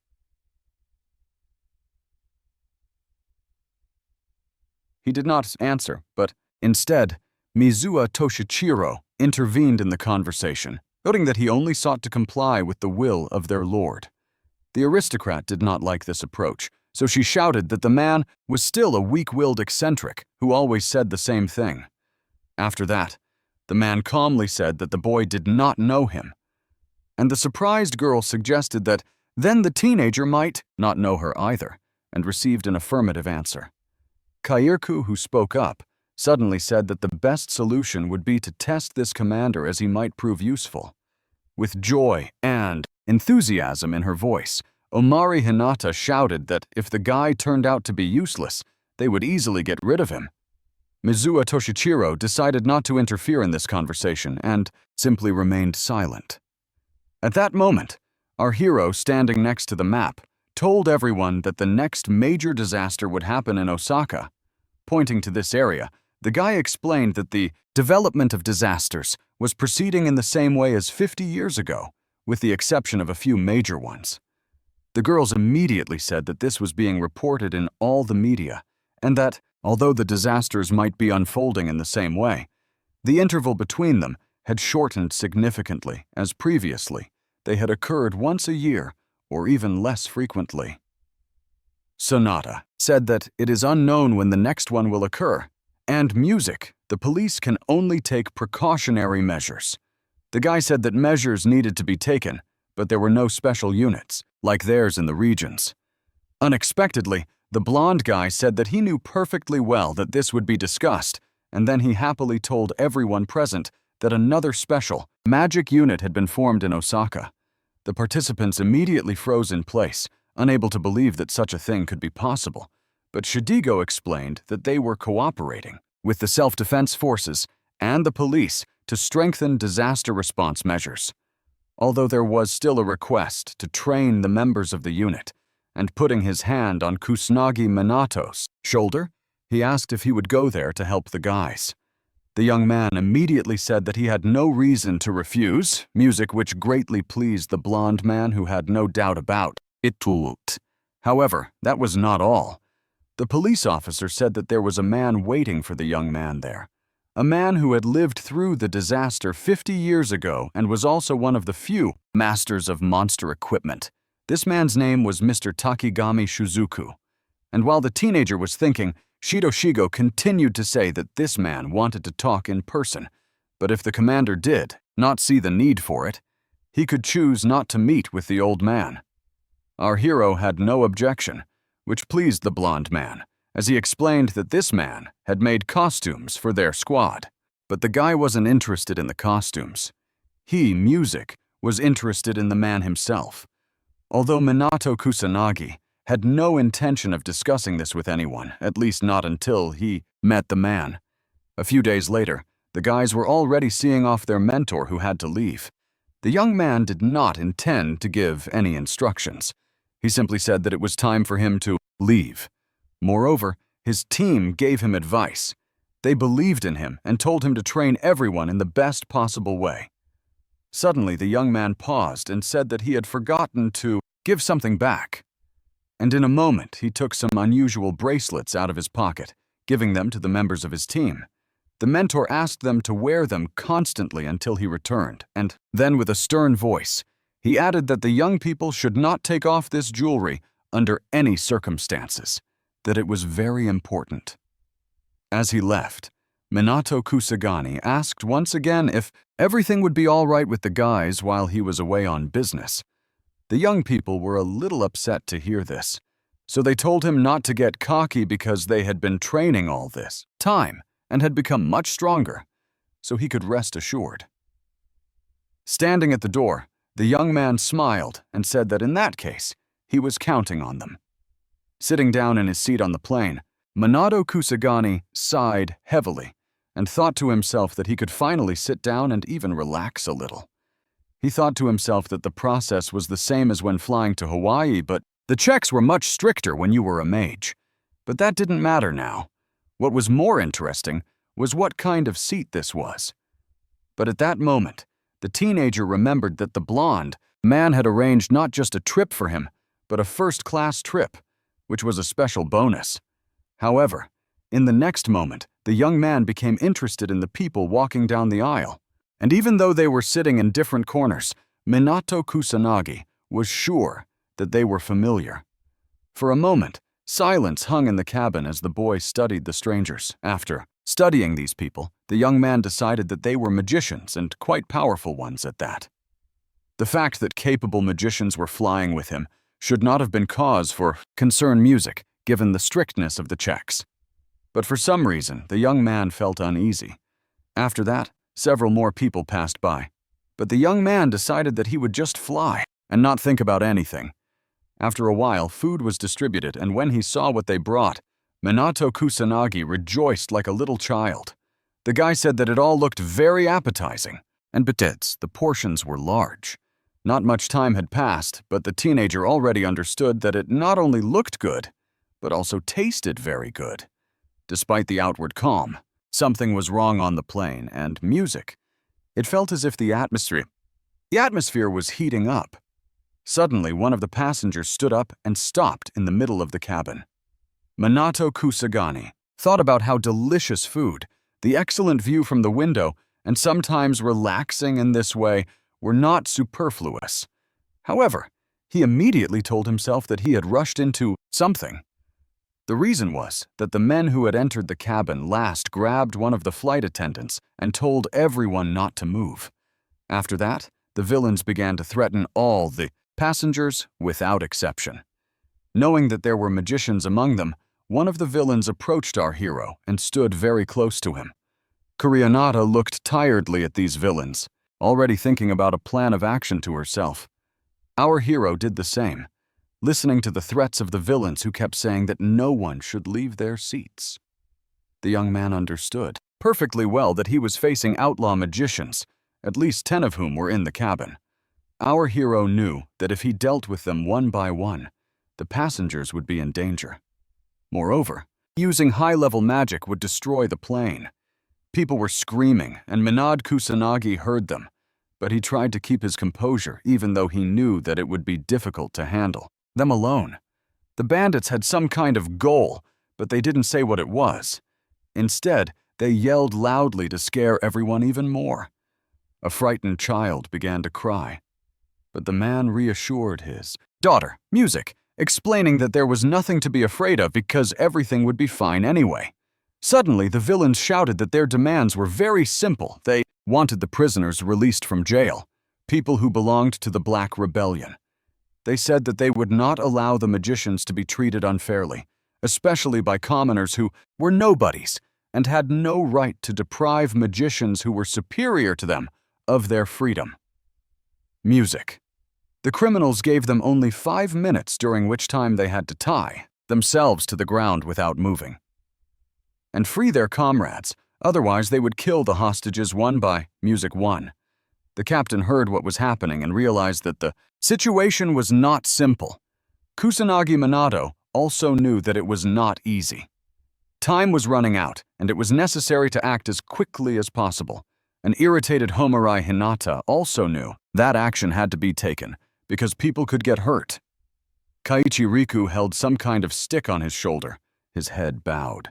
All these movements hinting that he was about to do something. The girl saw her partner unleashing his magical power and decided to do the same. Our hero watched this, thinking to himself what could be done. The three of them sat almost diagonally across from each other, and it seemed that they understood each other without words. Suddenly, the villains shouted that those who were about to get up from their seats should remain seated, because not only they, but also other passengers would suffer. But in the next second, something happened that the ill-wishers did not expect.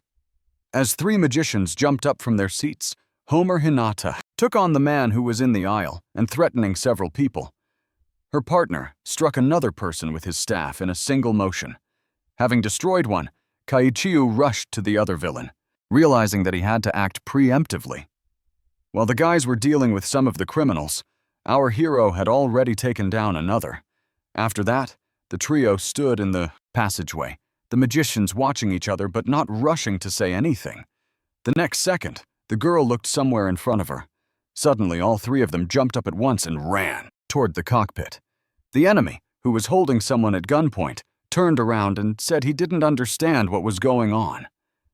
But the man didn't have time to think about anything else because he saw something quickly approaching his cheek. A moment passed, and the villain was already flying in the other direction, thrown back by Minato Kusagani. However, it was not only the young man who fought the enemies, but also other magicians who did their job brilliantly. The passengers did not understand how this was possible, and it frightened them little. But on the other hand, they realized that it was all being done for their own good. Homer Hinata performed some incredible tricks that were most appealing to children. As for the criminal, when he saw the mage next to him, he shouted that he would deal with her in one move. As she struck her opponent, the girl shouted that she wanted to see what he was capable of, but he was incapable of anything. A minute later, one of the villains, who had not been reached yet, but was still holding the flight attendant hostage, angrily declared that enough was enough, that the magicians had already taken too many liberties. The man shouted that if they decided to continue in the same vein, all their fellow passengers would be killed in one fell swoop. The flight attendant felt more than anyone else that these people were not joking because she could not move.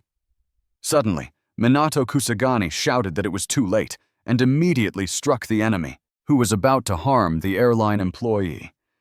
The red-haired beauty finished off the other gangsters nearby, knowing that they all had to be neutralized quickly.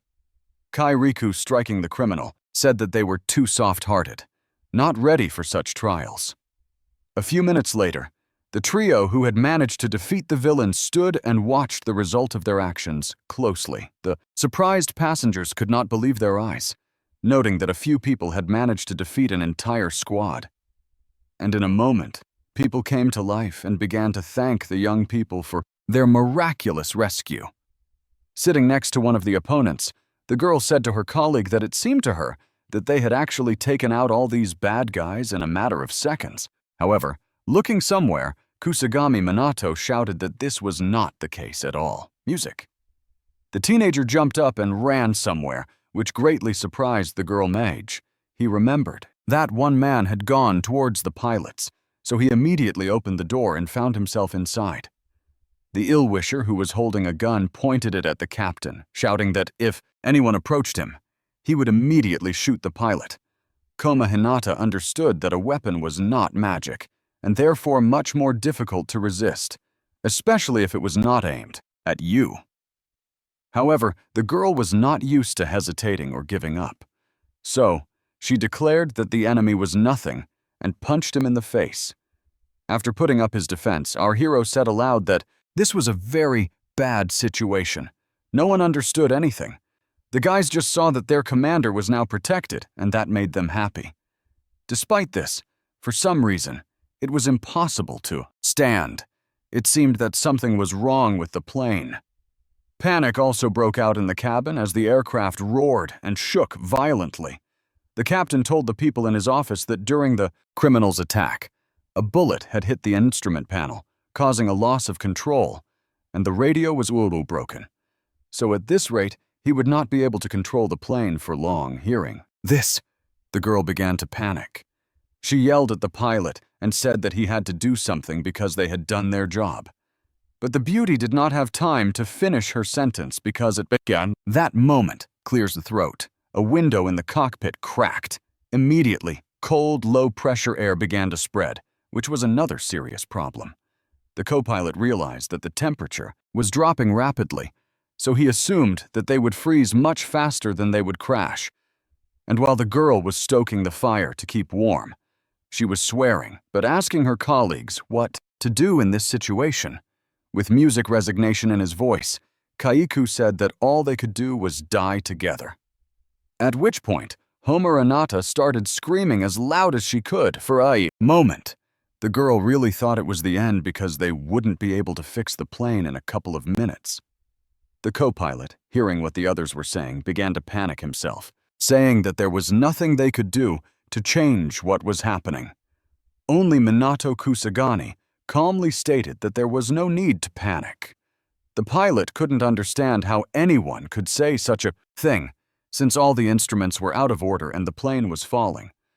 However, the young man proudly declared that he could save everyone, and therefore it was necessary to remain calm and positive.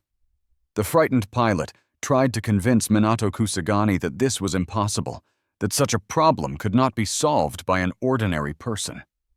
And while the young man turned away, the man began to wail again and say that it was all over. Although the teenager did not understand why they simply did not want to listen to him. A moment later, without saying anything to anyone, our hero stood on the ledge and was about to jump out of the window when he heard someone trying to stop him. But the teenager had a clear plan, and so in a moment, he was already flying somewhere, knowing exactly what he was going to do. With anger in her voice, Koma Hinata shouted that this guy had abandoned them all and run away alone. Chaos continued in the cockpit, with no one knowing what to do next. The plane was flying down. Our hero was nowhere to be seen. Music, and it seemed that nothing could save the stalemate. Suddenly, the captain announced that they were rapidly losing altitude and would crash very soon. At this rate, the panic in the cabin grew stronger with every passing second. If earlier people thought that only criminals were threatening them, now the situation had worsened. A caring father reassured his daughter, telling her that everything would be fine and that they would reach their destination. At that moment, the captain clutched the steering wheel with both hands, pulling it desperately toward him in the hope that the plane would finally obey him. Below, the vast ocean stretched out, now seemingly closer than ever. But in the next second, something began to change. Suddenly, the plane lifted its nose and flew upward. Continuing to hold on to the steering wheel, the captain said, that they had somehow managed to regain altitude. Although he did not understand what had happened or who had influenced the situation, the girl, who had been silent until then because she didn't know what to say, Music now declared that the young man had saved the situation. This teenager had somehow managed to hold the entire plane on his own. The beauty did not know exactly where he was or what he was doing, but she understood that this was the case. The young man, in turn, thought about how much mana he had used to create the barrier and strengthen his body through magic synthesis, and how he was trying to change the plane's course with wind magic. Kusanagi Minato had never encountered anything like this before, so he rightly pointed out that it was difficult for him. Finally, the pilot shouted that they were thousands of meters above sea level. And music! The takeoff weight of this plane was 230 tons.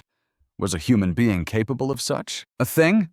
The girl immediately declared that this was the commander of a special magic squad and that he was a monster. At that moment, a cheerful flight attendant was telling someone that, thanks to the magician's efforts, the plane had stabilized and everything was now fine. The passengers who had already suffered enough during this flight hoped that they would now arrive safely at the airport. The frightened girl also asked her father if everything was okay now, to which he replied that it was indeed so. But the captain told his colleague that it was too early to rejoice, as the transmission responsible for landing was also not working, music, and therefore their safe arrival depended on him. The young man knew there were problems, so he prepared special protection on the field. Using free magic, the young managed to steer the plane with precision so that the landing was safe. It wasn't easy, but our hero understood that he had taken on the responsibility and therefore had to see it through to the end. His concentration had to be at the highest level, but the teenager knew how to do it, so he didn't give up. The ruts on the runway indicated that this was probably the most difficult thing Minato Kusanagi had ever done, but he managed to achieve the seemingly impossible. Looking at the huge aircraft, the young man said with fatigue in his voice that, although it was very difficult, he had landed the plane. The rescued passengers, realizing that they had finally landed at the airport, began to laugh, rejoice, and share their impressions. And while the co-pilot cried, the captain saluted our hero and proudly declared that he was grateful to such a wonderful guy. Kusanagi Minato's colleagues who were watching him through the broken window simply observed, but did not rush to say anything. Journalists were already on duty at the airport and immediately began asking the young man questions about how he managed to prevent the disaster. Looking confusedly at the media representatives, our hero thought to himself that it was the same thing every time. However, the police intervened in time, and the men said that all questions could be asked at a future press conference. Approaching the young man, a law enforcement officer asked him to follow him because Miss Takigami was waiting for him there. Moving down the corridor, the young man met Homeranata, who said that he had certainly caused a lot of noise. After that, the beauty and her colleague walked past as if they had immediately forgotten everything. But then Kusagami Minato said that he wouldn't say he had done anything incredible. Although the beauty immediately said that the teenager must have decided to be sarcastic, the young man understood that these magicians had done a good job, so he complimented them on it. After that, the girl added that the commander should continue in the same vein, and in a colder tone, she said that they would definitely meet again. Our hero watched these people leave, not understanding what they meant, whether they were really praising him or just decided to mock him. At that moment, an elderly lady was standing silently by the window. She was holding a photograph in her hands, which she was looking at very intently. But at that moment, the woman heard someone say that a guest had come for her. Putting the photo on the nightstand, the elderly lady said that this person could come in. Our hero stood at the door looking intently at the lady of the house, but remaining silent. Suddenly, the woman happily announced that she had been eagerly awaiting the arrival of Minato Kusanagi. Sitting at the table, the woman, Music, said that the reason she had invited the young man here was simple. He had simply intrigued her as an interesting personality. The lady noted that the young man's recent activities were simply amazing, and that his strength reminded her of someone. After a moment's thought, she said that our hero reminded her of her mentor and loyal friend, Ichigami Minato. The woman explained that magic without the use of attributes is rarely found. Mr. Ichigami was the best at using it, but few can repeat his success, so people think that this magic is of little use. After that, in a quieter voice, she noted that our hero could still use it, music, and very skillfully at that. She immediately asked who had taught the young man how it happened that he was able to use the same magic as Mr. Ichigami. For a moment, Kusanagi Minato fell silent, realizing that he needed to say something, but he didn't want to lie. Unexpectedly, the young man turned to Takigami and said that she hadn't changed at all, still losing her head when something interested her. Hearing the woman ask if they had met before, the young man replied that they had met more than once. And then he calmly explained that of course he could use Ichigami Minato's magic, and that it was only natural. After all, he was Ichigami Minato, who was strong and resilient. Enough! Hearing this, the lady of the house closed her mouth in surprise and shock. Mrs. Takagami sighed heavily, finding it difficult to accept what she had heard. The woman said that she had met quite a few people who pretended to be acquainted with Ichigami, introducing themselves as his relatives, friends, and even illegitimate children, but no one had ever claimed to be Ichigami himself.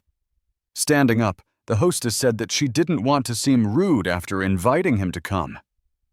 Music. But now she wanted the young man to leave. At that moment, the young man said that he had recently met two children, one of whom had an Ichigami music doll. After that, our hero fell silent, and Takigami asked what he meant by that. After that, the teenager smiled and said that she was the one who had told him. She said that she wanted to make a doll in the form of a great magician, in the form of a hero. The woman looked closely at the guest and noted that only two people knew about this, music, so she did not understand who could have told Kusanagi Minato about it. The guy continued to say that his friend was right. Music turned out that such dolls really inspire children. Ichigami Minato helps people even now. Bringing her hand to her lips, Takigami said in surprise that it turned out to be true. Closing his eyes, the young man said that the woman still couldn't believe it, and since that was the case, he would continue his story. When the lady of the house sat back down in her chair, she heard her old acquaintance continue, talking about something. With each new story, Takigami's eyes grew wider and wider, but she just sat and listened attentively. The guy realized that he had met someone he could talk to about anything, and that this person would not only listen, but also believe him. And that was indeed the case. Takami listened attentively and was impressed. At one point, the woman enthusiastically said once again that Ichigami himself was sitting in front of her, which pleased the young man, who understood that she recognized him for who he was. Suddenly, the hostess of the house exclaimed that who could believe that the great hero had been reborn? Music!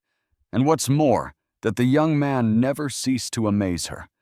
Bowing her head, Takigami admitted that after her friend's death, it had been very difficult for her. But then, the woman faltered as if she were searching for the right words to express her emotions. Wiping away her tears, the elderly lady noted that she was glad to have been able to meet her comrade once again, and therefore thanked him. Kusanagi Minato didn't want the woman to cry, so he said that was enough. Music, realizing that this was indeed the case, Takigami calmed down a little and put her glasses back on. However, the young man had not come here for no reason. He was interested in what had happened over the past 50 years, so he asked that question as well. The lady of the house said that the magicians had weakened and had not inherited the teachings of magic at all. Moreover, even the information about Ichigami largely did not coincide, and a magical aristocracy had appeared. Looking confusedly at his acquaintance, the young man asked her to tell him everything she knew about it. The woman thought for a moment, then apologized for something. Suddenly, Takigami picked up her phone and began to look at something carefully or search for something. Our hero did not understand what had happened, but the elderly lady replied that it was nothing important. After that, the hero's acquaintance said that it was getting dark, so it would be better to talk about it the next day, and immediately added that the guy was a special guest, so he could stay with her. Kusanagi Minato did not intend to argue, so he went to sleep in the room that had been prepared for him. He music slept soundly, and therefore had no idea that an enemy with a sword in his hands was standing outside his door. Approaching our hero's bed, Kaiichi Riku, who had seemed quite friendly and a good magician the day before, now swung his blade. The blow was powerful, but at that very moment, a bright beam of light illuminated the room. The man looked questioningly in front of him, not understanding what had just happened. Standing near his bed, the guy said, "How could you attack a sleeping person? Because it's mean? Can magicians do that?" He immediately added that he remembered him well because they had met during the day. And at that time, the man had tried his best to help. Kaiku wasn't going to say anything. Instead, he took his sword and swung again, hoping that this time he would succeed. Dodging, the young man realized that his opponent was very agile, so he had to be as careful as possible. Kusanagi Minato understood perfectly well that the battle had already begun, but it could not be fought in a small room where he was being chased with a sword, so he jumped out the window. In just a moment, the men were all ready, standing in the courtyard. His adversary had no intention of retreating, but in addition to his usual sword, he decided to use magic, starting with a second-ranked stone collapse. The young man also did not want to rush and waste his strength in vain, especially considering that he had already spent a lot of mana the day before, so he immediately activated a barrier to help him. The man saw his magic crumble against the protective barrier, but he had no intention of retreating. A moment later, the young men stood facing each other, but neither attacked nor defended, as if they were both thinking about something. Suddenly, Kusanagi Minato said to his opponent with joy in his voice that he had managed to break through his defensive barrier, adding that he had used anti-magic to do so. His opponent still held his sword, but for some reason he said nothing and did not respond. The guy understood that they didn't want to talk to him, so he said, "So," adding that it was useless to ask Kaiku about his motives anyway, and since that was the case, they might as well have a little fun. The mage knew it wouldn't be easy, so he immediately decided to put up a defense for himself so he could fully concentrate on the attack. The music young man also set up defenses for himself, but there was no sadness or fear on his face. He knew exactly what he was doing and what he would do next. Suddenly, Homer Hinata appeared in the courtyard and immediately ordered the men to stop fighting. The girl stood silently and smiled, but it was difficult to tell from her expression what she had in mind. Therefore, our hero calmly asked if she had also come to visit him. Showing her phone, the red-haired beauty told Minaduku Sagani not to resist because they had hostages, and immediately asked if it was true that he had many friends in Tokyo. The girl asked if the guy knew what would happen to them after her call. She then continued by saying that it would probably be better not to pursue the subject any further. Our hero did not understand why these people were so hostile towards him, so he asked what they wanted. Moving closer to each other, the girl said that they should introduce themselves first. The beauty decided to introduce herself first, noting that she was a representative of the magical aristocracy, and her name was Homer Hinata. Supporting her friend, the girl added that Kaiichi Riku was standing next to her, and that he was also a magical aristocrat. A moment later, the girl happily said that they had only one request, that the teenager become their friend and at the same time a magical aristocrat. By music agreeing, the boy would gain status and an excellent reputation as well as money and female attention, and most importantly, he would be able to save his friends. Homer Hinata noted that even if the young man somehow manages to resolve the situation now, he will remain under the scrutiny of the aristocrats for the rest of his life. Looking at the young man, the girl continued to say that he would drink, go about his business, teach someone music, and his friends would be unprotected at that moment, and he would not be able to be with them all the time. Pointing her hand toward Kusanagi, Minato, the beauty asked once again if he wanted to be one of them. The guy knew his strengths. He also understood his path perfectly well, and therefore calmly stated that he was going to refuse. Picking up her phone, Homer Hinata said that in that case, there was nothing to be done because there would be many victims. And while the girl was saying that the teenager needed to be taught a lesson so that he wouldn't think too highly of himself, her people stood near the guy's friends preparing to harm them. At that moment, the boys were fast asleep and had no idea that they were in any danger at all. But that wasn't necessary because the moment the bandits decided to harm the team, their bracelets immediately began to glow bright yellow. The jewelry somehow not only provided powerful protection for the heroes, but the light also spread throughout the room. The surprised ill-wishers tried to do something, but they had never seen anything like this before, and music were therefore very surprised. But after the light turned into the figure of Kusanagi Minato, the bandits had no idea what to think about it. The girl who did not know what was happening in Tokyo was sure that everything was going according to plan there, and if so, she wanted to deal with the guy here as soon as possible. Seeing his opponents with swords, the young man said that music would prefer to dodge if at all possible. However, as they prepared to strike, the guy shouted that this would definitely not happen. The music red-haired beauty immediately began performing some tricks in the hope that she would at least slightly affect the commander of the magic squad. But our hero's speed was enviable, and so he did everything at the highest level. Kusanagi Minato knew many techniques, so he used them as best he could.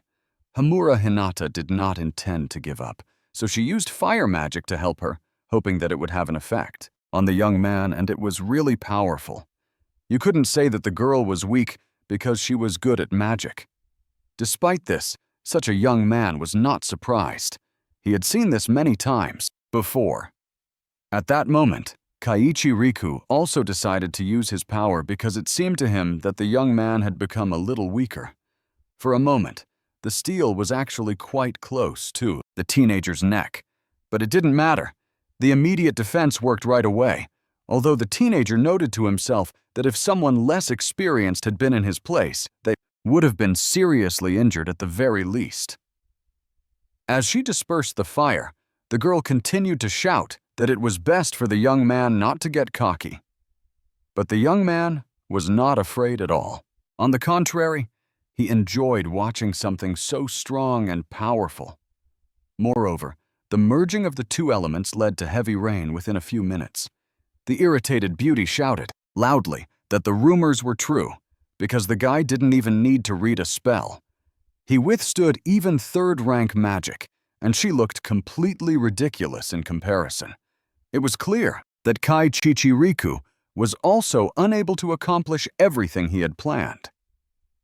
The student understood this perfectly well and said that the man was not as good at fighting while standing on the ground, so he invited his opponent to climb higher. Hearing this, the beauty shouted that Kusanagi Minato was too confident and that it annoyed her. After that, she noted that they had simply underestimated this man. In a quieter tone, she noted that they could fight again. But this time, they didn't need to hold back. Working together, Homerin said that this attack would burn everything in its path, while her colleague added that its strength and power would destroy everything.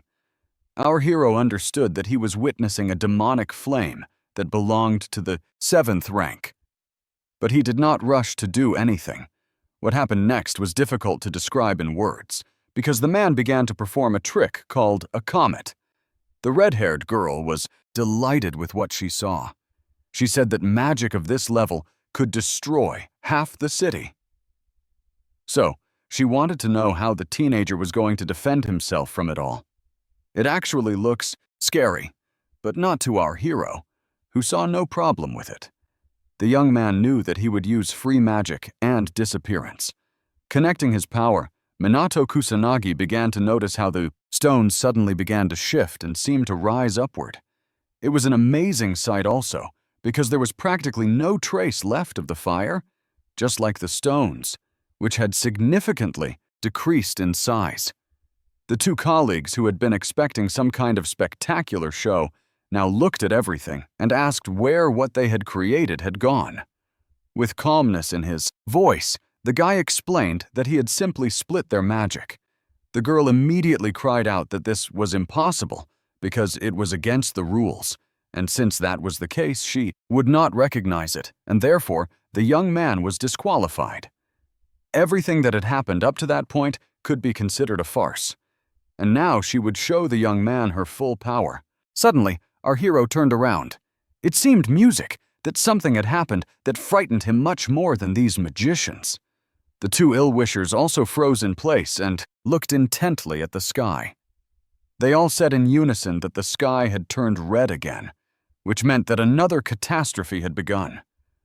The young man realized that too much had happened in such a short period of time, and he would never believe that it was just a coincidence. The young people understood that a catastrophe was not a reason to sit still, but a reason to move and save people. The night city was rapidly being enveloped by dark clouds, which meant that the battle would not be easy. An elderly lady who had gotten up because she sensed something was wrong watched closely what was happening outside. Our hero was going to save people, but Homer Hinata shouted loudly at the young man not to be foolish, even though he did not understand what she wanted from him. After that, she added that she didn't care about the disaster. She wanted to deal with the young man right now. But a moment later, the beauty felt someone's strong hand grab her shoulder. Her colleague said sternly that Homer Hinata had completely forgotten about their mission because she was completely immersed in her emotions. The girl was angry. She understood that there was truth in this person's words, but she still did not want to give up. Kusunashi Minato did not pay much attention to the conversation between the two and therefore stated that he had no time for them now because there were more important matters at hand. A catastrophe was looming. The guy thought to himself that he was sure there was a lower city there, apparently destroyed and abandoned after the great disaster in Osaka 50 years ago, and that there was the same thing in Shibuya. Maybe it wasn't a catastrophe at all, but monsters kept appearing, so the teenager knew he needed to focus on that. Moving over the city, our hero noted that there were many powerful monsters, and if he passed by, they could attack people, but it would be difficult to deal with all of this alone. But at that moment, Minato Kusanagi saw Kaiku next to him, who calmly said that he would help the boy deal with this invasion.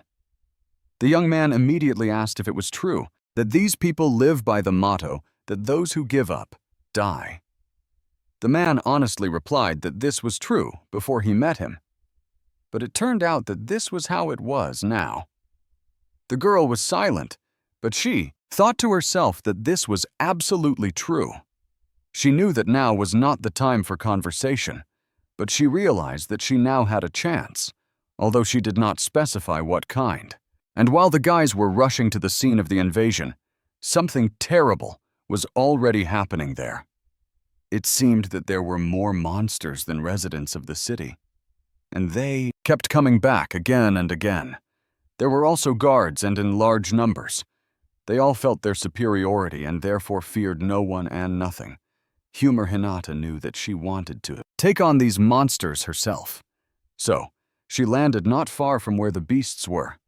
With excitement in her voice, the girl declared that she would gladly destroy all the monsters, and she would do music it very quickly. The beauty immediately activated her 5th rank in a pillar of fire, knowing that she could easily burn these monsters. Her colleague was not going to be outdone, so he did what he knew how to do, and he did it quite well. Our hero was the strongest. Although he did not intend to stand out among the others, he activated his defense to save people and simultaneously activated his attack.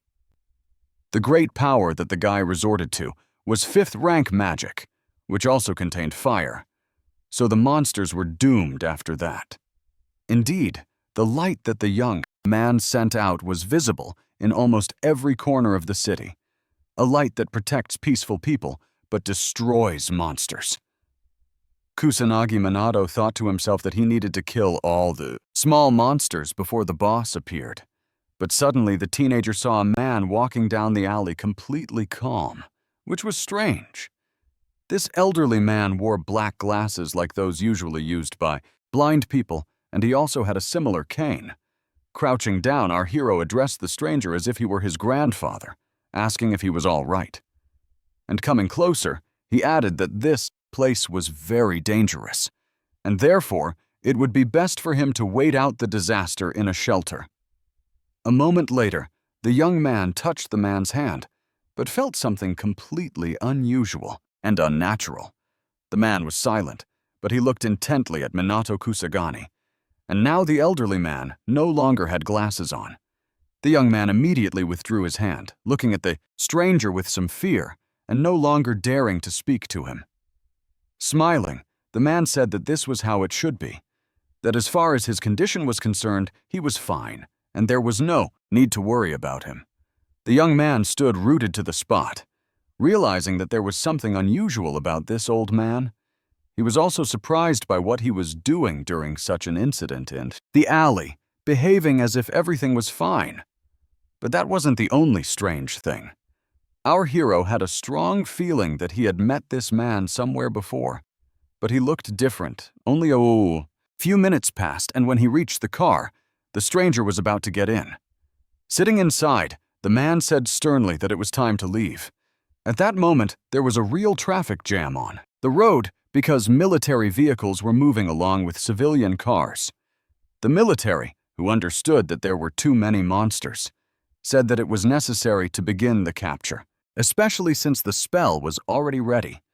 When our hero arrived at the scene, he realized that the guys, as Shidu had said, were actually working quickly and together, which was very helpful in this case. Therefore, the teenager thought about the best course of action in this situation, so music as not to disrupt the coordination of their work. Once on the ground, Minato Kusanagi heard someone ask him what he was doing there, but another man recognized the young man and was glad that he had come to their aid, saying that it was much faster than they had thought. However, they were unable to finish their conversation as a powerful explosion occurred in the next second. Our hero immediately ordered all the soldiers not to be distracted by trifles, but to continue fighting because it was vitally important for them to deal with these small monsters. Responding to the young man's question about how things were going in general, the policeman said that they were keeping the monsters surrounded and doing everything in their power to protect the citizens. Despite this, no measures were taken to prevent the monsters' actions simply because there were not enough forces to do so. The young man smiled and cheerfully told the others not to worry because now he was with them. The young people who were defending themselves said that they were glad to hear this, that it gave them great hope. A moment later, looking ahead, Minato Kusagani added that he had not come alone. The girl and the man who had volunteered to help were already nearby and ready to do whatever they could. The men knew these people well, but it was strange for them to see the magical aristocracy together with the magical squad because everyone thought that they were fighting each other, but it turned out that this was not the case at all. They immediately added that victory was now certain, and with this lineup, they would definitely win. But suddenly something went wrong. The soldiers, who had been standing still just a moment ago, now began to lean somewhere. The men noted that they had a strange feeling, as if something heavy had settled inside them. A minute later, a huge monster appeared before the crowd, glaring music angrily at the people. The frightened law enforcement officers nervously said that this was the leader of the monsters, but his power was such that they could not even get close to him.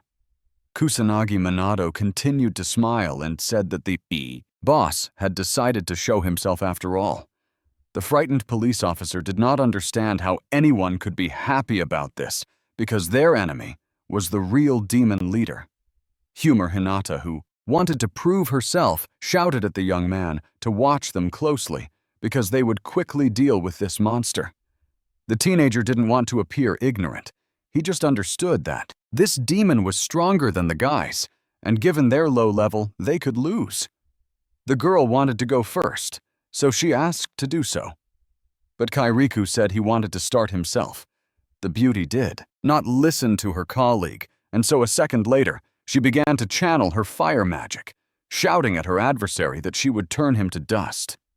The man kept up with Homer Hinata, quickly, activating his own powers, so that together they could deal with the enemy quickly enough. The monster stood in the middle of all this terrible chaos, but he was not afraid of what was happening around him and did not even try to defend himself. But suddenly something began to change. The boss realized that he had to act, so he activated his firepower. The difficulty was that this was the 8th rank.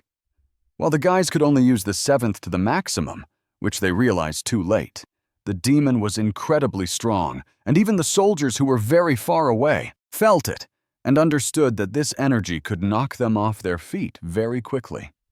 And it was true. The power was so strong that the asphalt around where the boss was standing turned into a pile of fallen stones.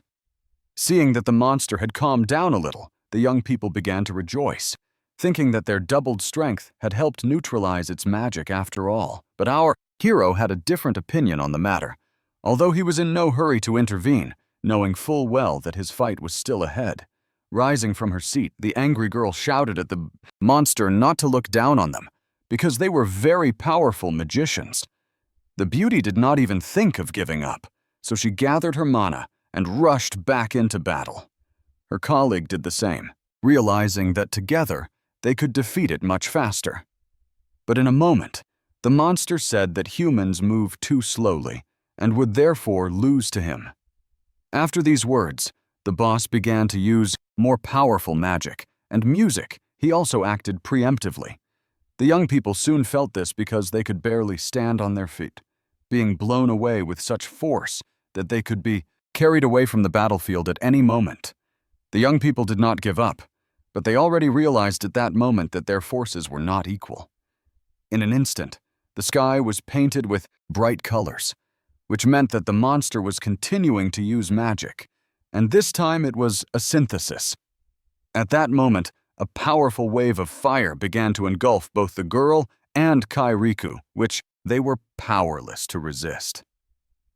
Our hero watched not only this, but also how within a minute his acquaintances were lying not far from where he stood, struggling to get up. The magicians cursed that everything had turned out this way. They understood that they had failed to defeat the monster. Moreover, they had barely survived the battle. Supporting the guys, Minato Kusanagi calmly noted that their part of the job was done, and now he wanted them to leave the rest to him. Grabbing the young man by his shirt, Homura Hinata said with a hint of desperation in her voice that he would not be able to defeat this monster, because even the magical aristocrats had failed to do so. After that, Kaichiu advised our hero to run away while he still had the chance. Heading towards the boss, the teenager calmly told him not to worry, because an enemy of this level was no match for him. The man looked intently at him, and Music thought that he did not understand this person. Looking at the monster again, he decided that the young man probably did not sense the powerful force emanating from his opponent.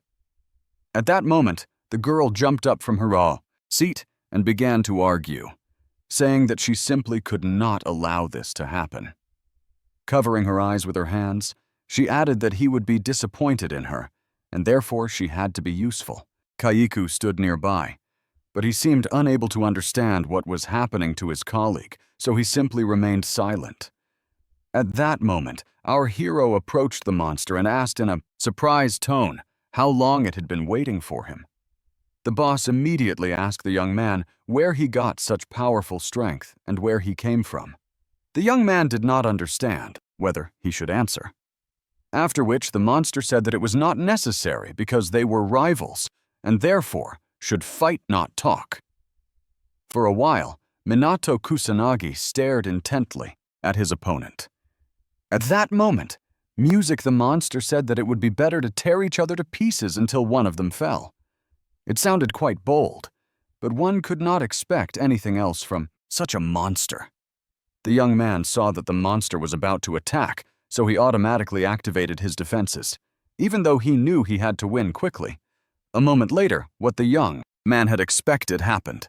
The monster began to attack him from different sides, and Music did so quite quickly. The beast was confident that it could easily and quickly take the young man out of action. Homura Hinata, who was standing nearby, was delighted, noting that she had warned the young man in advance that it was simply impossible to defeat the demon leader. The monster watched his opponent closely, unable to understand how his magic was not working against the human. Although a moment later, the teenager declared that it was all infuriating him, hinting that it was taking too long. But a moment later, Kaiichi Riku announced that Kusanagi Minato had managed to strike the monster, which greatly surprised the beauty. The man thought to himself that no matter how hard the young man tried to protect himself with magic, the power of the demon leader was still great, and therefore, he did not understand what the young man planned to do next. Our hero also pondered, thinking that he would like to try his new magic on this monster, but it was not yet time. After which, he decided that he just needed to find the right spell. A moment later, Kusanagi Minato began to concentrate his energy, deciding to use the 9th rank and an anti-agic spark. Realizing that this was such a high rank, the girl began to get upset, saying that even they could only use 8th level magic, thinking that this was the highest rank. But the guy didn't care what they thought of him. He just concentrated on his power, knowing that it would give the desired result. It seemed that with every second, the guy was accelerating his energy more and more because there was a lot of yellow light, and it radiated a special warmth. And then, something unusual happened because everyone saw a bright flash of light and a monster that suddenly fell to the ground. Seeing the sun come out, the police officers asked in surprise if it was really over, noting that the young man had managed to defeat an enemy that even the magical aristocrats had been unable to overcome. The men rejoiced as they approached the young man, saying that he was their savior, who had done something incredible. He calmly replied that he had said he would do it, and so he did. Hinamura. Hinata thought to herself angrily that this teenager had defeated the boss so easily, and therefore, compared to him, she could not even be called a magician.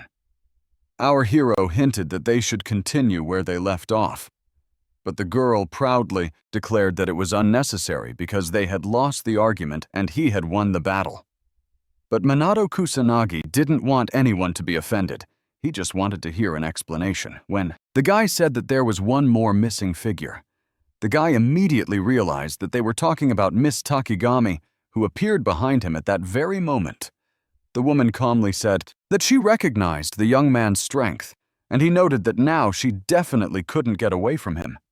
He immediately began asking questions about the purpose of the test, why the magicians had become so weak, and why his acquaintance had collaborated with the magical aristocracy. Music. The young man firmly stated that he wanted to hear the whole truth. After a while, having rested a little, everyone gathered in Mrs. Takigami's living room. The young man was in no hurry, so he asked the elderly lady if she knew the magician standing by the wall. The woman replied calmly that they were acquaintances and that these guys were supposed to attack him. Kusanagi Minato couldn't understand why they had played this trick on him, so he asked a question about it. The lady of the house did not answer, but Kair Riku spoke up and explained that it was a test to see if the young man was drunk with power or not. They wanted to understand what kind of person he really was. When the young man asked if his friends had been involved, they said that they had, but they had no intention of harming the girls or Ryuji. It was all just a game.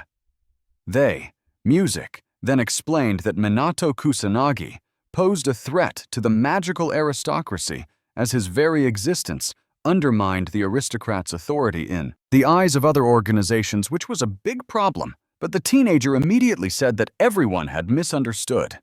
The aristocrats' authority in the eyes of the magical squad had not been diminished in the slightest. They had simply created problems for themselves. Homura Hinata immediately began to protest, but the man calmly noted that the young man was right. He added that during the first disaster, the magical aristocracy had done nothing. He said that his words might sound like a pathetic excuse, but this country needed the magical aristocracy. At that moment, The lady of the house spoke up and said that 50 years ago, after Mr. Ichigami's death, the aristocrats had emerged. After the death of the strongest magicians, when the monsters disappeared, a new threat arose in the form of illegal magicians. They descended suddenly, and at that time, there were no structures that could restrain them. Unable to defend themselves in any way, Japan briefly became a criminal state. The remaining magicians tried to resist this oppression, but even they struggled to do so. After a series of disasters and crimes, people were mired in despair, doubting every music day. This was mainly due to the death of Minato Ichigami, a hero who had always stood guard over order, but whose soul had left this world forever.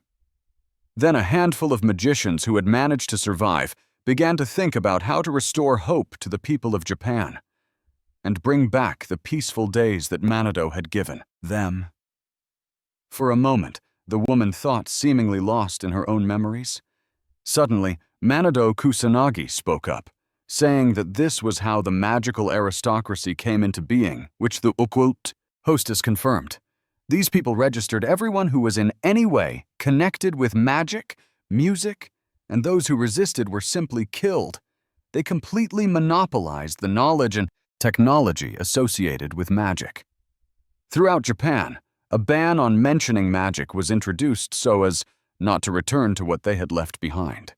Thus, peace gradually began to reign in the country. But this led to the decline of magicians. After thinking for a moment, the young man said that the strict restrictions on magic had led to degradation, and therefore it was all logical. The young man thought to himself that he remembered well the consequences of the horror of 50 years ago, when many people and magicians died in that hell. And after that, some of them began to destroy the country themselves. But the young man did not understand who wanted him removed from office. But the woman said she could not remember such people. A moment later, Mrs. Takagami glanced out of the corner of her eye at the young people who were still standing by the wall. Unexpectedly, she asked her acquaintance if he remembered a man named Haifumi, and our hero said that this man was his subordinate. Kusanagi Manado remembered that this guy always picked on him, had a very competitive temper, and was quite clear-throat arrogant, but a talented magician. The woman said that he was the chairman of one of the 3 largest shadow companies in Japan, the richest businessman in the country, and music, that he also supported the magical aristocracy. The surprise guy said that he was a businessman involved in politics, and he didn't think that person had risen so high. Ms. Takagami said that the young man was the same, not interested in power or money, only people in magic. Kusanagi Minato leaned back in his chair and looked somewhere wearily. After that, the woman turned her attention back to the young men who were standing silently. She then said that the current generation of magicians, even the young geniuses, did not even reach 1/10 of Mr. Under Ichigami's power. They were only his pale shadow. At that moment, Kusagi Minato couldn't take it anymore and shouted that thanks to their ancestors, peace had reigned in Japan, and therefore their power should not be belittled. But the boy immediately asked the girl what they intended to do if a catastrophe like the one 50 years ago happened again. Probably, just like today, they would surrender to the demon lord. Kaichi Riku explained that they had not anticipated such a scenario, thinking that the police would handle everything, and in the worst case, the entire magical aristocracy would unite to protect the peace and tranquility of the people. But our hero calmly said that he had already seen the skills of the aristocracy. Kusanagi Minato immediately asked the woman if she knew about this, and Lady Takigami said that she had not been sitting idly by all this time. She, music, immediately added that although she did not have the title of aristocrat and her powers were not so great, she was an ordinary anti-magician. The young man thought to himself that this was the truth of 50 years ago, which resulted in magical aristocrats, a decline in abilities, a reduction in disasters, and poor magical training, and immediately stopped thinking about it. The young man knew that he had now discovered the true reasons. Music, But was that really all there was to it? So the young man asked, if that was all that had happened in 50 years, if there were no more secrets, to which the woman replied that she had told him everything she knew. The music aristocrat, standing aside, watched the woman and the teenager intently.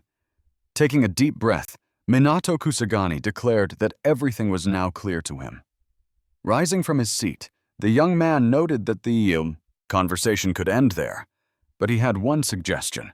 Raising his hand, the young man suggested that the young people join forces.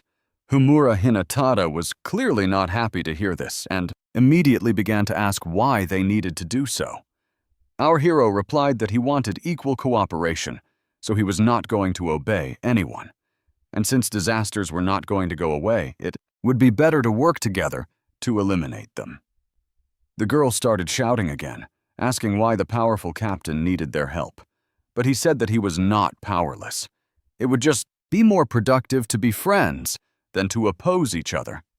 The young man explained that by uniting they would be able to protect everyone, and therefore he was curious as to whether young people really did not want to save everyone. Kairku said honestly that although the offer was unexpected, after the defeat of the demon chief, he saw no reason to refuse. Miss Takagami, overhearing the conversation, said that the young people could also rely on her, as she would create anti-magic armor for everyone. Music. The young man then sincerely thanked his two comrades. However, things were not so simple with Homer Hinata, because she turned away from everyone and stood silently. Suddenly shouting, the girl declared that she agreed to cooperate. She immediately added that our hero should not dare to take all the glory for himself, and if he suddenly began to complain, she would kill him herself. The music teenager agreed to this, but asked her not to take people hostage next time, to which the beauty immediately agreed. Thus, for the first time in 50 years, the magical aristocracy and the special magical squad joined forces to fight evil. At that moment, Minato Kusanagi abruptly said that he had a feeling he had forgotten something important. Or maybe it was just his imagination. The next morning, when Katsuragi Ruji got out of bed, he was horrified to find an unconscious stranger in his house, not knowing who he was. The same thing happened to the Mizuki sisters, who thought that burglars had broken into their house. Meanwhile, at the Osaka Prefectural Police Academy, the cheerful staff told our hero that they had been waiting for him. Looking at them, the surprised guy didn't know how to react to this. Stepping out onto the courtyard, one of the police officers shouted for everyone to stand at attention immediately. The man repeated that the employees did not communicate with their peers and therefore had to show respect to him. After that, the man apologized to our hero, saying that many of these guys were volunteers. They didn't know the rules yet, and therefore, as a police officer, he was ashamed of them.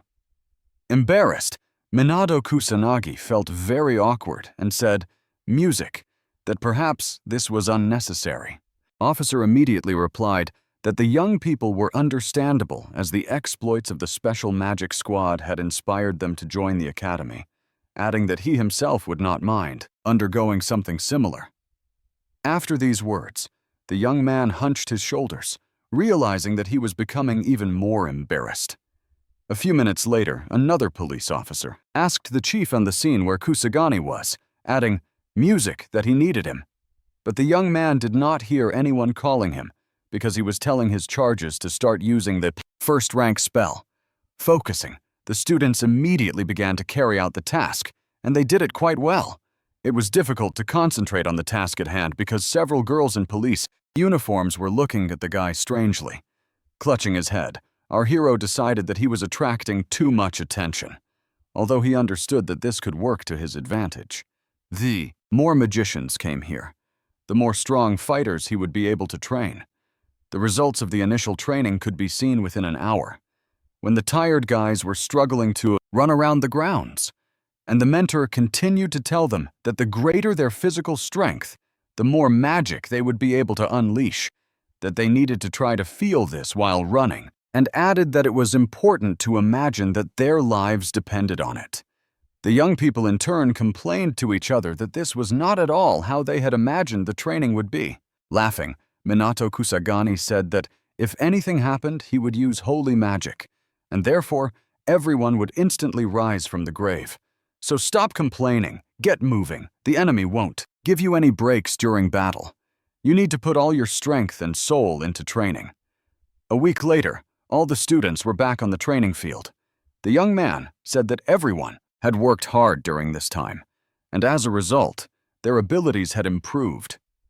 The young man gave the boys advice, saying that even outside the field, they should not stop training because they were all defenders of Osaka.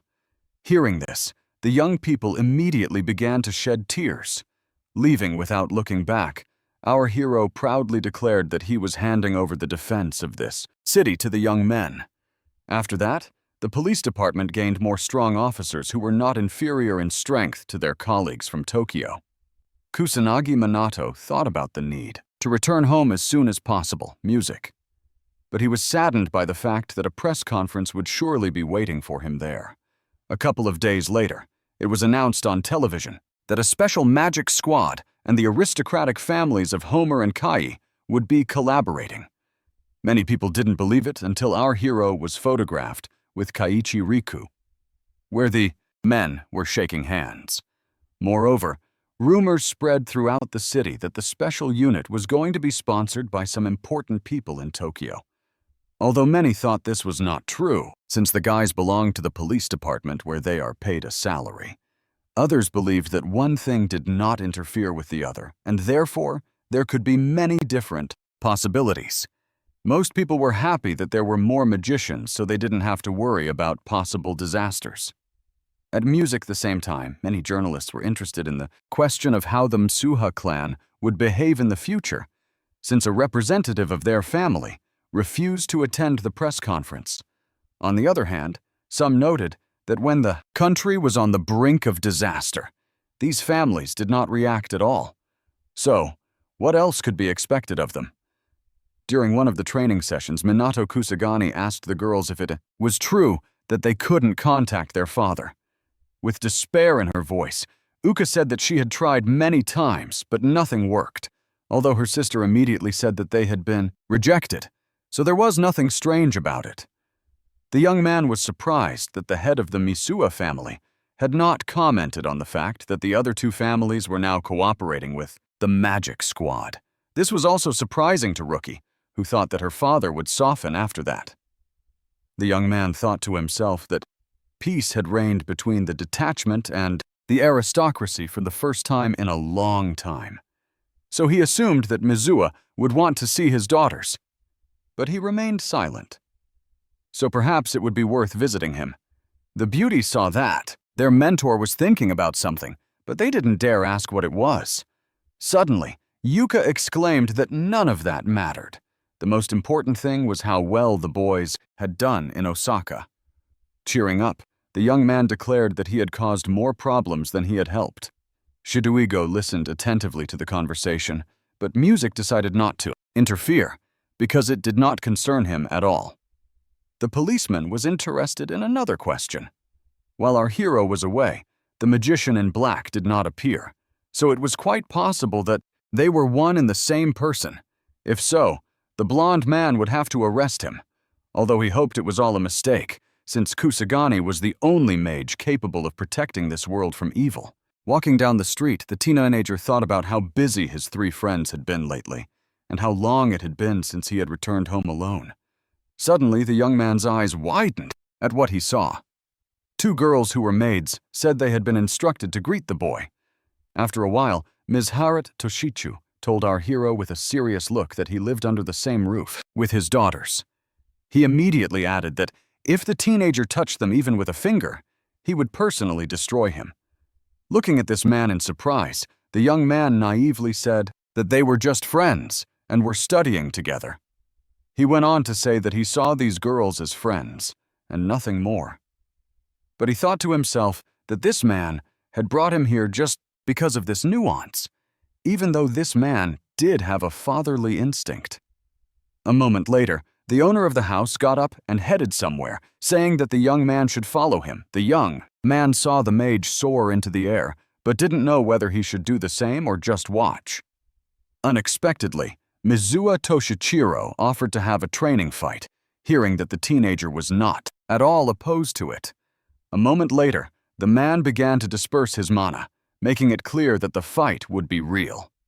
Kusanagi Minato also had no intention of falling behind, realizing that this was some kind of test, and he didn't want to play along.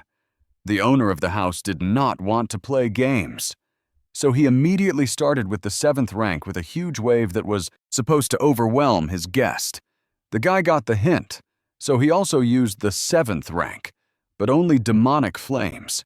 It was truly a spectacular sight, after which both magicians quickly dropped to the ground. With approval in his voice, the man said that the young man had decided to use the opposite of water to repel the attack, which he considered a good decision. He then noted that he could trust Kusagi Minato as a mentor for his daughters without any qualms. The young man watched as the owner of the house walked away without saying another word, but he himself had no intention of continuing the conversation.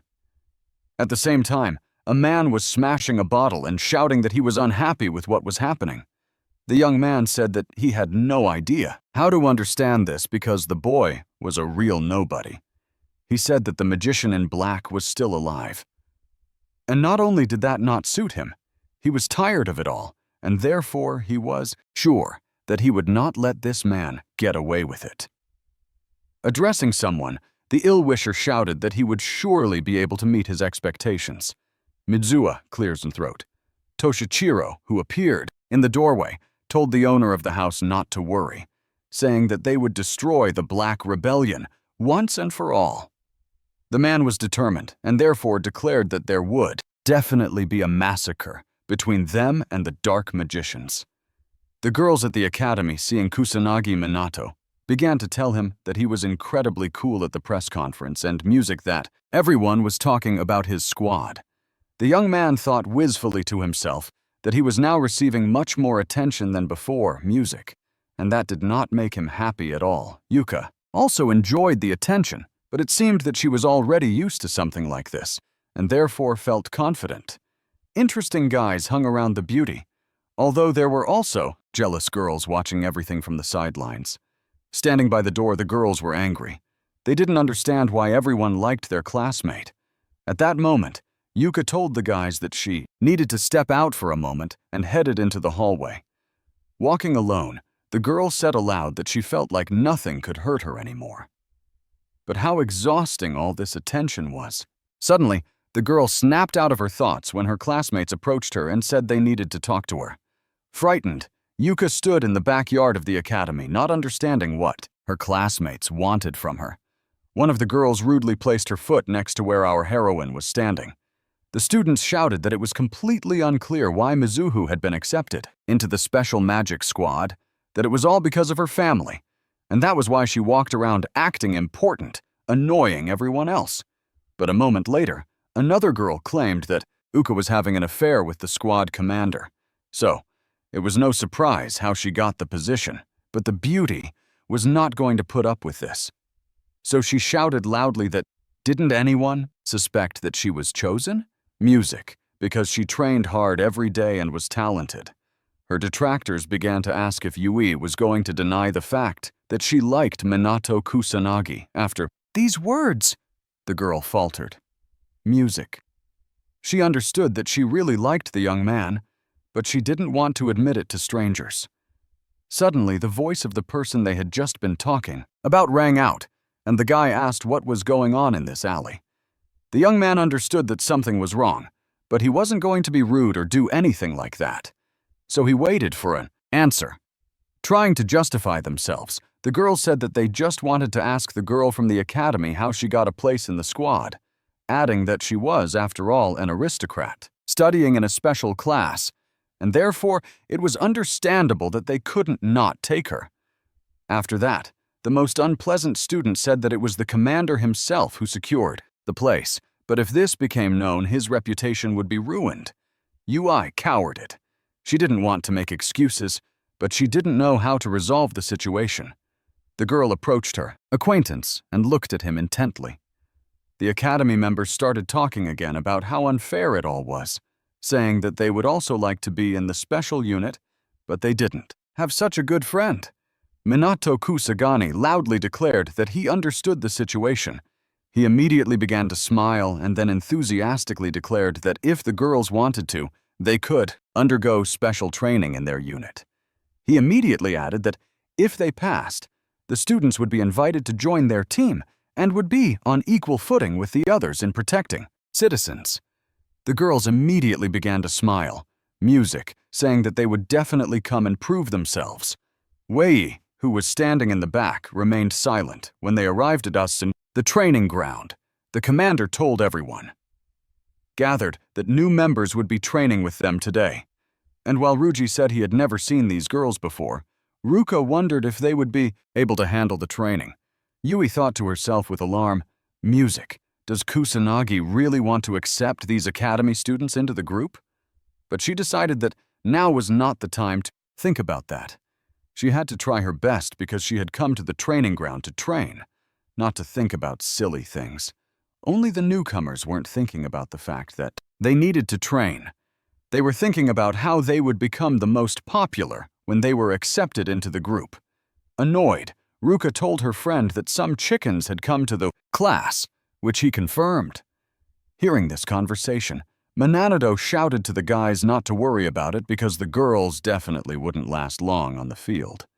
One of the students, looking at our hero, thought that she should get closer to the guy during training. However, just a few minutes into the training, the music girl not only failed to get closer to the young man, she couldn't even stand, but the commander yelled at the guys to run as if their lives depended on it. Because monsters won't wait for people to gather their strength. The participants had to imagine that a whole horde of hungry demons was chasing them. And the young man's acquaintances actually ran, keeping in information, understanding that this was really important. Only the ill-wishers who were lagging behind somewhere at the end complained that they couldn't do it anymore. After a while, Kusanagi ordered everyone to do push-ups because this would help push their bodies to the limit, which was what they needed. After that, the guys started working on magic, realizing that they had to do it flawlessly, since magic directly depends on inner strength. Exhausted to the limit, the ill-wishers decided it was time to leave this training because it was not training, but torture. And music. No normal person could endure it. But in the next second, one of the girls felt a hand on her shoulder and was startled. It was the commander who humorously asked where the beauties were going, noting that this was only the beginning of the training. Sitting on the ground, the students cried, saying that the young man had deliberately lured them here just to mock them. Suddenly, the young man asked the girls to look to the side, pointing. To his acquaintances, he said that once upon a time, all these people also hated training, but they kept coming back and getting better and better at it until music, they started to become powerful, magicians. The teenager added that their work was very dangerous. They had to fight monsters to protect citizens, which was very tiring. He added that Yuka always gave it her all. She considered herself a nobody, but she never stopped training. Turning around, the boy asked the students if they really thought the girl had time for fun. In a more severe tone, he inquired whether it was a matter of seduction or connections. Minato Kusagani declared that Uika was his dear friend, and he would not allow people to speak ill of her. The students looked at the young man in horror, realizing that he was completely serious. Fleeing, the students shouted that he shouldn't kill them. As for the young man, he said that these people were completely spineless, and he could have accepted them if they had tried harder. Argi, who approached the commander, asked what it was, but the commander replied that the training session was attended by ordinary losers who were not even worth thinking about. We stood aside as before and simply remained silent, music. On the way home, catching up with our hero, she calmly said that she had heard everything. After that, the beauty thanked the guy, saying that he had done it all, especially for her. The young man noted that he could have gotten into a verbal altercation with the students, but it would have been pointless.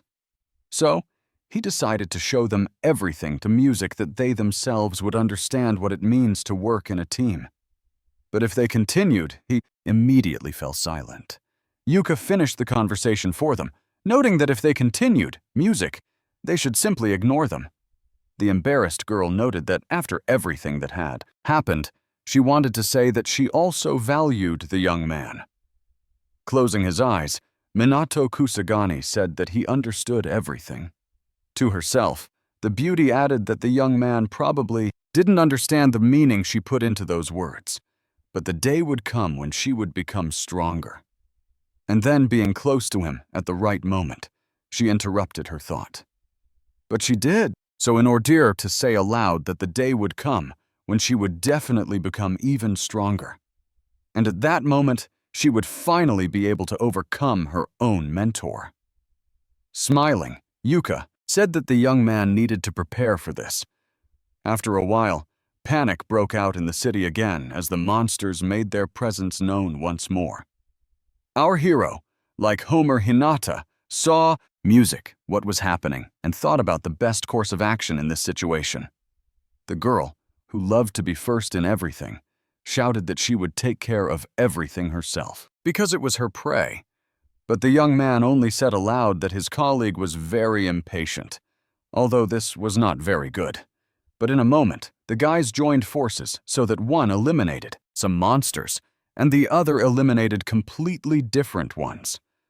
People who were on the street said that they were witnesses to the fact that the Magic Squad and the aristocrats were actually working together. Soon, the press began to talk about how the alliance had increased trust in the magical aristocracy, but that in addition to disasters and monsters, the Black Rebellion organization posed a threat. This is an unofficial organization, which mainly consists of students. But the chief was not happy about this, saying that due to their high achievements, trust in the police had begun to decline. At this time, a little boy was lying in the hospital, still unconscious. The magician in black carefully opened the window to get inside the ward unnoticed. The young man wanted to help, so he raised his hand and looked closely at the little patient. Kusanagi Minato decided to use 9th rank magic, holy magic, and angelic breath to help the boy. Suddenly, the room became bright, flooded with soft, warm light. But in a moment, the guy noted to himself that, unfortunately, holy magic is not omnipotent, but it can improve the physical and mental indicators of the victim. However, looking at the child, it seemed that for some reason, holy magic had no effect. This was sad, because our hero wanted to help Leona, understanding that her brother was very important to her.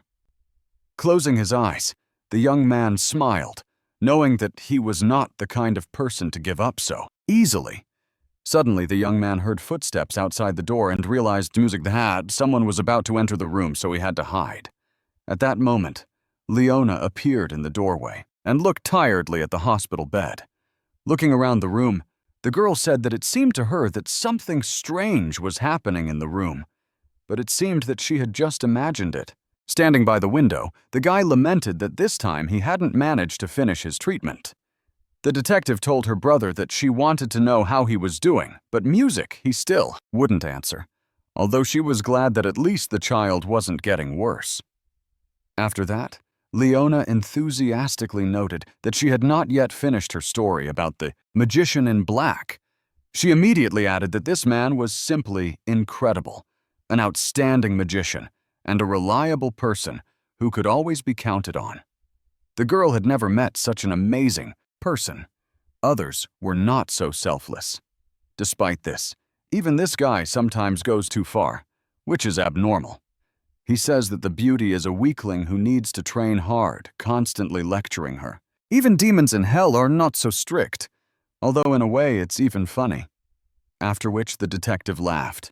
Leona was not actually evil, despite the fact that she and the magician in black did not always agree.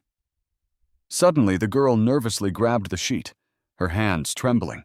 Beginning to cry, she said that she would not give up, that she would definitely take revenge on those who had done this to the boy.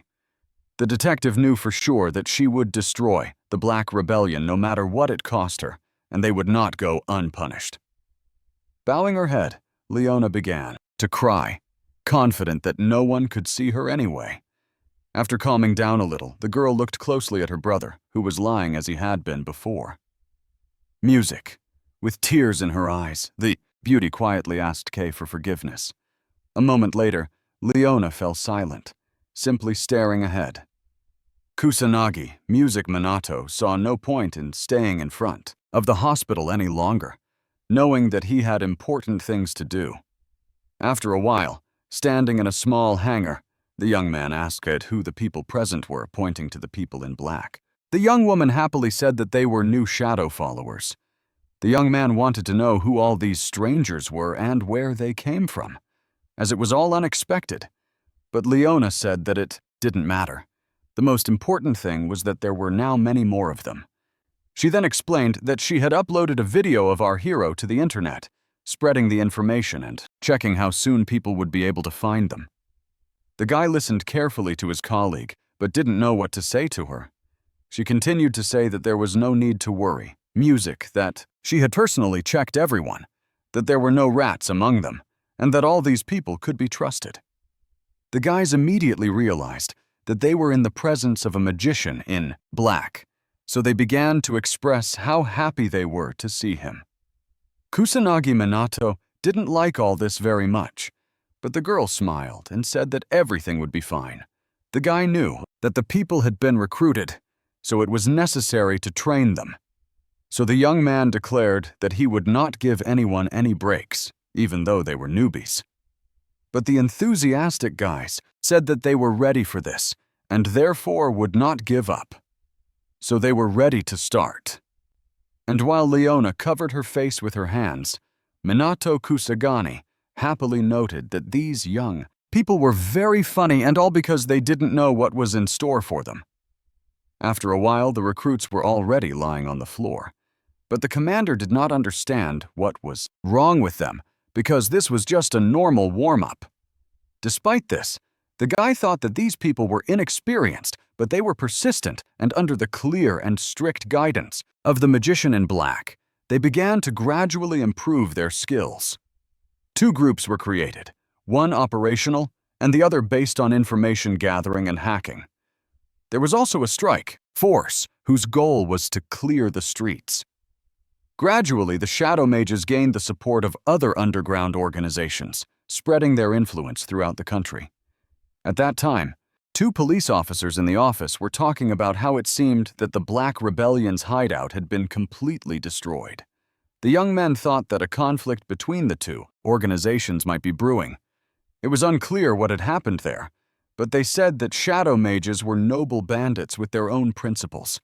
Hearing this, Shido Shego grimaced, clearly displeased to hear such news. The young man thought that these mages were ordinary criminals who should be put in prison.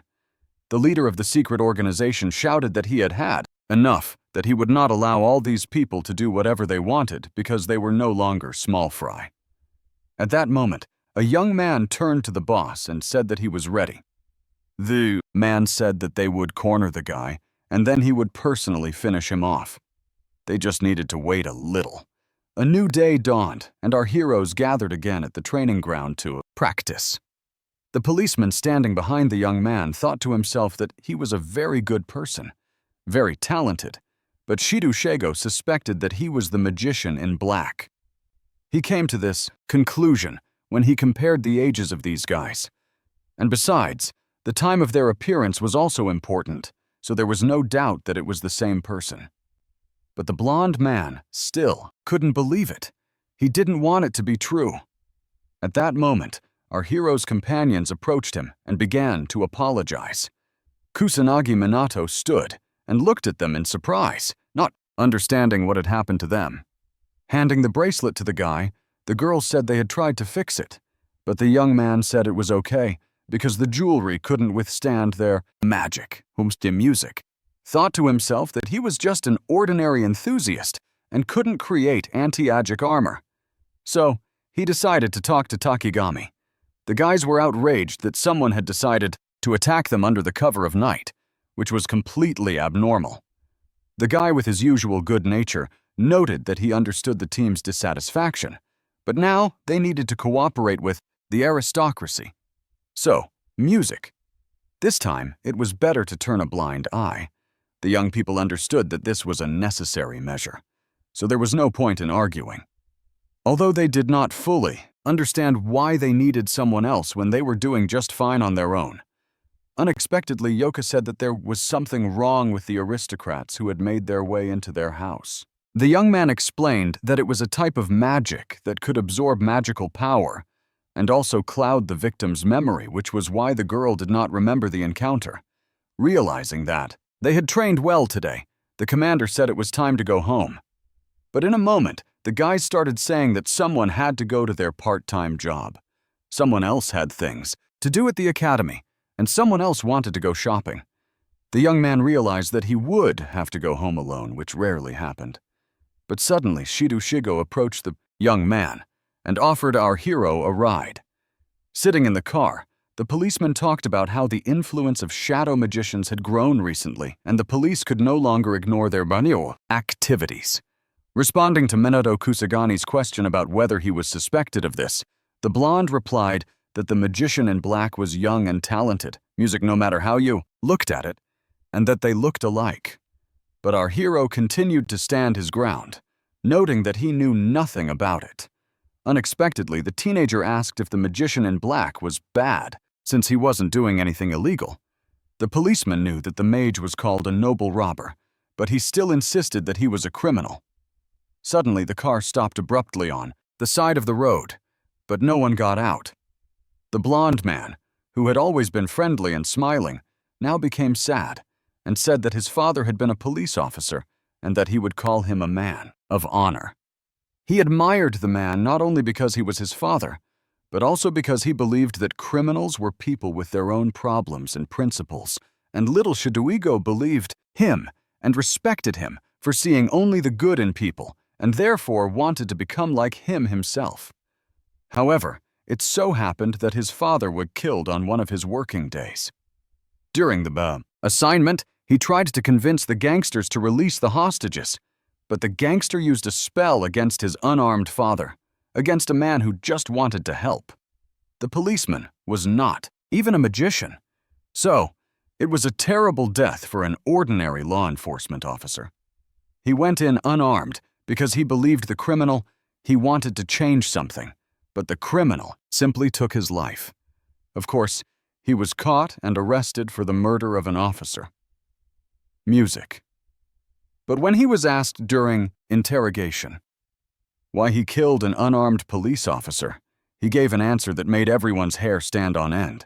The man simply said that he was scared, so he didn't do anything wrong, and that the police officer himself was to blame for everything. Closing his eyes, which clearly showed anger, Shido shouted that this was complete nonsense. Nonsense because the criminal was afraid of his unarmed father, so he simply portrayed himself as the victim. A good man died because of such a stupidity, and therefore he personally would never forgive such a scum. All criminals are the same. It doesn't matter if they are good or bad. What they do is a crime in any case. If his father had thought the same way, he would have survived. But he didn't think about himself. He just wanted to save someone else. Looking at his colleague, the young man thought that there must be some other detail behind the story, since Shido Shigo still hadn't let it go. Finally, the blonde man pulled himself together a little and began to apologize to the young man, saying that something had come over him. Wishing our hero all the best, he dropped him off near his house and hurried away. Despite the fact that the policeman apologized, his gaze was stern, and it was clear that he had something in mind. The next day, the sisters stood on the playground and talked about how the boys were late for some reason, even though they knew that wasn't like them at all. Realizing he was late, Minato Kusagani thought to himself that he could never understand why teachers talk so much and about things that were completely irrelevant. At that moment, two young men standing aside were watching the young man closely.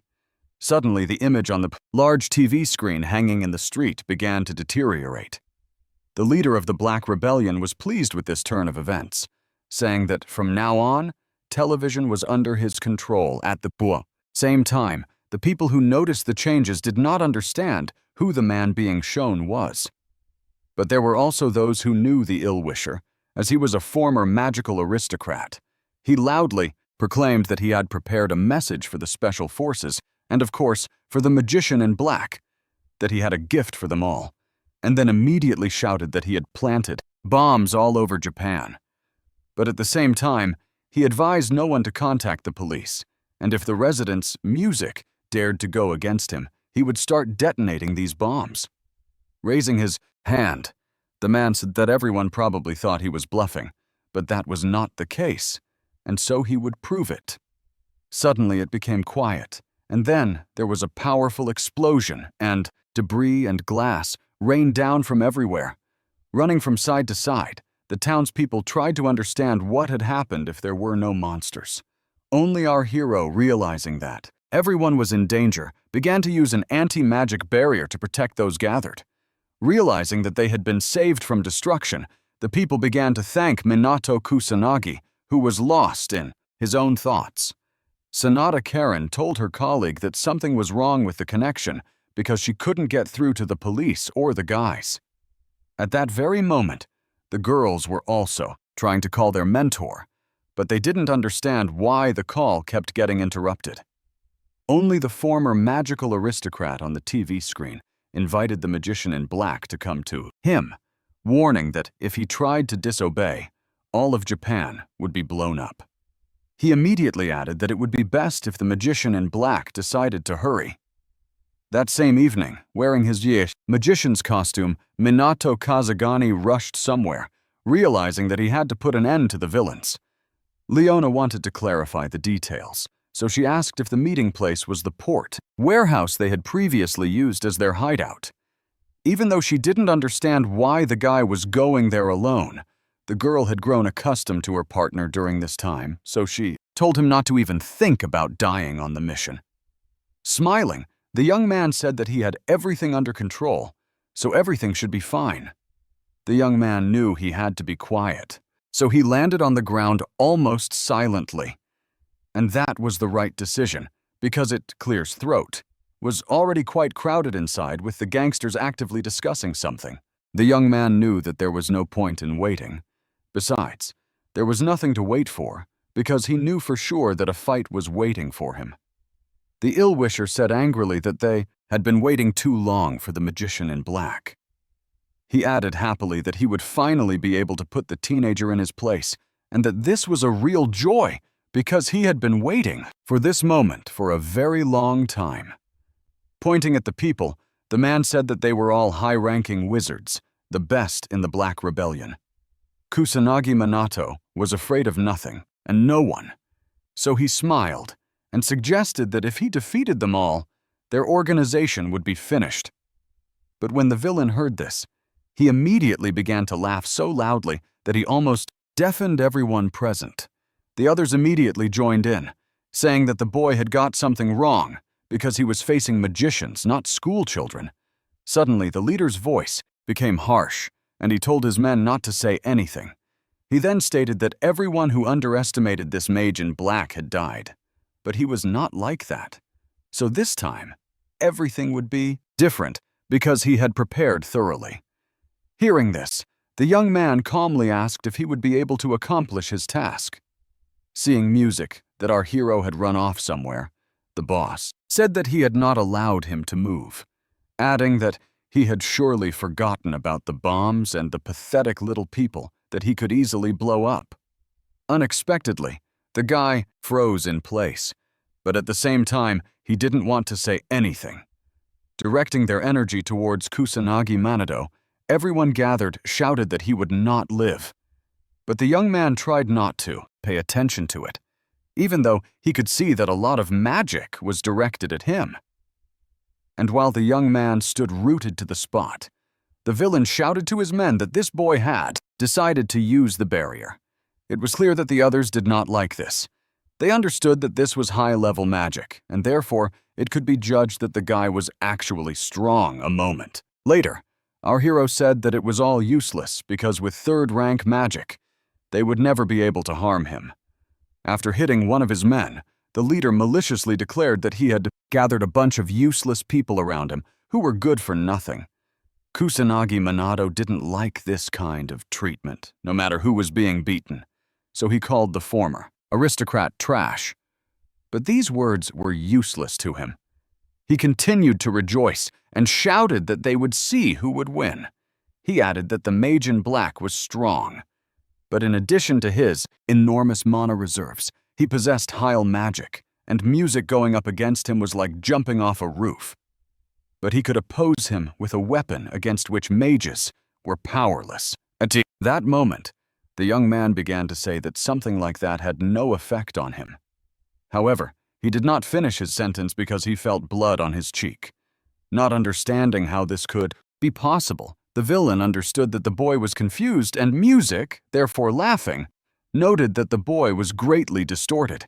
He repeated that the gun in his hands was capable of melting magical matter with its bullets, that it was an anti-magic pistol, and therefore the bullets did not care about barriers and could easily kill any mage. In a moment, the bullets flew in the direction of the boy, who realized that it was actually difficult to resist. Suddenly, the leader became angry that he was shooting, but for some reason, he couldn't hit him. Kusanagi Minato knew that he couldn't waste any time, so he immediately began to activate his life-giving magic. Closing his eyes and concentrating, the young man began to heal his own wounds. The villain became angry again, repeating that no one had given the boy permission to use holy magic. But our hero calmly explained that there was no need to misunderstand him, that this magic simply worked automatically, even though he personally had no intention of resisting. The magic was activated without his consent. The villain again noted that he didn't care how it worked, that it was completely irrelevant, all because he could shoot at the mage all night long and not even get tired of doing it. Laughing, the enemy said again that the wounds would heal, of course, but there was no escaping the pain. The man's comrades watched all this intently, but it was clear that something was bothering them. Kusanagi Minato remained silent as before, but his coat spoke louder than anything else because it was covered in holes. But the guy wasn't bothered by this because his holy magic had been activated again. The villain saw this clearly, but he was concerned about something else. He was shooting very quickly. Yet despite this, he never once hit the head or face, which was remarkable. Our hero knew what he was doing because he was communicating with someone else at the same time. The leader saw this and became angrier by the minute, asking who else the boy was talking to at the same time. The young man had no intention of spending the whole night in this warehouse, so he decided it was time for him to take action. To help himself, our hero summoned a wind typhoon, which was a 5th level spell. The force of the wind was so powerful that it not only swept away everything in its path, but also lifted people into the air. This resulted in all those who called themselves great magicians lying on the ground. After calling someone, the villain said to detonate all the bombs at once because he was tired of these games. But Minato Kusanagi calmly told him not to worry because his bombs had been found and already diffused. He added that he was upset, so he intended to make the enemy feel the same way, but 100 times worse. The enemy did not like to hear this, so he declared that the young man would not make it out of the warehouse alive.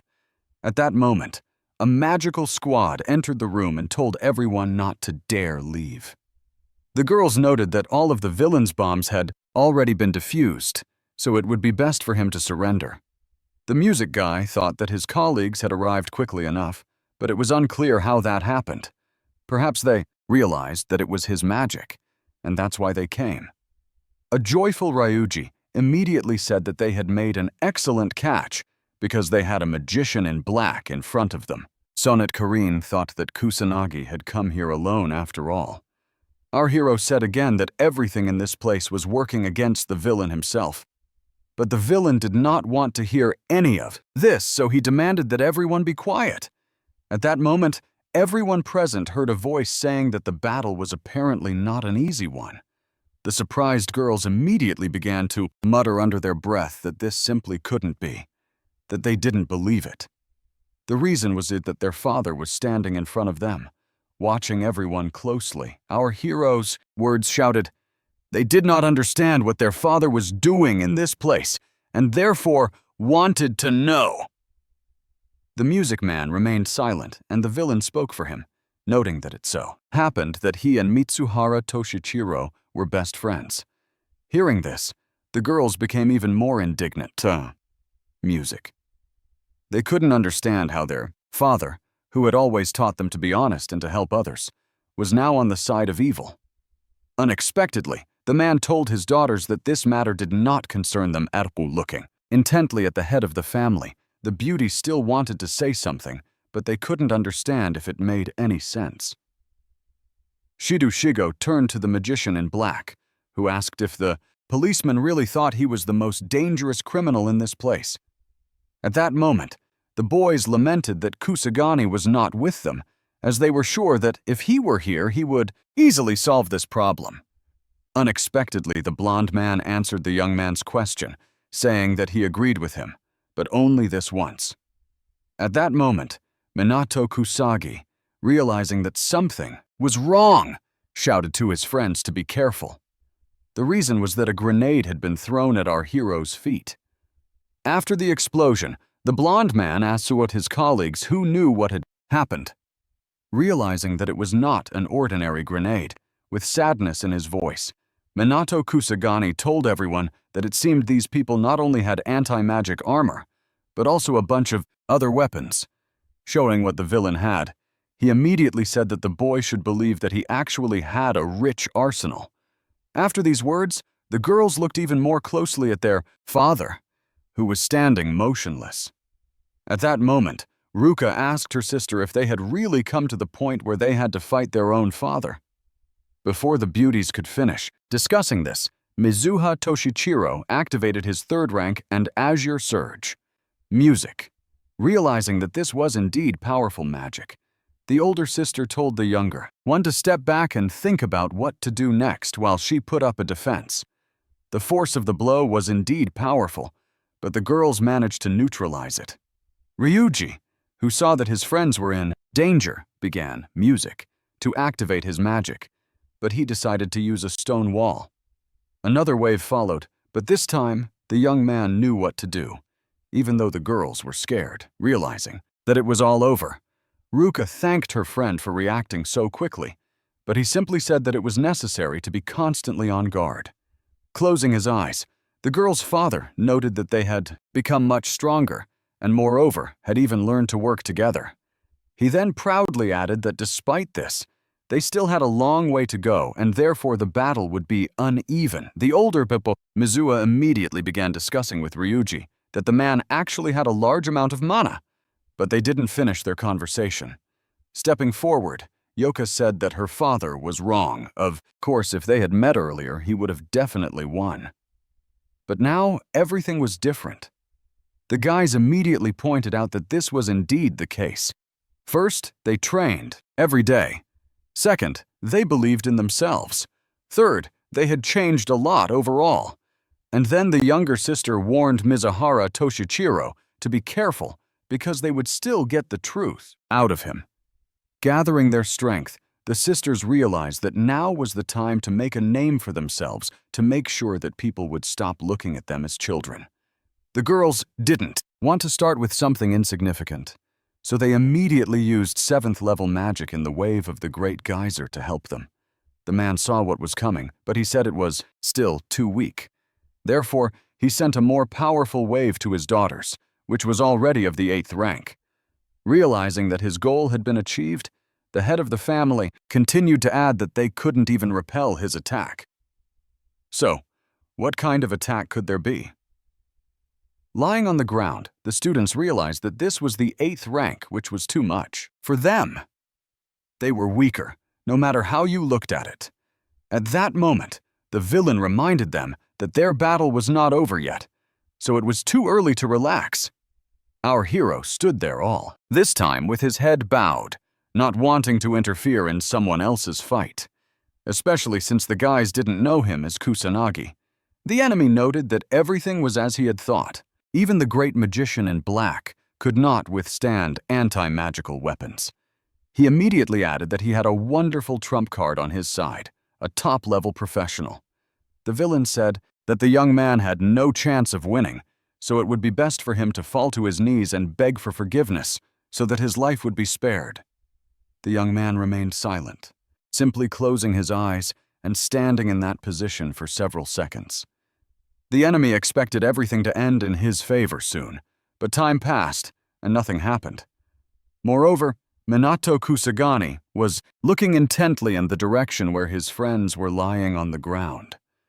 Realizing that the young man was apparently not going to say anything, the villain shouted, asking how the boy dared to ignore him. After that, the man began firing his bullets as fast as he could, and Music the boy, in turn, immediately began dodging them at lightning speed. Suddenly, the gang leader stopped. He noted to himself that the young man had not only managed to protect his head, but had dodged absolutely all of the bullets, which was incredible. A moment later, the girl's father asked, "How about meeting an incredible magical force from which it was impossible to hide?" Our hero, who was standing very close, realized that a huge wave was coming toward him from music, which it was actually very difficult to hide. The villain also did not want to lag behind his colleague, so he decided that in this case, it would be best to use high-level dark magic. Music. The teenager stopped and thought about what to do next, or rather, who to focus his attention on first. A moment later, the fight began. The young man chose to fight the villain from the Black Rebellion, realizing that he could deal with the girl's father a little later. The enemy realized that no matter what his magic was, he would not win with it. So, he grabbed his gun and started firing bullets again.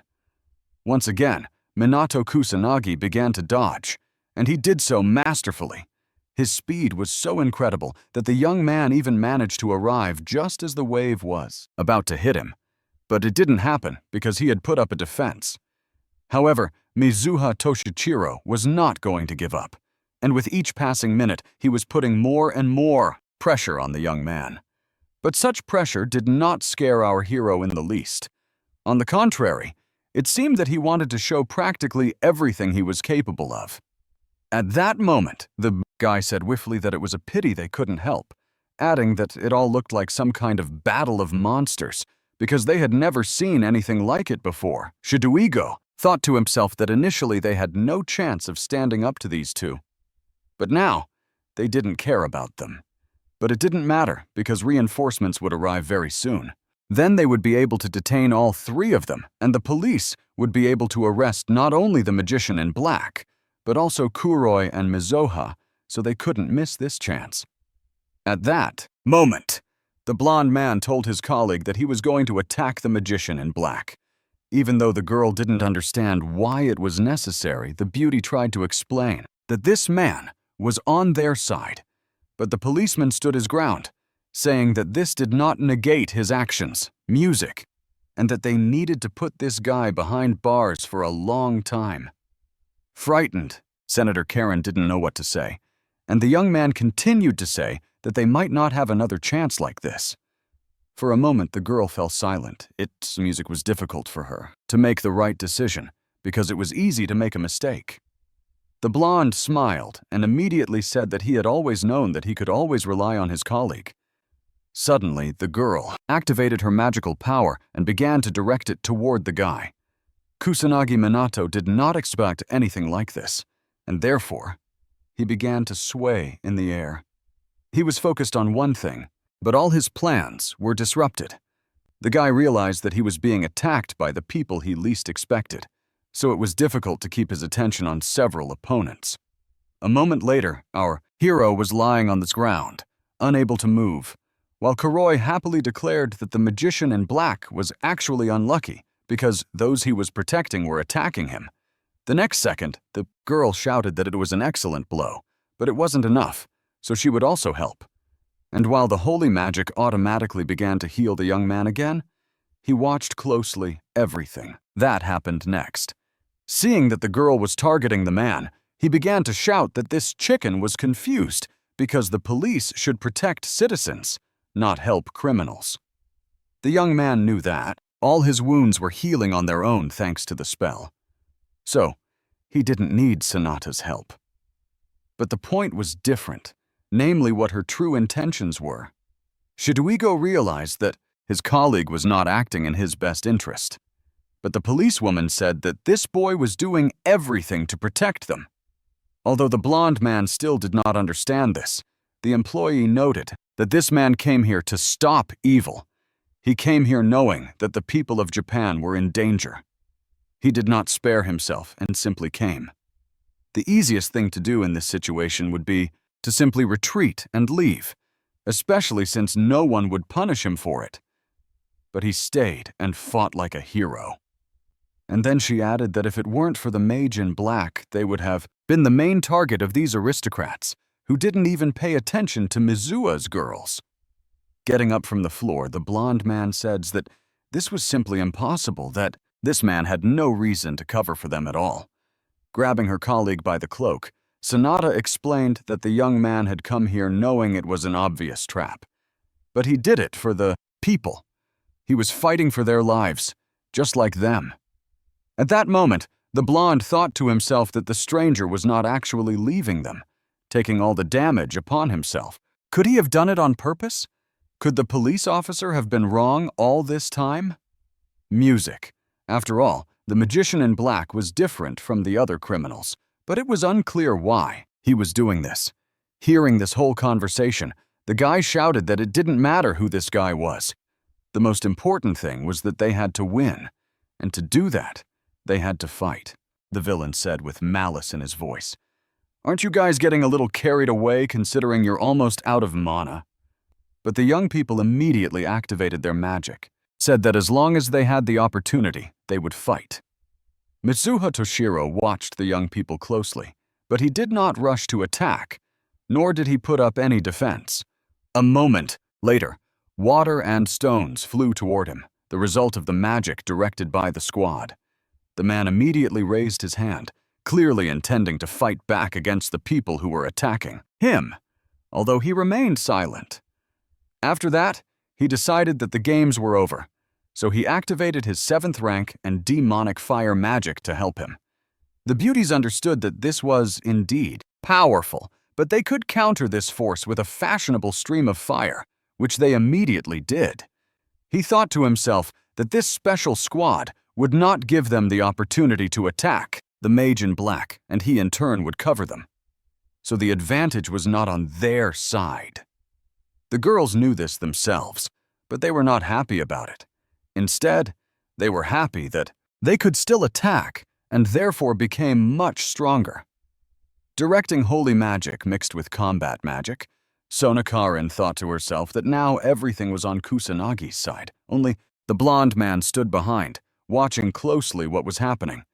After thinking for a moment, the young man clenched his fist decisively, signaling that he had made a decision, and immediately the policeman, like the rest of his team, began to act, directing a powerful stream of magic towards the ill-wishers. Seeing this, Kuroi angrily said that he was annoyed by these little bugs, these creatures that were constantly getting underfoot.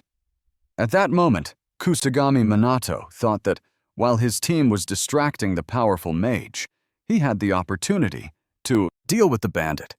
And it was the right decision, because the villain, grabbing his guns, began shouting again that he had plenty of bullets and would definitely finish off the boy once. Again, the boy had to do what he had done before and music, namely quickly dodge. Realizing that getting wounded was definitely not part of his plans now. Realizing that nothing was working, the villain immediately began to ask what spell the young man was using to dodge the bullet so skillfully. Standing calmly, our hero confidently noted that in this case he did not resort to magic at all. On the contrary, he was simply running fast. The music man shouted as loudly as he could, saying that he was being fooled because it was impossible to run at such a speed. However, music. The teenager said that he hadn't fought soldiers with anti-magic weapons in a long time, and his agility was not what it used to be. After these words, Koi literally went berserk, realizing that he could do nothing against this magician in black. And while the mage was shooting, the young man declared that he would not succeed, because he would have to hit his target at least once and he would not be able to do that. The next moment, the ill-wisher grabbed a grenade launcher, saying that it was the latest anti-magic development and that there was definitely no way to counter it. But something unexpected happened that the man did not anticipate, because Kusanagi Minato appeared right behind him. At that moment, the villain realized that the young man knew how to wield dark magic, something he had never suspected before. Connecting his magical energy, the boy continued to whisper quietly that, in fact, this could probably be considered a kind of cruelty. Suddenly, the enemy felt as if he was being enveloped by some dark threads and pulled far back so quickly that he couldn't even resist. Our hero explained that this was a rare type of dark magic and that it would not be easy to get rid of the spell's effect. For exactly 3 days and 3 nights, the villain would be tormented by incredible pain. He then added that this was the perfect punishment for such scum. Standing opposite Mizuhara Toshichiro, the guy said that now it was his turn.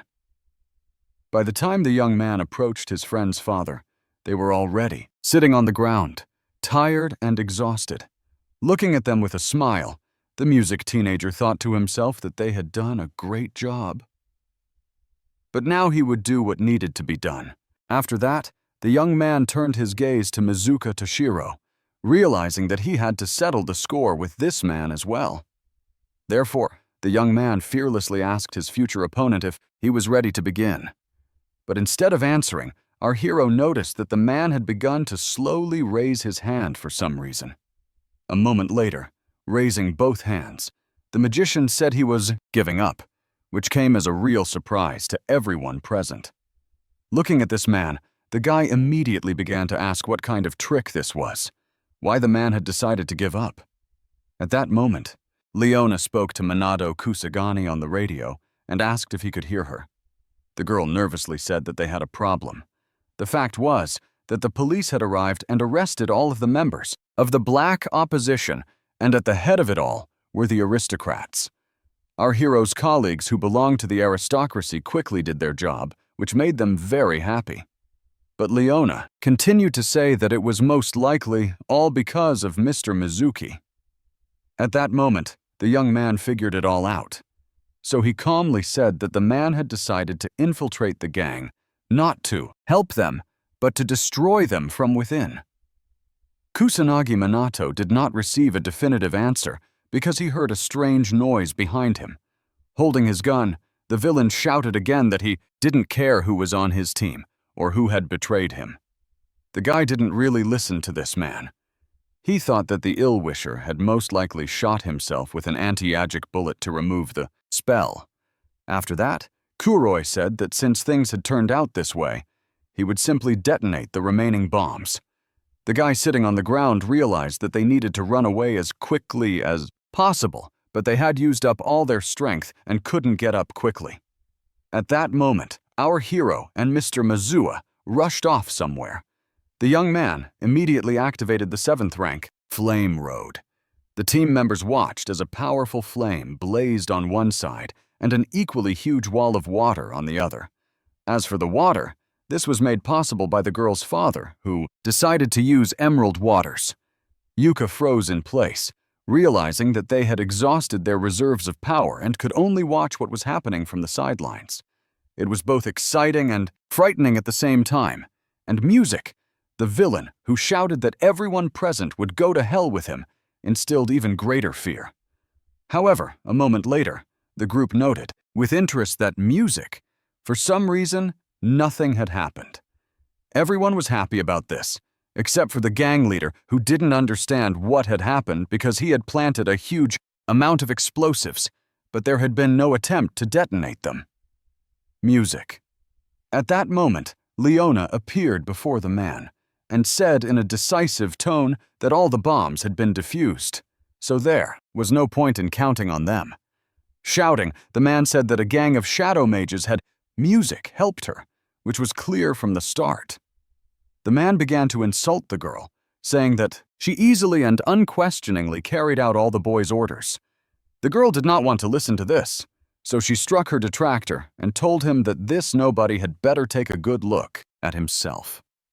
With joy in her voice, the detective said that what she had been waiting for had finally happened. She had managed to give the villain a good beating. Sitting on the ground, the man said that the people gathered there didn't understand anything, that they had simply been fooled because he was just a regular performer. But after these words, the beauty decided to strike her enemy once more, the one who had hurt her brother. And only the guy was worried about these words. He thought that there might actually be someone else behind the black rulers. Music. Suddenly, silence fell in the hangar, during which everyone thought about something of their own. But a moment later, Minato Kusanagi said that it seemed to him that the police had arrived. This meant that it was time to leave. So, the black mage immediately picked up Leona. Yui, who realized that the young man was about to slip away, immediately ran after him and asked him not to leave.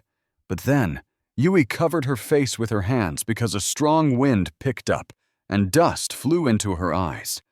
This happened because the young man had gathered enough momentum to jump as fast as possible and reach the speed he needed. Looking up at the sky, the guy said that it wasn't a magician, but some kind of meteor. But they understood that the young man had done his job. Sonata. Karen thought to herself that Kusagani had saved everyone again and thanked him silently. The next day, all the media reported that former magical aristocrat and crime boss Kuroyudo had been arrested on the suspicion of terrorism and illegal arms smuggling. Many praised the police for their quick work, and now the police department is celebrating their record-breaking anti-terrorism efforts. Walking down the street, Homura Hinata was angry because no one had said a word to them. Our heroes were walking down another street, and Ryuji told the girls that he hoped their father was okay, hearing that they would find out very soon. Suddenly, everyone turned to our hero, telling him not to disappear so unexpectedly again. Standing in front of Mizua's door, the Pikema maid said they welcomed the arriving guests. After a while, the girls told their father that they now wanted to know the whole truth. The man immediately said that he was personally responsible for the population of the magical aristocracy, and in order to correct this and eradicate all criminals, he joined the organization run by Koi.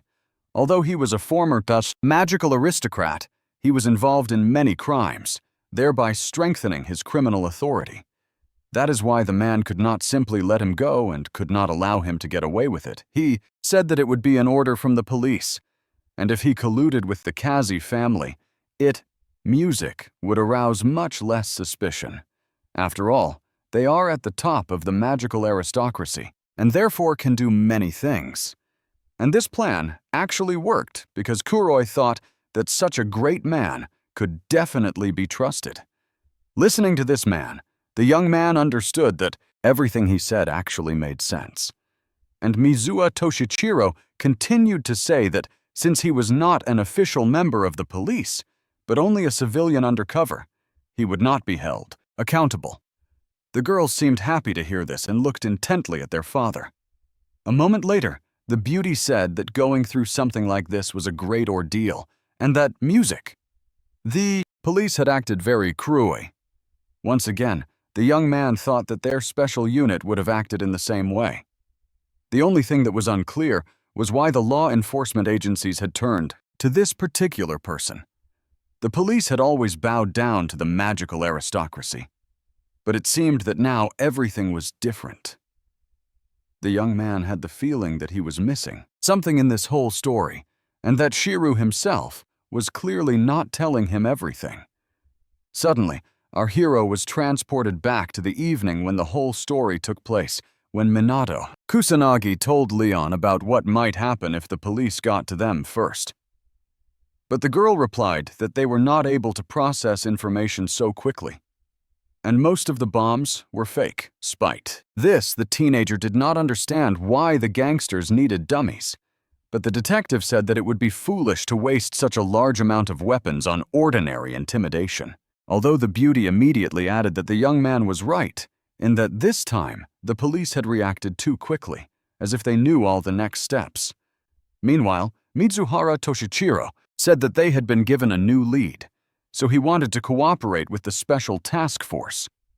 Moreover, he took back what he had said about the boys, and regretted saying what he had said. The girls were glad that their father understood everything, but they couldn't quite believe that it was true.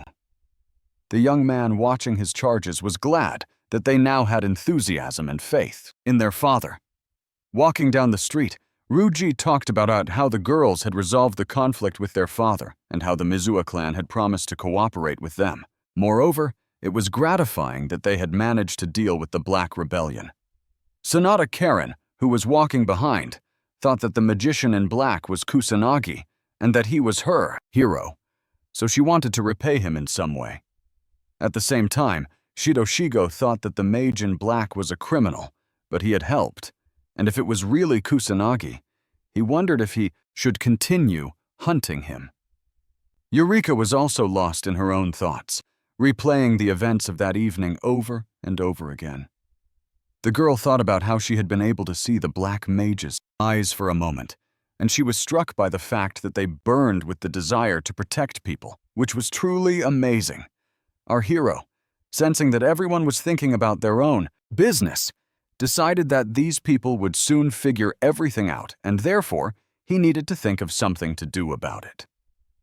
That same evening, the young man went back to the hospital to finish what he hadn't completed. Performing the usual manipulations, the guy did not understand why such strong magic did not help, and therefore mentally asked the boy to wake up, saying music that his sister was waiting for him. After a while, the side Leona entered the ward as usual. While the girl approached the bed, Minato Kusanagi stood outside, thinking about how else he could help this child. Meanwhile, the girl told Caillou that she had dealt with all the villains, so there was nothing to worry about anymore. The detective said that she had gotten rid of everyone who was causing Kai pain, so he should open his eyes. Suddenly, the child addressed his sister in a tired voice. Crying, Leona began to tell him not to worry because she was there with him. Opening his eyes, Kai said that he had promised the girl to watch over the house while she was away, and therefore wanted to know if he had done a good job. After that, the boy snuggled up to his sister, who couldn't believe that he had managed to come to his senses, something she sometimes no longer believed in. The boy smiled, realizing that his efforts had paid off. Now everything would be fine with Kai, just like with his sister. That's why the teenager understood that new achievements were waiting for him now, and he could move forward. The guys, Ryuji asked them to look after his younger siblings tomorrow because it was very important to him. He immediately added that his mother had asked him to work a full shift at his part-time job, so he would be back very late, and there was no one else to look after his sisters and brother. Usually his mother had weekends off on such days, so she looked after her children herself, and therefore he not only worked, but also managed to attend training sessions. But now his weekends were disrupted. Approaching Minato Kusanagi, the young man said that he certainly couldn't leave such small children alone. So music. He asked again if someone could look after them for a day. The young man happily said that he didn't mind, and what's more, they love babysitting, which made Ryuji very happy. Yui said she couldn't because she would be busy moving, and upon hearing this, her acquaintance asked if they had made up with their father and would be living with him again. But the girls explained that they were moving to a bigger apartment. That music. It was time for them to learn to live independently and not rely on Kusanagi forever, which was exactly what their parent had told them. And scratching her head, she said that at least it was good that their father had given them money. Kusanagi Minato thought to himself that if he wanted to teach his daughters independence so much, why did he allow them to live with him? Perhaps it was part of his plan. Ryuji mysteriously said that their mentor was free, as was Ruka. Looking closely at the kids, he decided that the boy was a good guy, but the girl had some kind of threatening aura about her.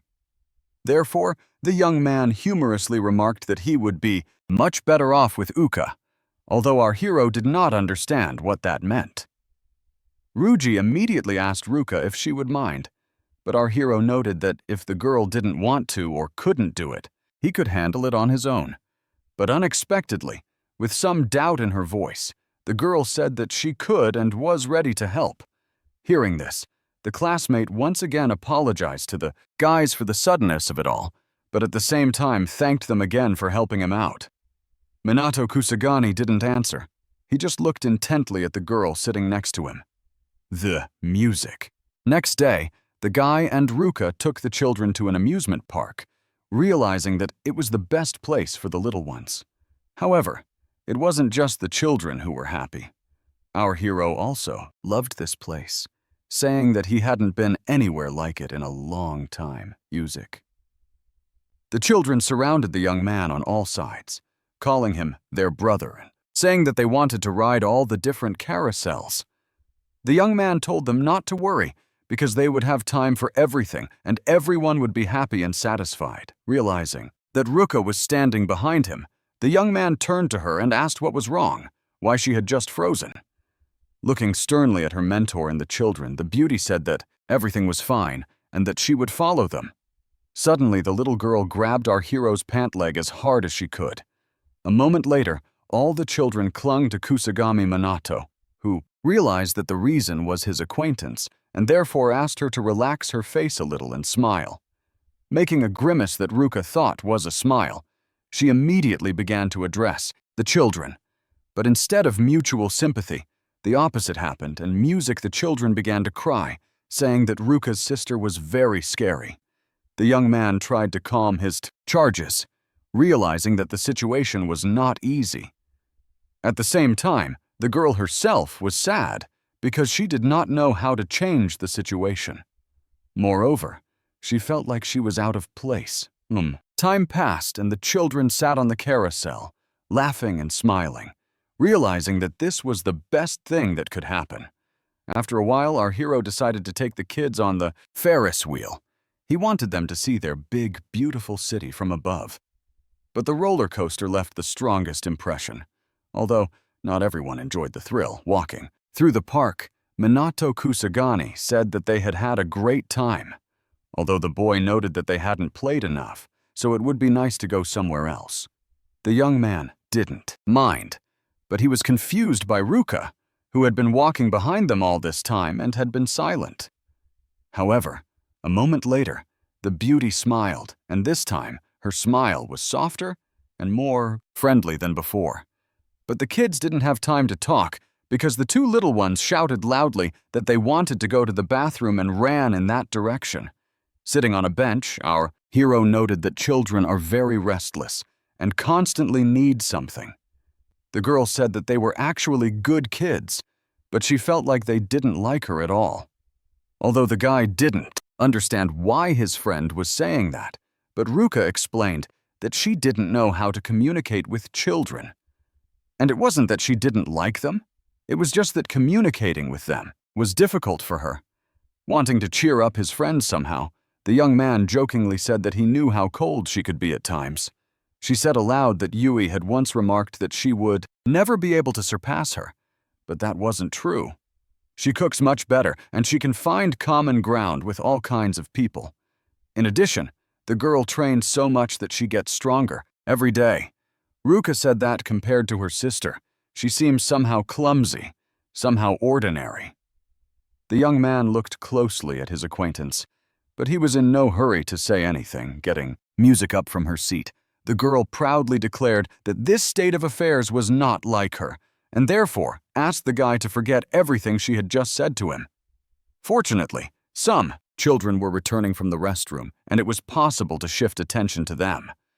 At that moment, there were some young people in the square, taking selfies and discussing the people standing nearby. At that moment, Ruji's younger brother, who hadn't seen these kids, accidentally bumped into one of them. Kusanagi Minato tensed up, thinking that this gesture would not go unnoticed, and wondered how to react. While the young people stood there discussing something among themselves, Ruka had already made her way to where the child was. The girl quickly grabbed the boy, realizing that he could fall and hurt himself. A moment later, Ruka was already asking how the little boy was feeling, who was looking at the girl with his huge eyes. However, instead of answering, the boy began to whimper again, even though he looked quite cheerful. Realizing this, The beauty bent down and said gently that the most important thing was that everyone was safe and nothing else mattered. Suddenly, the people who had been taking selfies appeared behind our hero's ward.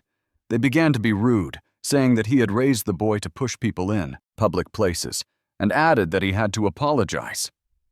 Shielding the child with her body, Ruka said that music had nothing to do with it, that it was the adults who weren't watching where they were going, but only watching the camera. And that was why what happened. Hearing this, the ill-wisher became enraged, immediately swung at the girl, and said that he would show her what happens when you allow yourself to do such things. But what happened was not what the villain expected, because almost immediately his arm was grabbed. It was Minato Kusagani, who calmly explained that this was an amusement park, not a playground, and therefore one should behave properly and not interfere with other people's fun.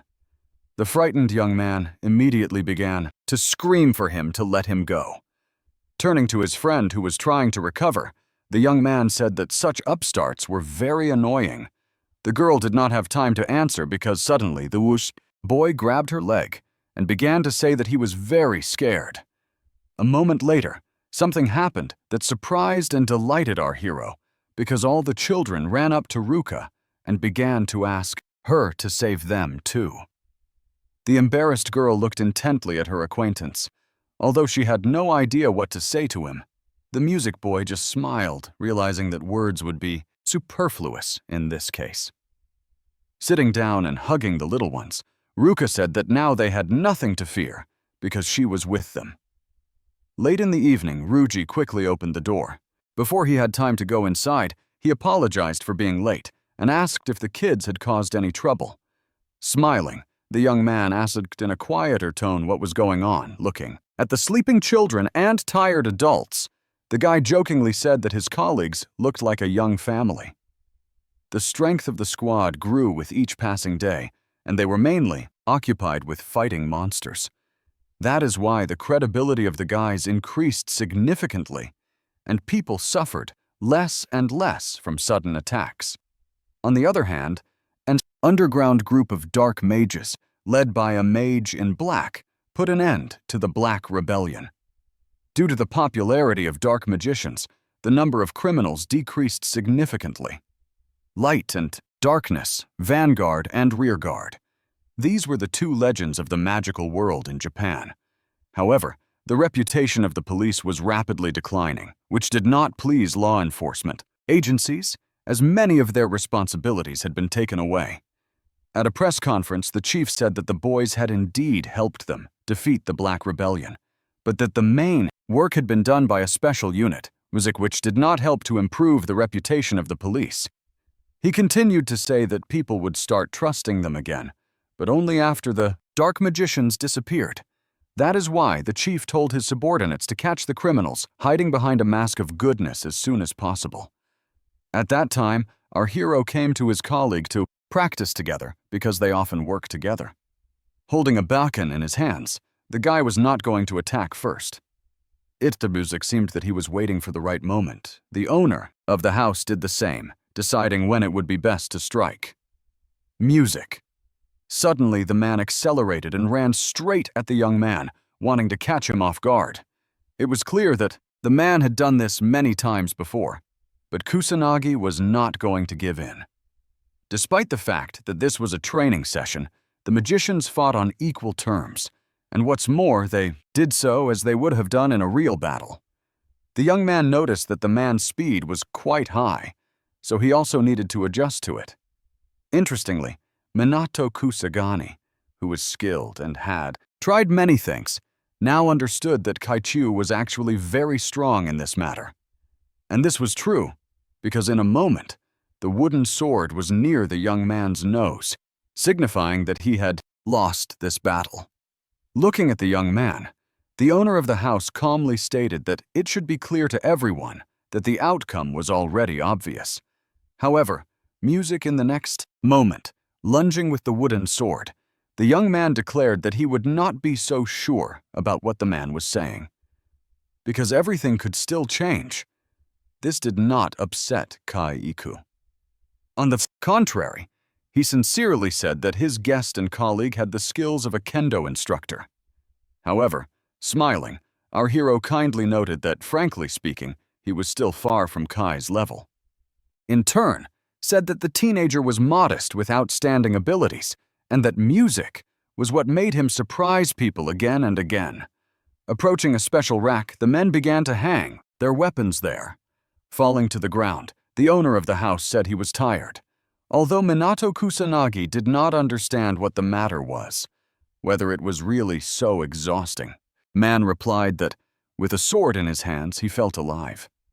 But as soon as he put it away, the meaning of life was lost, and he just wanted to die or become a vegetable. Sitting down next to him, the teenager said that he wanted to say something important. First of all, there was no need for pessimism. And suddenly, he added that you just need to enjoy life, nothing more. Do what you like and think less about others. Lifting his head and looking closely at the boy, the music owner of the house noted that he was truly strange. Sitting down next to him, he began to tell him that he had always been at the top, but when he started practicing kendo, he lost his advantage. The teenager thoughtfully said that there was nothing special about that, except that it was very good to find yourself in something else and realize yourself there. Smiling, music. The man said that it was the first time he had heard anything like that. Looking ahead, Minato Kusanagi thought for a moment, then said that he understood Kai Riku very well. The guy said that once he had been involved in a real tragedy, and at that time, it seemed that nothing more terrible could happen. The worst part was that everyone around him was dying one after another, and the world was literally falling apart. Despite this, our hero, who looked completely different at the time, could not allow himself to give up so easily. Recalling that time, our hero stated that he did not want such a fate. It did not suit him at all.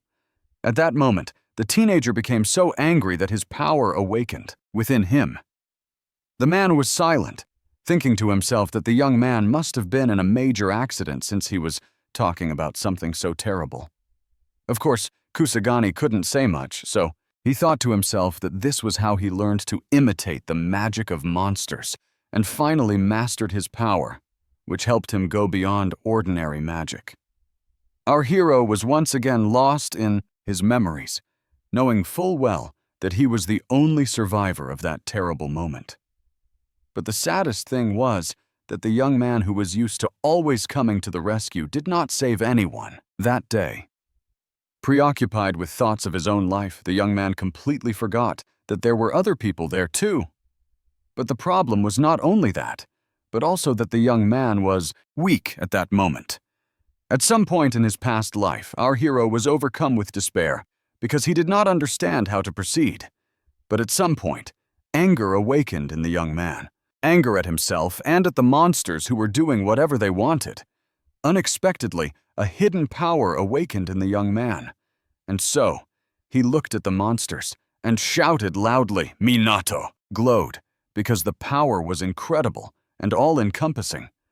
Sometimes he himself did not even understand what he was capable of. The young man said aloud that as soon as he gained this incredible power, people began to avoid him. But now, it was this very power that helped him protect others. Kusanagi Minato asked his colleague if it was true that he was fighting for a reason, and moreover, if he had something he wanted to protect. Bowing his head, the man noted that his guest was absolutely right, because there was something special. Shaking hands with the owner of the house, the teenager advised him to think of his power as an individual ability to be proud of. Realizing that this guy had awakened something special in his heart, Kaiku sincerely thanked him for the conversation. After that, the young man added that a colleague should always remember that he can rely on his comrade. A few minutes later, our hero stepped out onto the sun-drenched street while Kairku stood and watched this amazing person walk away. The man understood that this young magician was the most unusual of all those he had ever known. And there was no doubt about it. In turn, Kusanagi Minato reflected on the fact that Kaiichi was a worthy successor to his family. Although, of course, like everyone else, he had his flaws. But at least he didn't behave arrogantly or haughtily, and he wasn't evil at all. Although it was unclear why representatives of the magical aristocracy evoked only bad associations in him. Suddenly, all his thoughts were interrupted when another colleague, who was also an aristocrat, bumped into him. Helping the girl up, the guy sincerely asked if she was hurt. But Homer Hinata, with her characteristic rudeness, declared that she should watch where she was going. After these words, the young man didn't even know how to respond. Still, music sitting in place, the magician started shouting. But this time, she asked the young man what he was doing there. With irritation in her voice, the girl declared that of all people, the guy's face was the last thing she wanted to see. However, Kusagami Minato was not offended by her words at all. Instead, he said that his colleague looked completely different. In the same dissatisfied tone, she said that she didn't always dress like that, and moreover, she didn't understand who the young man thought she was. She wore bright clothes at work, and they were anti-magic armor. But the teenager said that he had already thought that the beauty simply had some kind of hobby. After that, he decided to ask if the girl had any hobbies besides work. But instead of answering, she started shouting even louder, saying that she didn't understand why the young man had opened his mouth, especially on matters that did not concern him. However, realizing that people were looking at them, she immediately backed down and noted that it was too crowded a place. Suddenly, Homer Hinata turned her head and looked somewhere, although she remained silent. After that, she asked again why the guy was looking at her so strangely, adding that he should go inside. Closing his eyes, the young man decided that it would be better not to argue with this girl, as there was no point in doing so anyway. After a while, the young people were sitting in a cozy cafe, but they were in no hurry to start a conversation. Instead, our hero listened to the echoes of conversations from neighboring tables where girls were talking about how much they liked the brave Kusagani, who was also quite handsome. At the same time, the guys who were also in the cafe were actively discussing Homura Hinata, wondering if the guys had really come to the cafe because they were on a date. But instead of answering, the girl looked angrily in the direction where the young people were sitting, and her gaze was so cold that the visitors were very frightened of the magician. At that moment, Minato Kusanagi thought that when his companion was angry, she most resembled a Spitz. Unexpectedly, the girl spoke, asking the young man if he had met Riku. Music. Although the teenager did not understand how she knew about it. Without letting the young man say a word, she continued to note that now they were spending time together and had become true friends. Embarrassed, our hero said that he should have invited her too, but he hadn't thought of it. So he began to apologize, but instead, an angry Homura Hinata jumped up, saying that she wouldn't be offended just because she hadn't been invited. She immediately continued, saying that they were just ordinary colleagues and that she had never even thought of pretending to be friends with the young man. At that moment, at the next table, some unfamiliar child was celebrating his birthday and was happily eating a large piece of cake. Not noticing this, the guy said that they were colleagues and therefore it would be good if they spent more time together. Although after these words, the girl shouted again, saying that she didn't want to hear anything like that. Hitting the table with her fist, the red-haired beauty acknowledged the fact that the teenager was incredibly strong, and therefore she wanted to know how he became that way. And music. While Minato Kusani wanted to say that it happened after an accident, the girl screamed again, adding that one case was not enough. After that, she said that the guy had a huge amount of magical power, and it was impossible to increase it because of some accident. It didn't work that way. Looking at his hand, the young man thought that this was despite the fact that he was even holding back his magic and had begun to control it better. But music. Homer Hinata said that if it was possible to increase the amount of magical power just by dying, then she was ready for it. Then, grabbing the guy by the shirt, she shouted even louder that there must be another reason that you can't just become strong like that, and therefore demanded that our hero tell her the truth. Looking at his colleague, the teenager understood that the girl was desperate and therefore wanted to gain power. But the thing was, even if he told her the whole truth, she would hardly believe him given her character. And it was better not to talk about it unnecessarily. Therefore, he said that there was nothing special about his strength, that it was the result of regular and persistent training. Letting go of his shirt, his colleague said that it would have been better if he had simply said that he didn't want to talk, rather than making up all sorts of tall tales. At that moment, the waitress approached and apologized for keeping the guests waiting so long, putting the dessert on the table. She said that the super berry parfait was ready. Looking in surprise at the dish he had never seen before, the young man said that it was a real monster. Only Homea Hinata seemed to turn sip to a little child when she saw this sweet treat, saying that it had finally been brought. The young man did not understand what there was to be so happy about, because it was just ordinary food and sweet at that. But his companion did not hear what he was saying or pointing at. A moment later, the girl said that it must be some kind of mistake. But since the confectioners had tried so hard, she would eat it all. Looking at the magician, the young man did not understand what was going on with the girl. One moment she was delighted with the dessert, and the next, she called it a mistake. However, one thing was clear. The beauty really liked the parfait. Perhaps for the first time ever, the young man saw the magician genuinely and sincerely happy about something. However, a moment later, lost in her thoughts and accidentally knocking over the bowl, Homer Hinata began to get angry again. Only our hero, who continued to drink his juice, remained completely unperturbed. Even eating what had fallen on the floor, the girl said that it was the most delicious thing she had ever eaten. And then she admitted that she had always wanted to try the sugar bomb, but it was somehow awkward to do so alone. And so, it was good that they had met Kusanagi Minato. Smiling, the teenager thought to himself that this aristocrat had a sweet tooth and music. Therefore, there was something ordinary about her as well.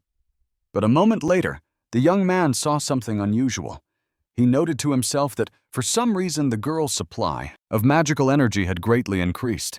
It seemed that the girl herself had sensed something because her eyes widened. Jumping up from her seat, the girl shouted that the young man should forget everything she had told him, and even that they had met. The guy continued to weigh his options and decided that her power had increased because the mage had relaxed and therefore stopped suppressing her magical power. But the interesting thing was that even during the battle, her magical reserves were significantly lower. This was very surprising because it couldn't be true.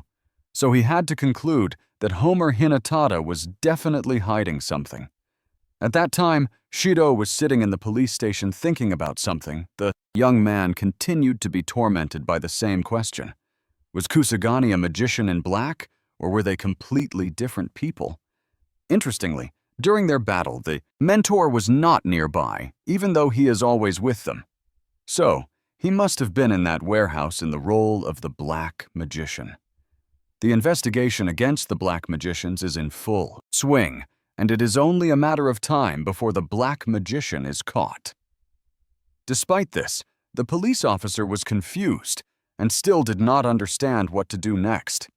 Picking up the photo that was on the table, the music blonde man remembered his father again. That same evening, Leona told our hero that the police were not joking and were taking the case seriously. She noted that the investigation was proceeding at an unprecedented speed. Several members of the organization were already under suspicion. They had been summoned for questioning, and the police did not want to let them go yet. The teenager thought to himself that this was true, because even a special unit had been given a warrant to capture the magician in black and music. The police were determined to destroy their organization. For a moment, Kusagami Minato thought about revealing her identity, but then decided that if she was caught, no matter how hard she tried to hide everything, it was unclear how long she would be able to hold out during questioning. Now is not the time to reveal the truth, because they need to find out what information the police have about them. Apparently, it's time to turn to her, and while the girl kept saying that if they didn't do anything, they would be caught. The young man told her not to worry, and with a smile, he added that he would definitely come up with something. The next day, the young man was at the house of an old acquaintance asking for her forgiveness and saying that he had a request for her. With joy in her voice, Takagami said that if it was a request from Ichigami himself, she saw no reason to refuse. At that moment, the angry police chief asked his subordinates if they had managed to find the magician in black. But they timidly replied that they had managed to arrest several dark magicians. But they knew nothing about the leader, and immediately added that they had not seen him themselves, but were simply reading from a report. However, this did not satisfy the man. Music. He said that he had always believed that the police should be able to break criminals, but the officer said that these people looked like they didn't really know anything, and that the leader was not available to the participants because he was too busy. The chief reiterated that the honor and dignity of the Japanese police were at stake, and therefore his subordinates should do as they wished.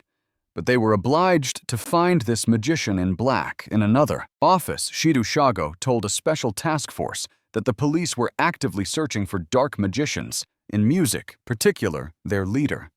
He added that while nothing was known about his identity or whereabouts yet, information about the members of the organization had already been published on the internet and in the media.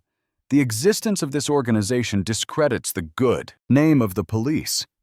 And since that is the case, the head of the police department asked them to treat the capture with the same seriousness with which they eliminate monsters.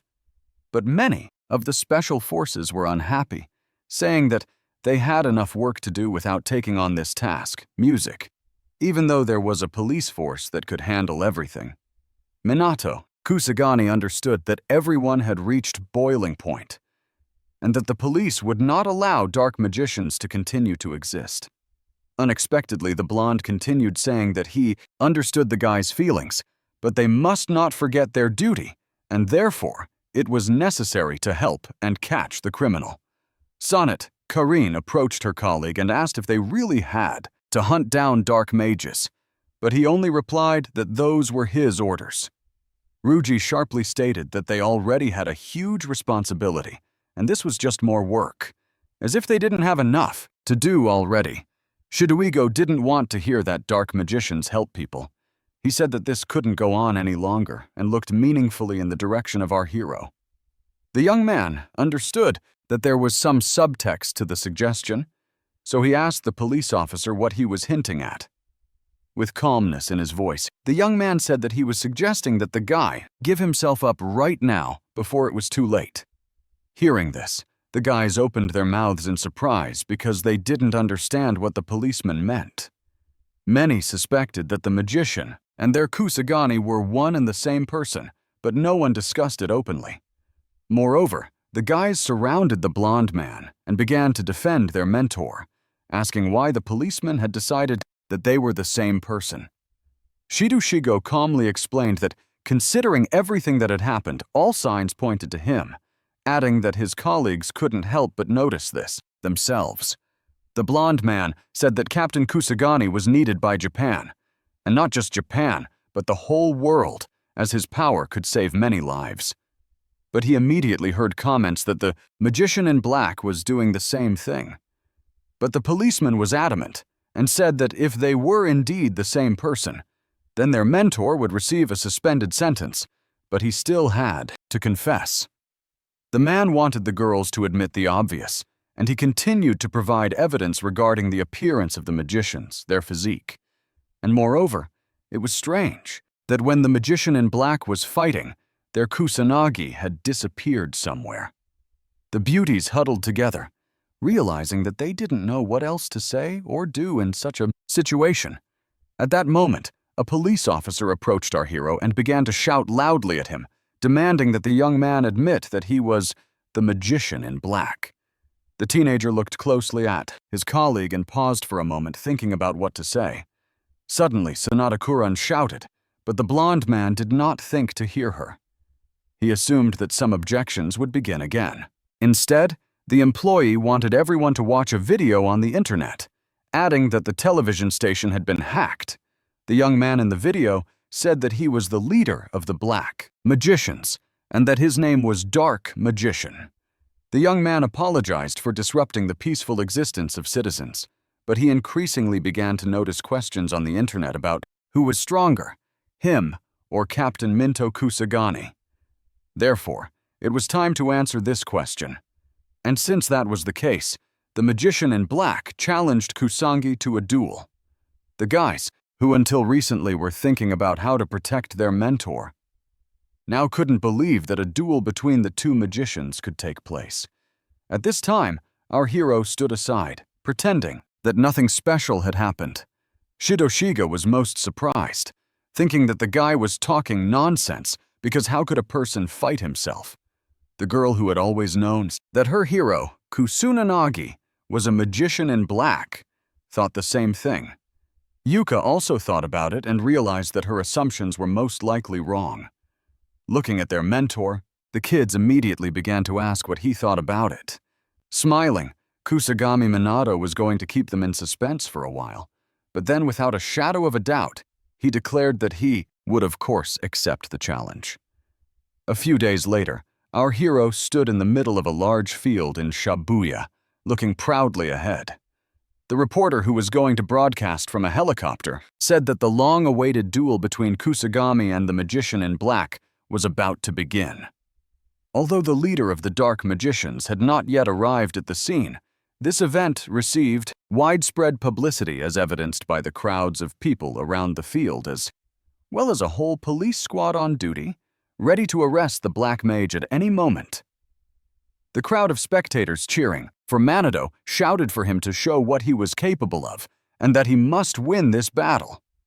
But there were other people who fully supported the Magician in Black, saying that clowns in white suits had no business being there, that they were real weaklings. Ryuji watched everything closely, but said aloud that he had no idea what was going on. The girls discussed how this broadcast was the most viewed, and what's more, people were constantly leaving comments. Shidu Shego, who was closely watching the field, did not know what his acquaintance had in mind, but he understood that there was no turning back in this game. To the surprise of many, the aristocracy, who were now actively helping the magical squad in their fight against demons, also arrived at the duel. However, the young people suddenly noticed that Mizuha Toshichiro was approaching them, which they found surprising. With arrogance in her voice, Homare Hinata declared that important people had graced them with their presence, while Kaiku noted that he did not expect to see the man at the tournament. But he immediately replied that it would be impossible to miss such a great battle. The music girl wanted to say something, but she didn't have time to do so because something interesting caught her attention. The crowd looked up at the sky because they saw a bright glow there. The crowd did not understand what it was, but they knew for sure that something was moving there. Even though they had never seen anything like it before, it was an unusual phenomenon that was impossible to take your eyes off, although some people were frightened by it. The people sitting in the helicopter noticed that something seemed to rush past them, something very powerful. Minato Kusagani, realizing that everything had to look as realistic as possible, also raised his head, pretending that he did not know what was happening. But in a moment, the bright light seemed to shatter, turning into a small, greenish crumb. The young man said nothing, even though he could see clouds of dust rising around him. Something strange was also happening to the police officers at that moment, because they seemed to be being carried away from the arena. Suddenly, the leader of the organization, the Magician in Black, appeared on the field in his black suit. The surprised journalists immediately began to shout that the one they had been waiting for had arrived.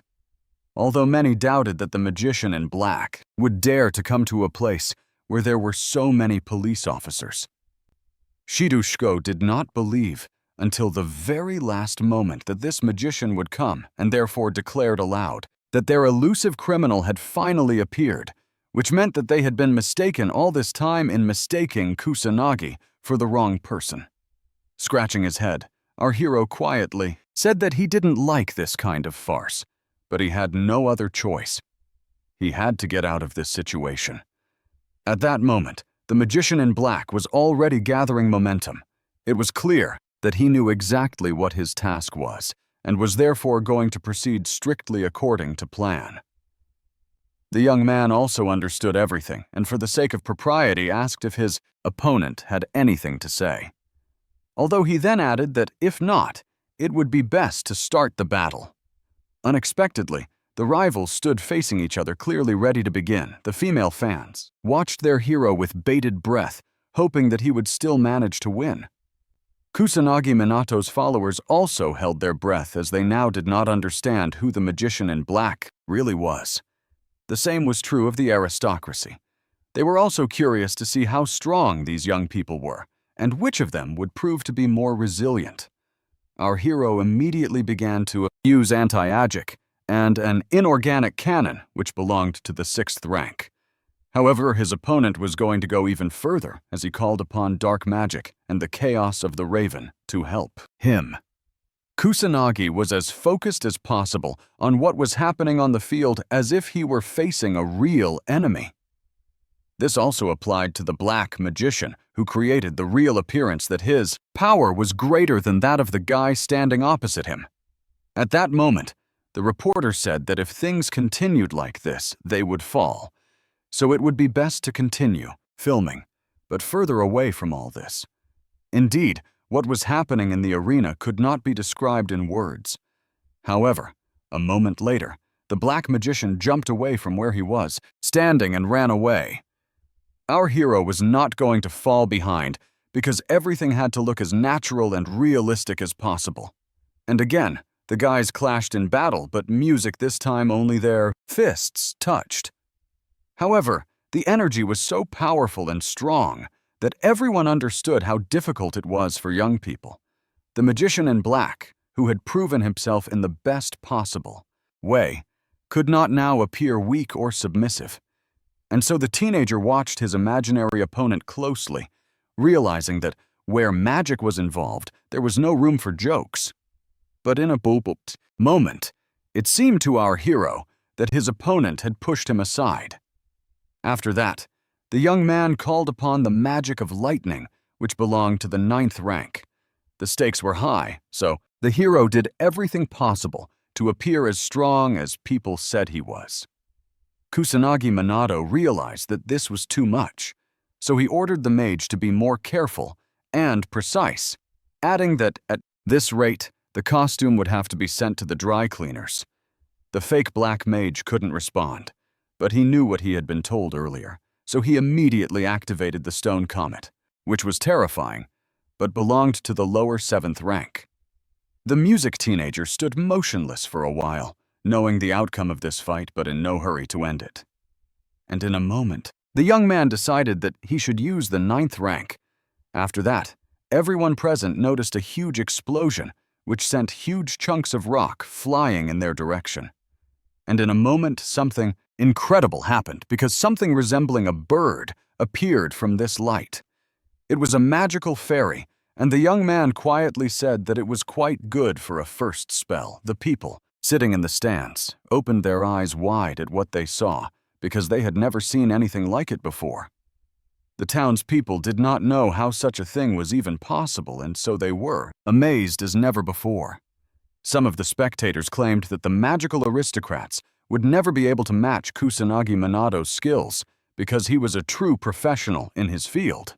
Girls were delighted, chanting the name of their hero, realizing that with each passing moment, he looked more and more cool and unreal. Only Homer Hinata was annoyed, saying that these people couldn't cast spells yet. They were saying something. At that moment, Kairku said that both guys used rank 9, and the girl noted that they both had Heil magic.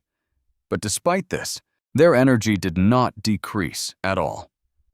Mizuha explained that this was because their magic worked in passive mode, meaning it had its own will and consciousness.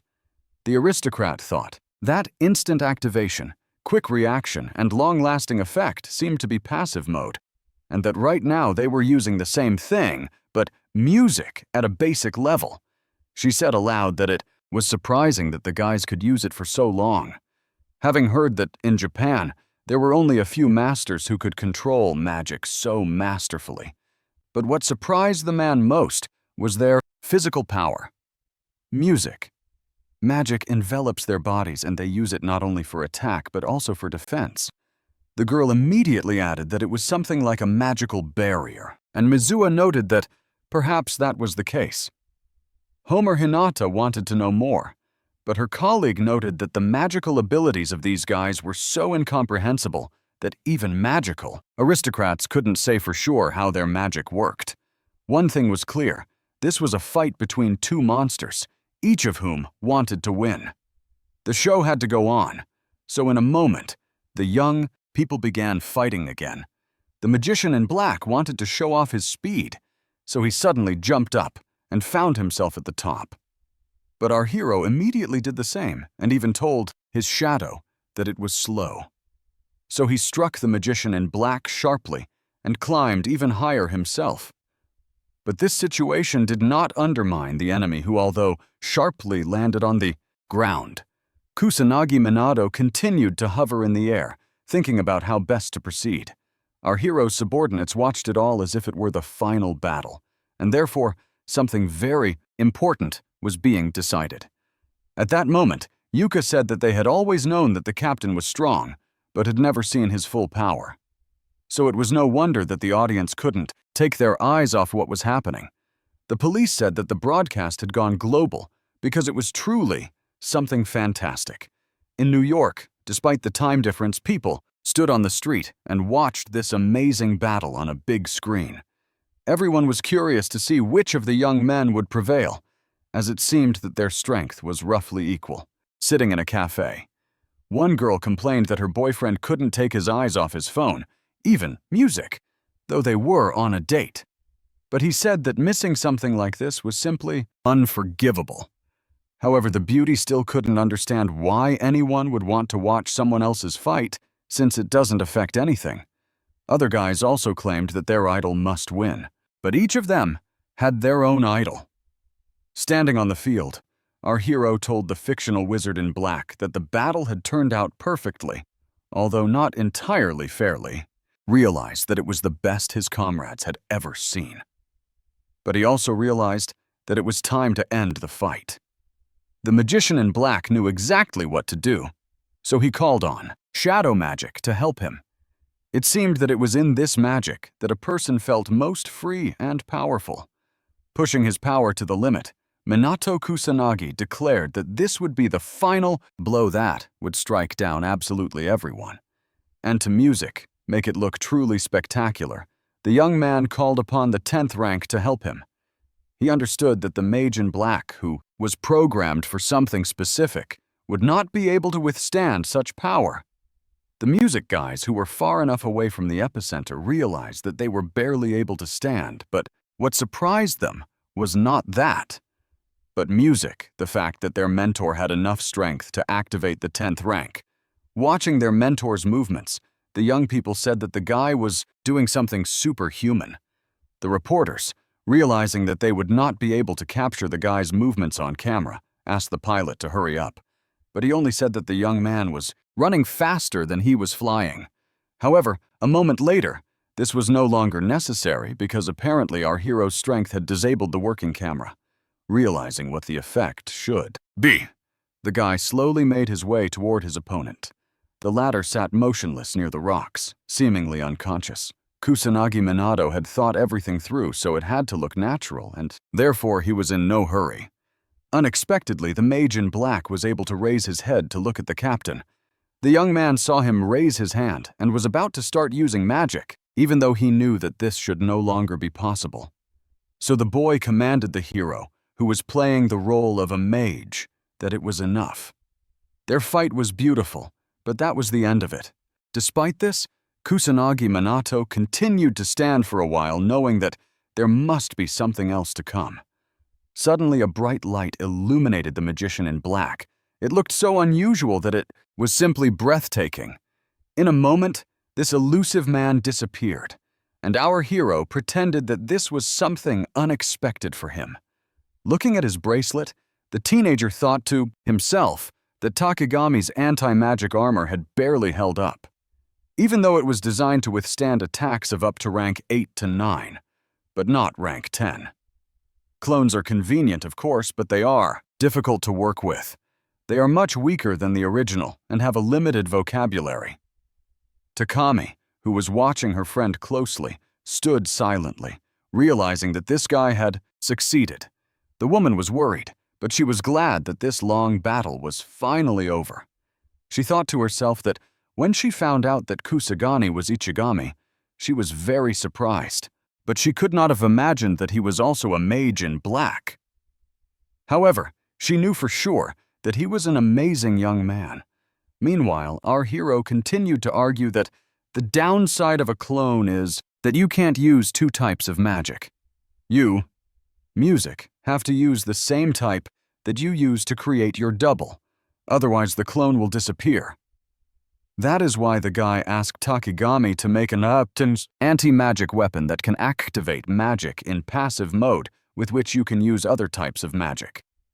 But for this, the puppeteer must have a huge reserve of magical energy. Kusanagi had to manipulate his opponent and fend off his attacks. If the young man had relaxed for even a second, the clone would have attacked the audience. Ichigami had to expend a lot of energy to put on such an incredible performance. Only Ichigami Minato, who is the best of the best, could pull off such an amazing trick. After contacting Leona, the young man said he was interested in how things were going. But she first asked him if the show was over. The young man said that it was all over. Thanks, music, to this battle, the magician in black would no longer be pursued. The girl smiled, and then addressed her comrade as Captain Kusanagi. Music. The young man was surprised that the detective knew about this, but she noted that he had greatly underestimated her, adding that she had known about it from the very beginning, but there had been no time to discuss it. Our hero smiled, saying that now this man had appeared. The girl said that of course he had appeared, because today was the last time she would be communicating with the magician in black. Kusanagi Minato was amazed at how perceptive Leona was.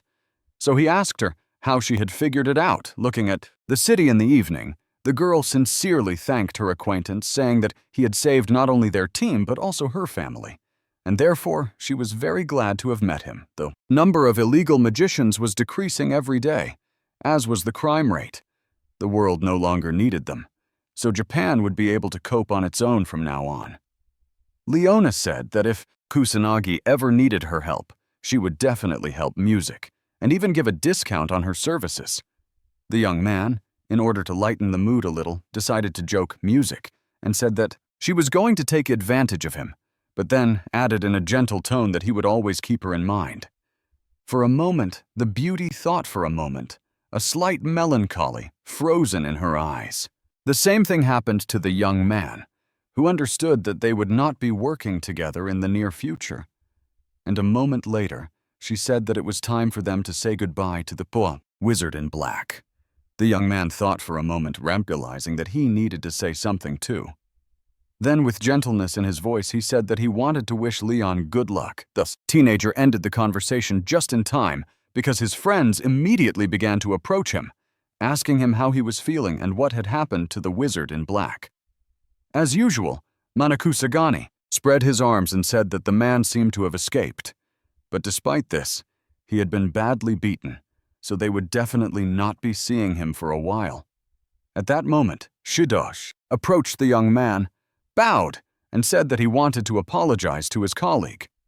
The blond man said that instead of believing his friend, he had come up with the wrong idea and, therefore, he was very ashamed. The two girls did the same, admitting that they also thought our hero was a magician in black.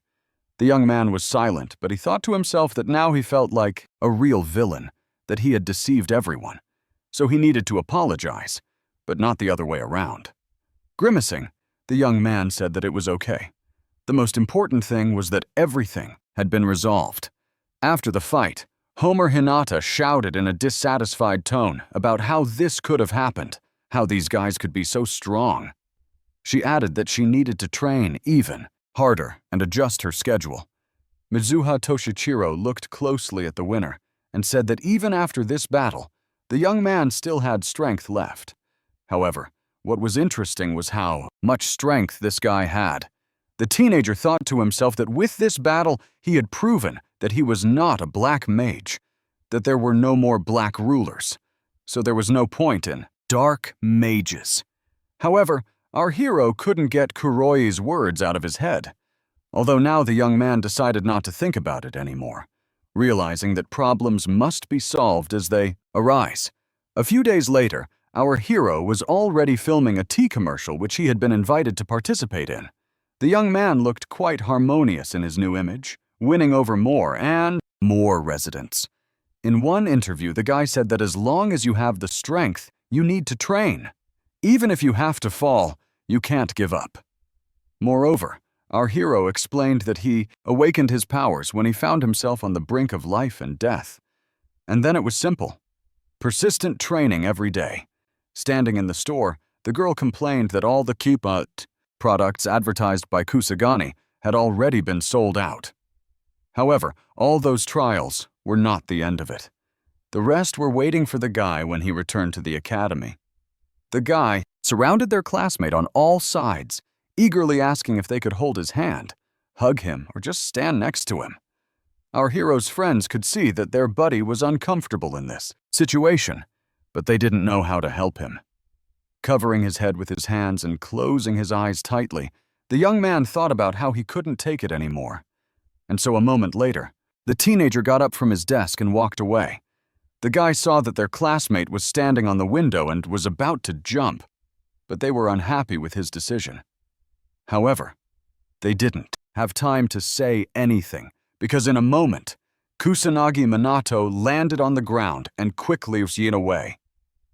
Sitting alone, the boy remembered the blonde boy's words that if they increased Minato's popularity, there was a chance that talented kids would join their ranks, although he understood that he would not fall for this trick again. But the silence was short-lived, because the other guys, seeing their idol, chased after him, but he shouted for them to just leave him alone. After a while, the guy was sitting in his friend's apartment who asked him how he was feeling. The girls were happy that the move to their new home was complete, and they said that while the guy was running away from his fans, they and their sister had cleaned up. Ruka unexpectedly praised Yuka for doing most of the work, and only Minato Kusagani apologized for having to do most of the work. But that didn't matter. The sisters talked about how they now lived in a large and spacious apartment. Each of them had their own room where they could be alone and train. In addition, no one would disturb anyone else, and they could feel completely free. At that moment, Ruka thought wistfully about how their previous apartment had been small, but it had been fun there. Moreover, she would no longer see Manato's cute face when he was asleep. Music. However, a moment later, Eureka, who also had some unpleasant thoughts, turned away abruptly and began to scold herself. But it didn't last long as the silence was broken by a phone call. Going out onto the balcony, the young man heard that Takigami was calling him, asking how everything was going after the fight and whether the young man had any problems after it. The teenager honestly said that everything had gone well. But music. There was one unpleasant situation which the woman immediately guessed, noting that his popularity had made itself felt there, too, the elderly lady continued to say that if the young man needed anything, he could always turn to her, because she was the only one who knew his secret. The young man said the same thing to the woman, realizing that they had known each other very well for many years. Wishing her friend all the best, Takami sat down abruptly on the floor and pressed the phone to her chest. After that, the woman approached the photo she had been looking at closely earlier. Looking at it, our hero's acquaintance said aloud that she didn't know what to do. In a few days, the young man was supposed to conduct another training session at the police department's training ground. The new recruits were excited, saying they couldn't believe they would get to see the legends of the Magic Squad in person. The guys said that there were actually a lot of new recruits, and it was all thanks to Minato Kusagani. Everyone wanted to help, but even more than that, they wanted to meet the young man Only the girls said that they wanted to see how long these people, who had come to hell of their own free will, would last. At that moment, the one whom everyone had been waiting for so long appeared on the stage. The crowd suddenly began to shout that this young man seemed even more courageous and handsome in person than on television. Looking at the crowd, the young man decided that words alone would not be enough to calm these people down. The next moment, something amazing happened, because our hero immediately summoned magical powers to help him. Newcomers immediately began asking each other why their bodies suddenly couldn't move, and why the teenager had decided to use such power. Unexpectedly, Minato Kusanagi greeted the gathering with joy in his voice. He said that since everyone had calmed down, he was happy to welcome new faces to their squad. Usually, he conducts light training for newbies, but since everyone was so motivated, he decided not to go easy on them. He immediately shouted that those who wanted to join the squad would have to run and aim at targets. Realizing that this was not the case at all, the captain shouted that the boys would not be able to defeat the demons with such an attack. At the end of the training, the newbies were lying on the ground, saying that Minato Kusanagi was actually nice but strict, although maybe that was just how he wanted to test their strength and endurance. However, music many were unhappy that the young man was constantly picking on them, and therefore it was not easy to endure. At that moment, Yue shouted that she wasn't done yet. It was difficult to tell who she was addressing, but the teenager was spinning energy and seemed to be trying to hold back several powerful streams. And all this was in order to continue the fight with the girl standing opposite him. Sonata Karine, who had always considered herself weak, was now defending herself perfectly. Only the newbies thought something incredible was happening on the field. After a while, when even our heroes were tired, Kusanagi informed everyone that the training session was over. He immediately added that in 5 minutes, he would ask everyone to gather in the measuring room to check their magic levels. The newbies who continued to sit on the grass did not understand how their mentor could feel so good after such a strenuous training session. Only the guys who knew him said that they were quite weak compared to him, as music was necessary to attack faster and react faster to these attacks.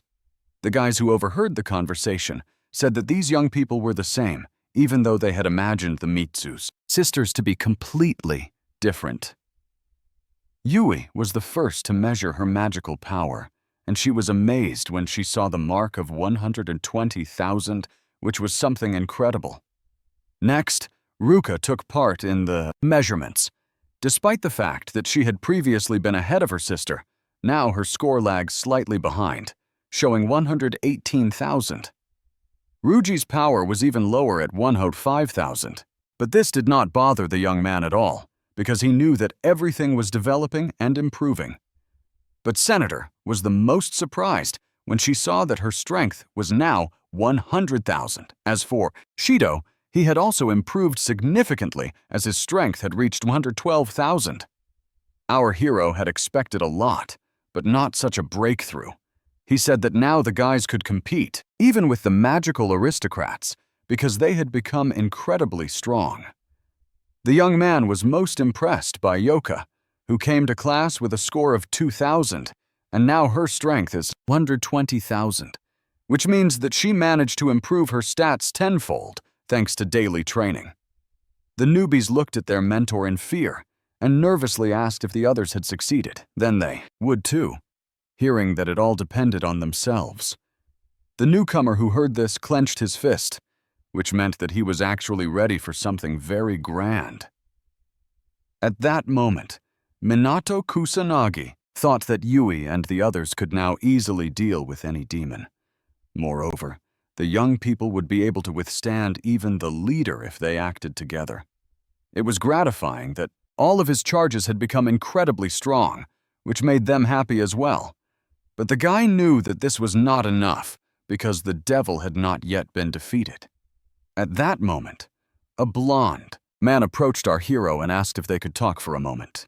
The young man grimaced and said that he had a very bad feeling about something, and it did not fail him because a few days later, the team had to attend a banquet dedicated to the successful cooperation between the magic squad and the aristocracy. Standing in the middle of the hall, the young man had no intention of expressing his true emotions, but it was difficult to do so. And therefore, Kusanagi Minato noted to himself that he felt that Shido Shigo would come up with something bad. Upon entering the post room, the person the young man had thought about just a second ago addressed him, asking the captain to forgive him if something was wrong. The guy said discontentedly that he didn't understand the purpose of this banquet, since they had been working well without it. But the policeman explained that after the showdown with the black magician, the police wanted everyone to get to know each other better and improve their relationships with each other. Hearing his friend's excuses, our hero thought about the fact that he was the captain, but he couldn't refuse the invitation. He immediately said aloud that at least the police officer looked good in a suit, although the young man explained that he was used to dressing formally. But Ryuji didn't like something about his outfit, even though Minato cheered his friend up, saying that he looked good. He was tall, and the suit perfectly emphasized his figure. And while the guys were discussing whether it was a compliment or sarcasm, the blonde guy happily shouted that the girls had also arrived. Yui was the first to arrive. Embarrassed, she apologized for keeping everyone waiting. Ruka, who came in next, said that they were late because they had spent too long deciding what to wear. Sonata Karin followed, noting that there were a lot of people at the event, which she hadn't expected. Yui wanted to draw attention to herself, so she timidly said that she looked different in this outfit. Hearing Kusanagi Minato remark that it was perfectly natural, the guy immediately added that the girl looked great and that the soft and delicate design of the dress perfectly conveyed her character. He also said that the color of Rukia's dress reflected her calm disposition and the style emphasized her figure, making her look older. As for San's outfit, everything was harmonious, from the calm green color to the light style with decorations. Hearing this, the girls immediately began to feel embarrassed. Knowing how their mentor loved to give compliments and quite detailed ones at that, Ryuji, putting his arm around his friend's shoulder, thought that the same thing that had happened on the beach in Hawaii was happening again. This guy doesn't even understand how his praise affects everyone. At that moment, someone's angry voice announced that the teenager had arrived at the event just in time. Turning his head, our hero saw some of his acquaintances as well as the rest of the aristocracy, with whom they often cross paths. Approaching the girl, Kusagani said that he didn't think he would see her in a dress, which was a little unusual. But the style definitely emphasized her exuberant nature. Running away, the beauty shouted after him that he shouldn't praise her, that it sounded disgusting, and that she didn't want to see him anymore. Although the young man didn't hear this because he was talking to Mizwa Toshiro, telling Music him that he didn't expect to see him, the man replied that it was natural since they now work together. And Music, he did not throw words to the wind. As he left, he added that he asked for his forgiveness. The girls, realizing what had happened, immediately began to apologize for their father, saying that it was always difficult to talk to him. Suddenly, our hero fell silent because a pretty stranger had entered the room. The young man forgot that the girls were standing next to him and began to study the brunette. The girl didn't say anything, nor did she greet anyone, but she attracted the attention of many. At that moment, the organizers said that they were grateful to everyone who had come to the celebration. But now, they were going to invite all the heroes for whom they had organized this party. And while the host continued to talk about the special unit, the teenager couldn't take his eyes off the stranger. After that, the organizers introduced the Wupton magical aristocracy.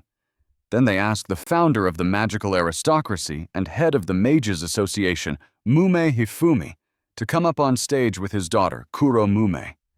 At that moment, Minato Kusanagi remembered the man he had met in an alley in Dontua during the disaster, and Music, he was also confused by his surname. The young man couldn't take his eyes off the stage, but that wasn't what interested him. The young man watched the girl closely, who now seemed familiar to him for some reason. At that Music moment, the man said again that his name was Hafumi. He said that their country was currently being ravaged by disasters and monsters, but if they worked together with a special magical squad, they would be able to overcome all these obstacles. The man said that they were magical aristocrats who had always fought for the preservation of this country, so they should continue to make every effort to protect and prosper their society. Everyone gathered was happy to hear such warm words and began to applaud. Our hero noted to himself that it was a good speech, concise and to the point, as representatives of the upper class usually speak in a very confusing and grotesque manner. However, the young man suddenly stopped his mental dialogue because Mumikroe looked at him. The girl stood silently, but she smiled slightly at the young man. Seeing that the guys had appeared behind him, the man now told them that he wanted to continue working with the magic squad in order to protect the citizens of Japan from any threats that might arise. Smiling, the head of the association said that he had complete faith in Captain Kusanagi. The young man honestly said that he would be delighted to work with such a great person.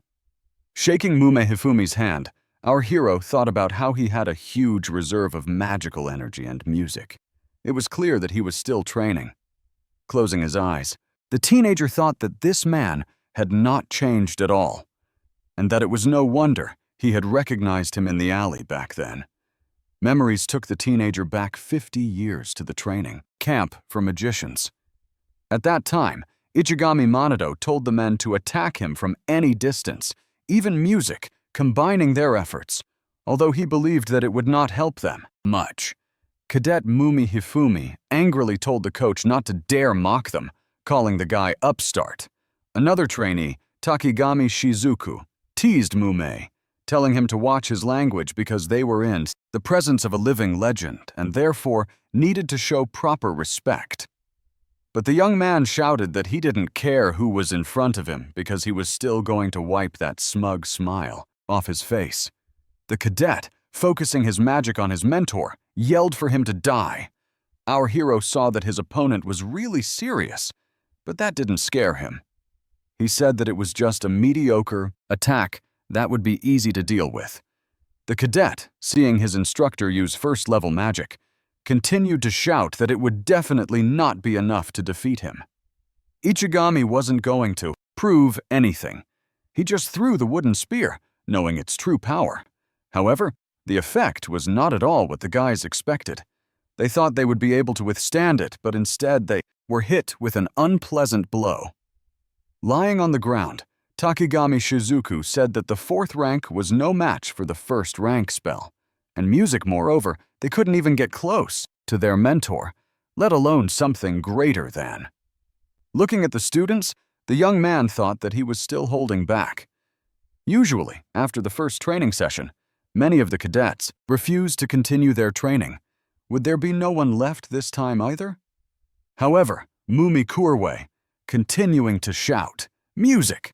announced to everyone present that he had only just begun. The cadet held his injured arm, but did not want to show his weakness in front of his mentor.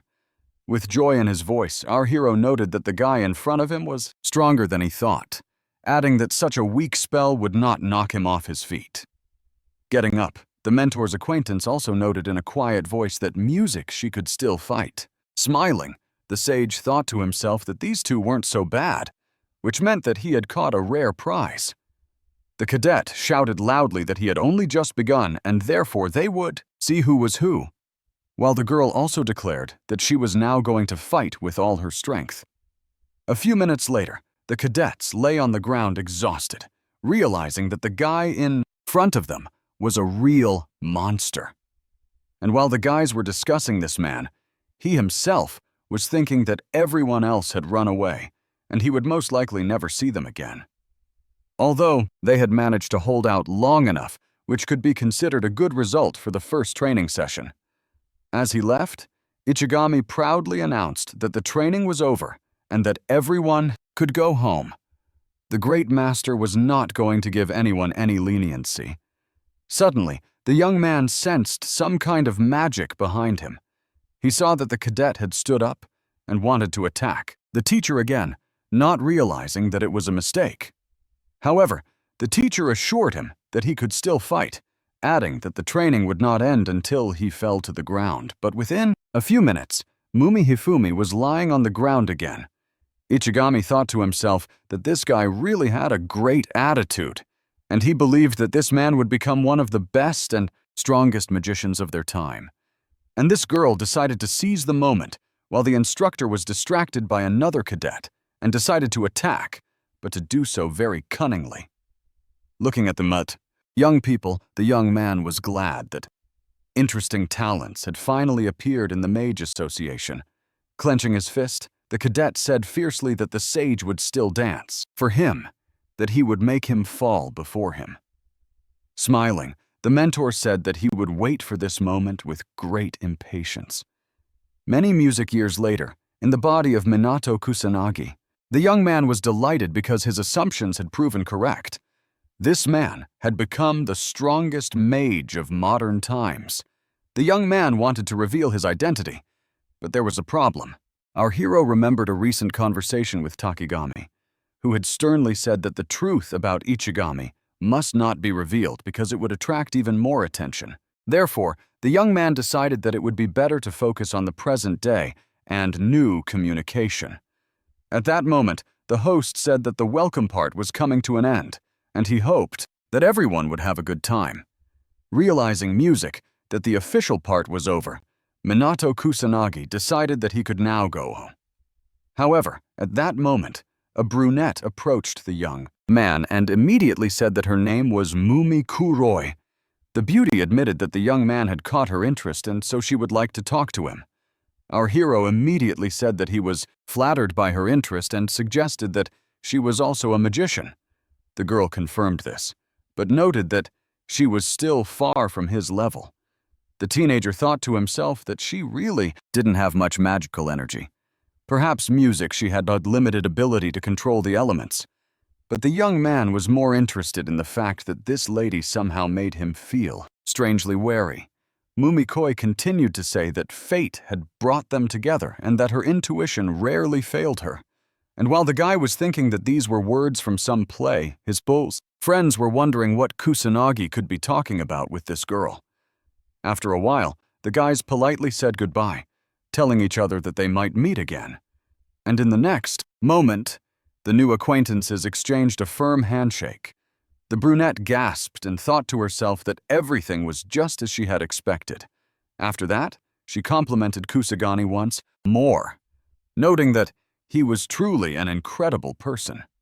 Wanting to be mysterious, Mumio turned abruptly and walked away, noting once again that they would meet again soon. The young man did not respond, instead looking at his hand with some apprehension. The next day, sitting at his desk, the young man was once again surrounded by crowds of fans, even though he was sure that his life had settled down and everyone had started to treat him more calmly.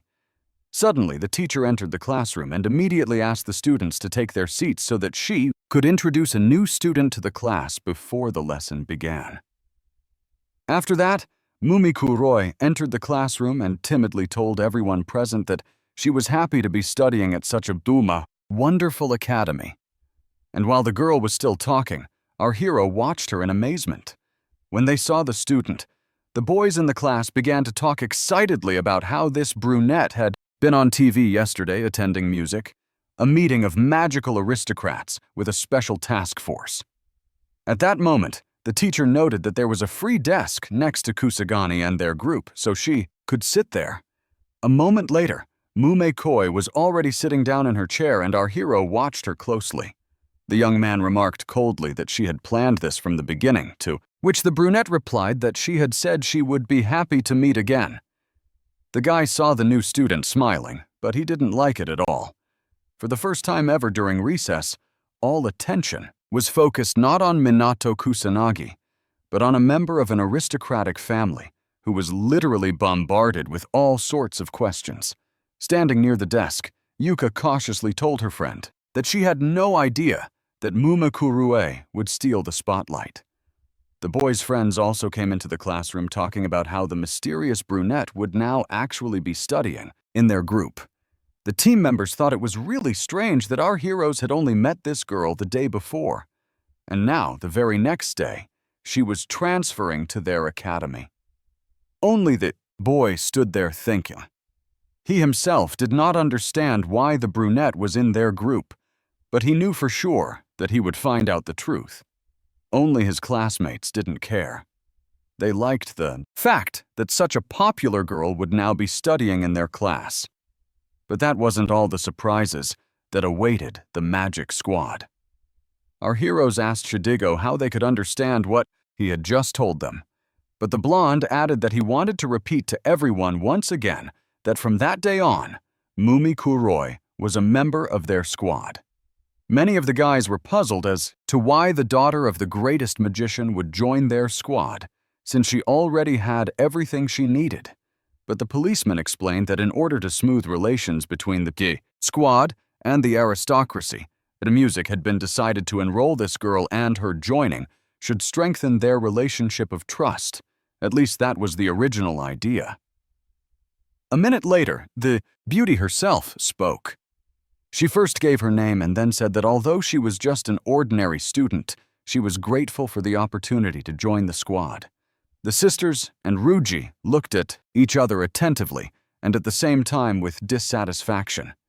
Yud realized that it was better to maintain good relations, so she was the first to approach the newcomer to greet her. Shiduigo immediately approached the captain and began to apologize for not warning him, but the guy calmly said that it was to be expected, so there was nothing wrong with it. The blonde was pleased to hear this, so he said that he didn't expect anything else from the leader of their team. A moment later, Minto Kusagani stated that it was much more important how this new member would perform during the joint training. Starting with running, the young man as always shouted at the group members to run as fast as if their lives depended on it, as if it were the most important thing they had to do in their lives. The guys were already used to this pace, but despite this, they wanted to show their best results every time. But the young man who flew like the wind kept saying that today's training would be special, so everyone needed to push themselves harder. Ryuji, who knew that the training was actually intense, said that he would not give up and would run as much as necessary. Many of the guys crawling on the grass said they couldn't do it anymore, but at the same time noted that the Mizuki sisters and Ruji always showed their best side and almost never fell behind the captain. Mumi Karoi didn't want to look weak, so she ran without complaining.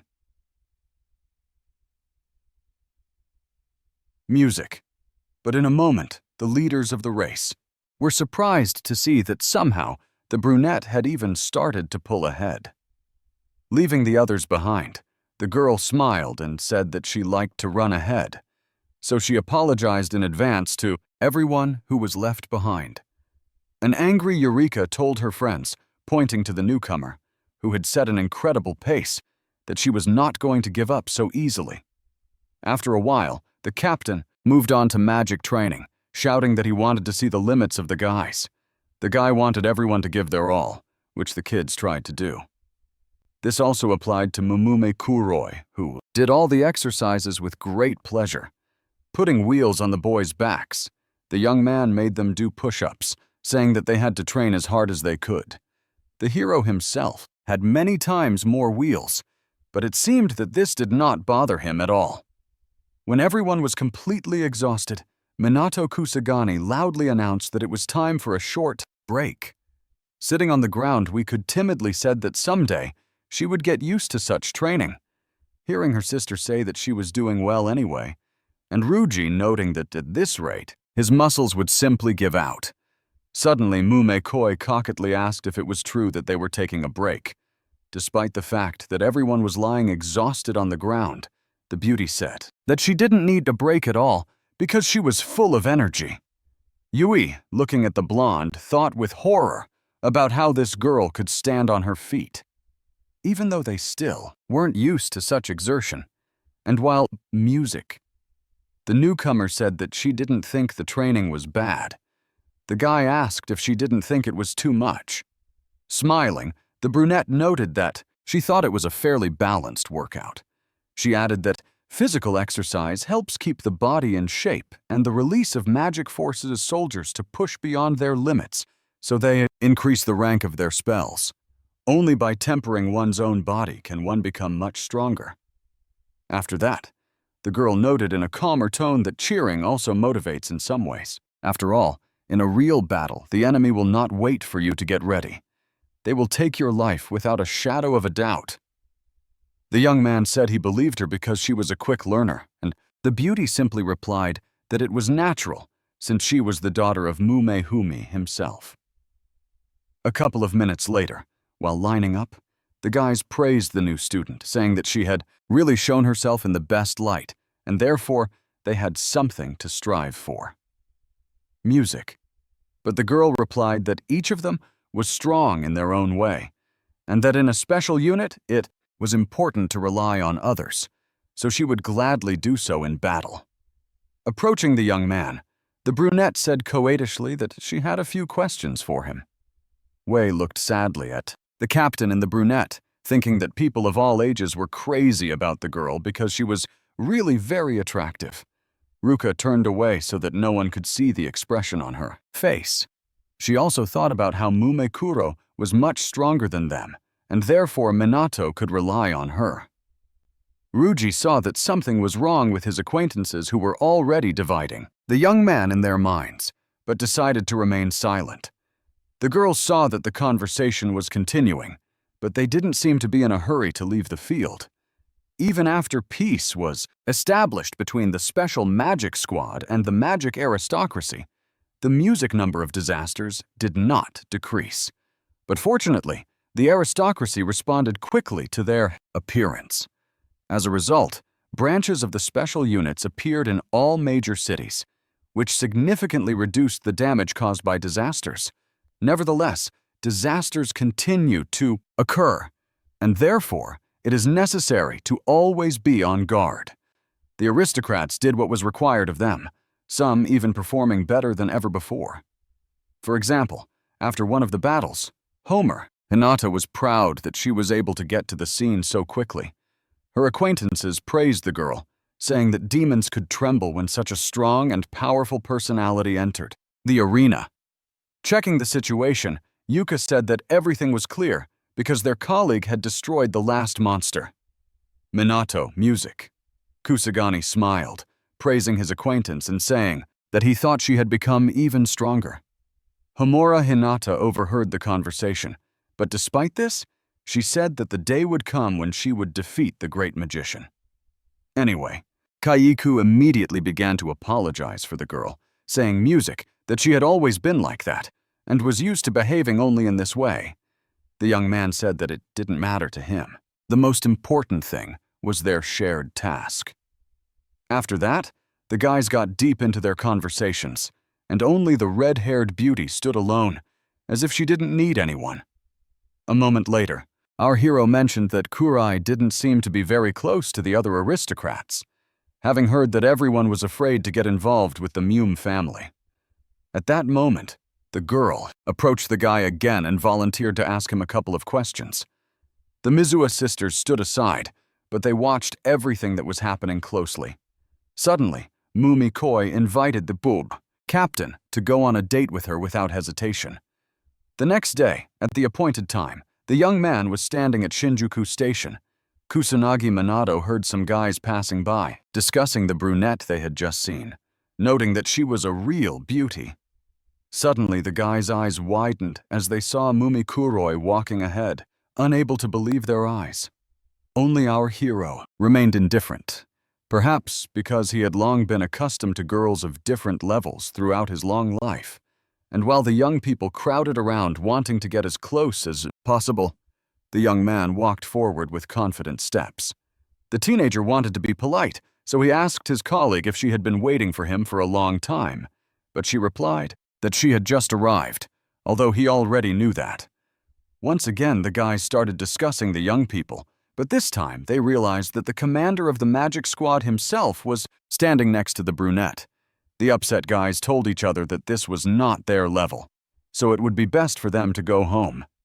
The teenager didn't understand why they were meeting, so he decided to ask her directly.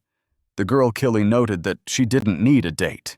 She just didn't know the area well, so she wanted someone to show her around. Our hero didn't understand why the girl wanted to meet with him, since it would have been more logical to ask her teammates.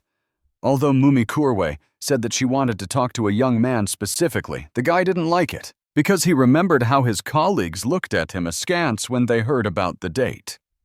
Closing her eyes, the brunette said sadly that she was the daughter of an influential magician, and therefore wherever she went, people looked at her strangely, and many even shunned her.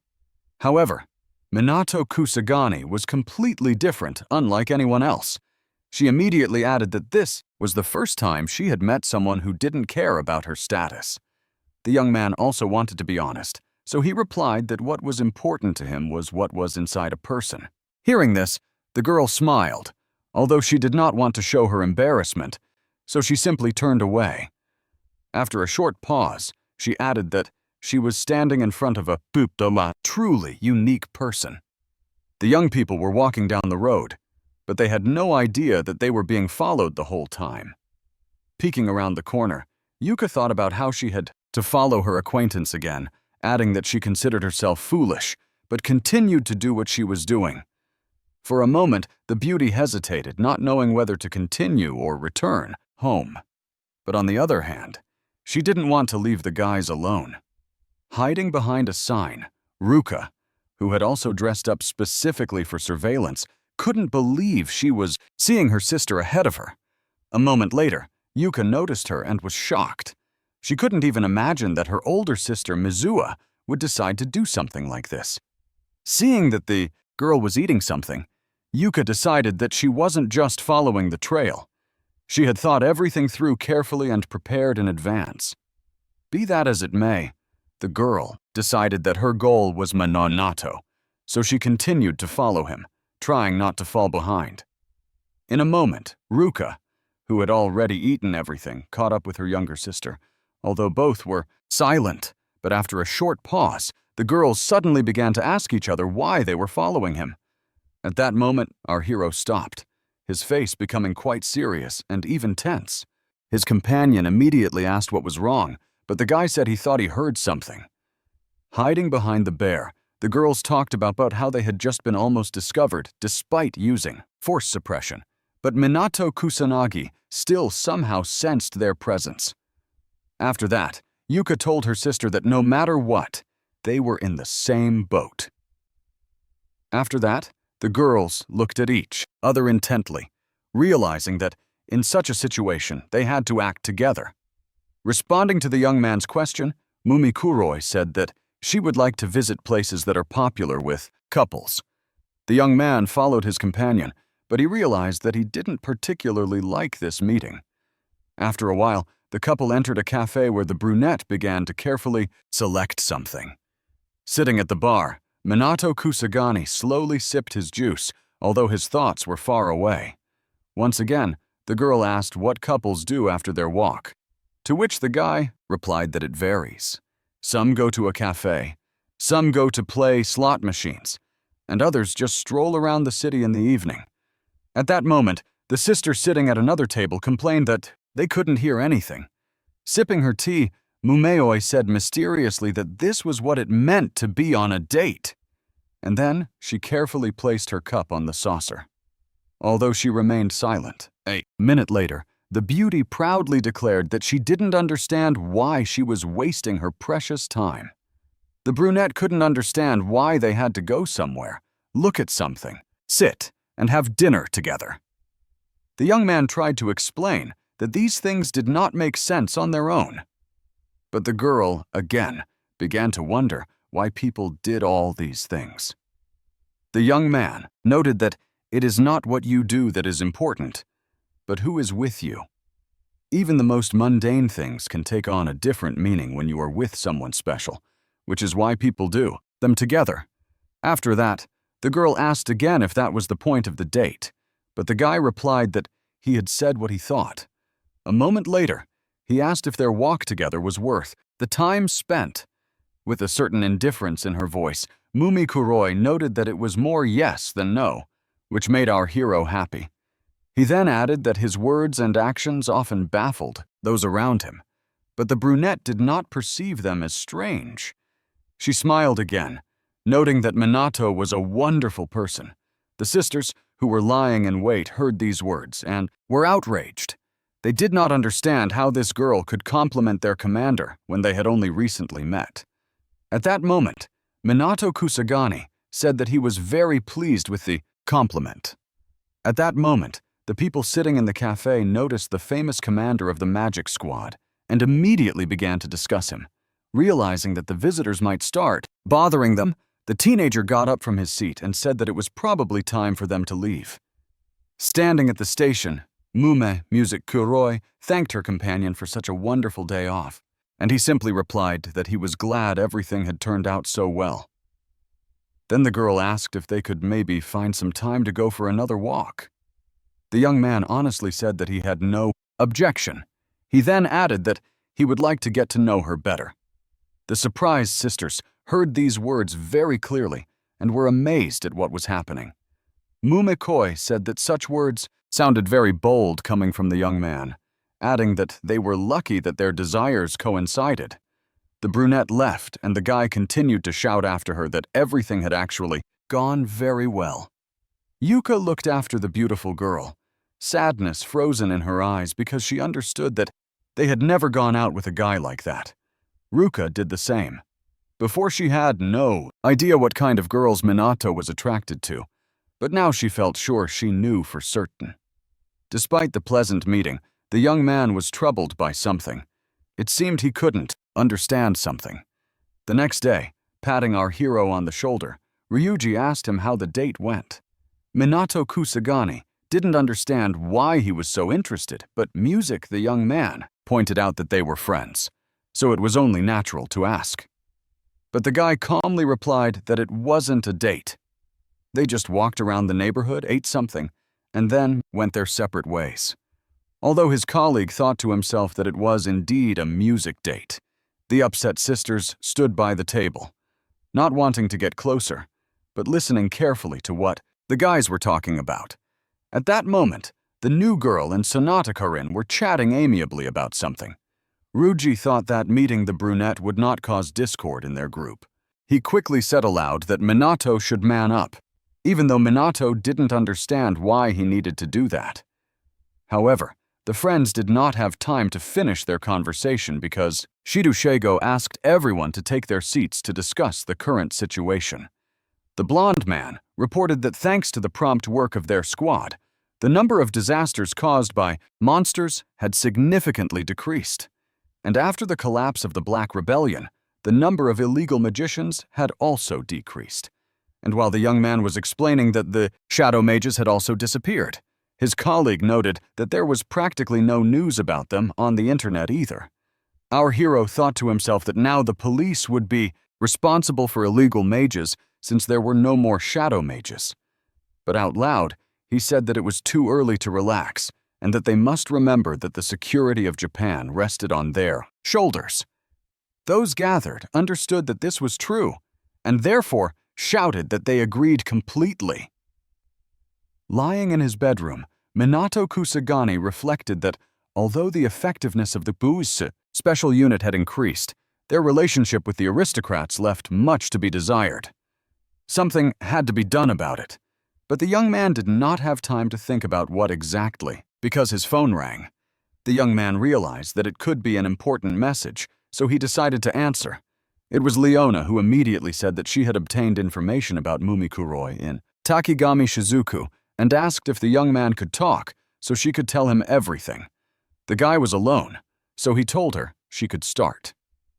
The detective immediately noted that she wanted to start with the girl who was not Mumi Hifumi's biological daughter, but whom he had adopted several years ago.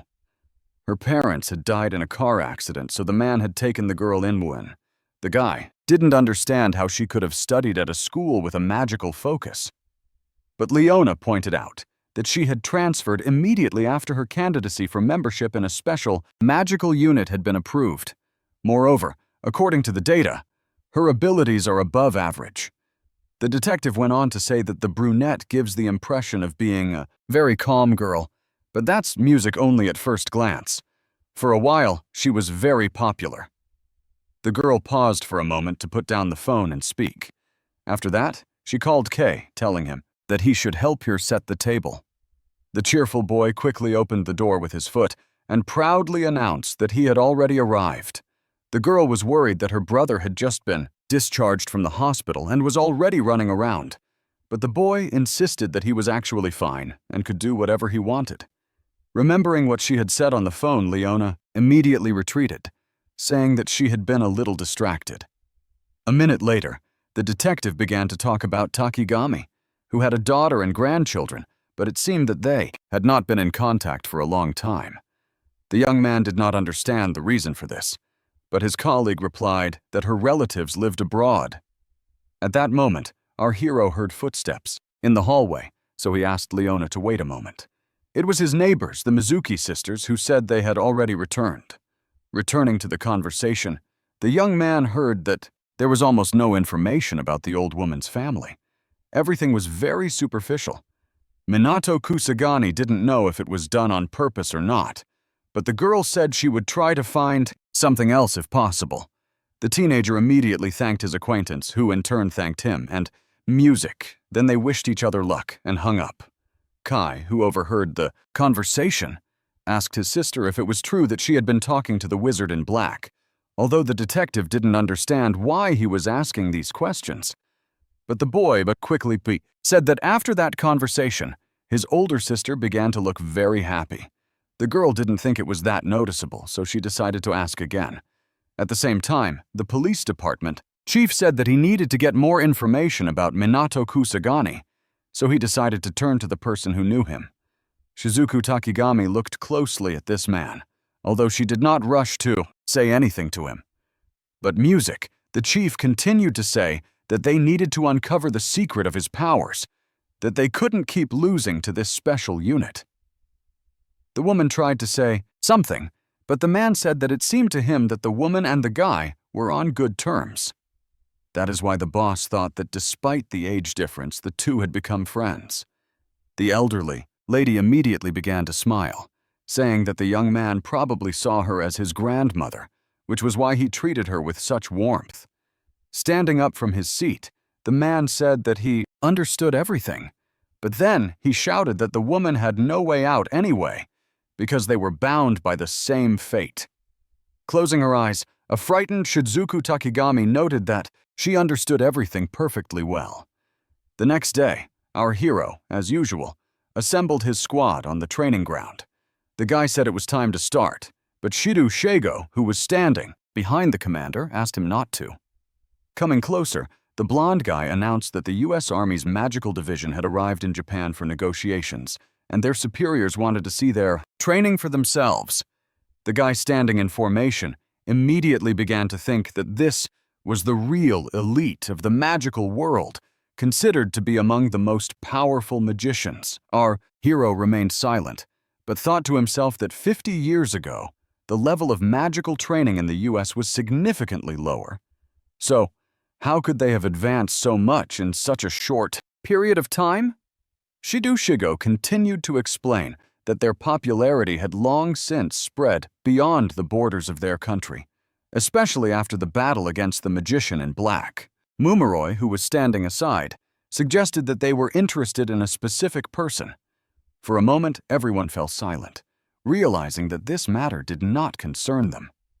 However, our hero also remained silent, seriously thinking about something. Meanwhile, the blonde man continued to say that there might be other reasons why they decided to come.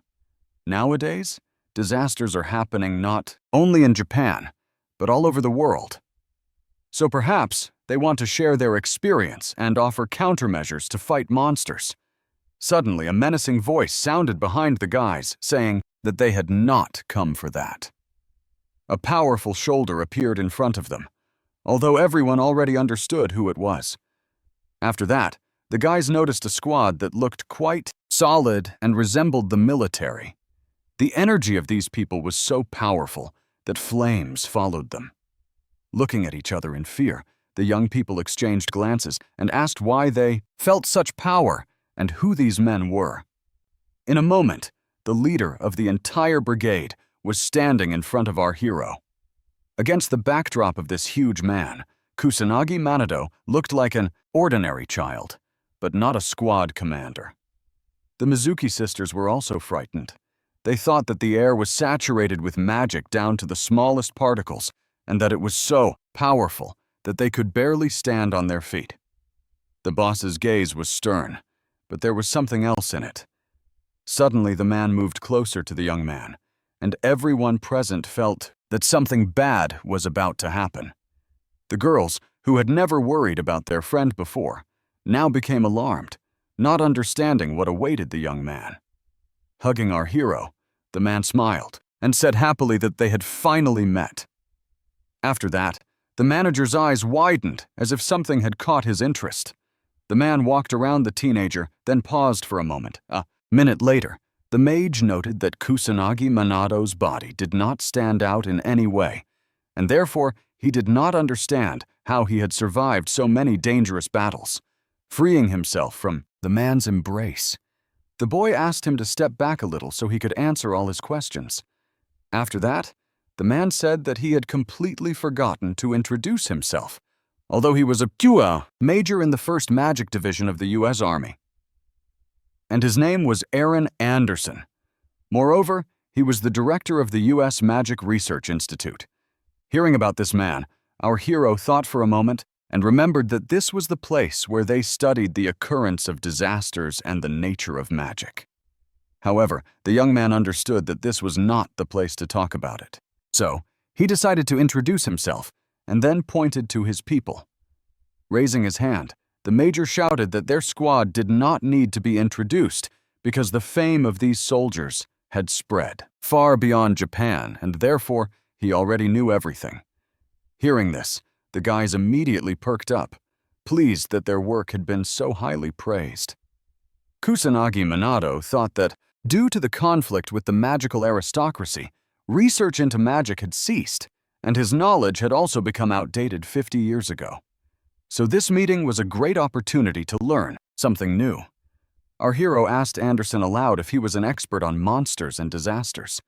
And if so, could he answer a few questions? At that moment, the soldiers were watching their leader closely. For music, a moment, it seemed to everyone present that the energy on the field was stronger than ever before. Kusanagi Minato looked intently at the major and waited for his answer, realizing that it was very important to him. Falling to the grass, the girls said that it was simply a deadly force, but they did not understand why it needed to be used. Suddenly, Aaron, Anderson shouted loudly for someone to stop it all. The soldiers standing behind their commander remained motionless and silent, but it was clear that they all understood. After that, the man apologized to our hero, saying that these people did not think about the consequences at all, that they were very cautious by nature. The guy smiled and said that it was no big deal as he had simply felt a pleasant breeze coming from the members of the U.S. team. With a smile, Anderson said that the young man had compared the magical pressure from his soldiers to a breeze, adding that Kusagani was a very interesting person. After that, the man asked what interested the young man, and he calmly replied that the question might seem silly, but he was curious about what monsters were and why disasters shook their world. It seemed that Aaron Anderson had no intention of hiding anything. So he said that there were many theories about this, but he believed that monsters were a magical form of life. A catastrophe is a phenomenon that transports them to this world. And the magical power of monsters is different from that of humans in nature, as recent studies have proven this theory.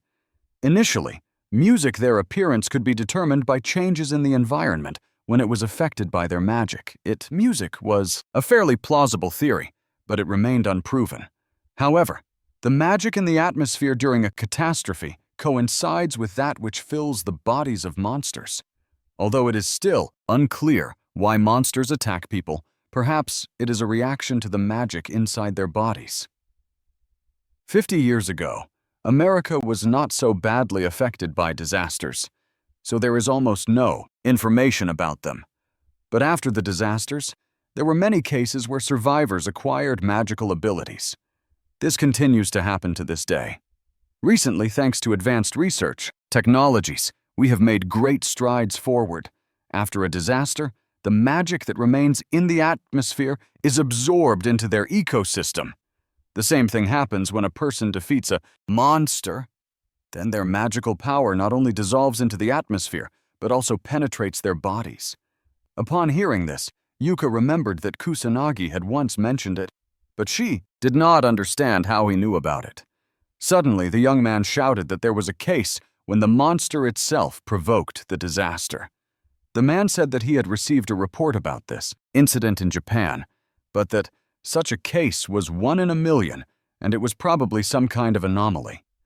Recalling that incident, our hero decided that it was not a coincidence at all. Aaron Anderson added that such a phenomenon could exist when a whole group of monsters tried to strengthen a single entity. The guy was curious if this had happened before, but the Major explained that they had conducted similar experiments in which the leader was not killed immediately, but left under observation. New individuals appeared for some time, but then their growth stopped when the military tried to destroy them. The influx increased again and reached the same level as before, meaning that the magical energy in the air had not changed. On the other hand, with each new catastrophe, the monsters become stronger and more dangerous. Although even a minor catastrophe cannot be ignored, the young man decided that his theory was correct. Experiments on monsters and disasters sound interesting, but in the end, they do not provide any concrete results. Unexpectedly, Aaron Anderson said that he could not ignore Kusanagi's power. Few magicians could boast of such power. After that, the man headed towards the teenager, asking to examine the young man's body. On the one hand, the young man was happy to meet this person, but on the other hand, he was alarmed by his insistence. A few minutes later, Kusagami Minato asked the Major about the magical aristocracy, but he only said that his knowledge was superficial. 50 years ago, their country was not as powerful as it is now, and they requested support from the Japanese consulate, but never received a response. The boy thought to himself that Japan was afraid to reveal its knowledge to neighboring countries because music it did not want to lose to them on the world stage. But in the end, America still surpassed them in magical innovation. After a while, the teenager began to thank the Major for the information, but the latter noted that it did not matter, as they owed everything to the great Ichigami Minato, who had once saved the whole world. Our hero understood that something else must follow this conversation, so he said directly that he was sure that the military had come here not only for this. After that, the men looked closely at the young man. Their commander stated that he wanted to personally experience the power of the great magician Shidigo, who was standing nearby, was sure that Aaron Anderson had come to talk to the officials, but he said that he wasn't even going to waste his time on those big wigs. He immediately added that no one had told them there would be sparring, so he would like to ask Captain Kusagani what he thought about it. Smiling, the guy said that if no one told anyone about what had happened, he saw no reason to refuse. Clenching his fist, the Major said that he always liked such determination, adding that then it was necessary to take full advantage of this opportunity. In turn, the young man added that coming to the training ground wanting to spar without informing anyone in advance was presumptuous, but he liked that too. The next second, the man shouted loudly that the great captain would be able to see for himself what Americans were capable of. The teenager thought to himself that this was a good opportunity to test the strength of the magicians from the United States, to see if they were as strong as everyone said they were. Shiduigo heard the Major announce desire to send his soldiers into battle, so he said that in that case, they were also going to fight. Raising his hand, Aaron Anderson kindly asked the boys not to interfere in the battle. He immediately added that he was only interested in strong mages and music. If the boys' strength was not equal to that of Kusanagi, then they were of no interest to him. We looked intently ahead, wanting to respond to this remark, but not knowing what to say. The guy didn't want anyone to feel offended, so he said that they teach the kids to fight monsters, not real magicians, so they will be able to learn how it is. The surprise squad looked at their mentor, wanting to see what would happen. Next, at that moment, the man thought that he had previously believed that Kusanagi treated his squad as friends, but now he realized that he taught them at every opportunity. Unexpectedly, the teenager said that he was ready, so they could begin. The soldiers were ready, and they immediately looked closely at their opponent. The major also told his team that they could attack the enemy. Some time passed, and the soldiers continued to stand still, giving the impression that they were waiting for something. And music that was true. These people were used to the element of surprise, so they were going to catch the teenager off guard. But our hero was not afraid of this. He understood that monsters often act in the same way, and so he was ready. The boy saw the fighters running towards him, but he was ready to easily repel their attack. Moreover, the young man was so calm, as if it were not a crowd of men flying at him, but simply leaves. The guys immediately said that the soldiers had managed to close the distance so quickly even without using magic. And in an instant, they were right in front of their friend. Realizing that something unusual was happening, Minato Kusagani smiled and said that it was truly amazing. However, there was no time to watch this because suddenly an opponent appeared from the other side. Our hero did not intend to engage in combat immediately, so he decided to run a little. The soldier, who was not far from the teenager, realized that it was time to use magic. That's why, when he saw that the squad commander was very close to him, he immediately began to attack. But before Kusanagi Minato could parry one attack, something more powerful and serious was already rolling in from the other side. However, this was not a problem for the young man. So he reacted to this threat with lightning speed. All of the young man's movements were so consistent that it seemed as if he had planned it all in advance. At that very moment, the teenager noticed a soldier who had not been there a moment ago.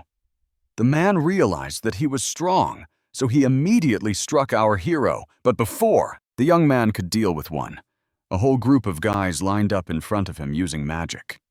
Watching music, everything from the sidelines, the guy's friends understood that it looked amazing, but it was also very dangerous. Kusanagi was not afraid of these people because music, he quickly put up a fourthel anti-magic barrier. Ui, who was standing closest to him, shouted to music discontentedly that their captain had to defend himself all the time and hadn't even made a single proper attack. Ruka added that their magic rank might not be high, but their physical training and spell activation speed made up for it. Looking closely at the soldiers, she thought that now she understood what the U.S. Army's magical division was all about. Our hero said that such training was to be expected from soldiers and therefore praised them for their excellent training. He immediately added that in magical duels, mages rarely use spells of mass destruction unless, of course, the mage has incredible talent. So in normal cases, they choose simpler spells that hit a single target. Since it takes time to prepare, the area of the damage must also be taken into account, and mages themselves are very vulnerable in open combat. Therefore, even talented fighters prefer to use singlet target spells to avoid unnecessary risks. At that moment, the young man was attacked again, so he had to quickly block the blows. The young managed to skillfully dodge and escape from the most unpleasant situations. The major watching this thought that this teenager was managing to fight and lecture his subordinates at the same time, and such an attitude towards his soldiers disappointed him. The man understood that the battle had lasted long enough. His fighters had shown a lot, but you can't play such games endlessly. Watching one of his guys, the major didn't understand what he was doing when music could just take a swing, but instead, our hero began to dodge again. Realizing that this greatly confused his opponents, Aaron Anderson did not understand such a strange strategy, but he was in no hurry to engage in combat. It seemed that the foreigner wanted to see what would happen next because surely the teenager must have some kind of strategy. But in a moment, the man's eyes widened as he realized that this was not what he had expected at all. The reason was that the young man had outplayed everyone because now the soldiers couldn't even hit him. The major understood that the men were exhausted, but despite this, no effect had been achieved. Realizing this, Aaron Anderson praised the young man for his incredibly precise movements and excellent speed of activation of the Zaklani. The young man had indeed put on an incredible show, although he said that it was time for the two of them to fight. However, the team was not going to retreat, and it seemed that the man, as before, was in no hurry to show himself. But that wasn't necessary. Minato Kusanagi was determined. He knew he could defeat all these soldiers. It didn't matter to him whether the major decided to fight or not.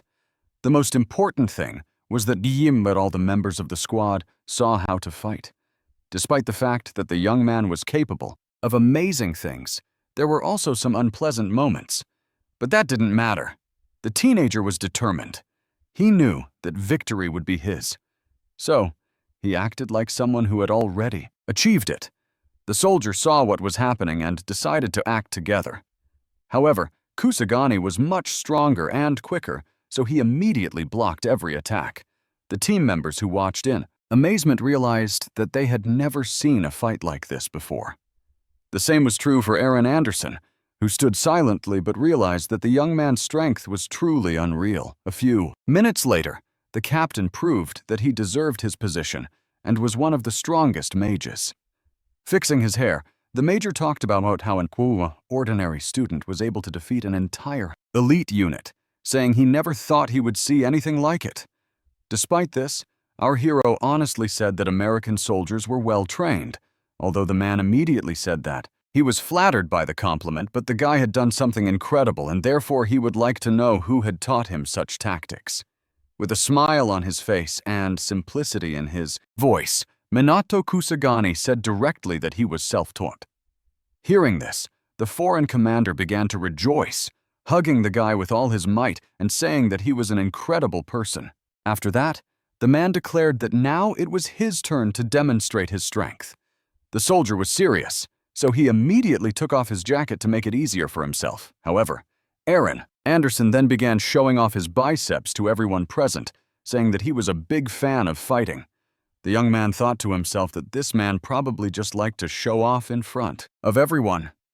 But a moment later, the man declared that it was time for the two of them to start the long-awaited fight. After knocking on the door, the doctor and nurse opened it, and the doctor apologized for disturbing them, but said he needed to examine the patient, Usuma. The young man, who was washing his face at that moment, looked at the specialist in surprise, but did not respond. A few minutes later, the doctor was not only examining his new patient, but also removing his bandages. The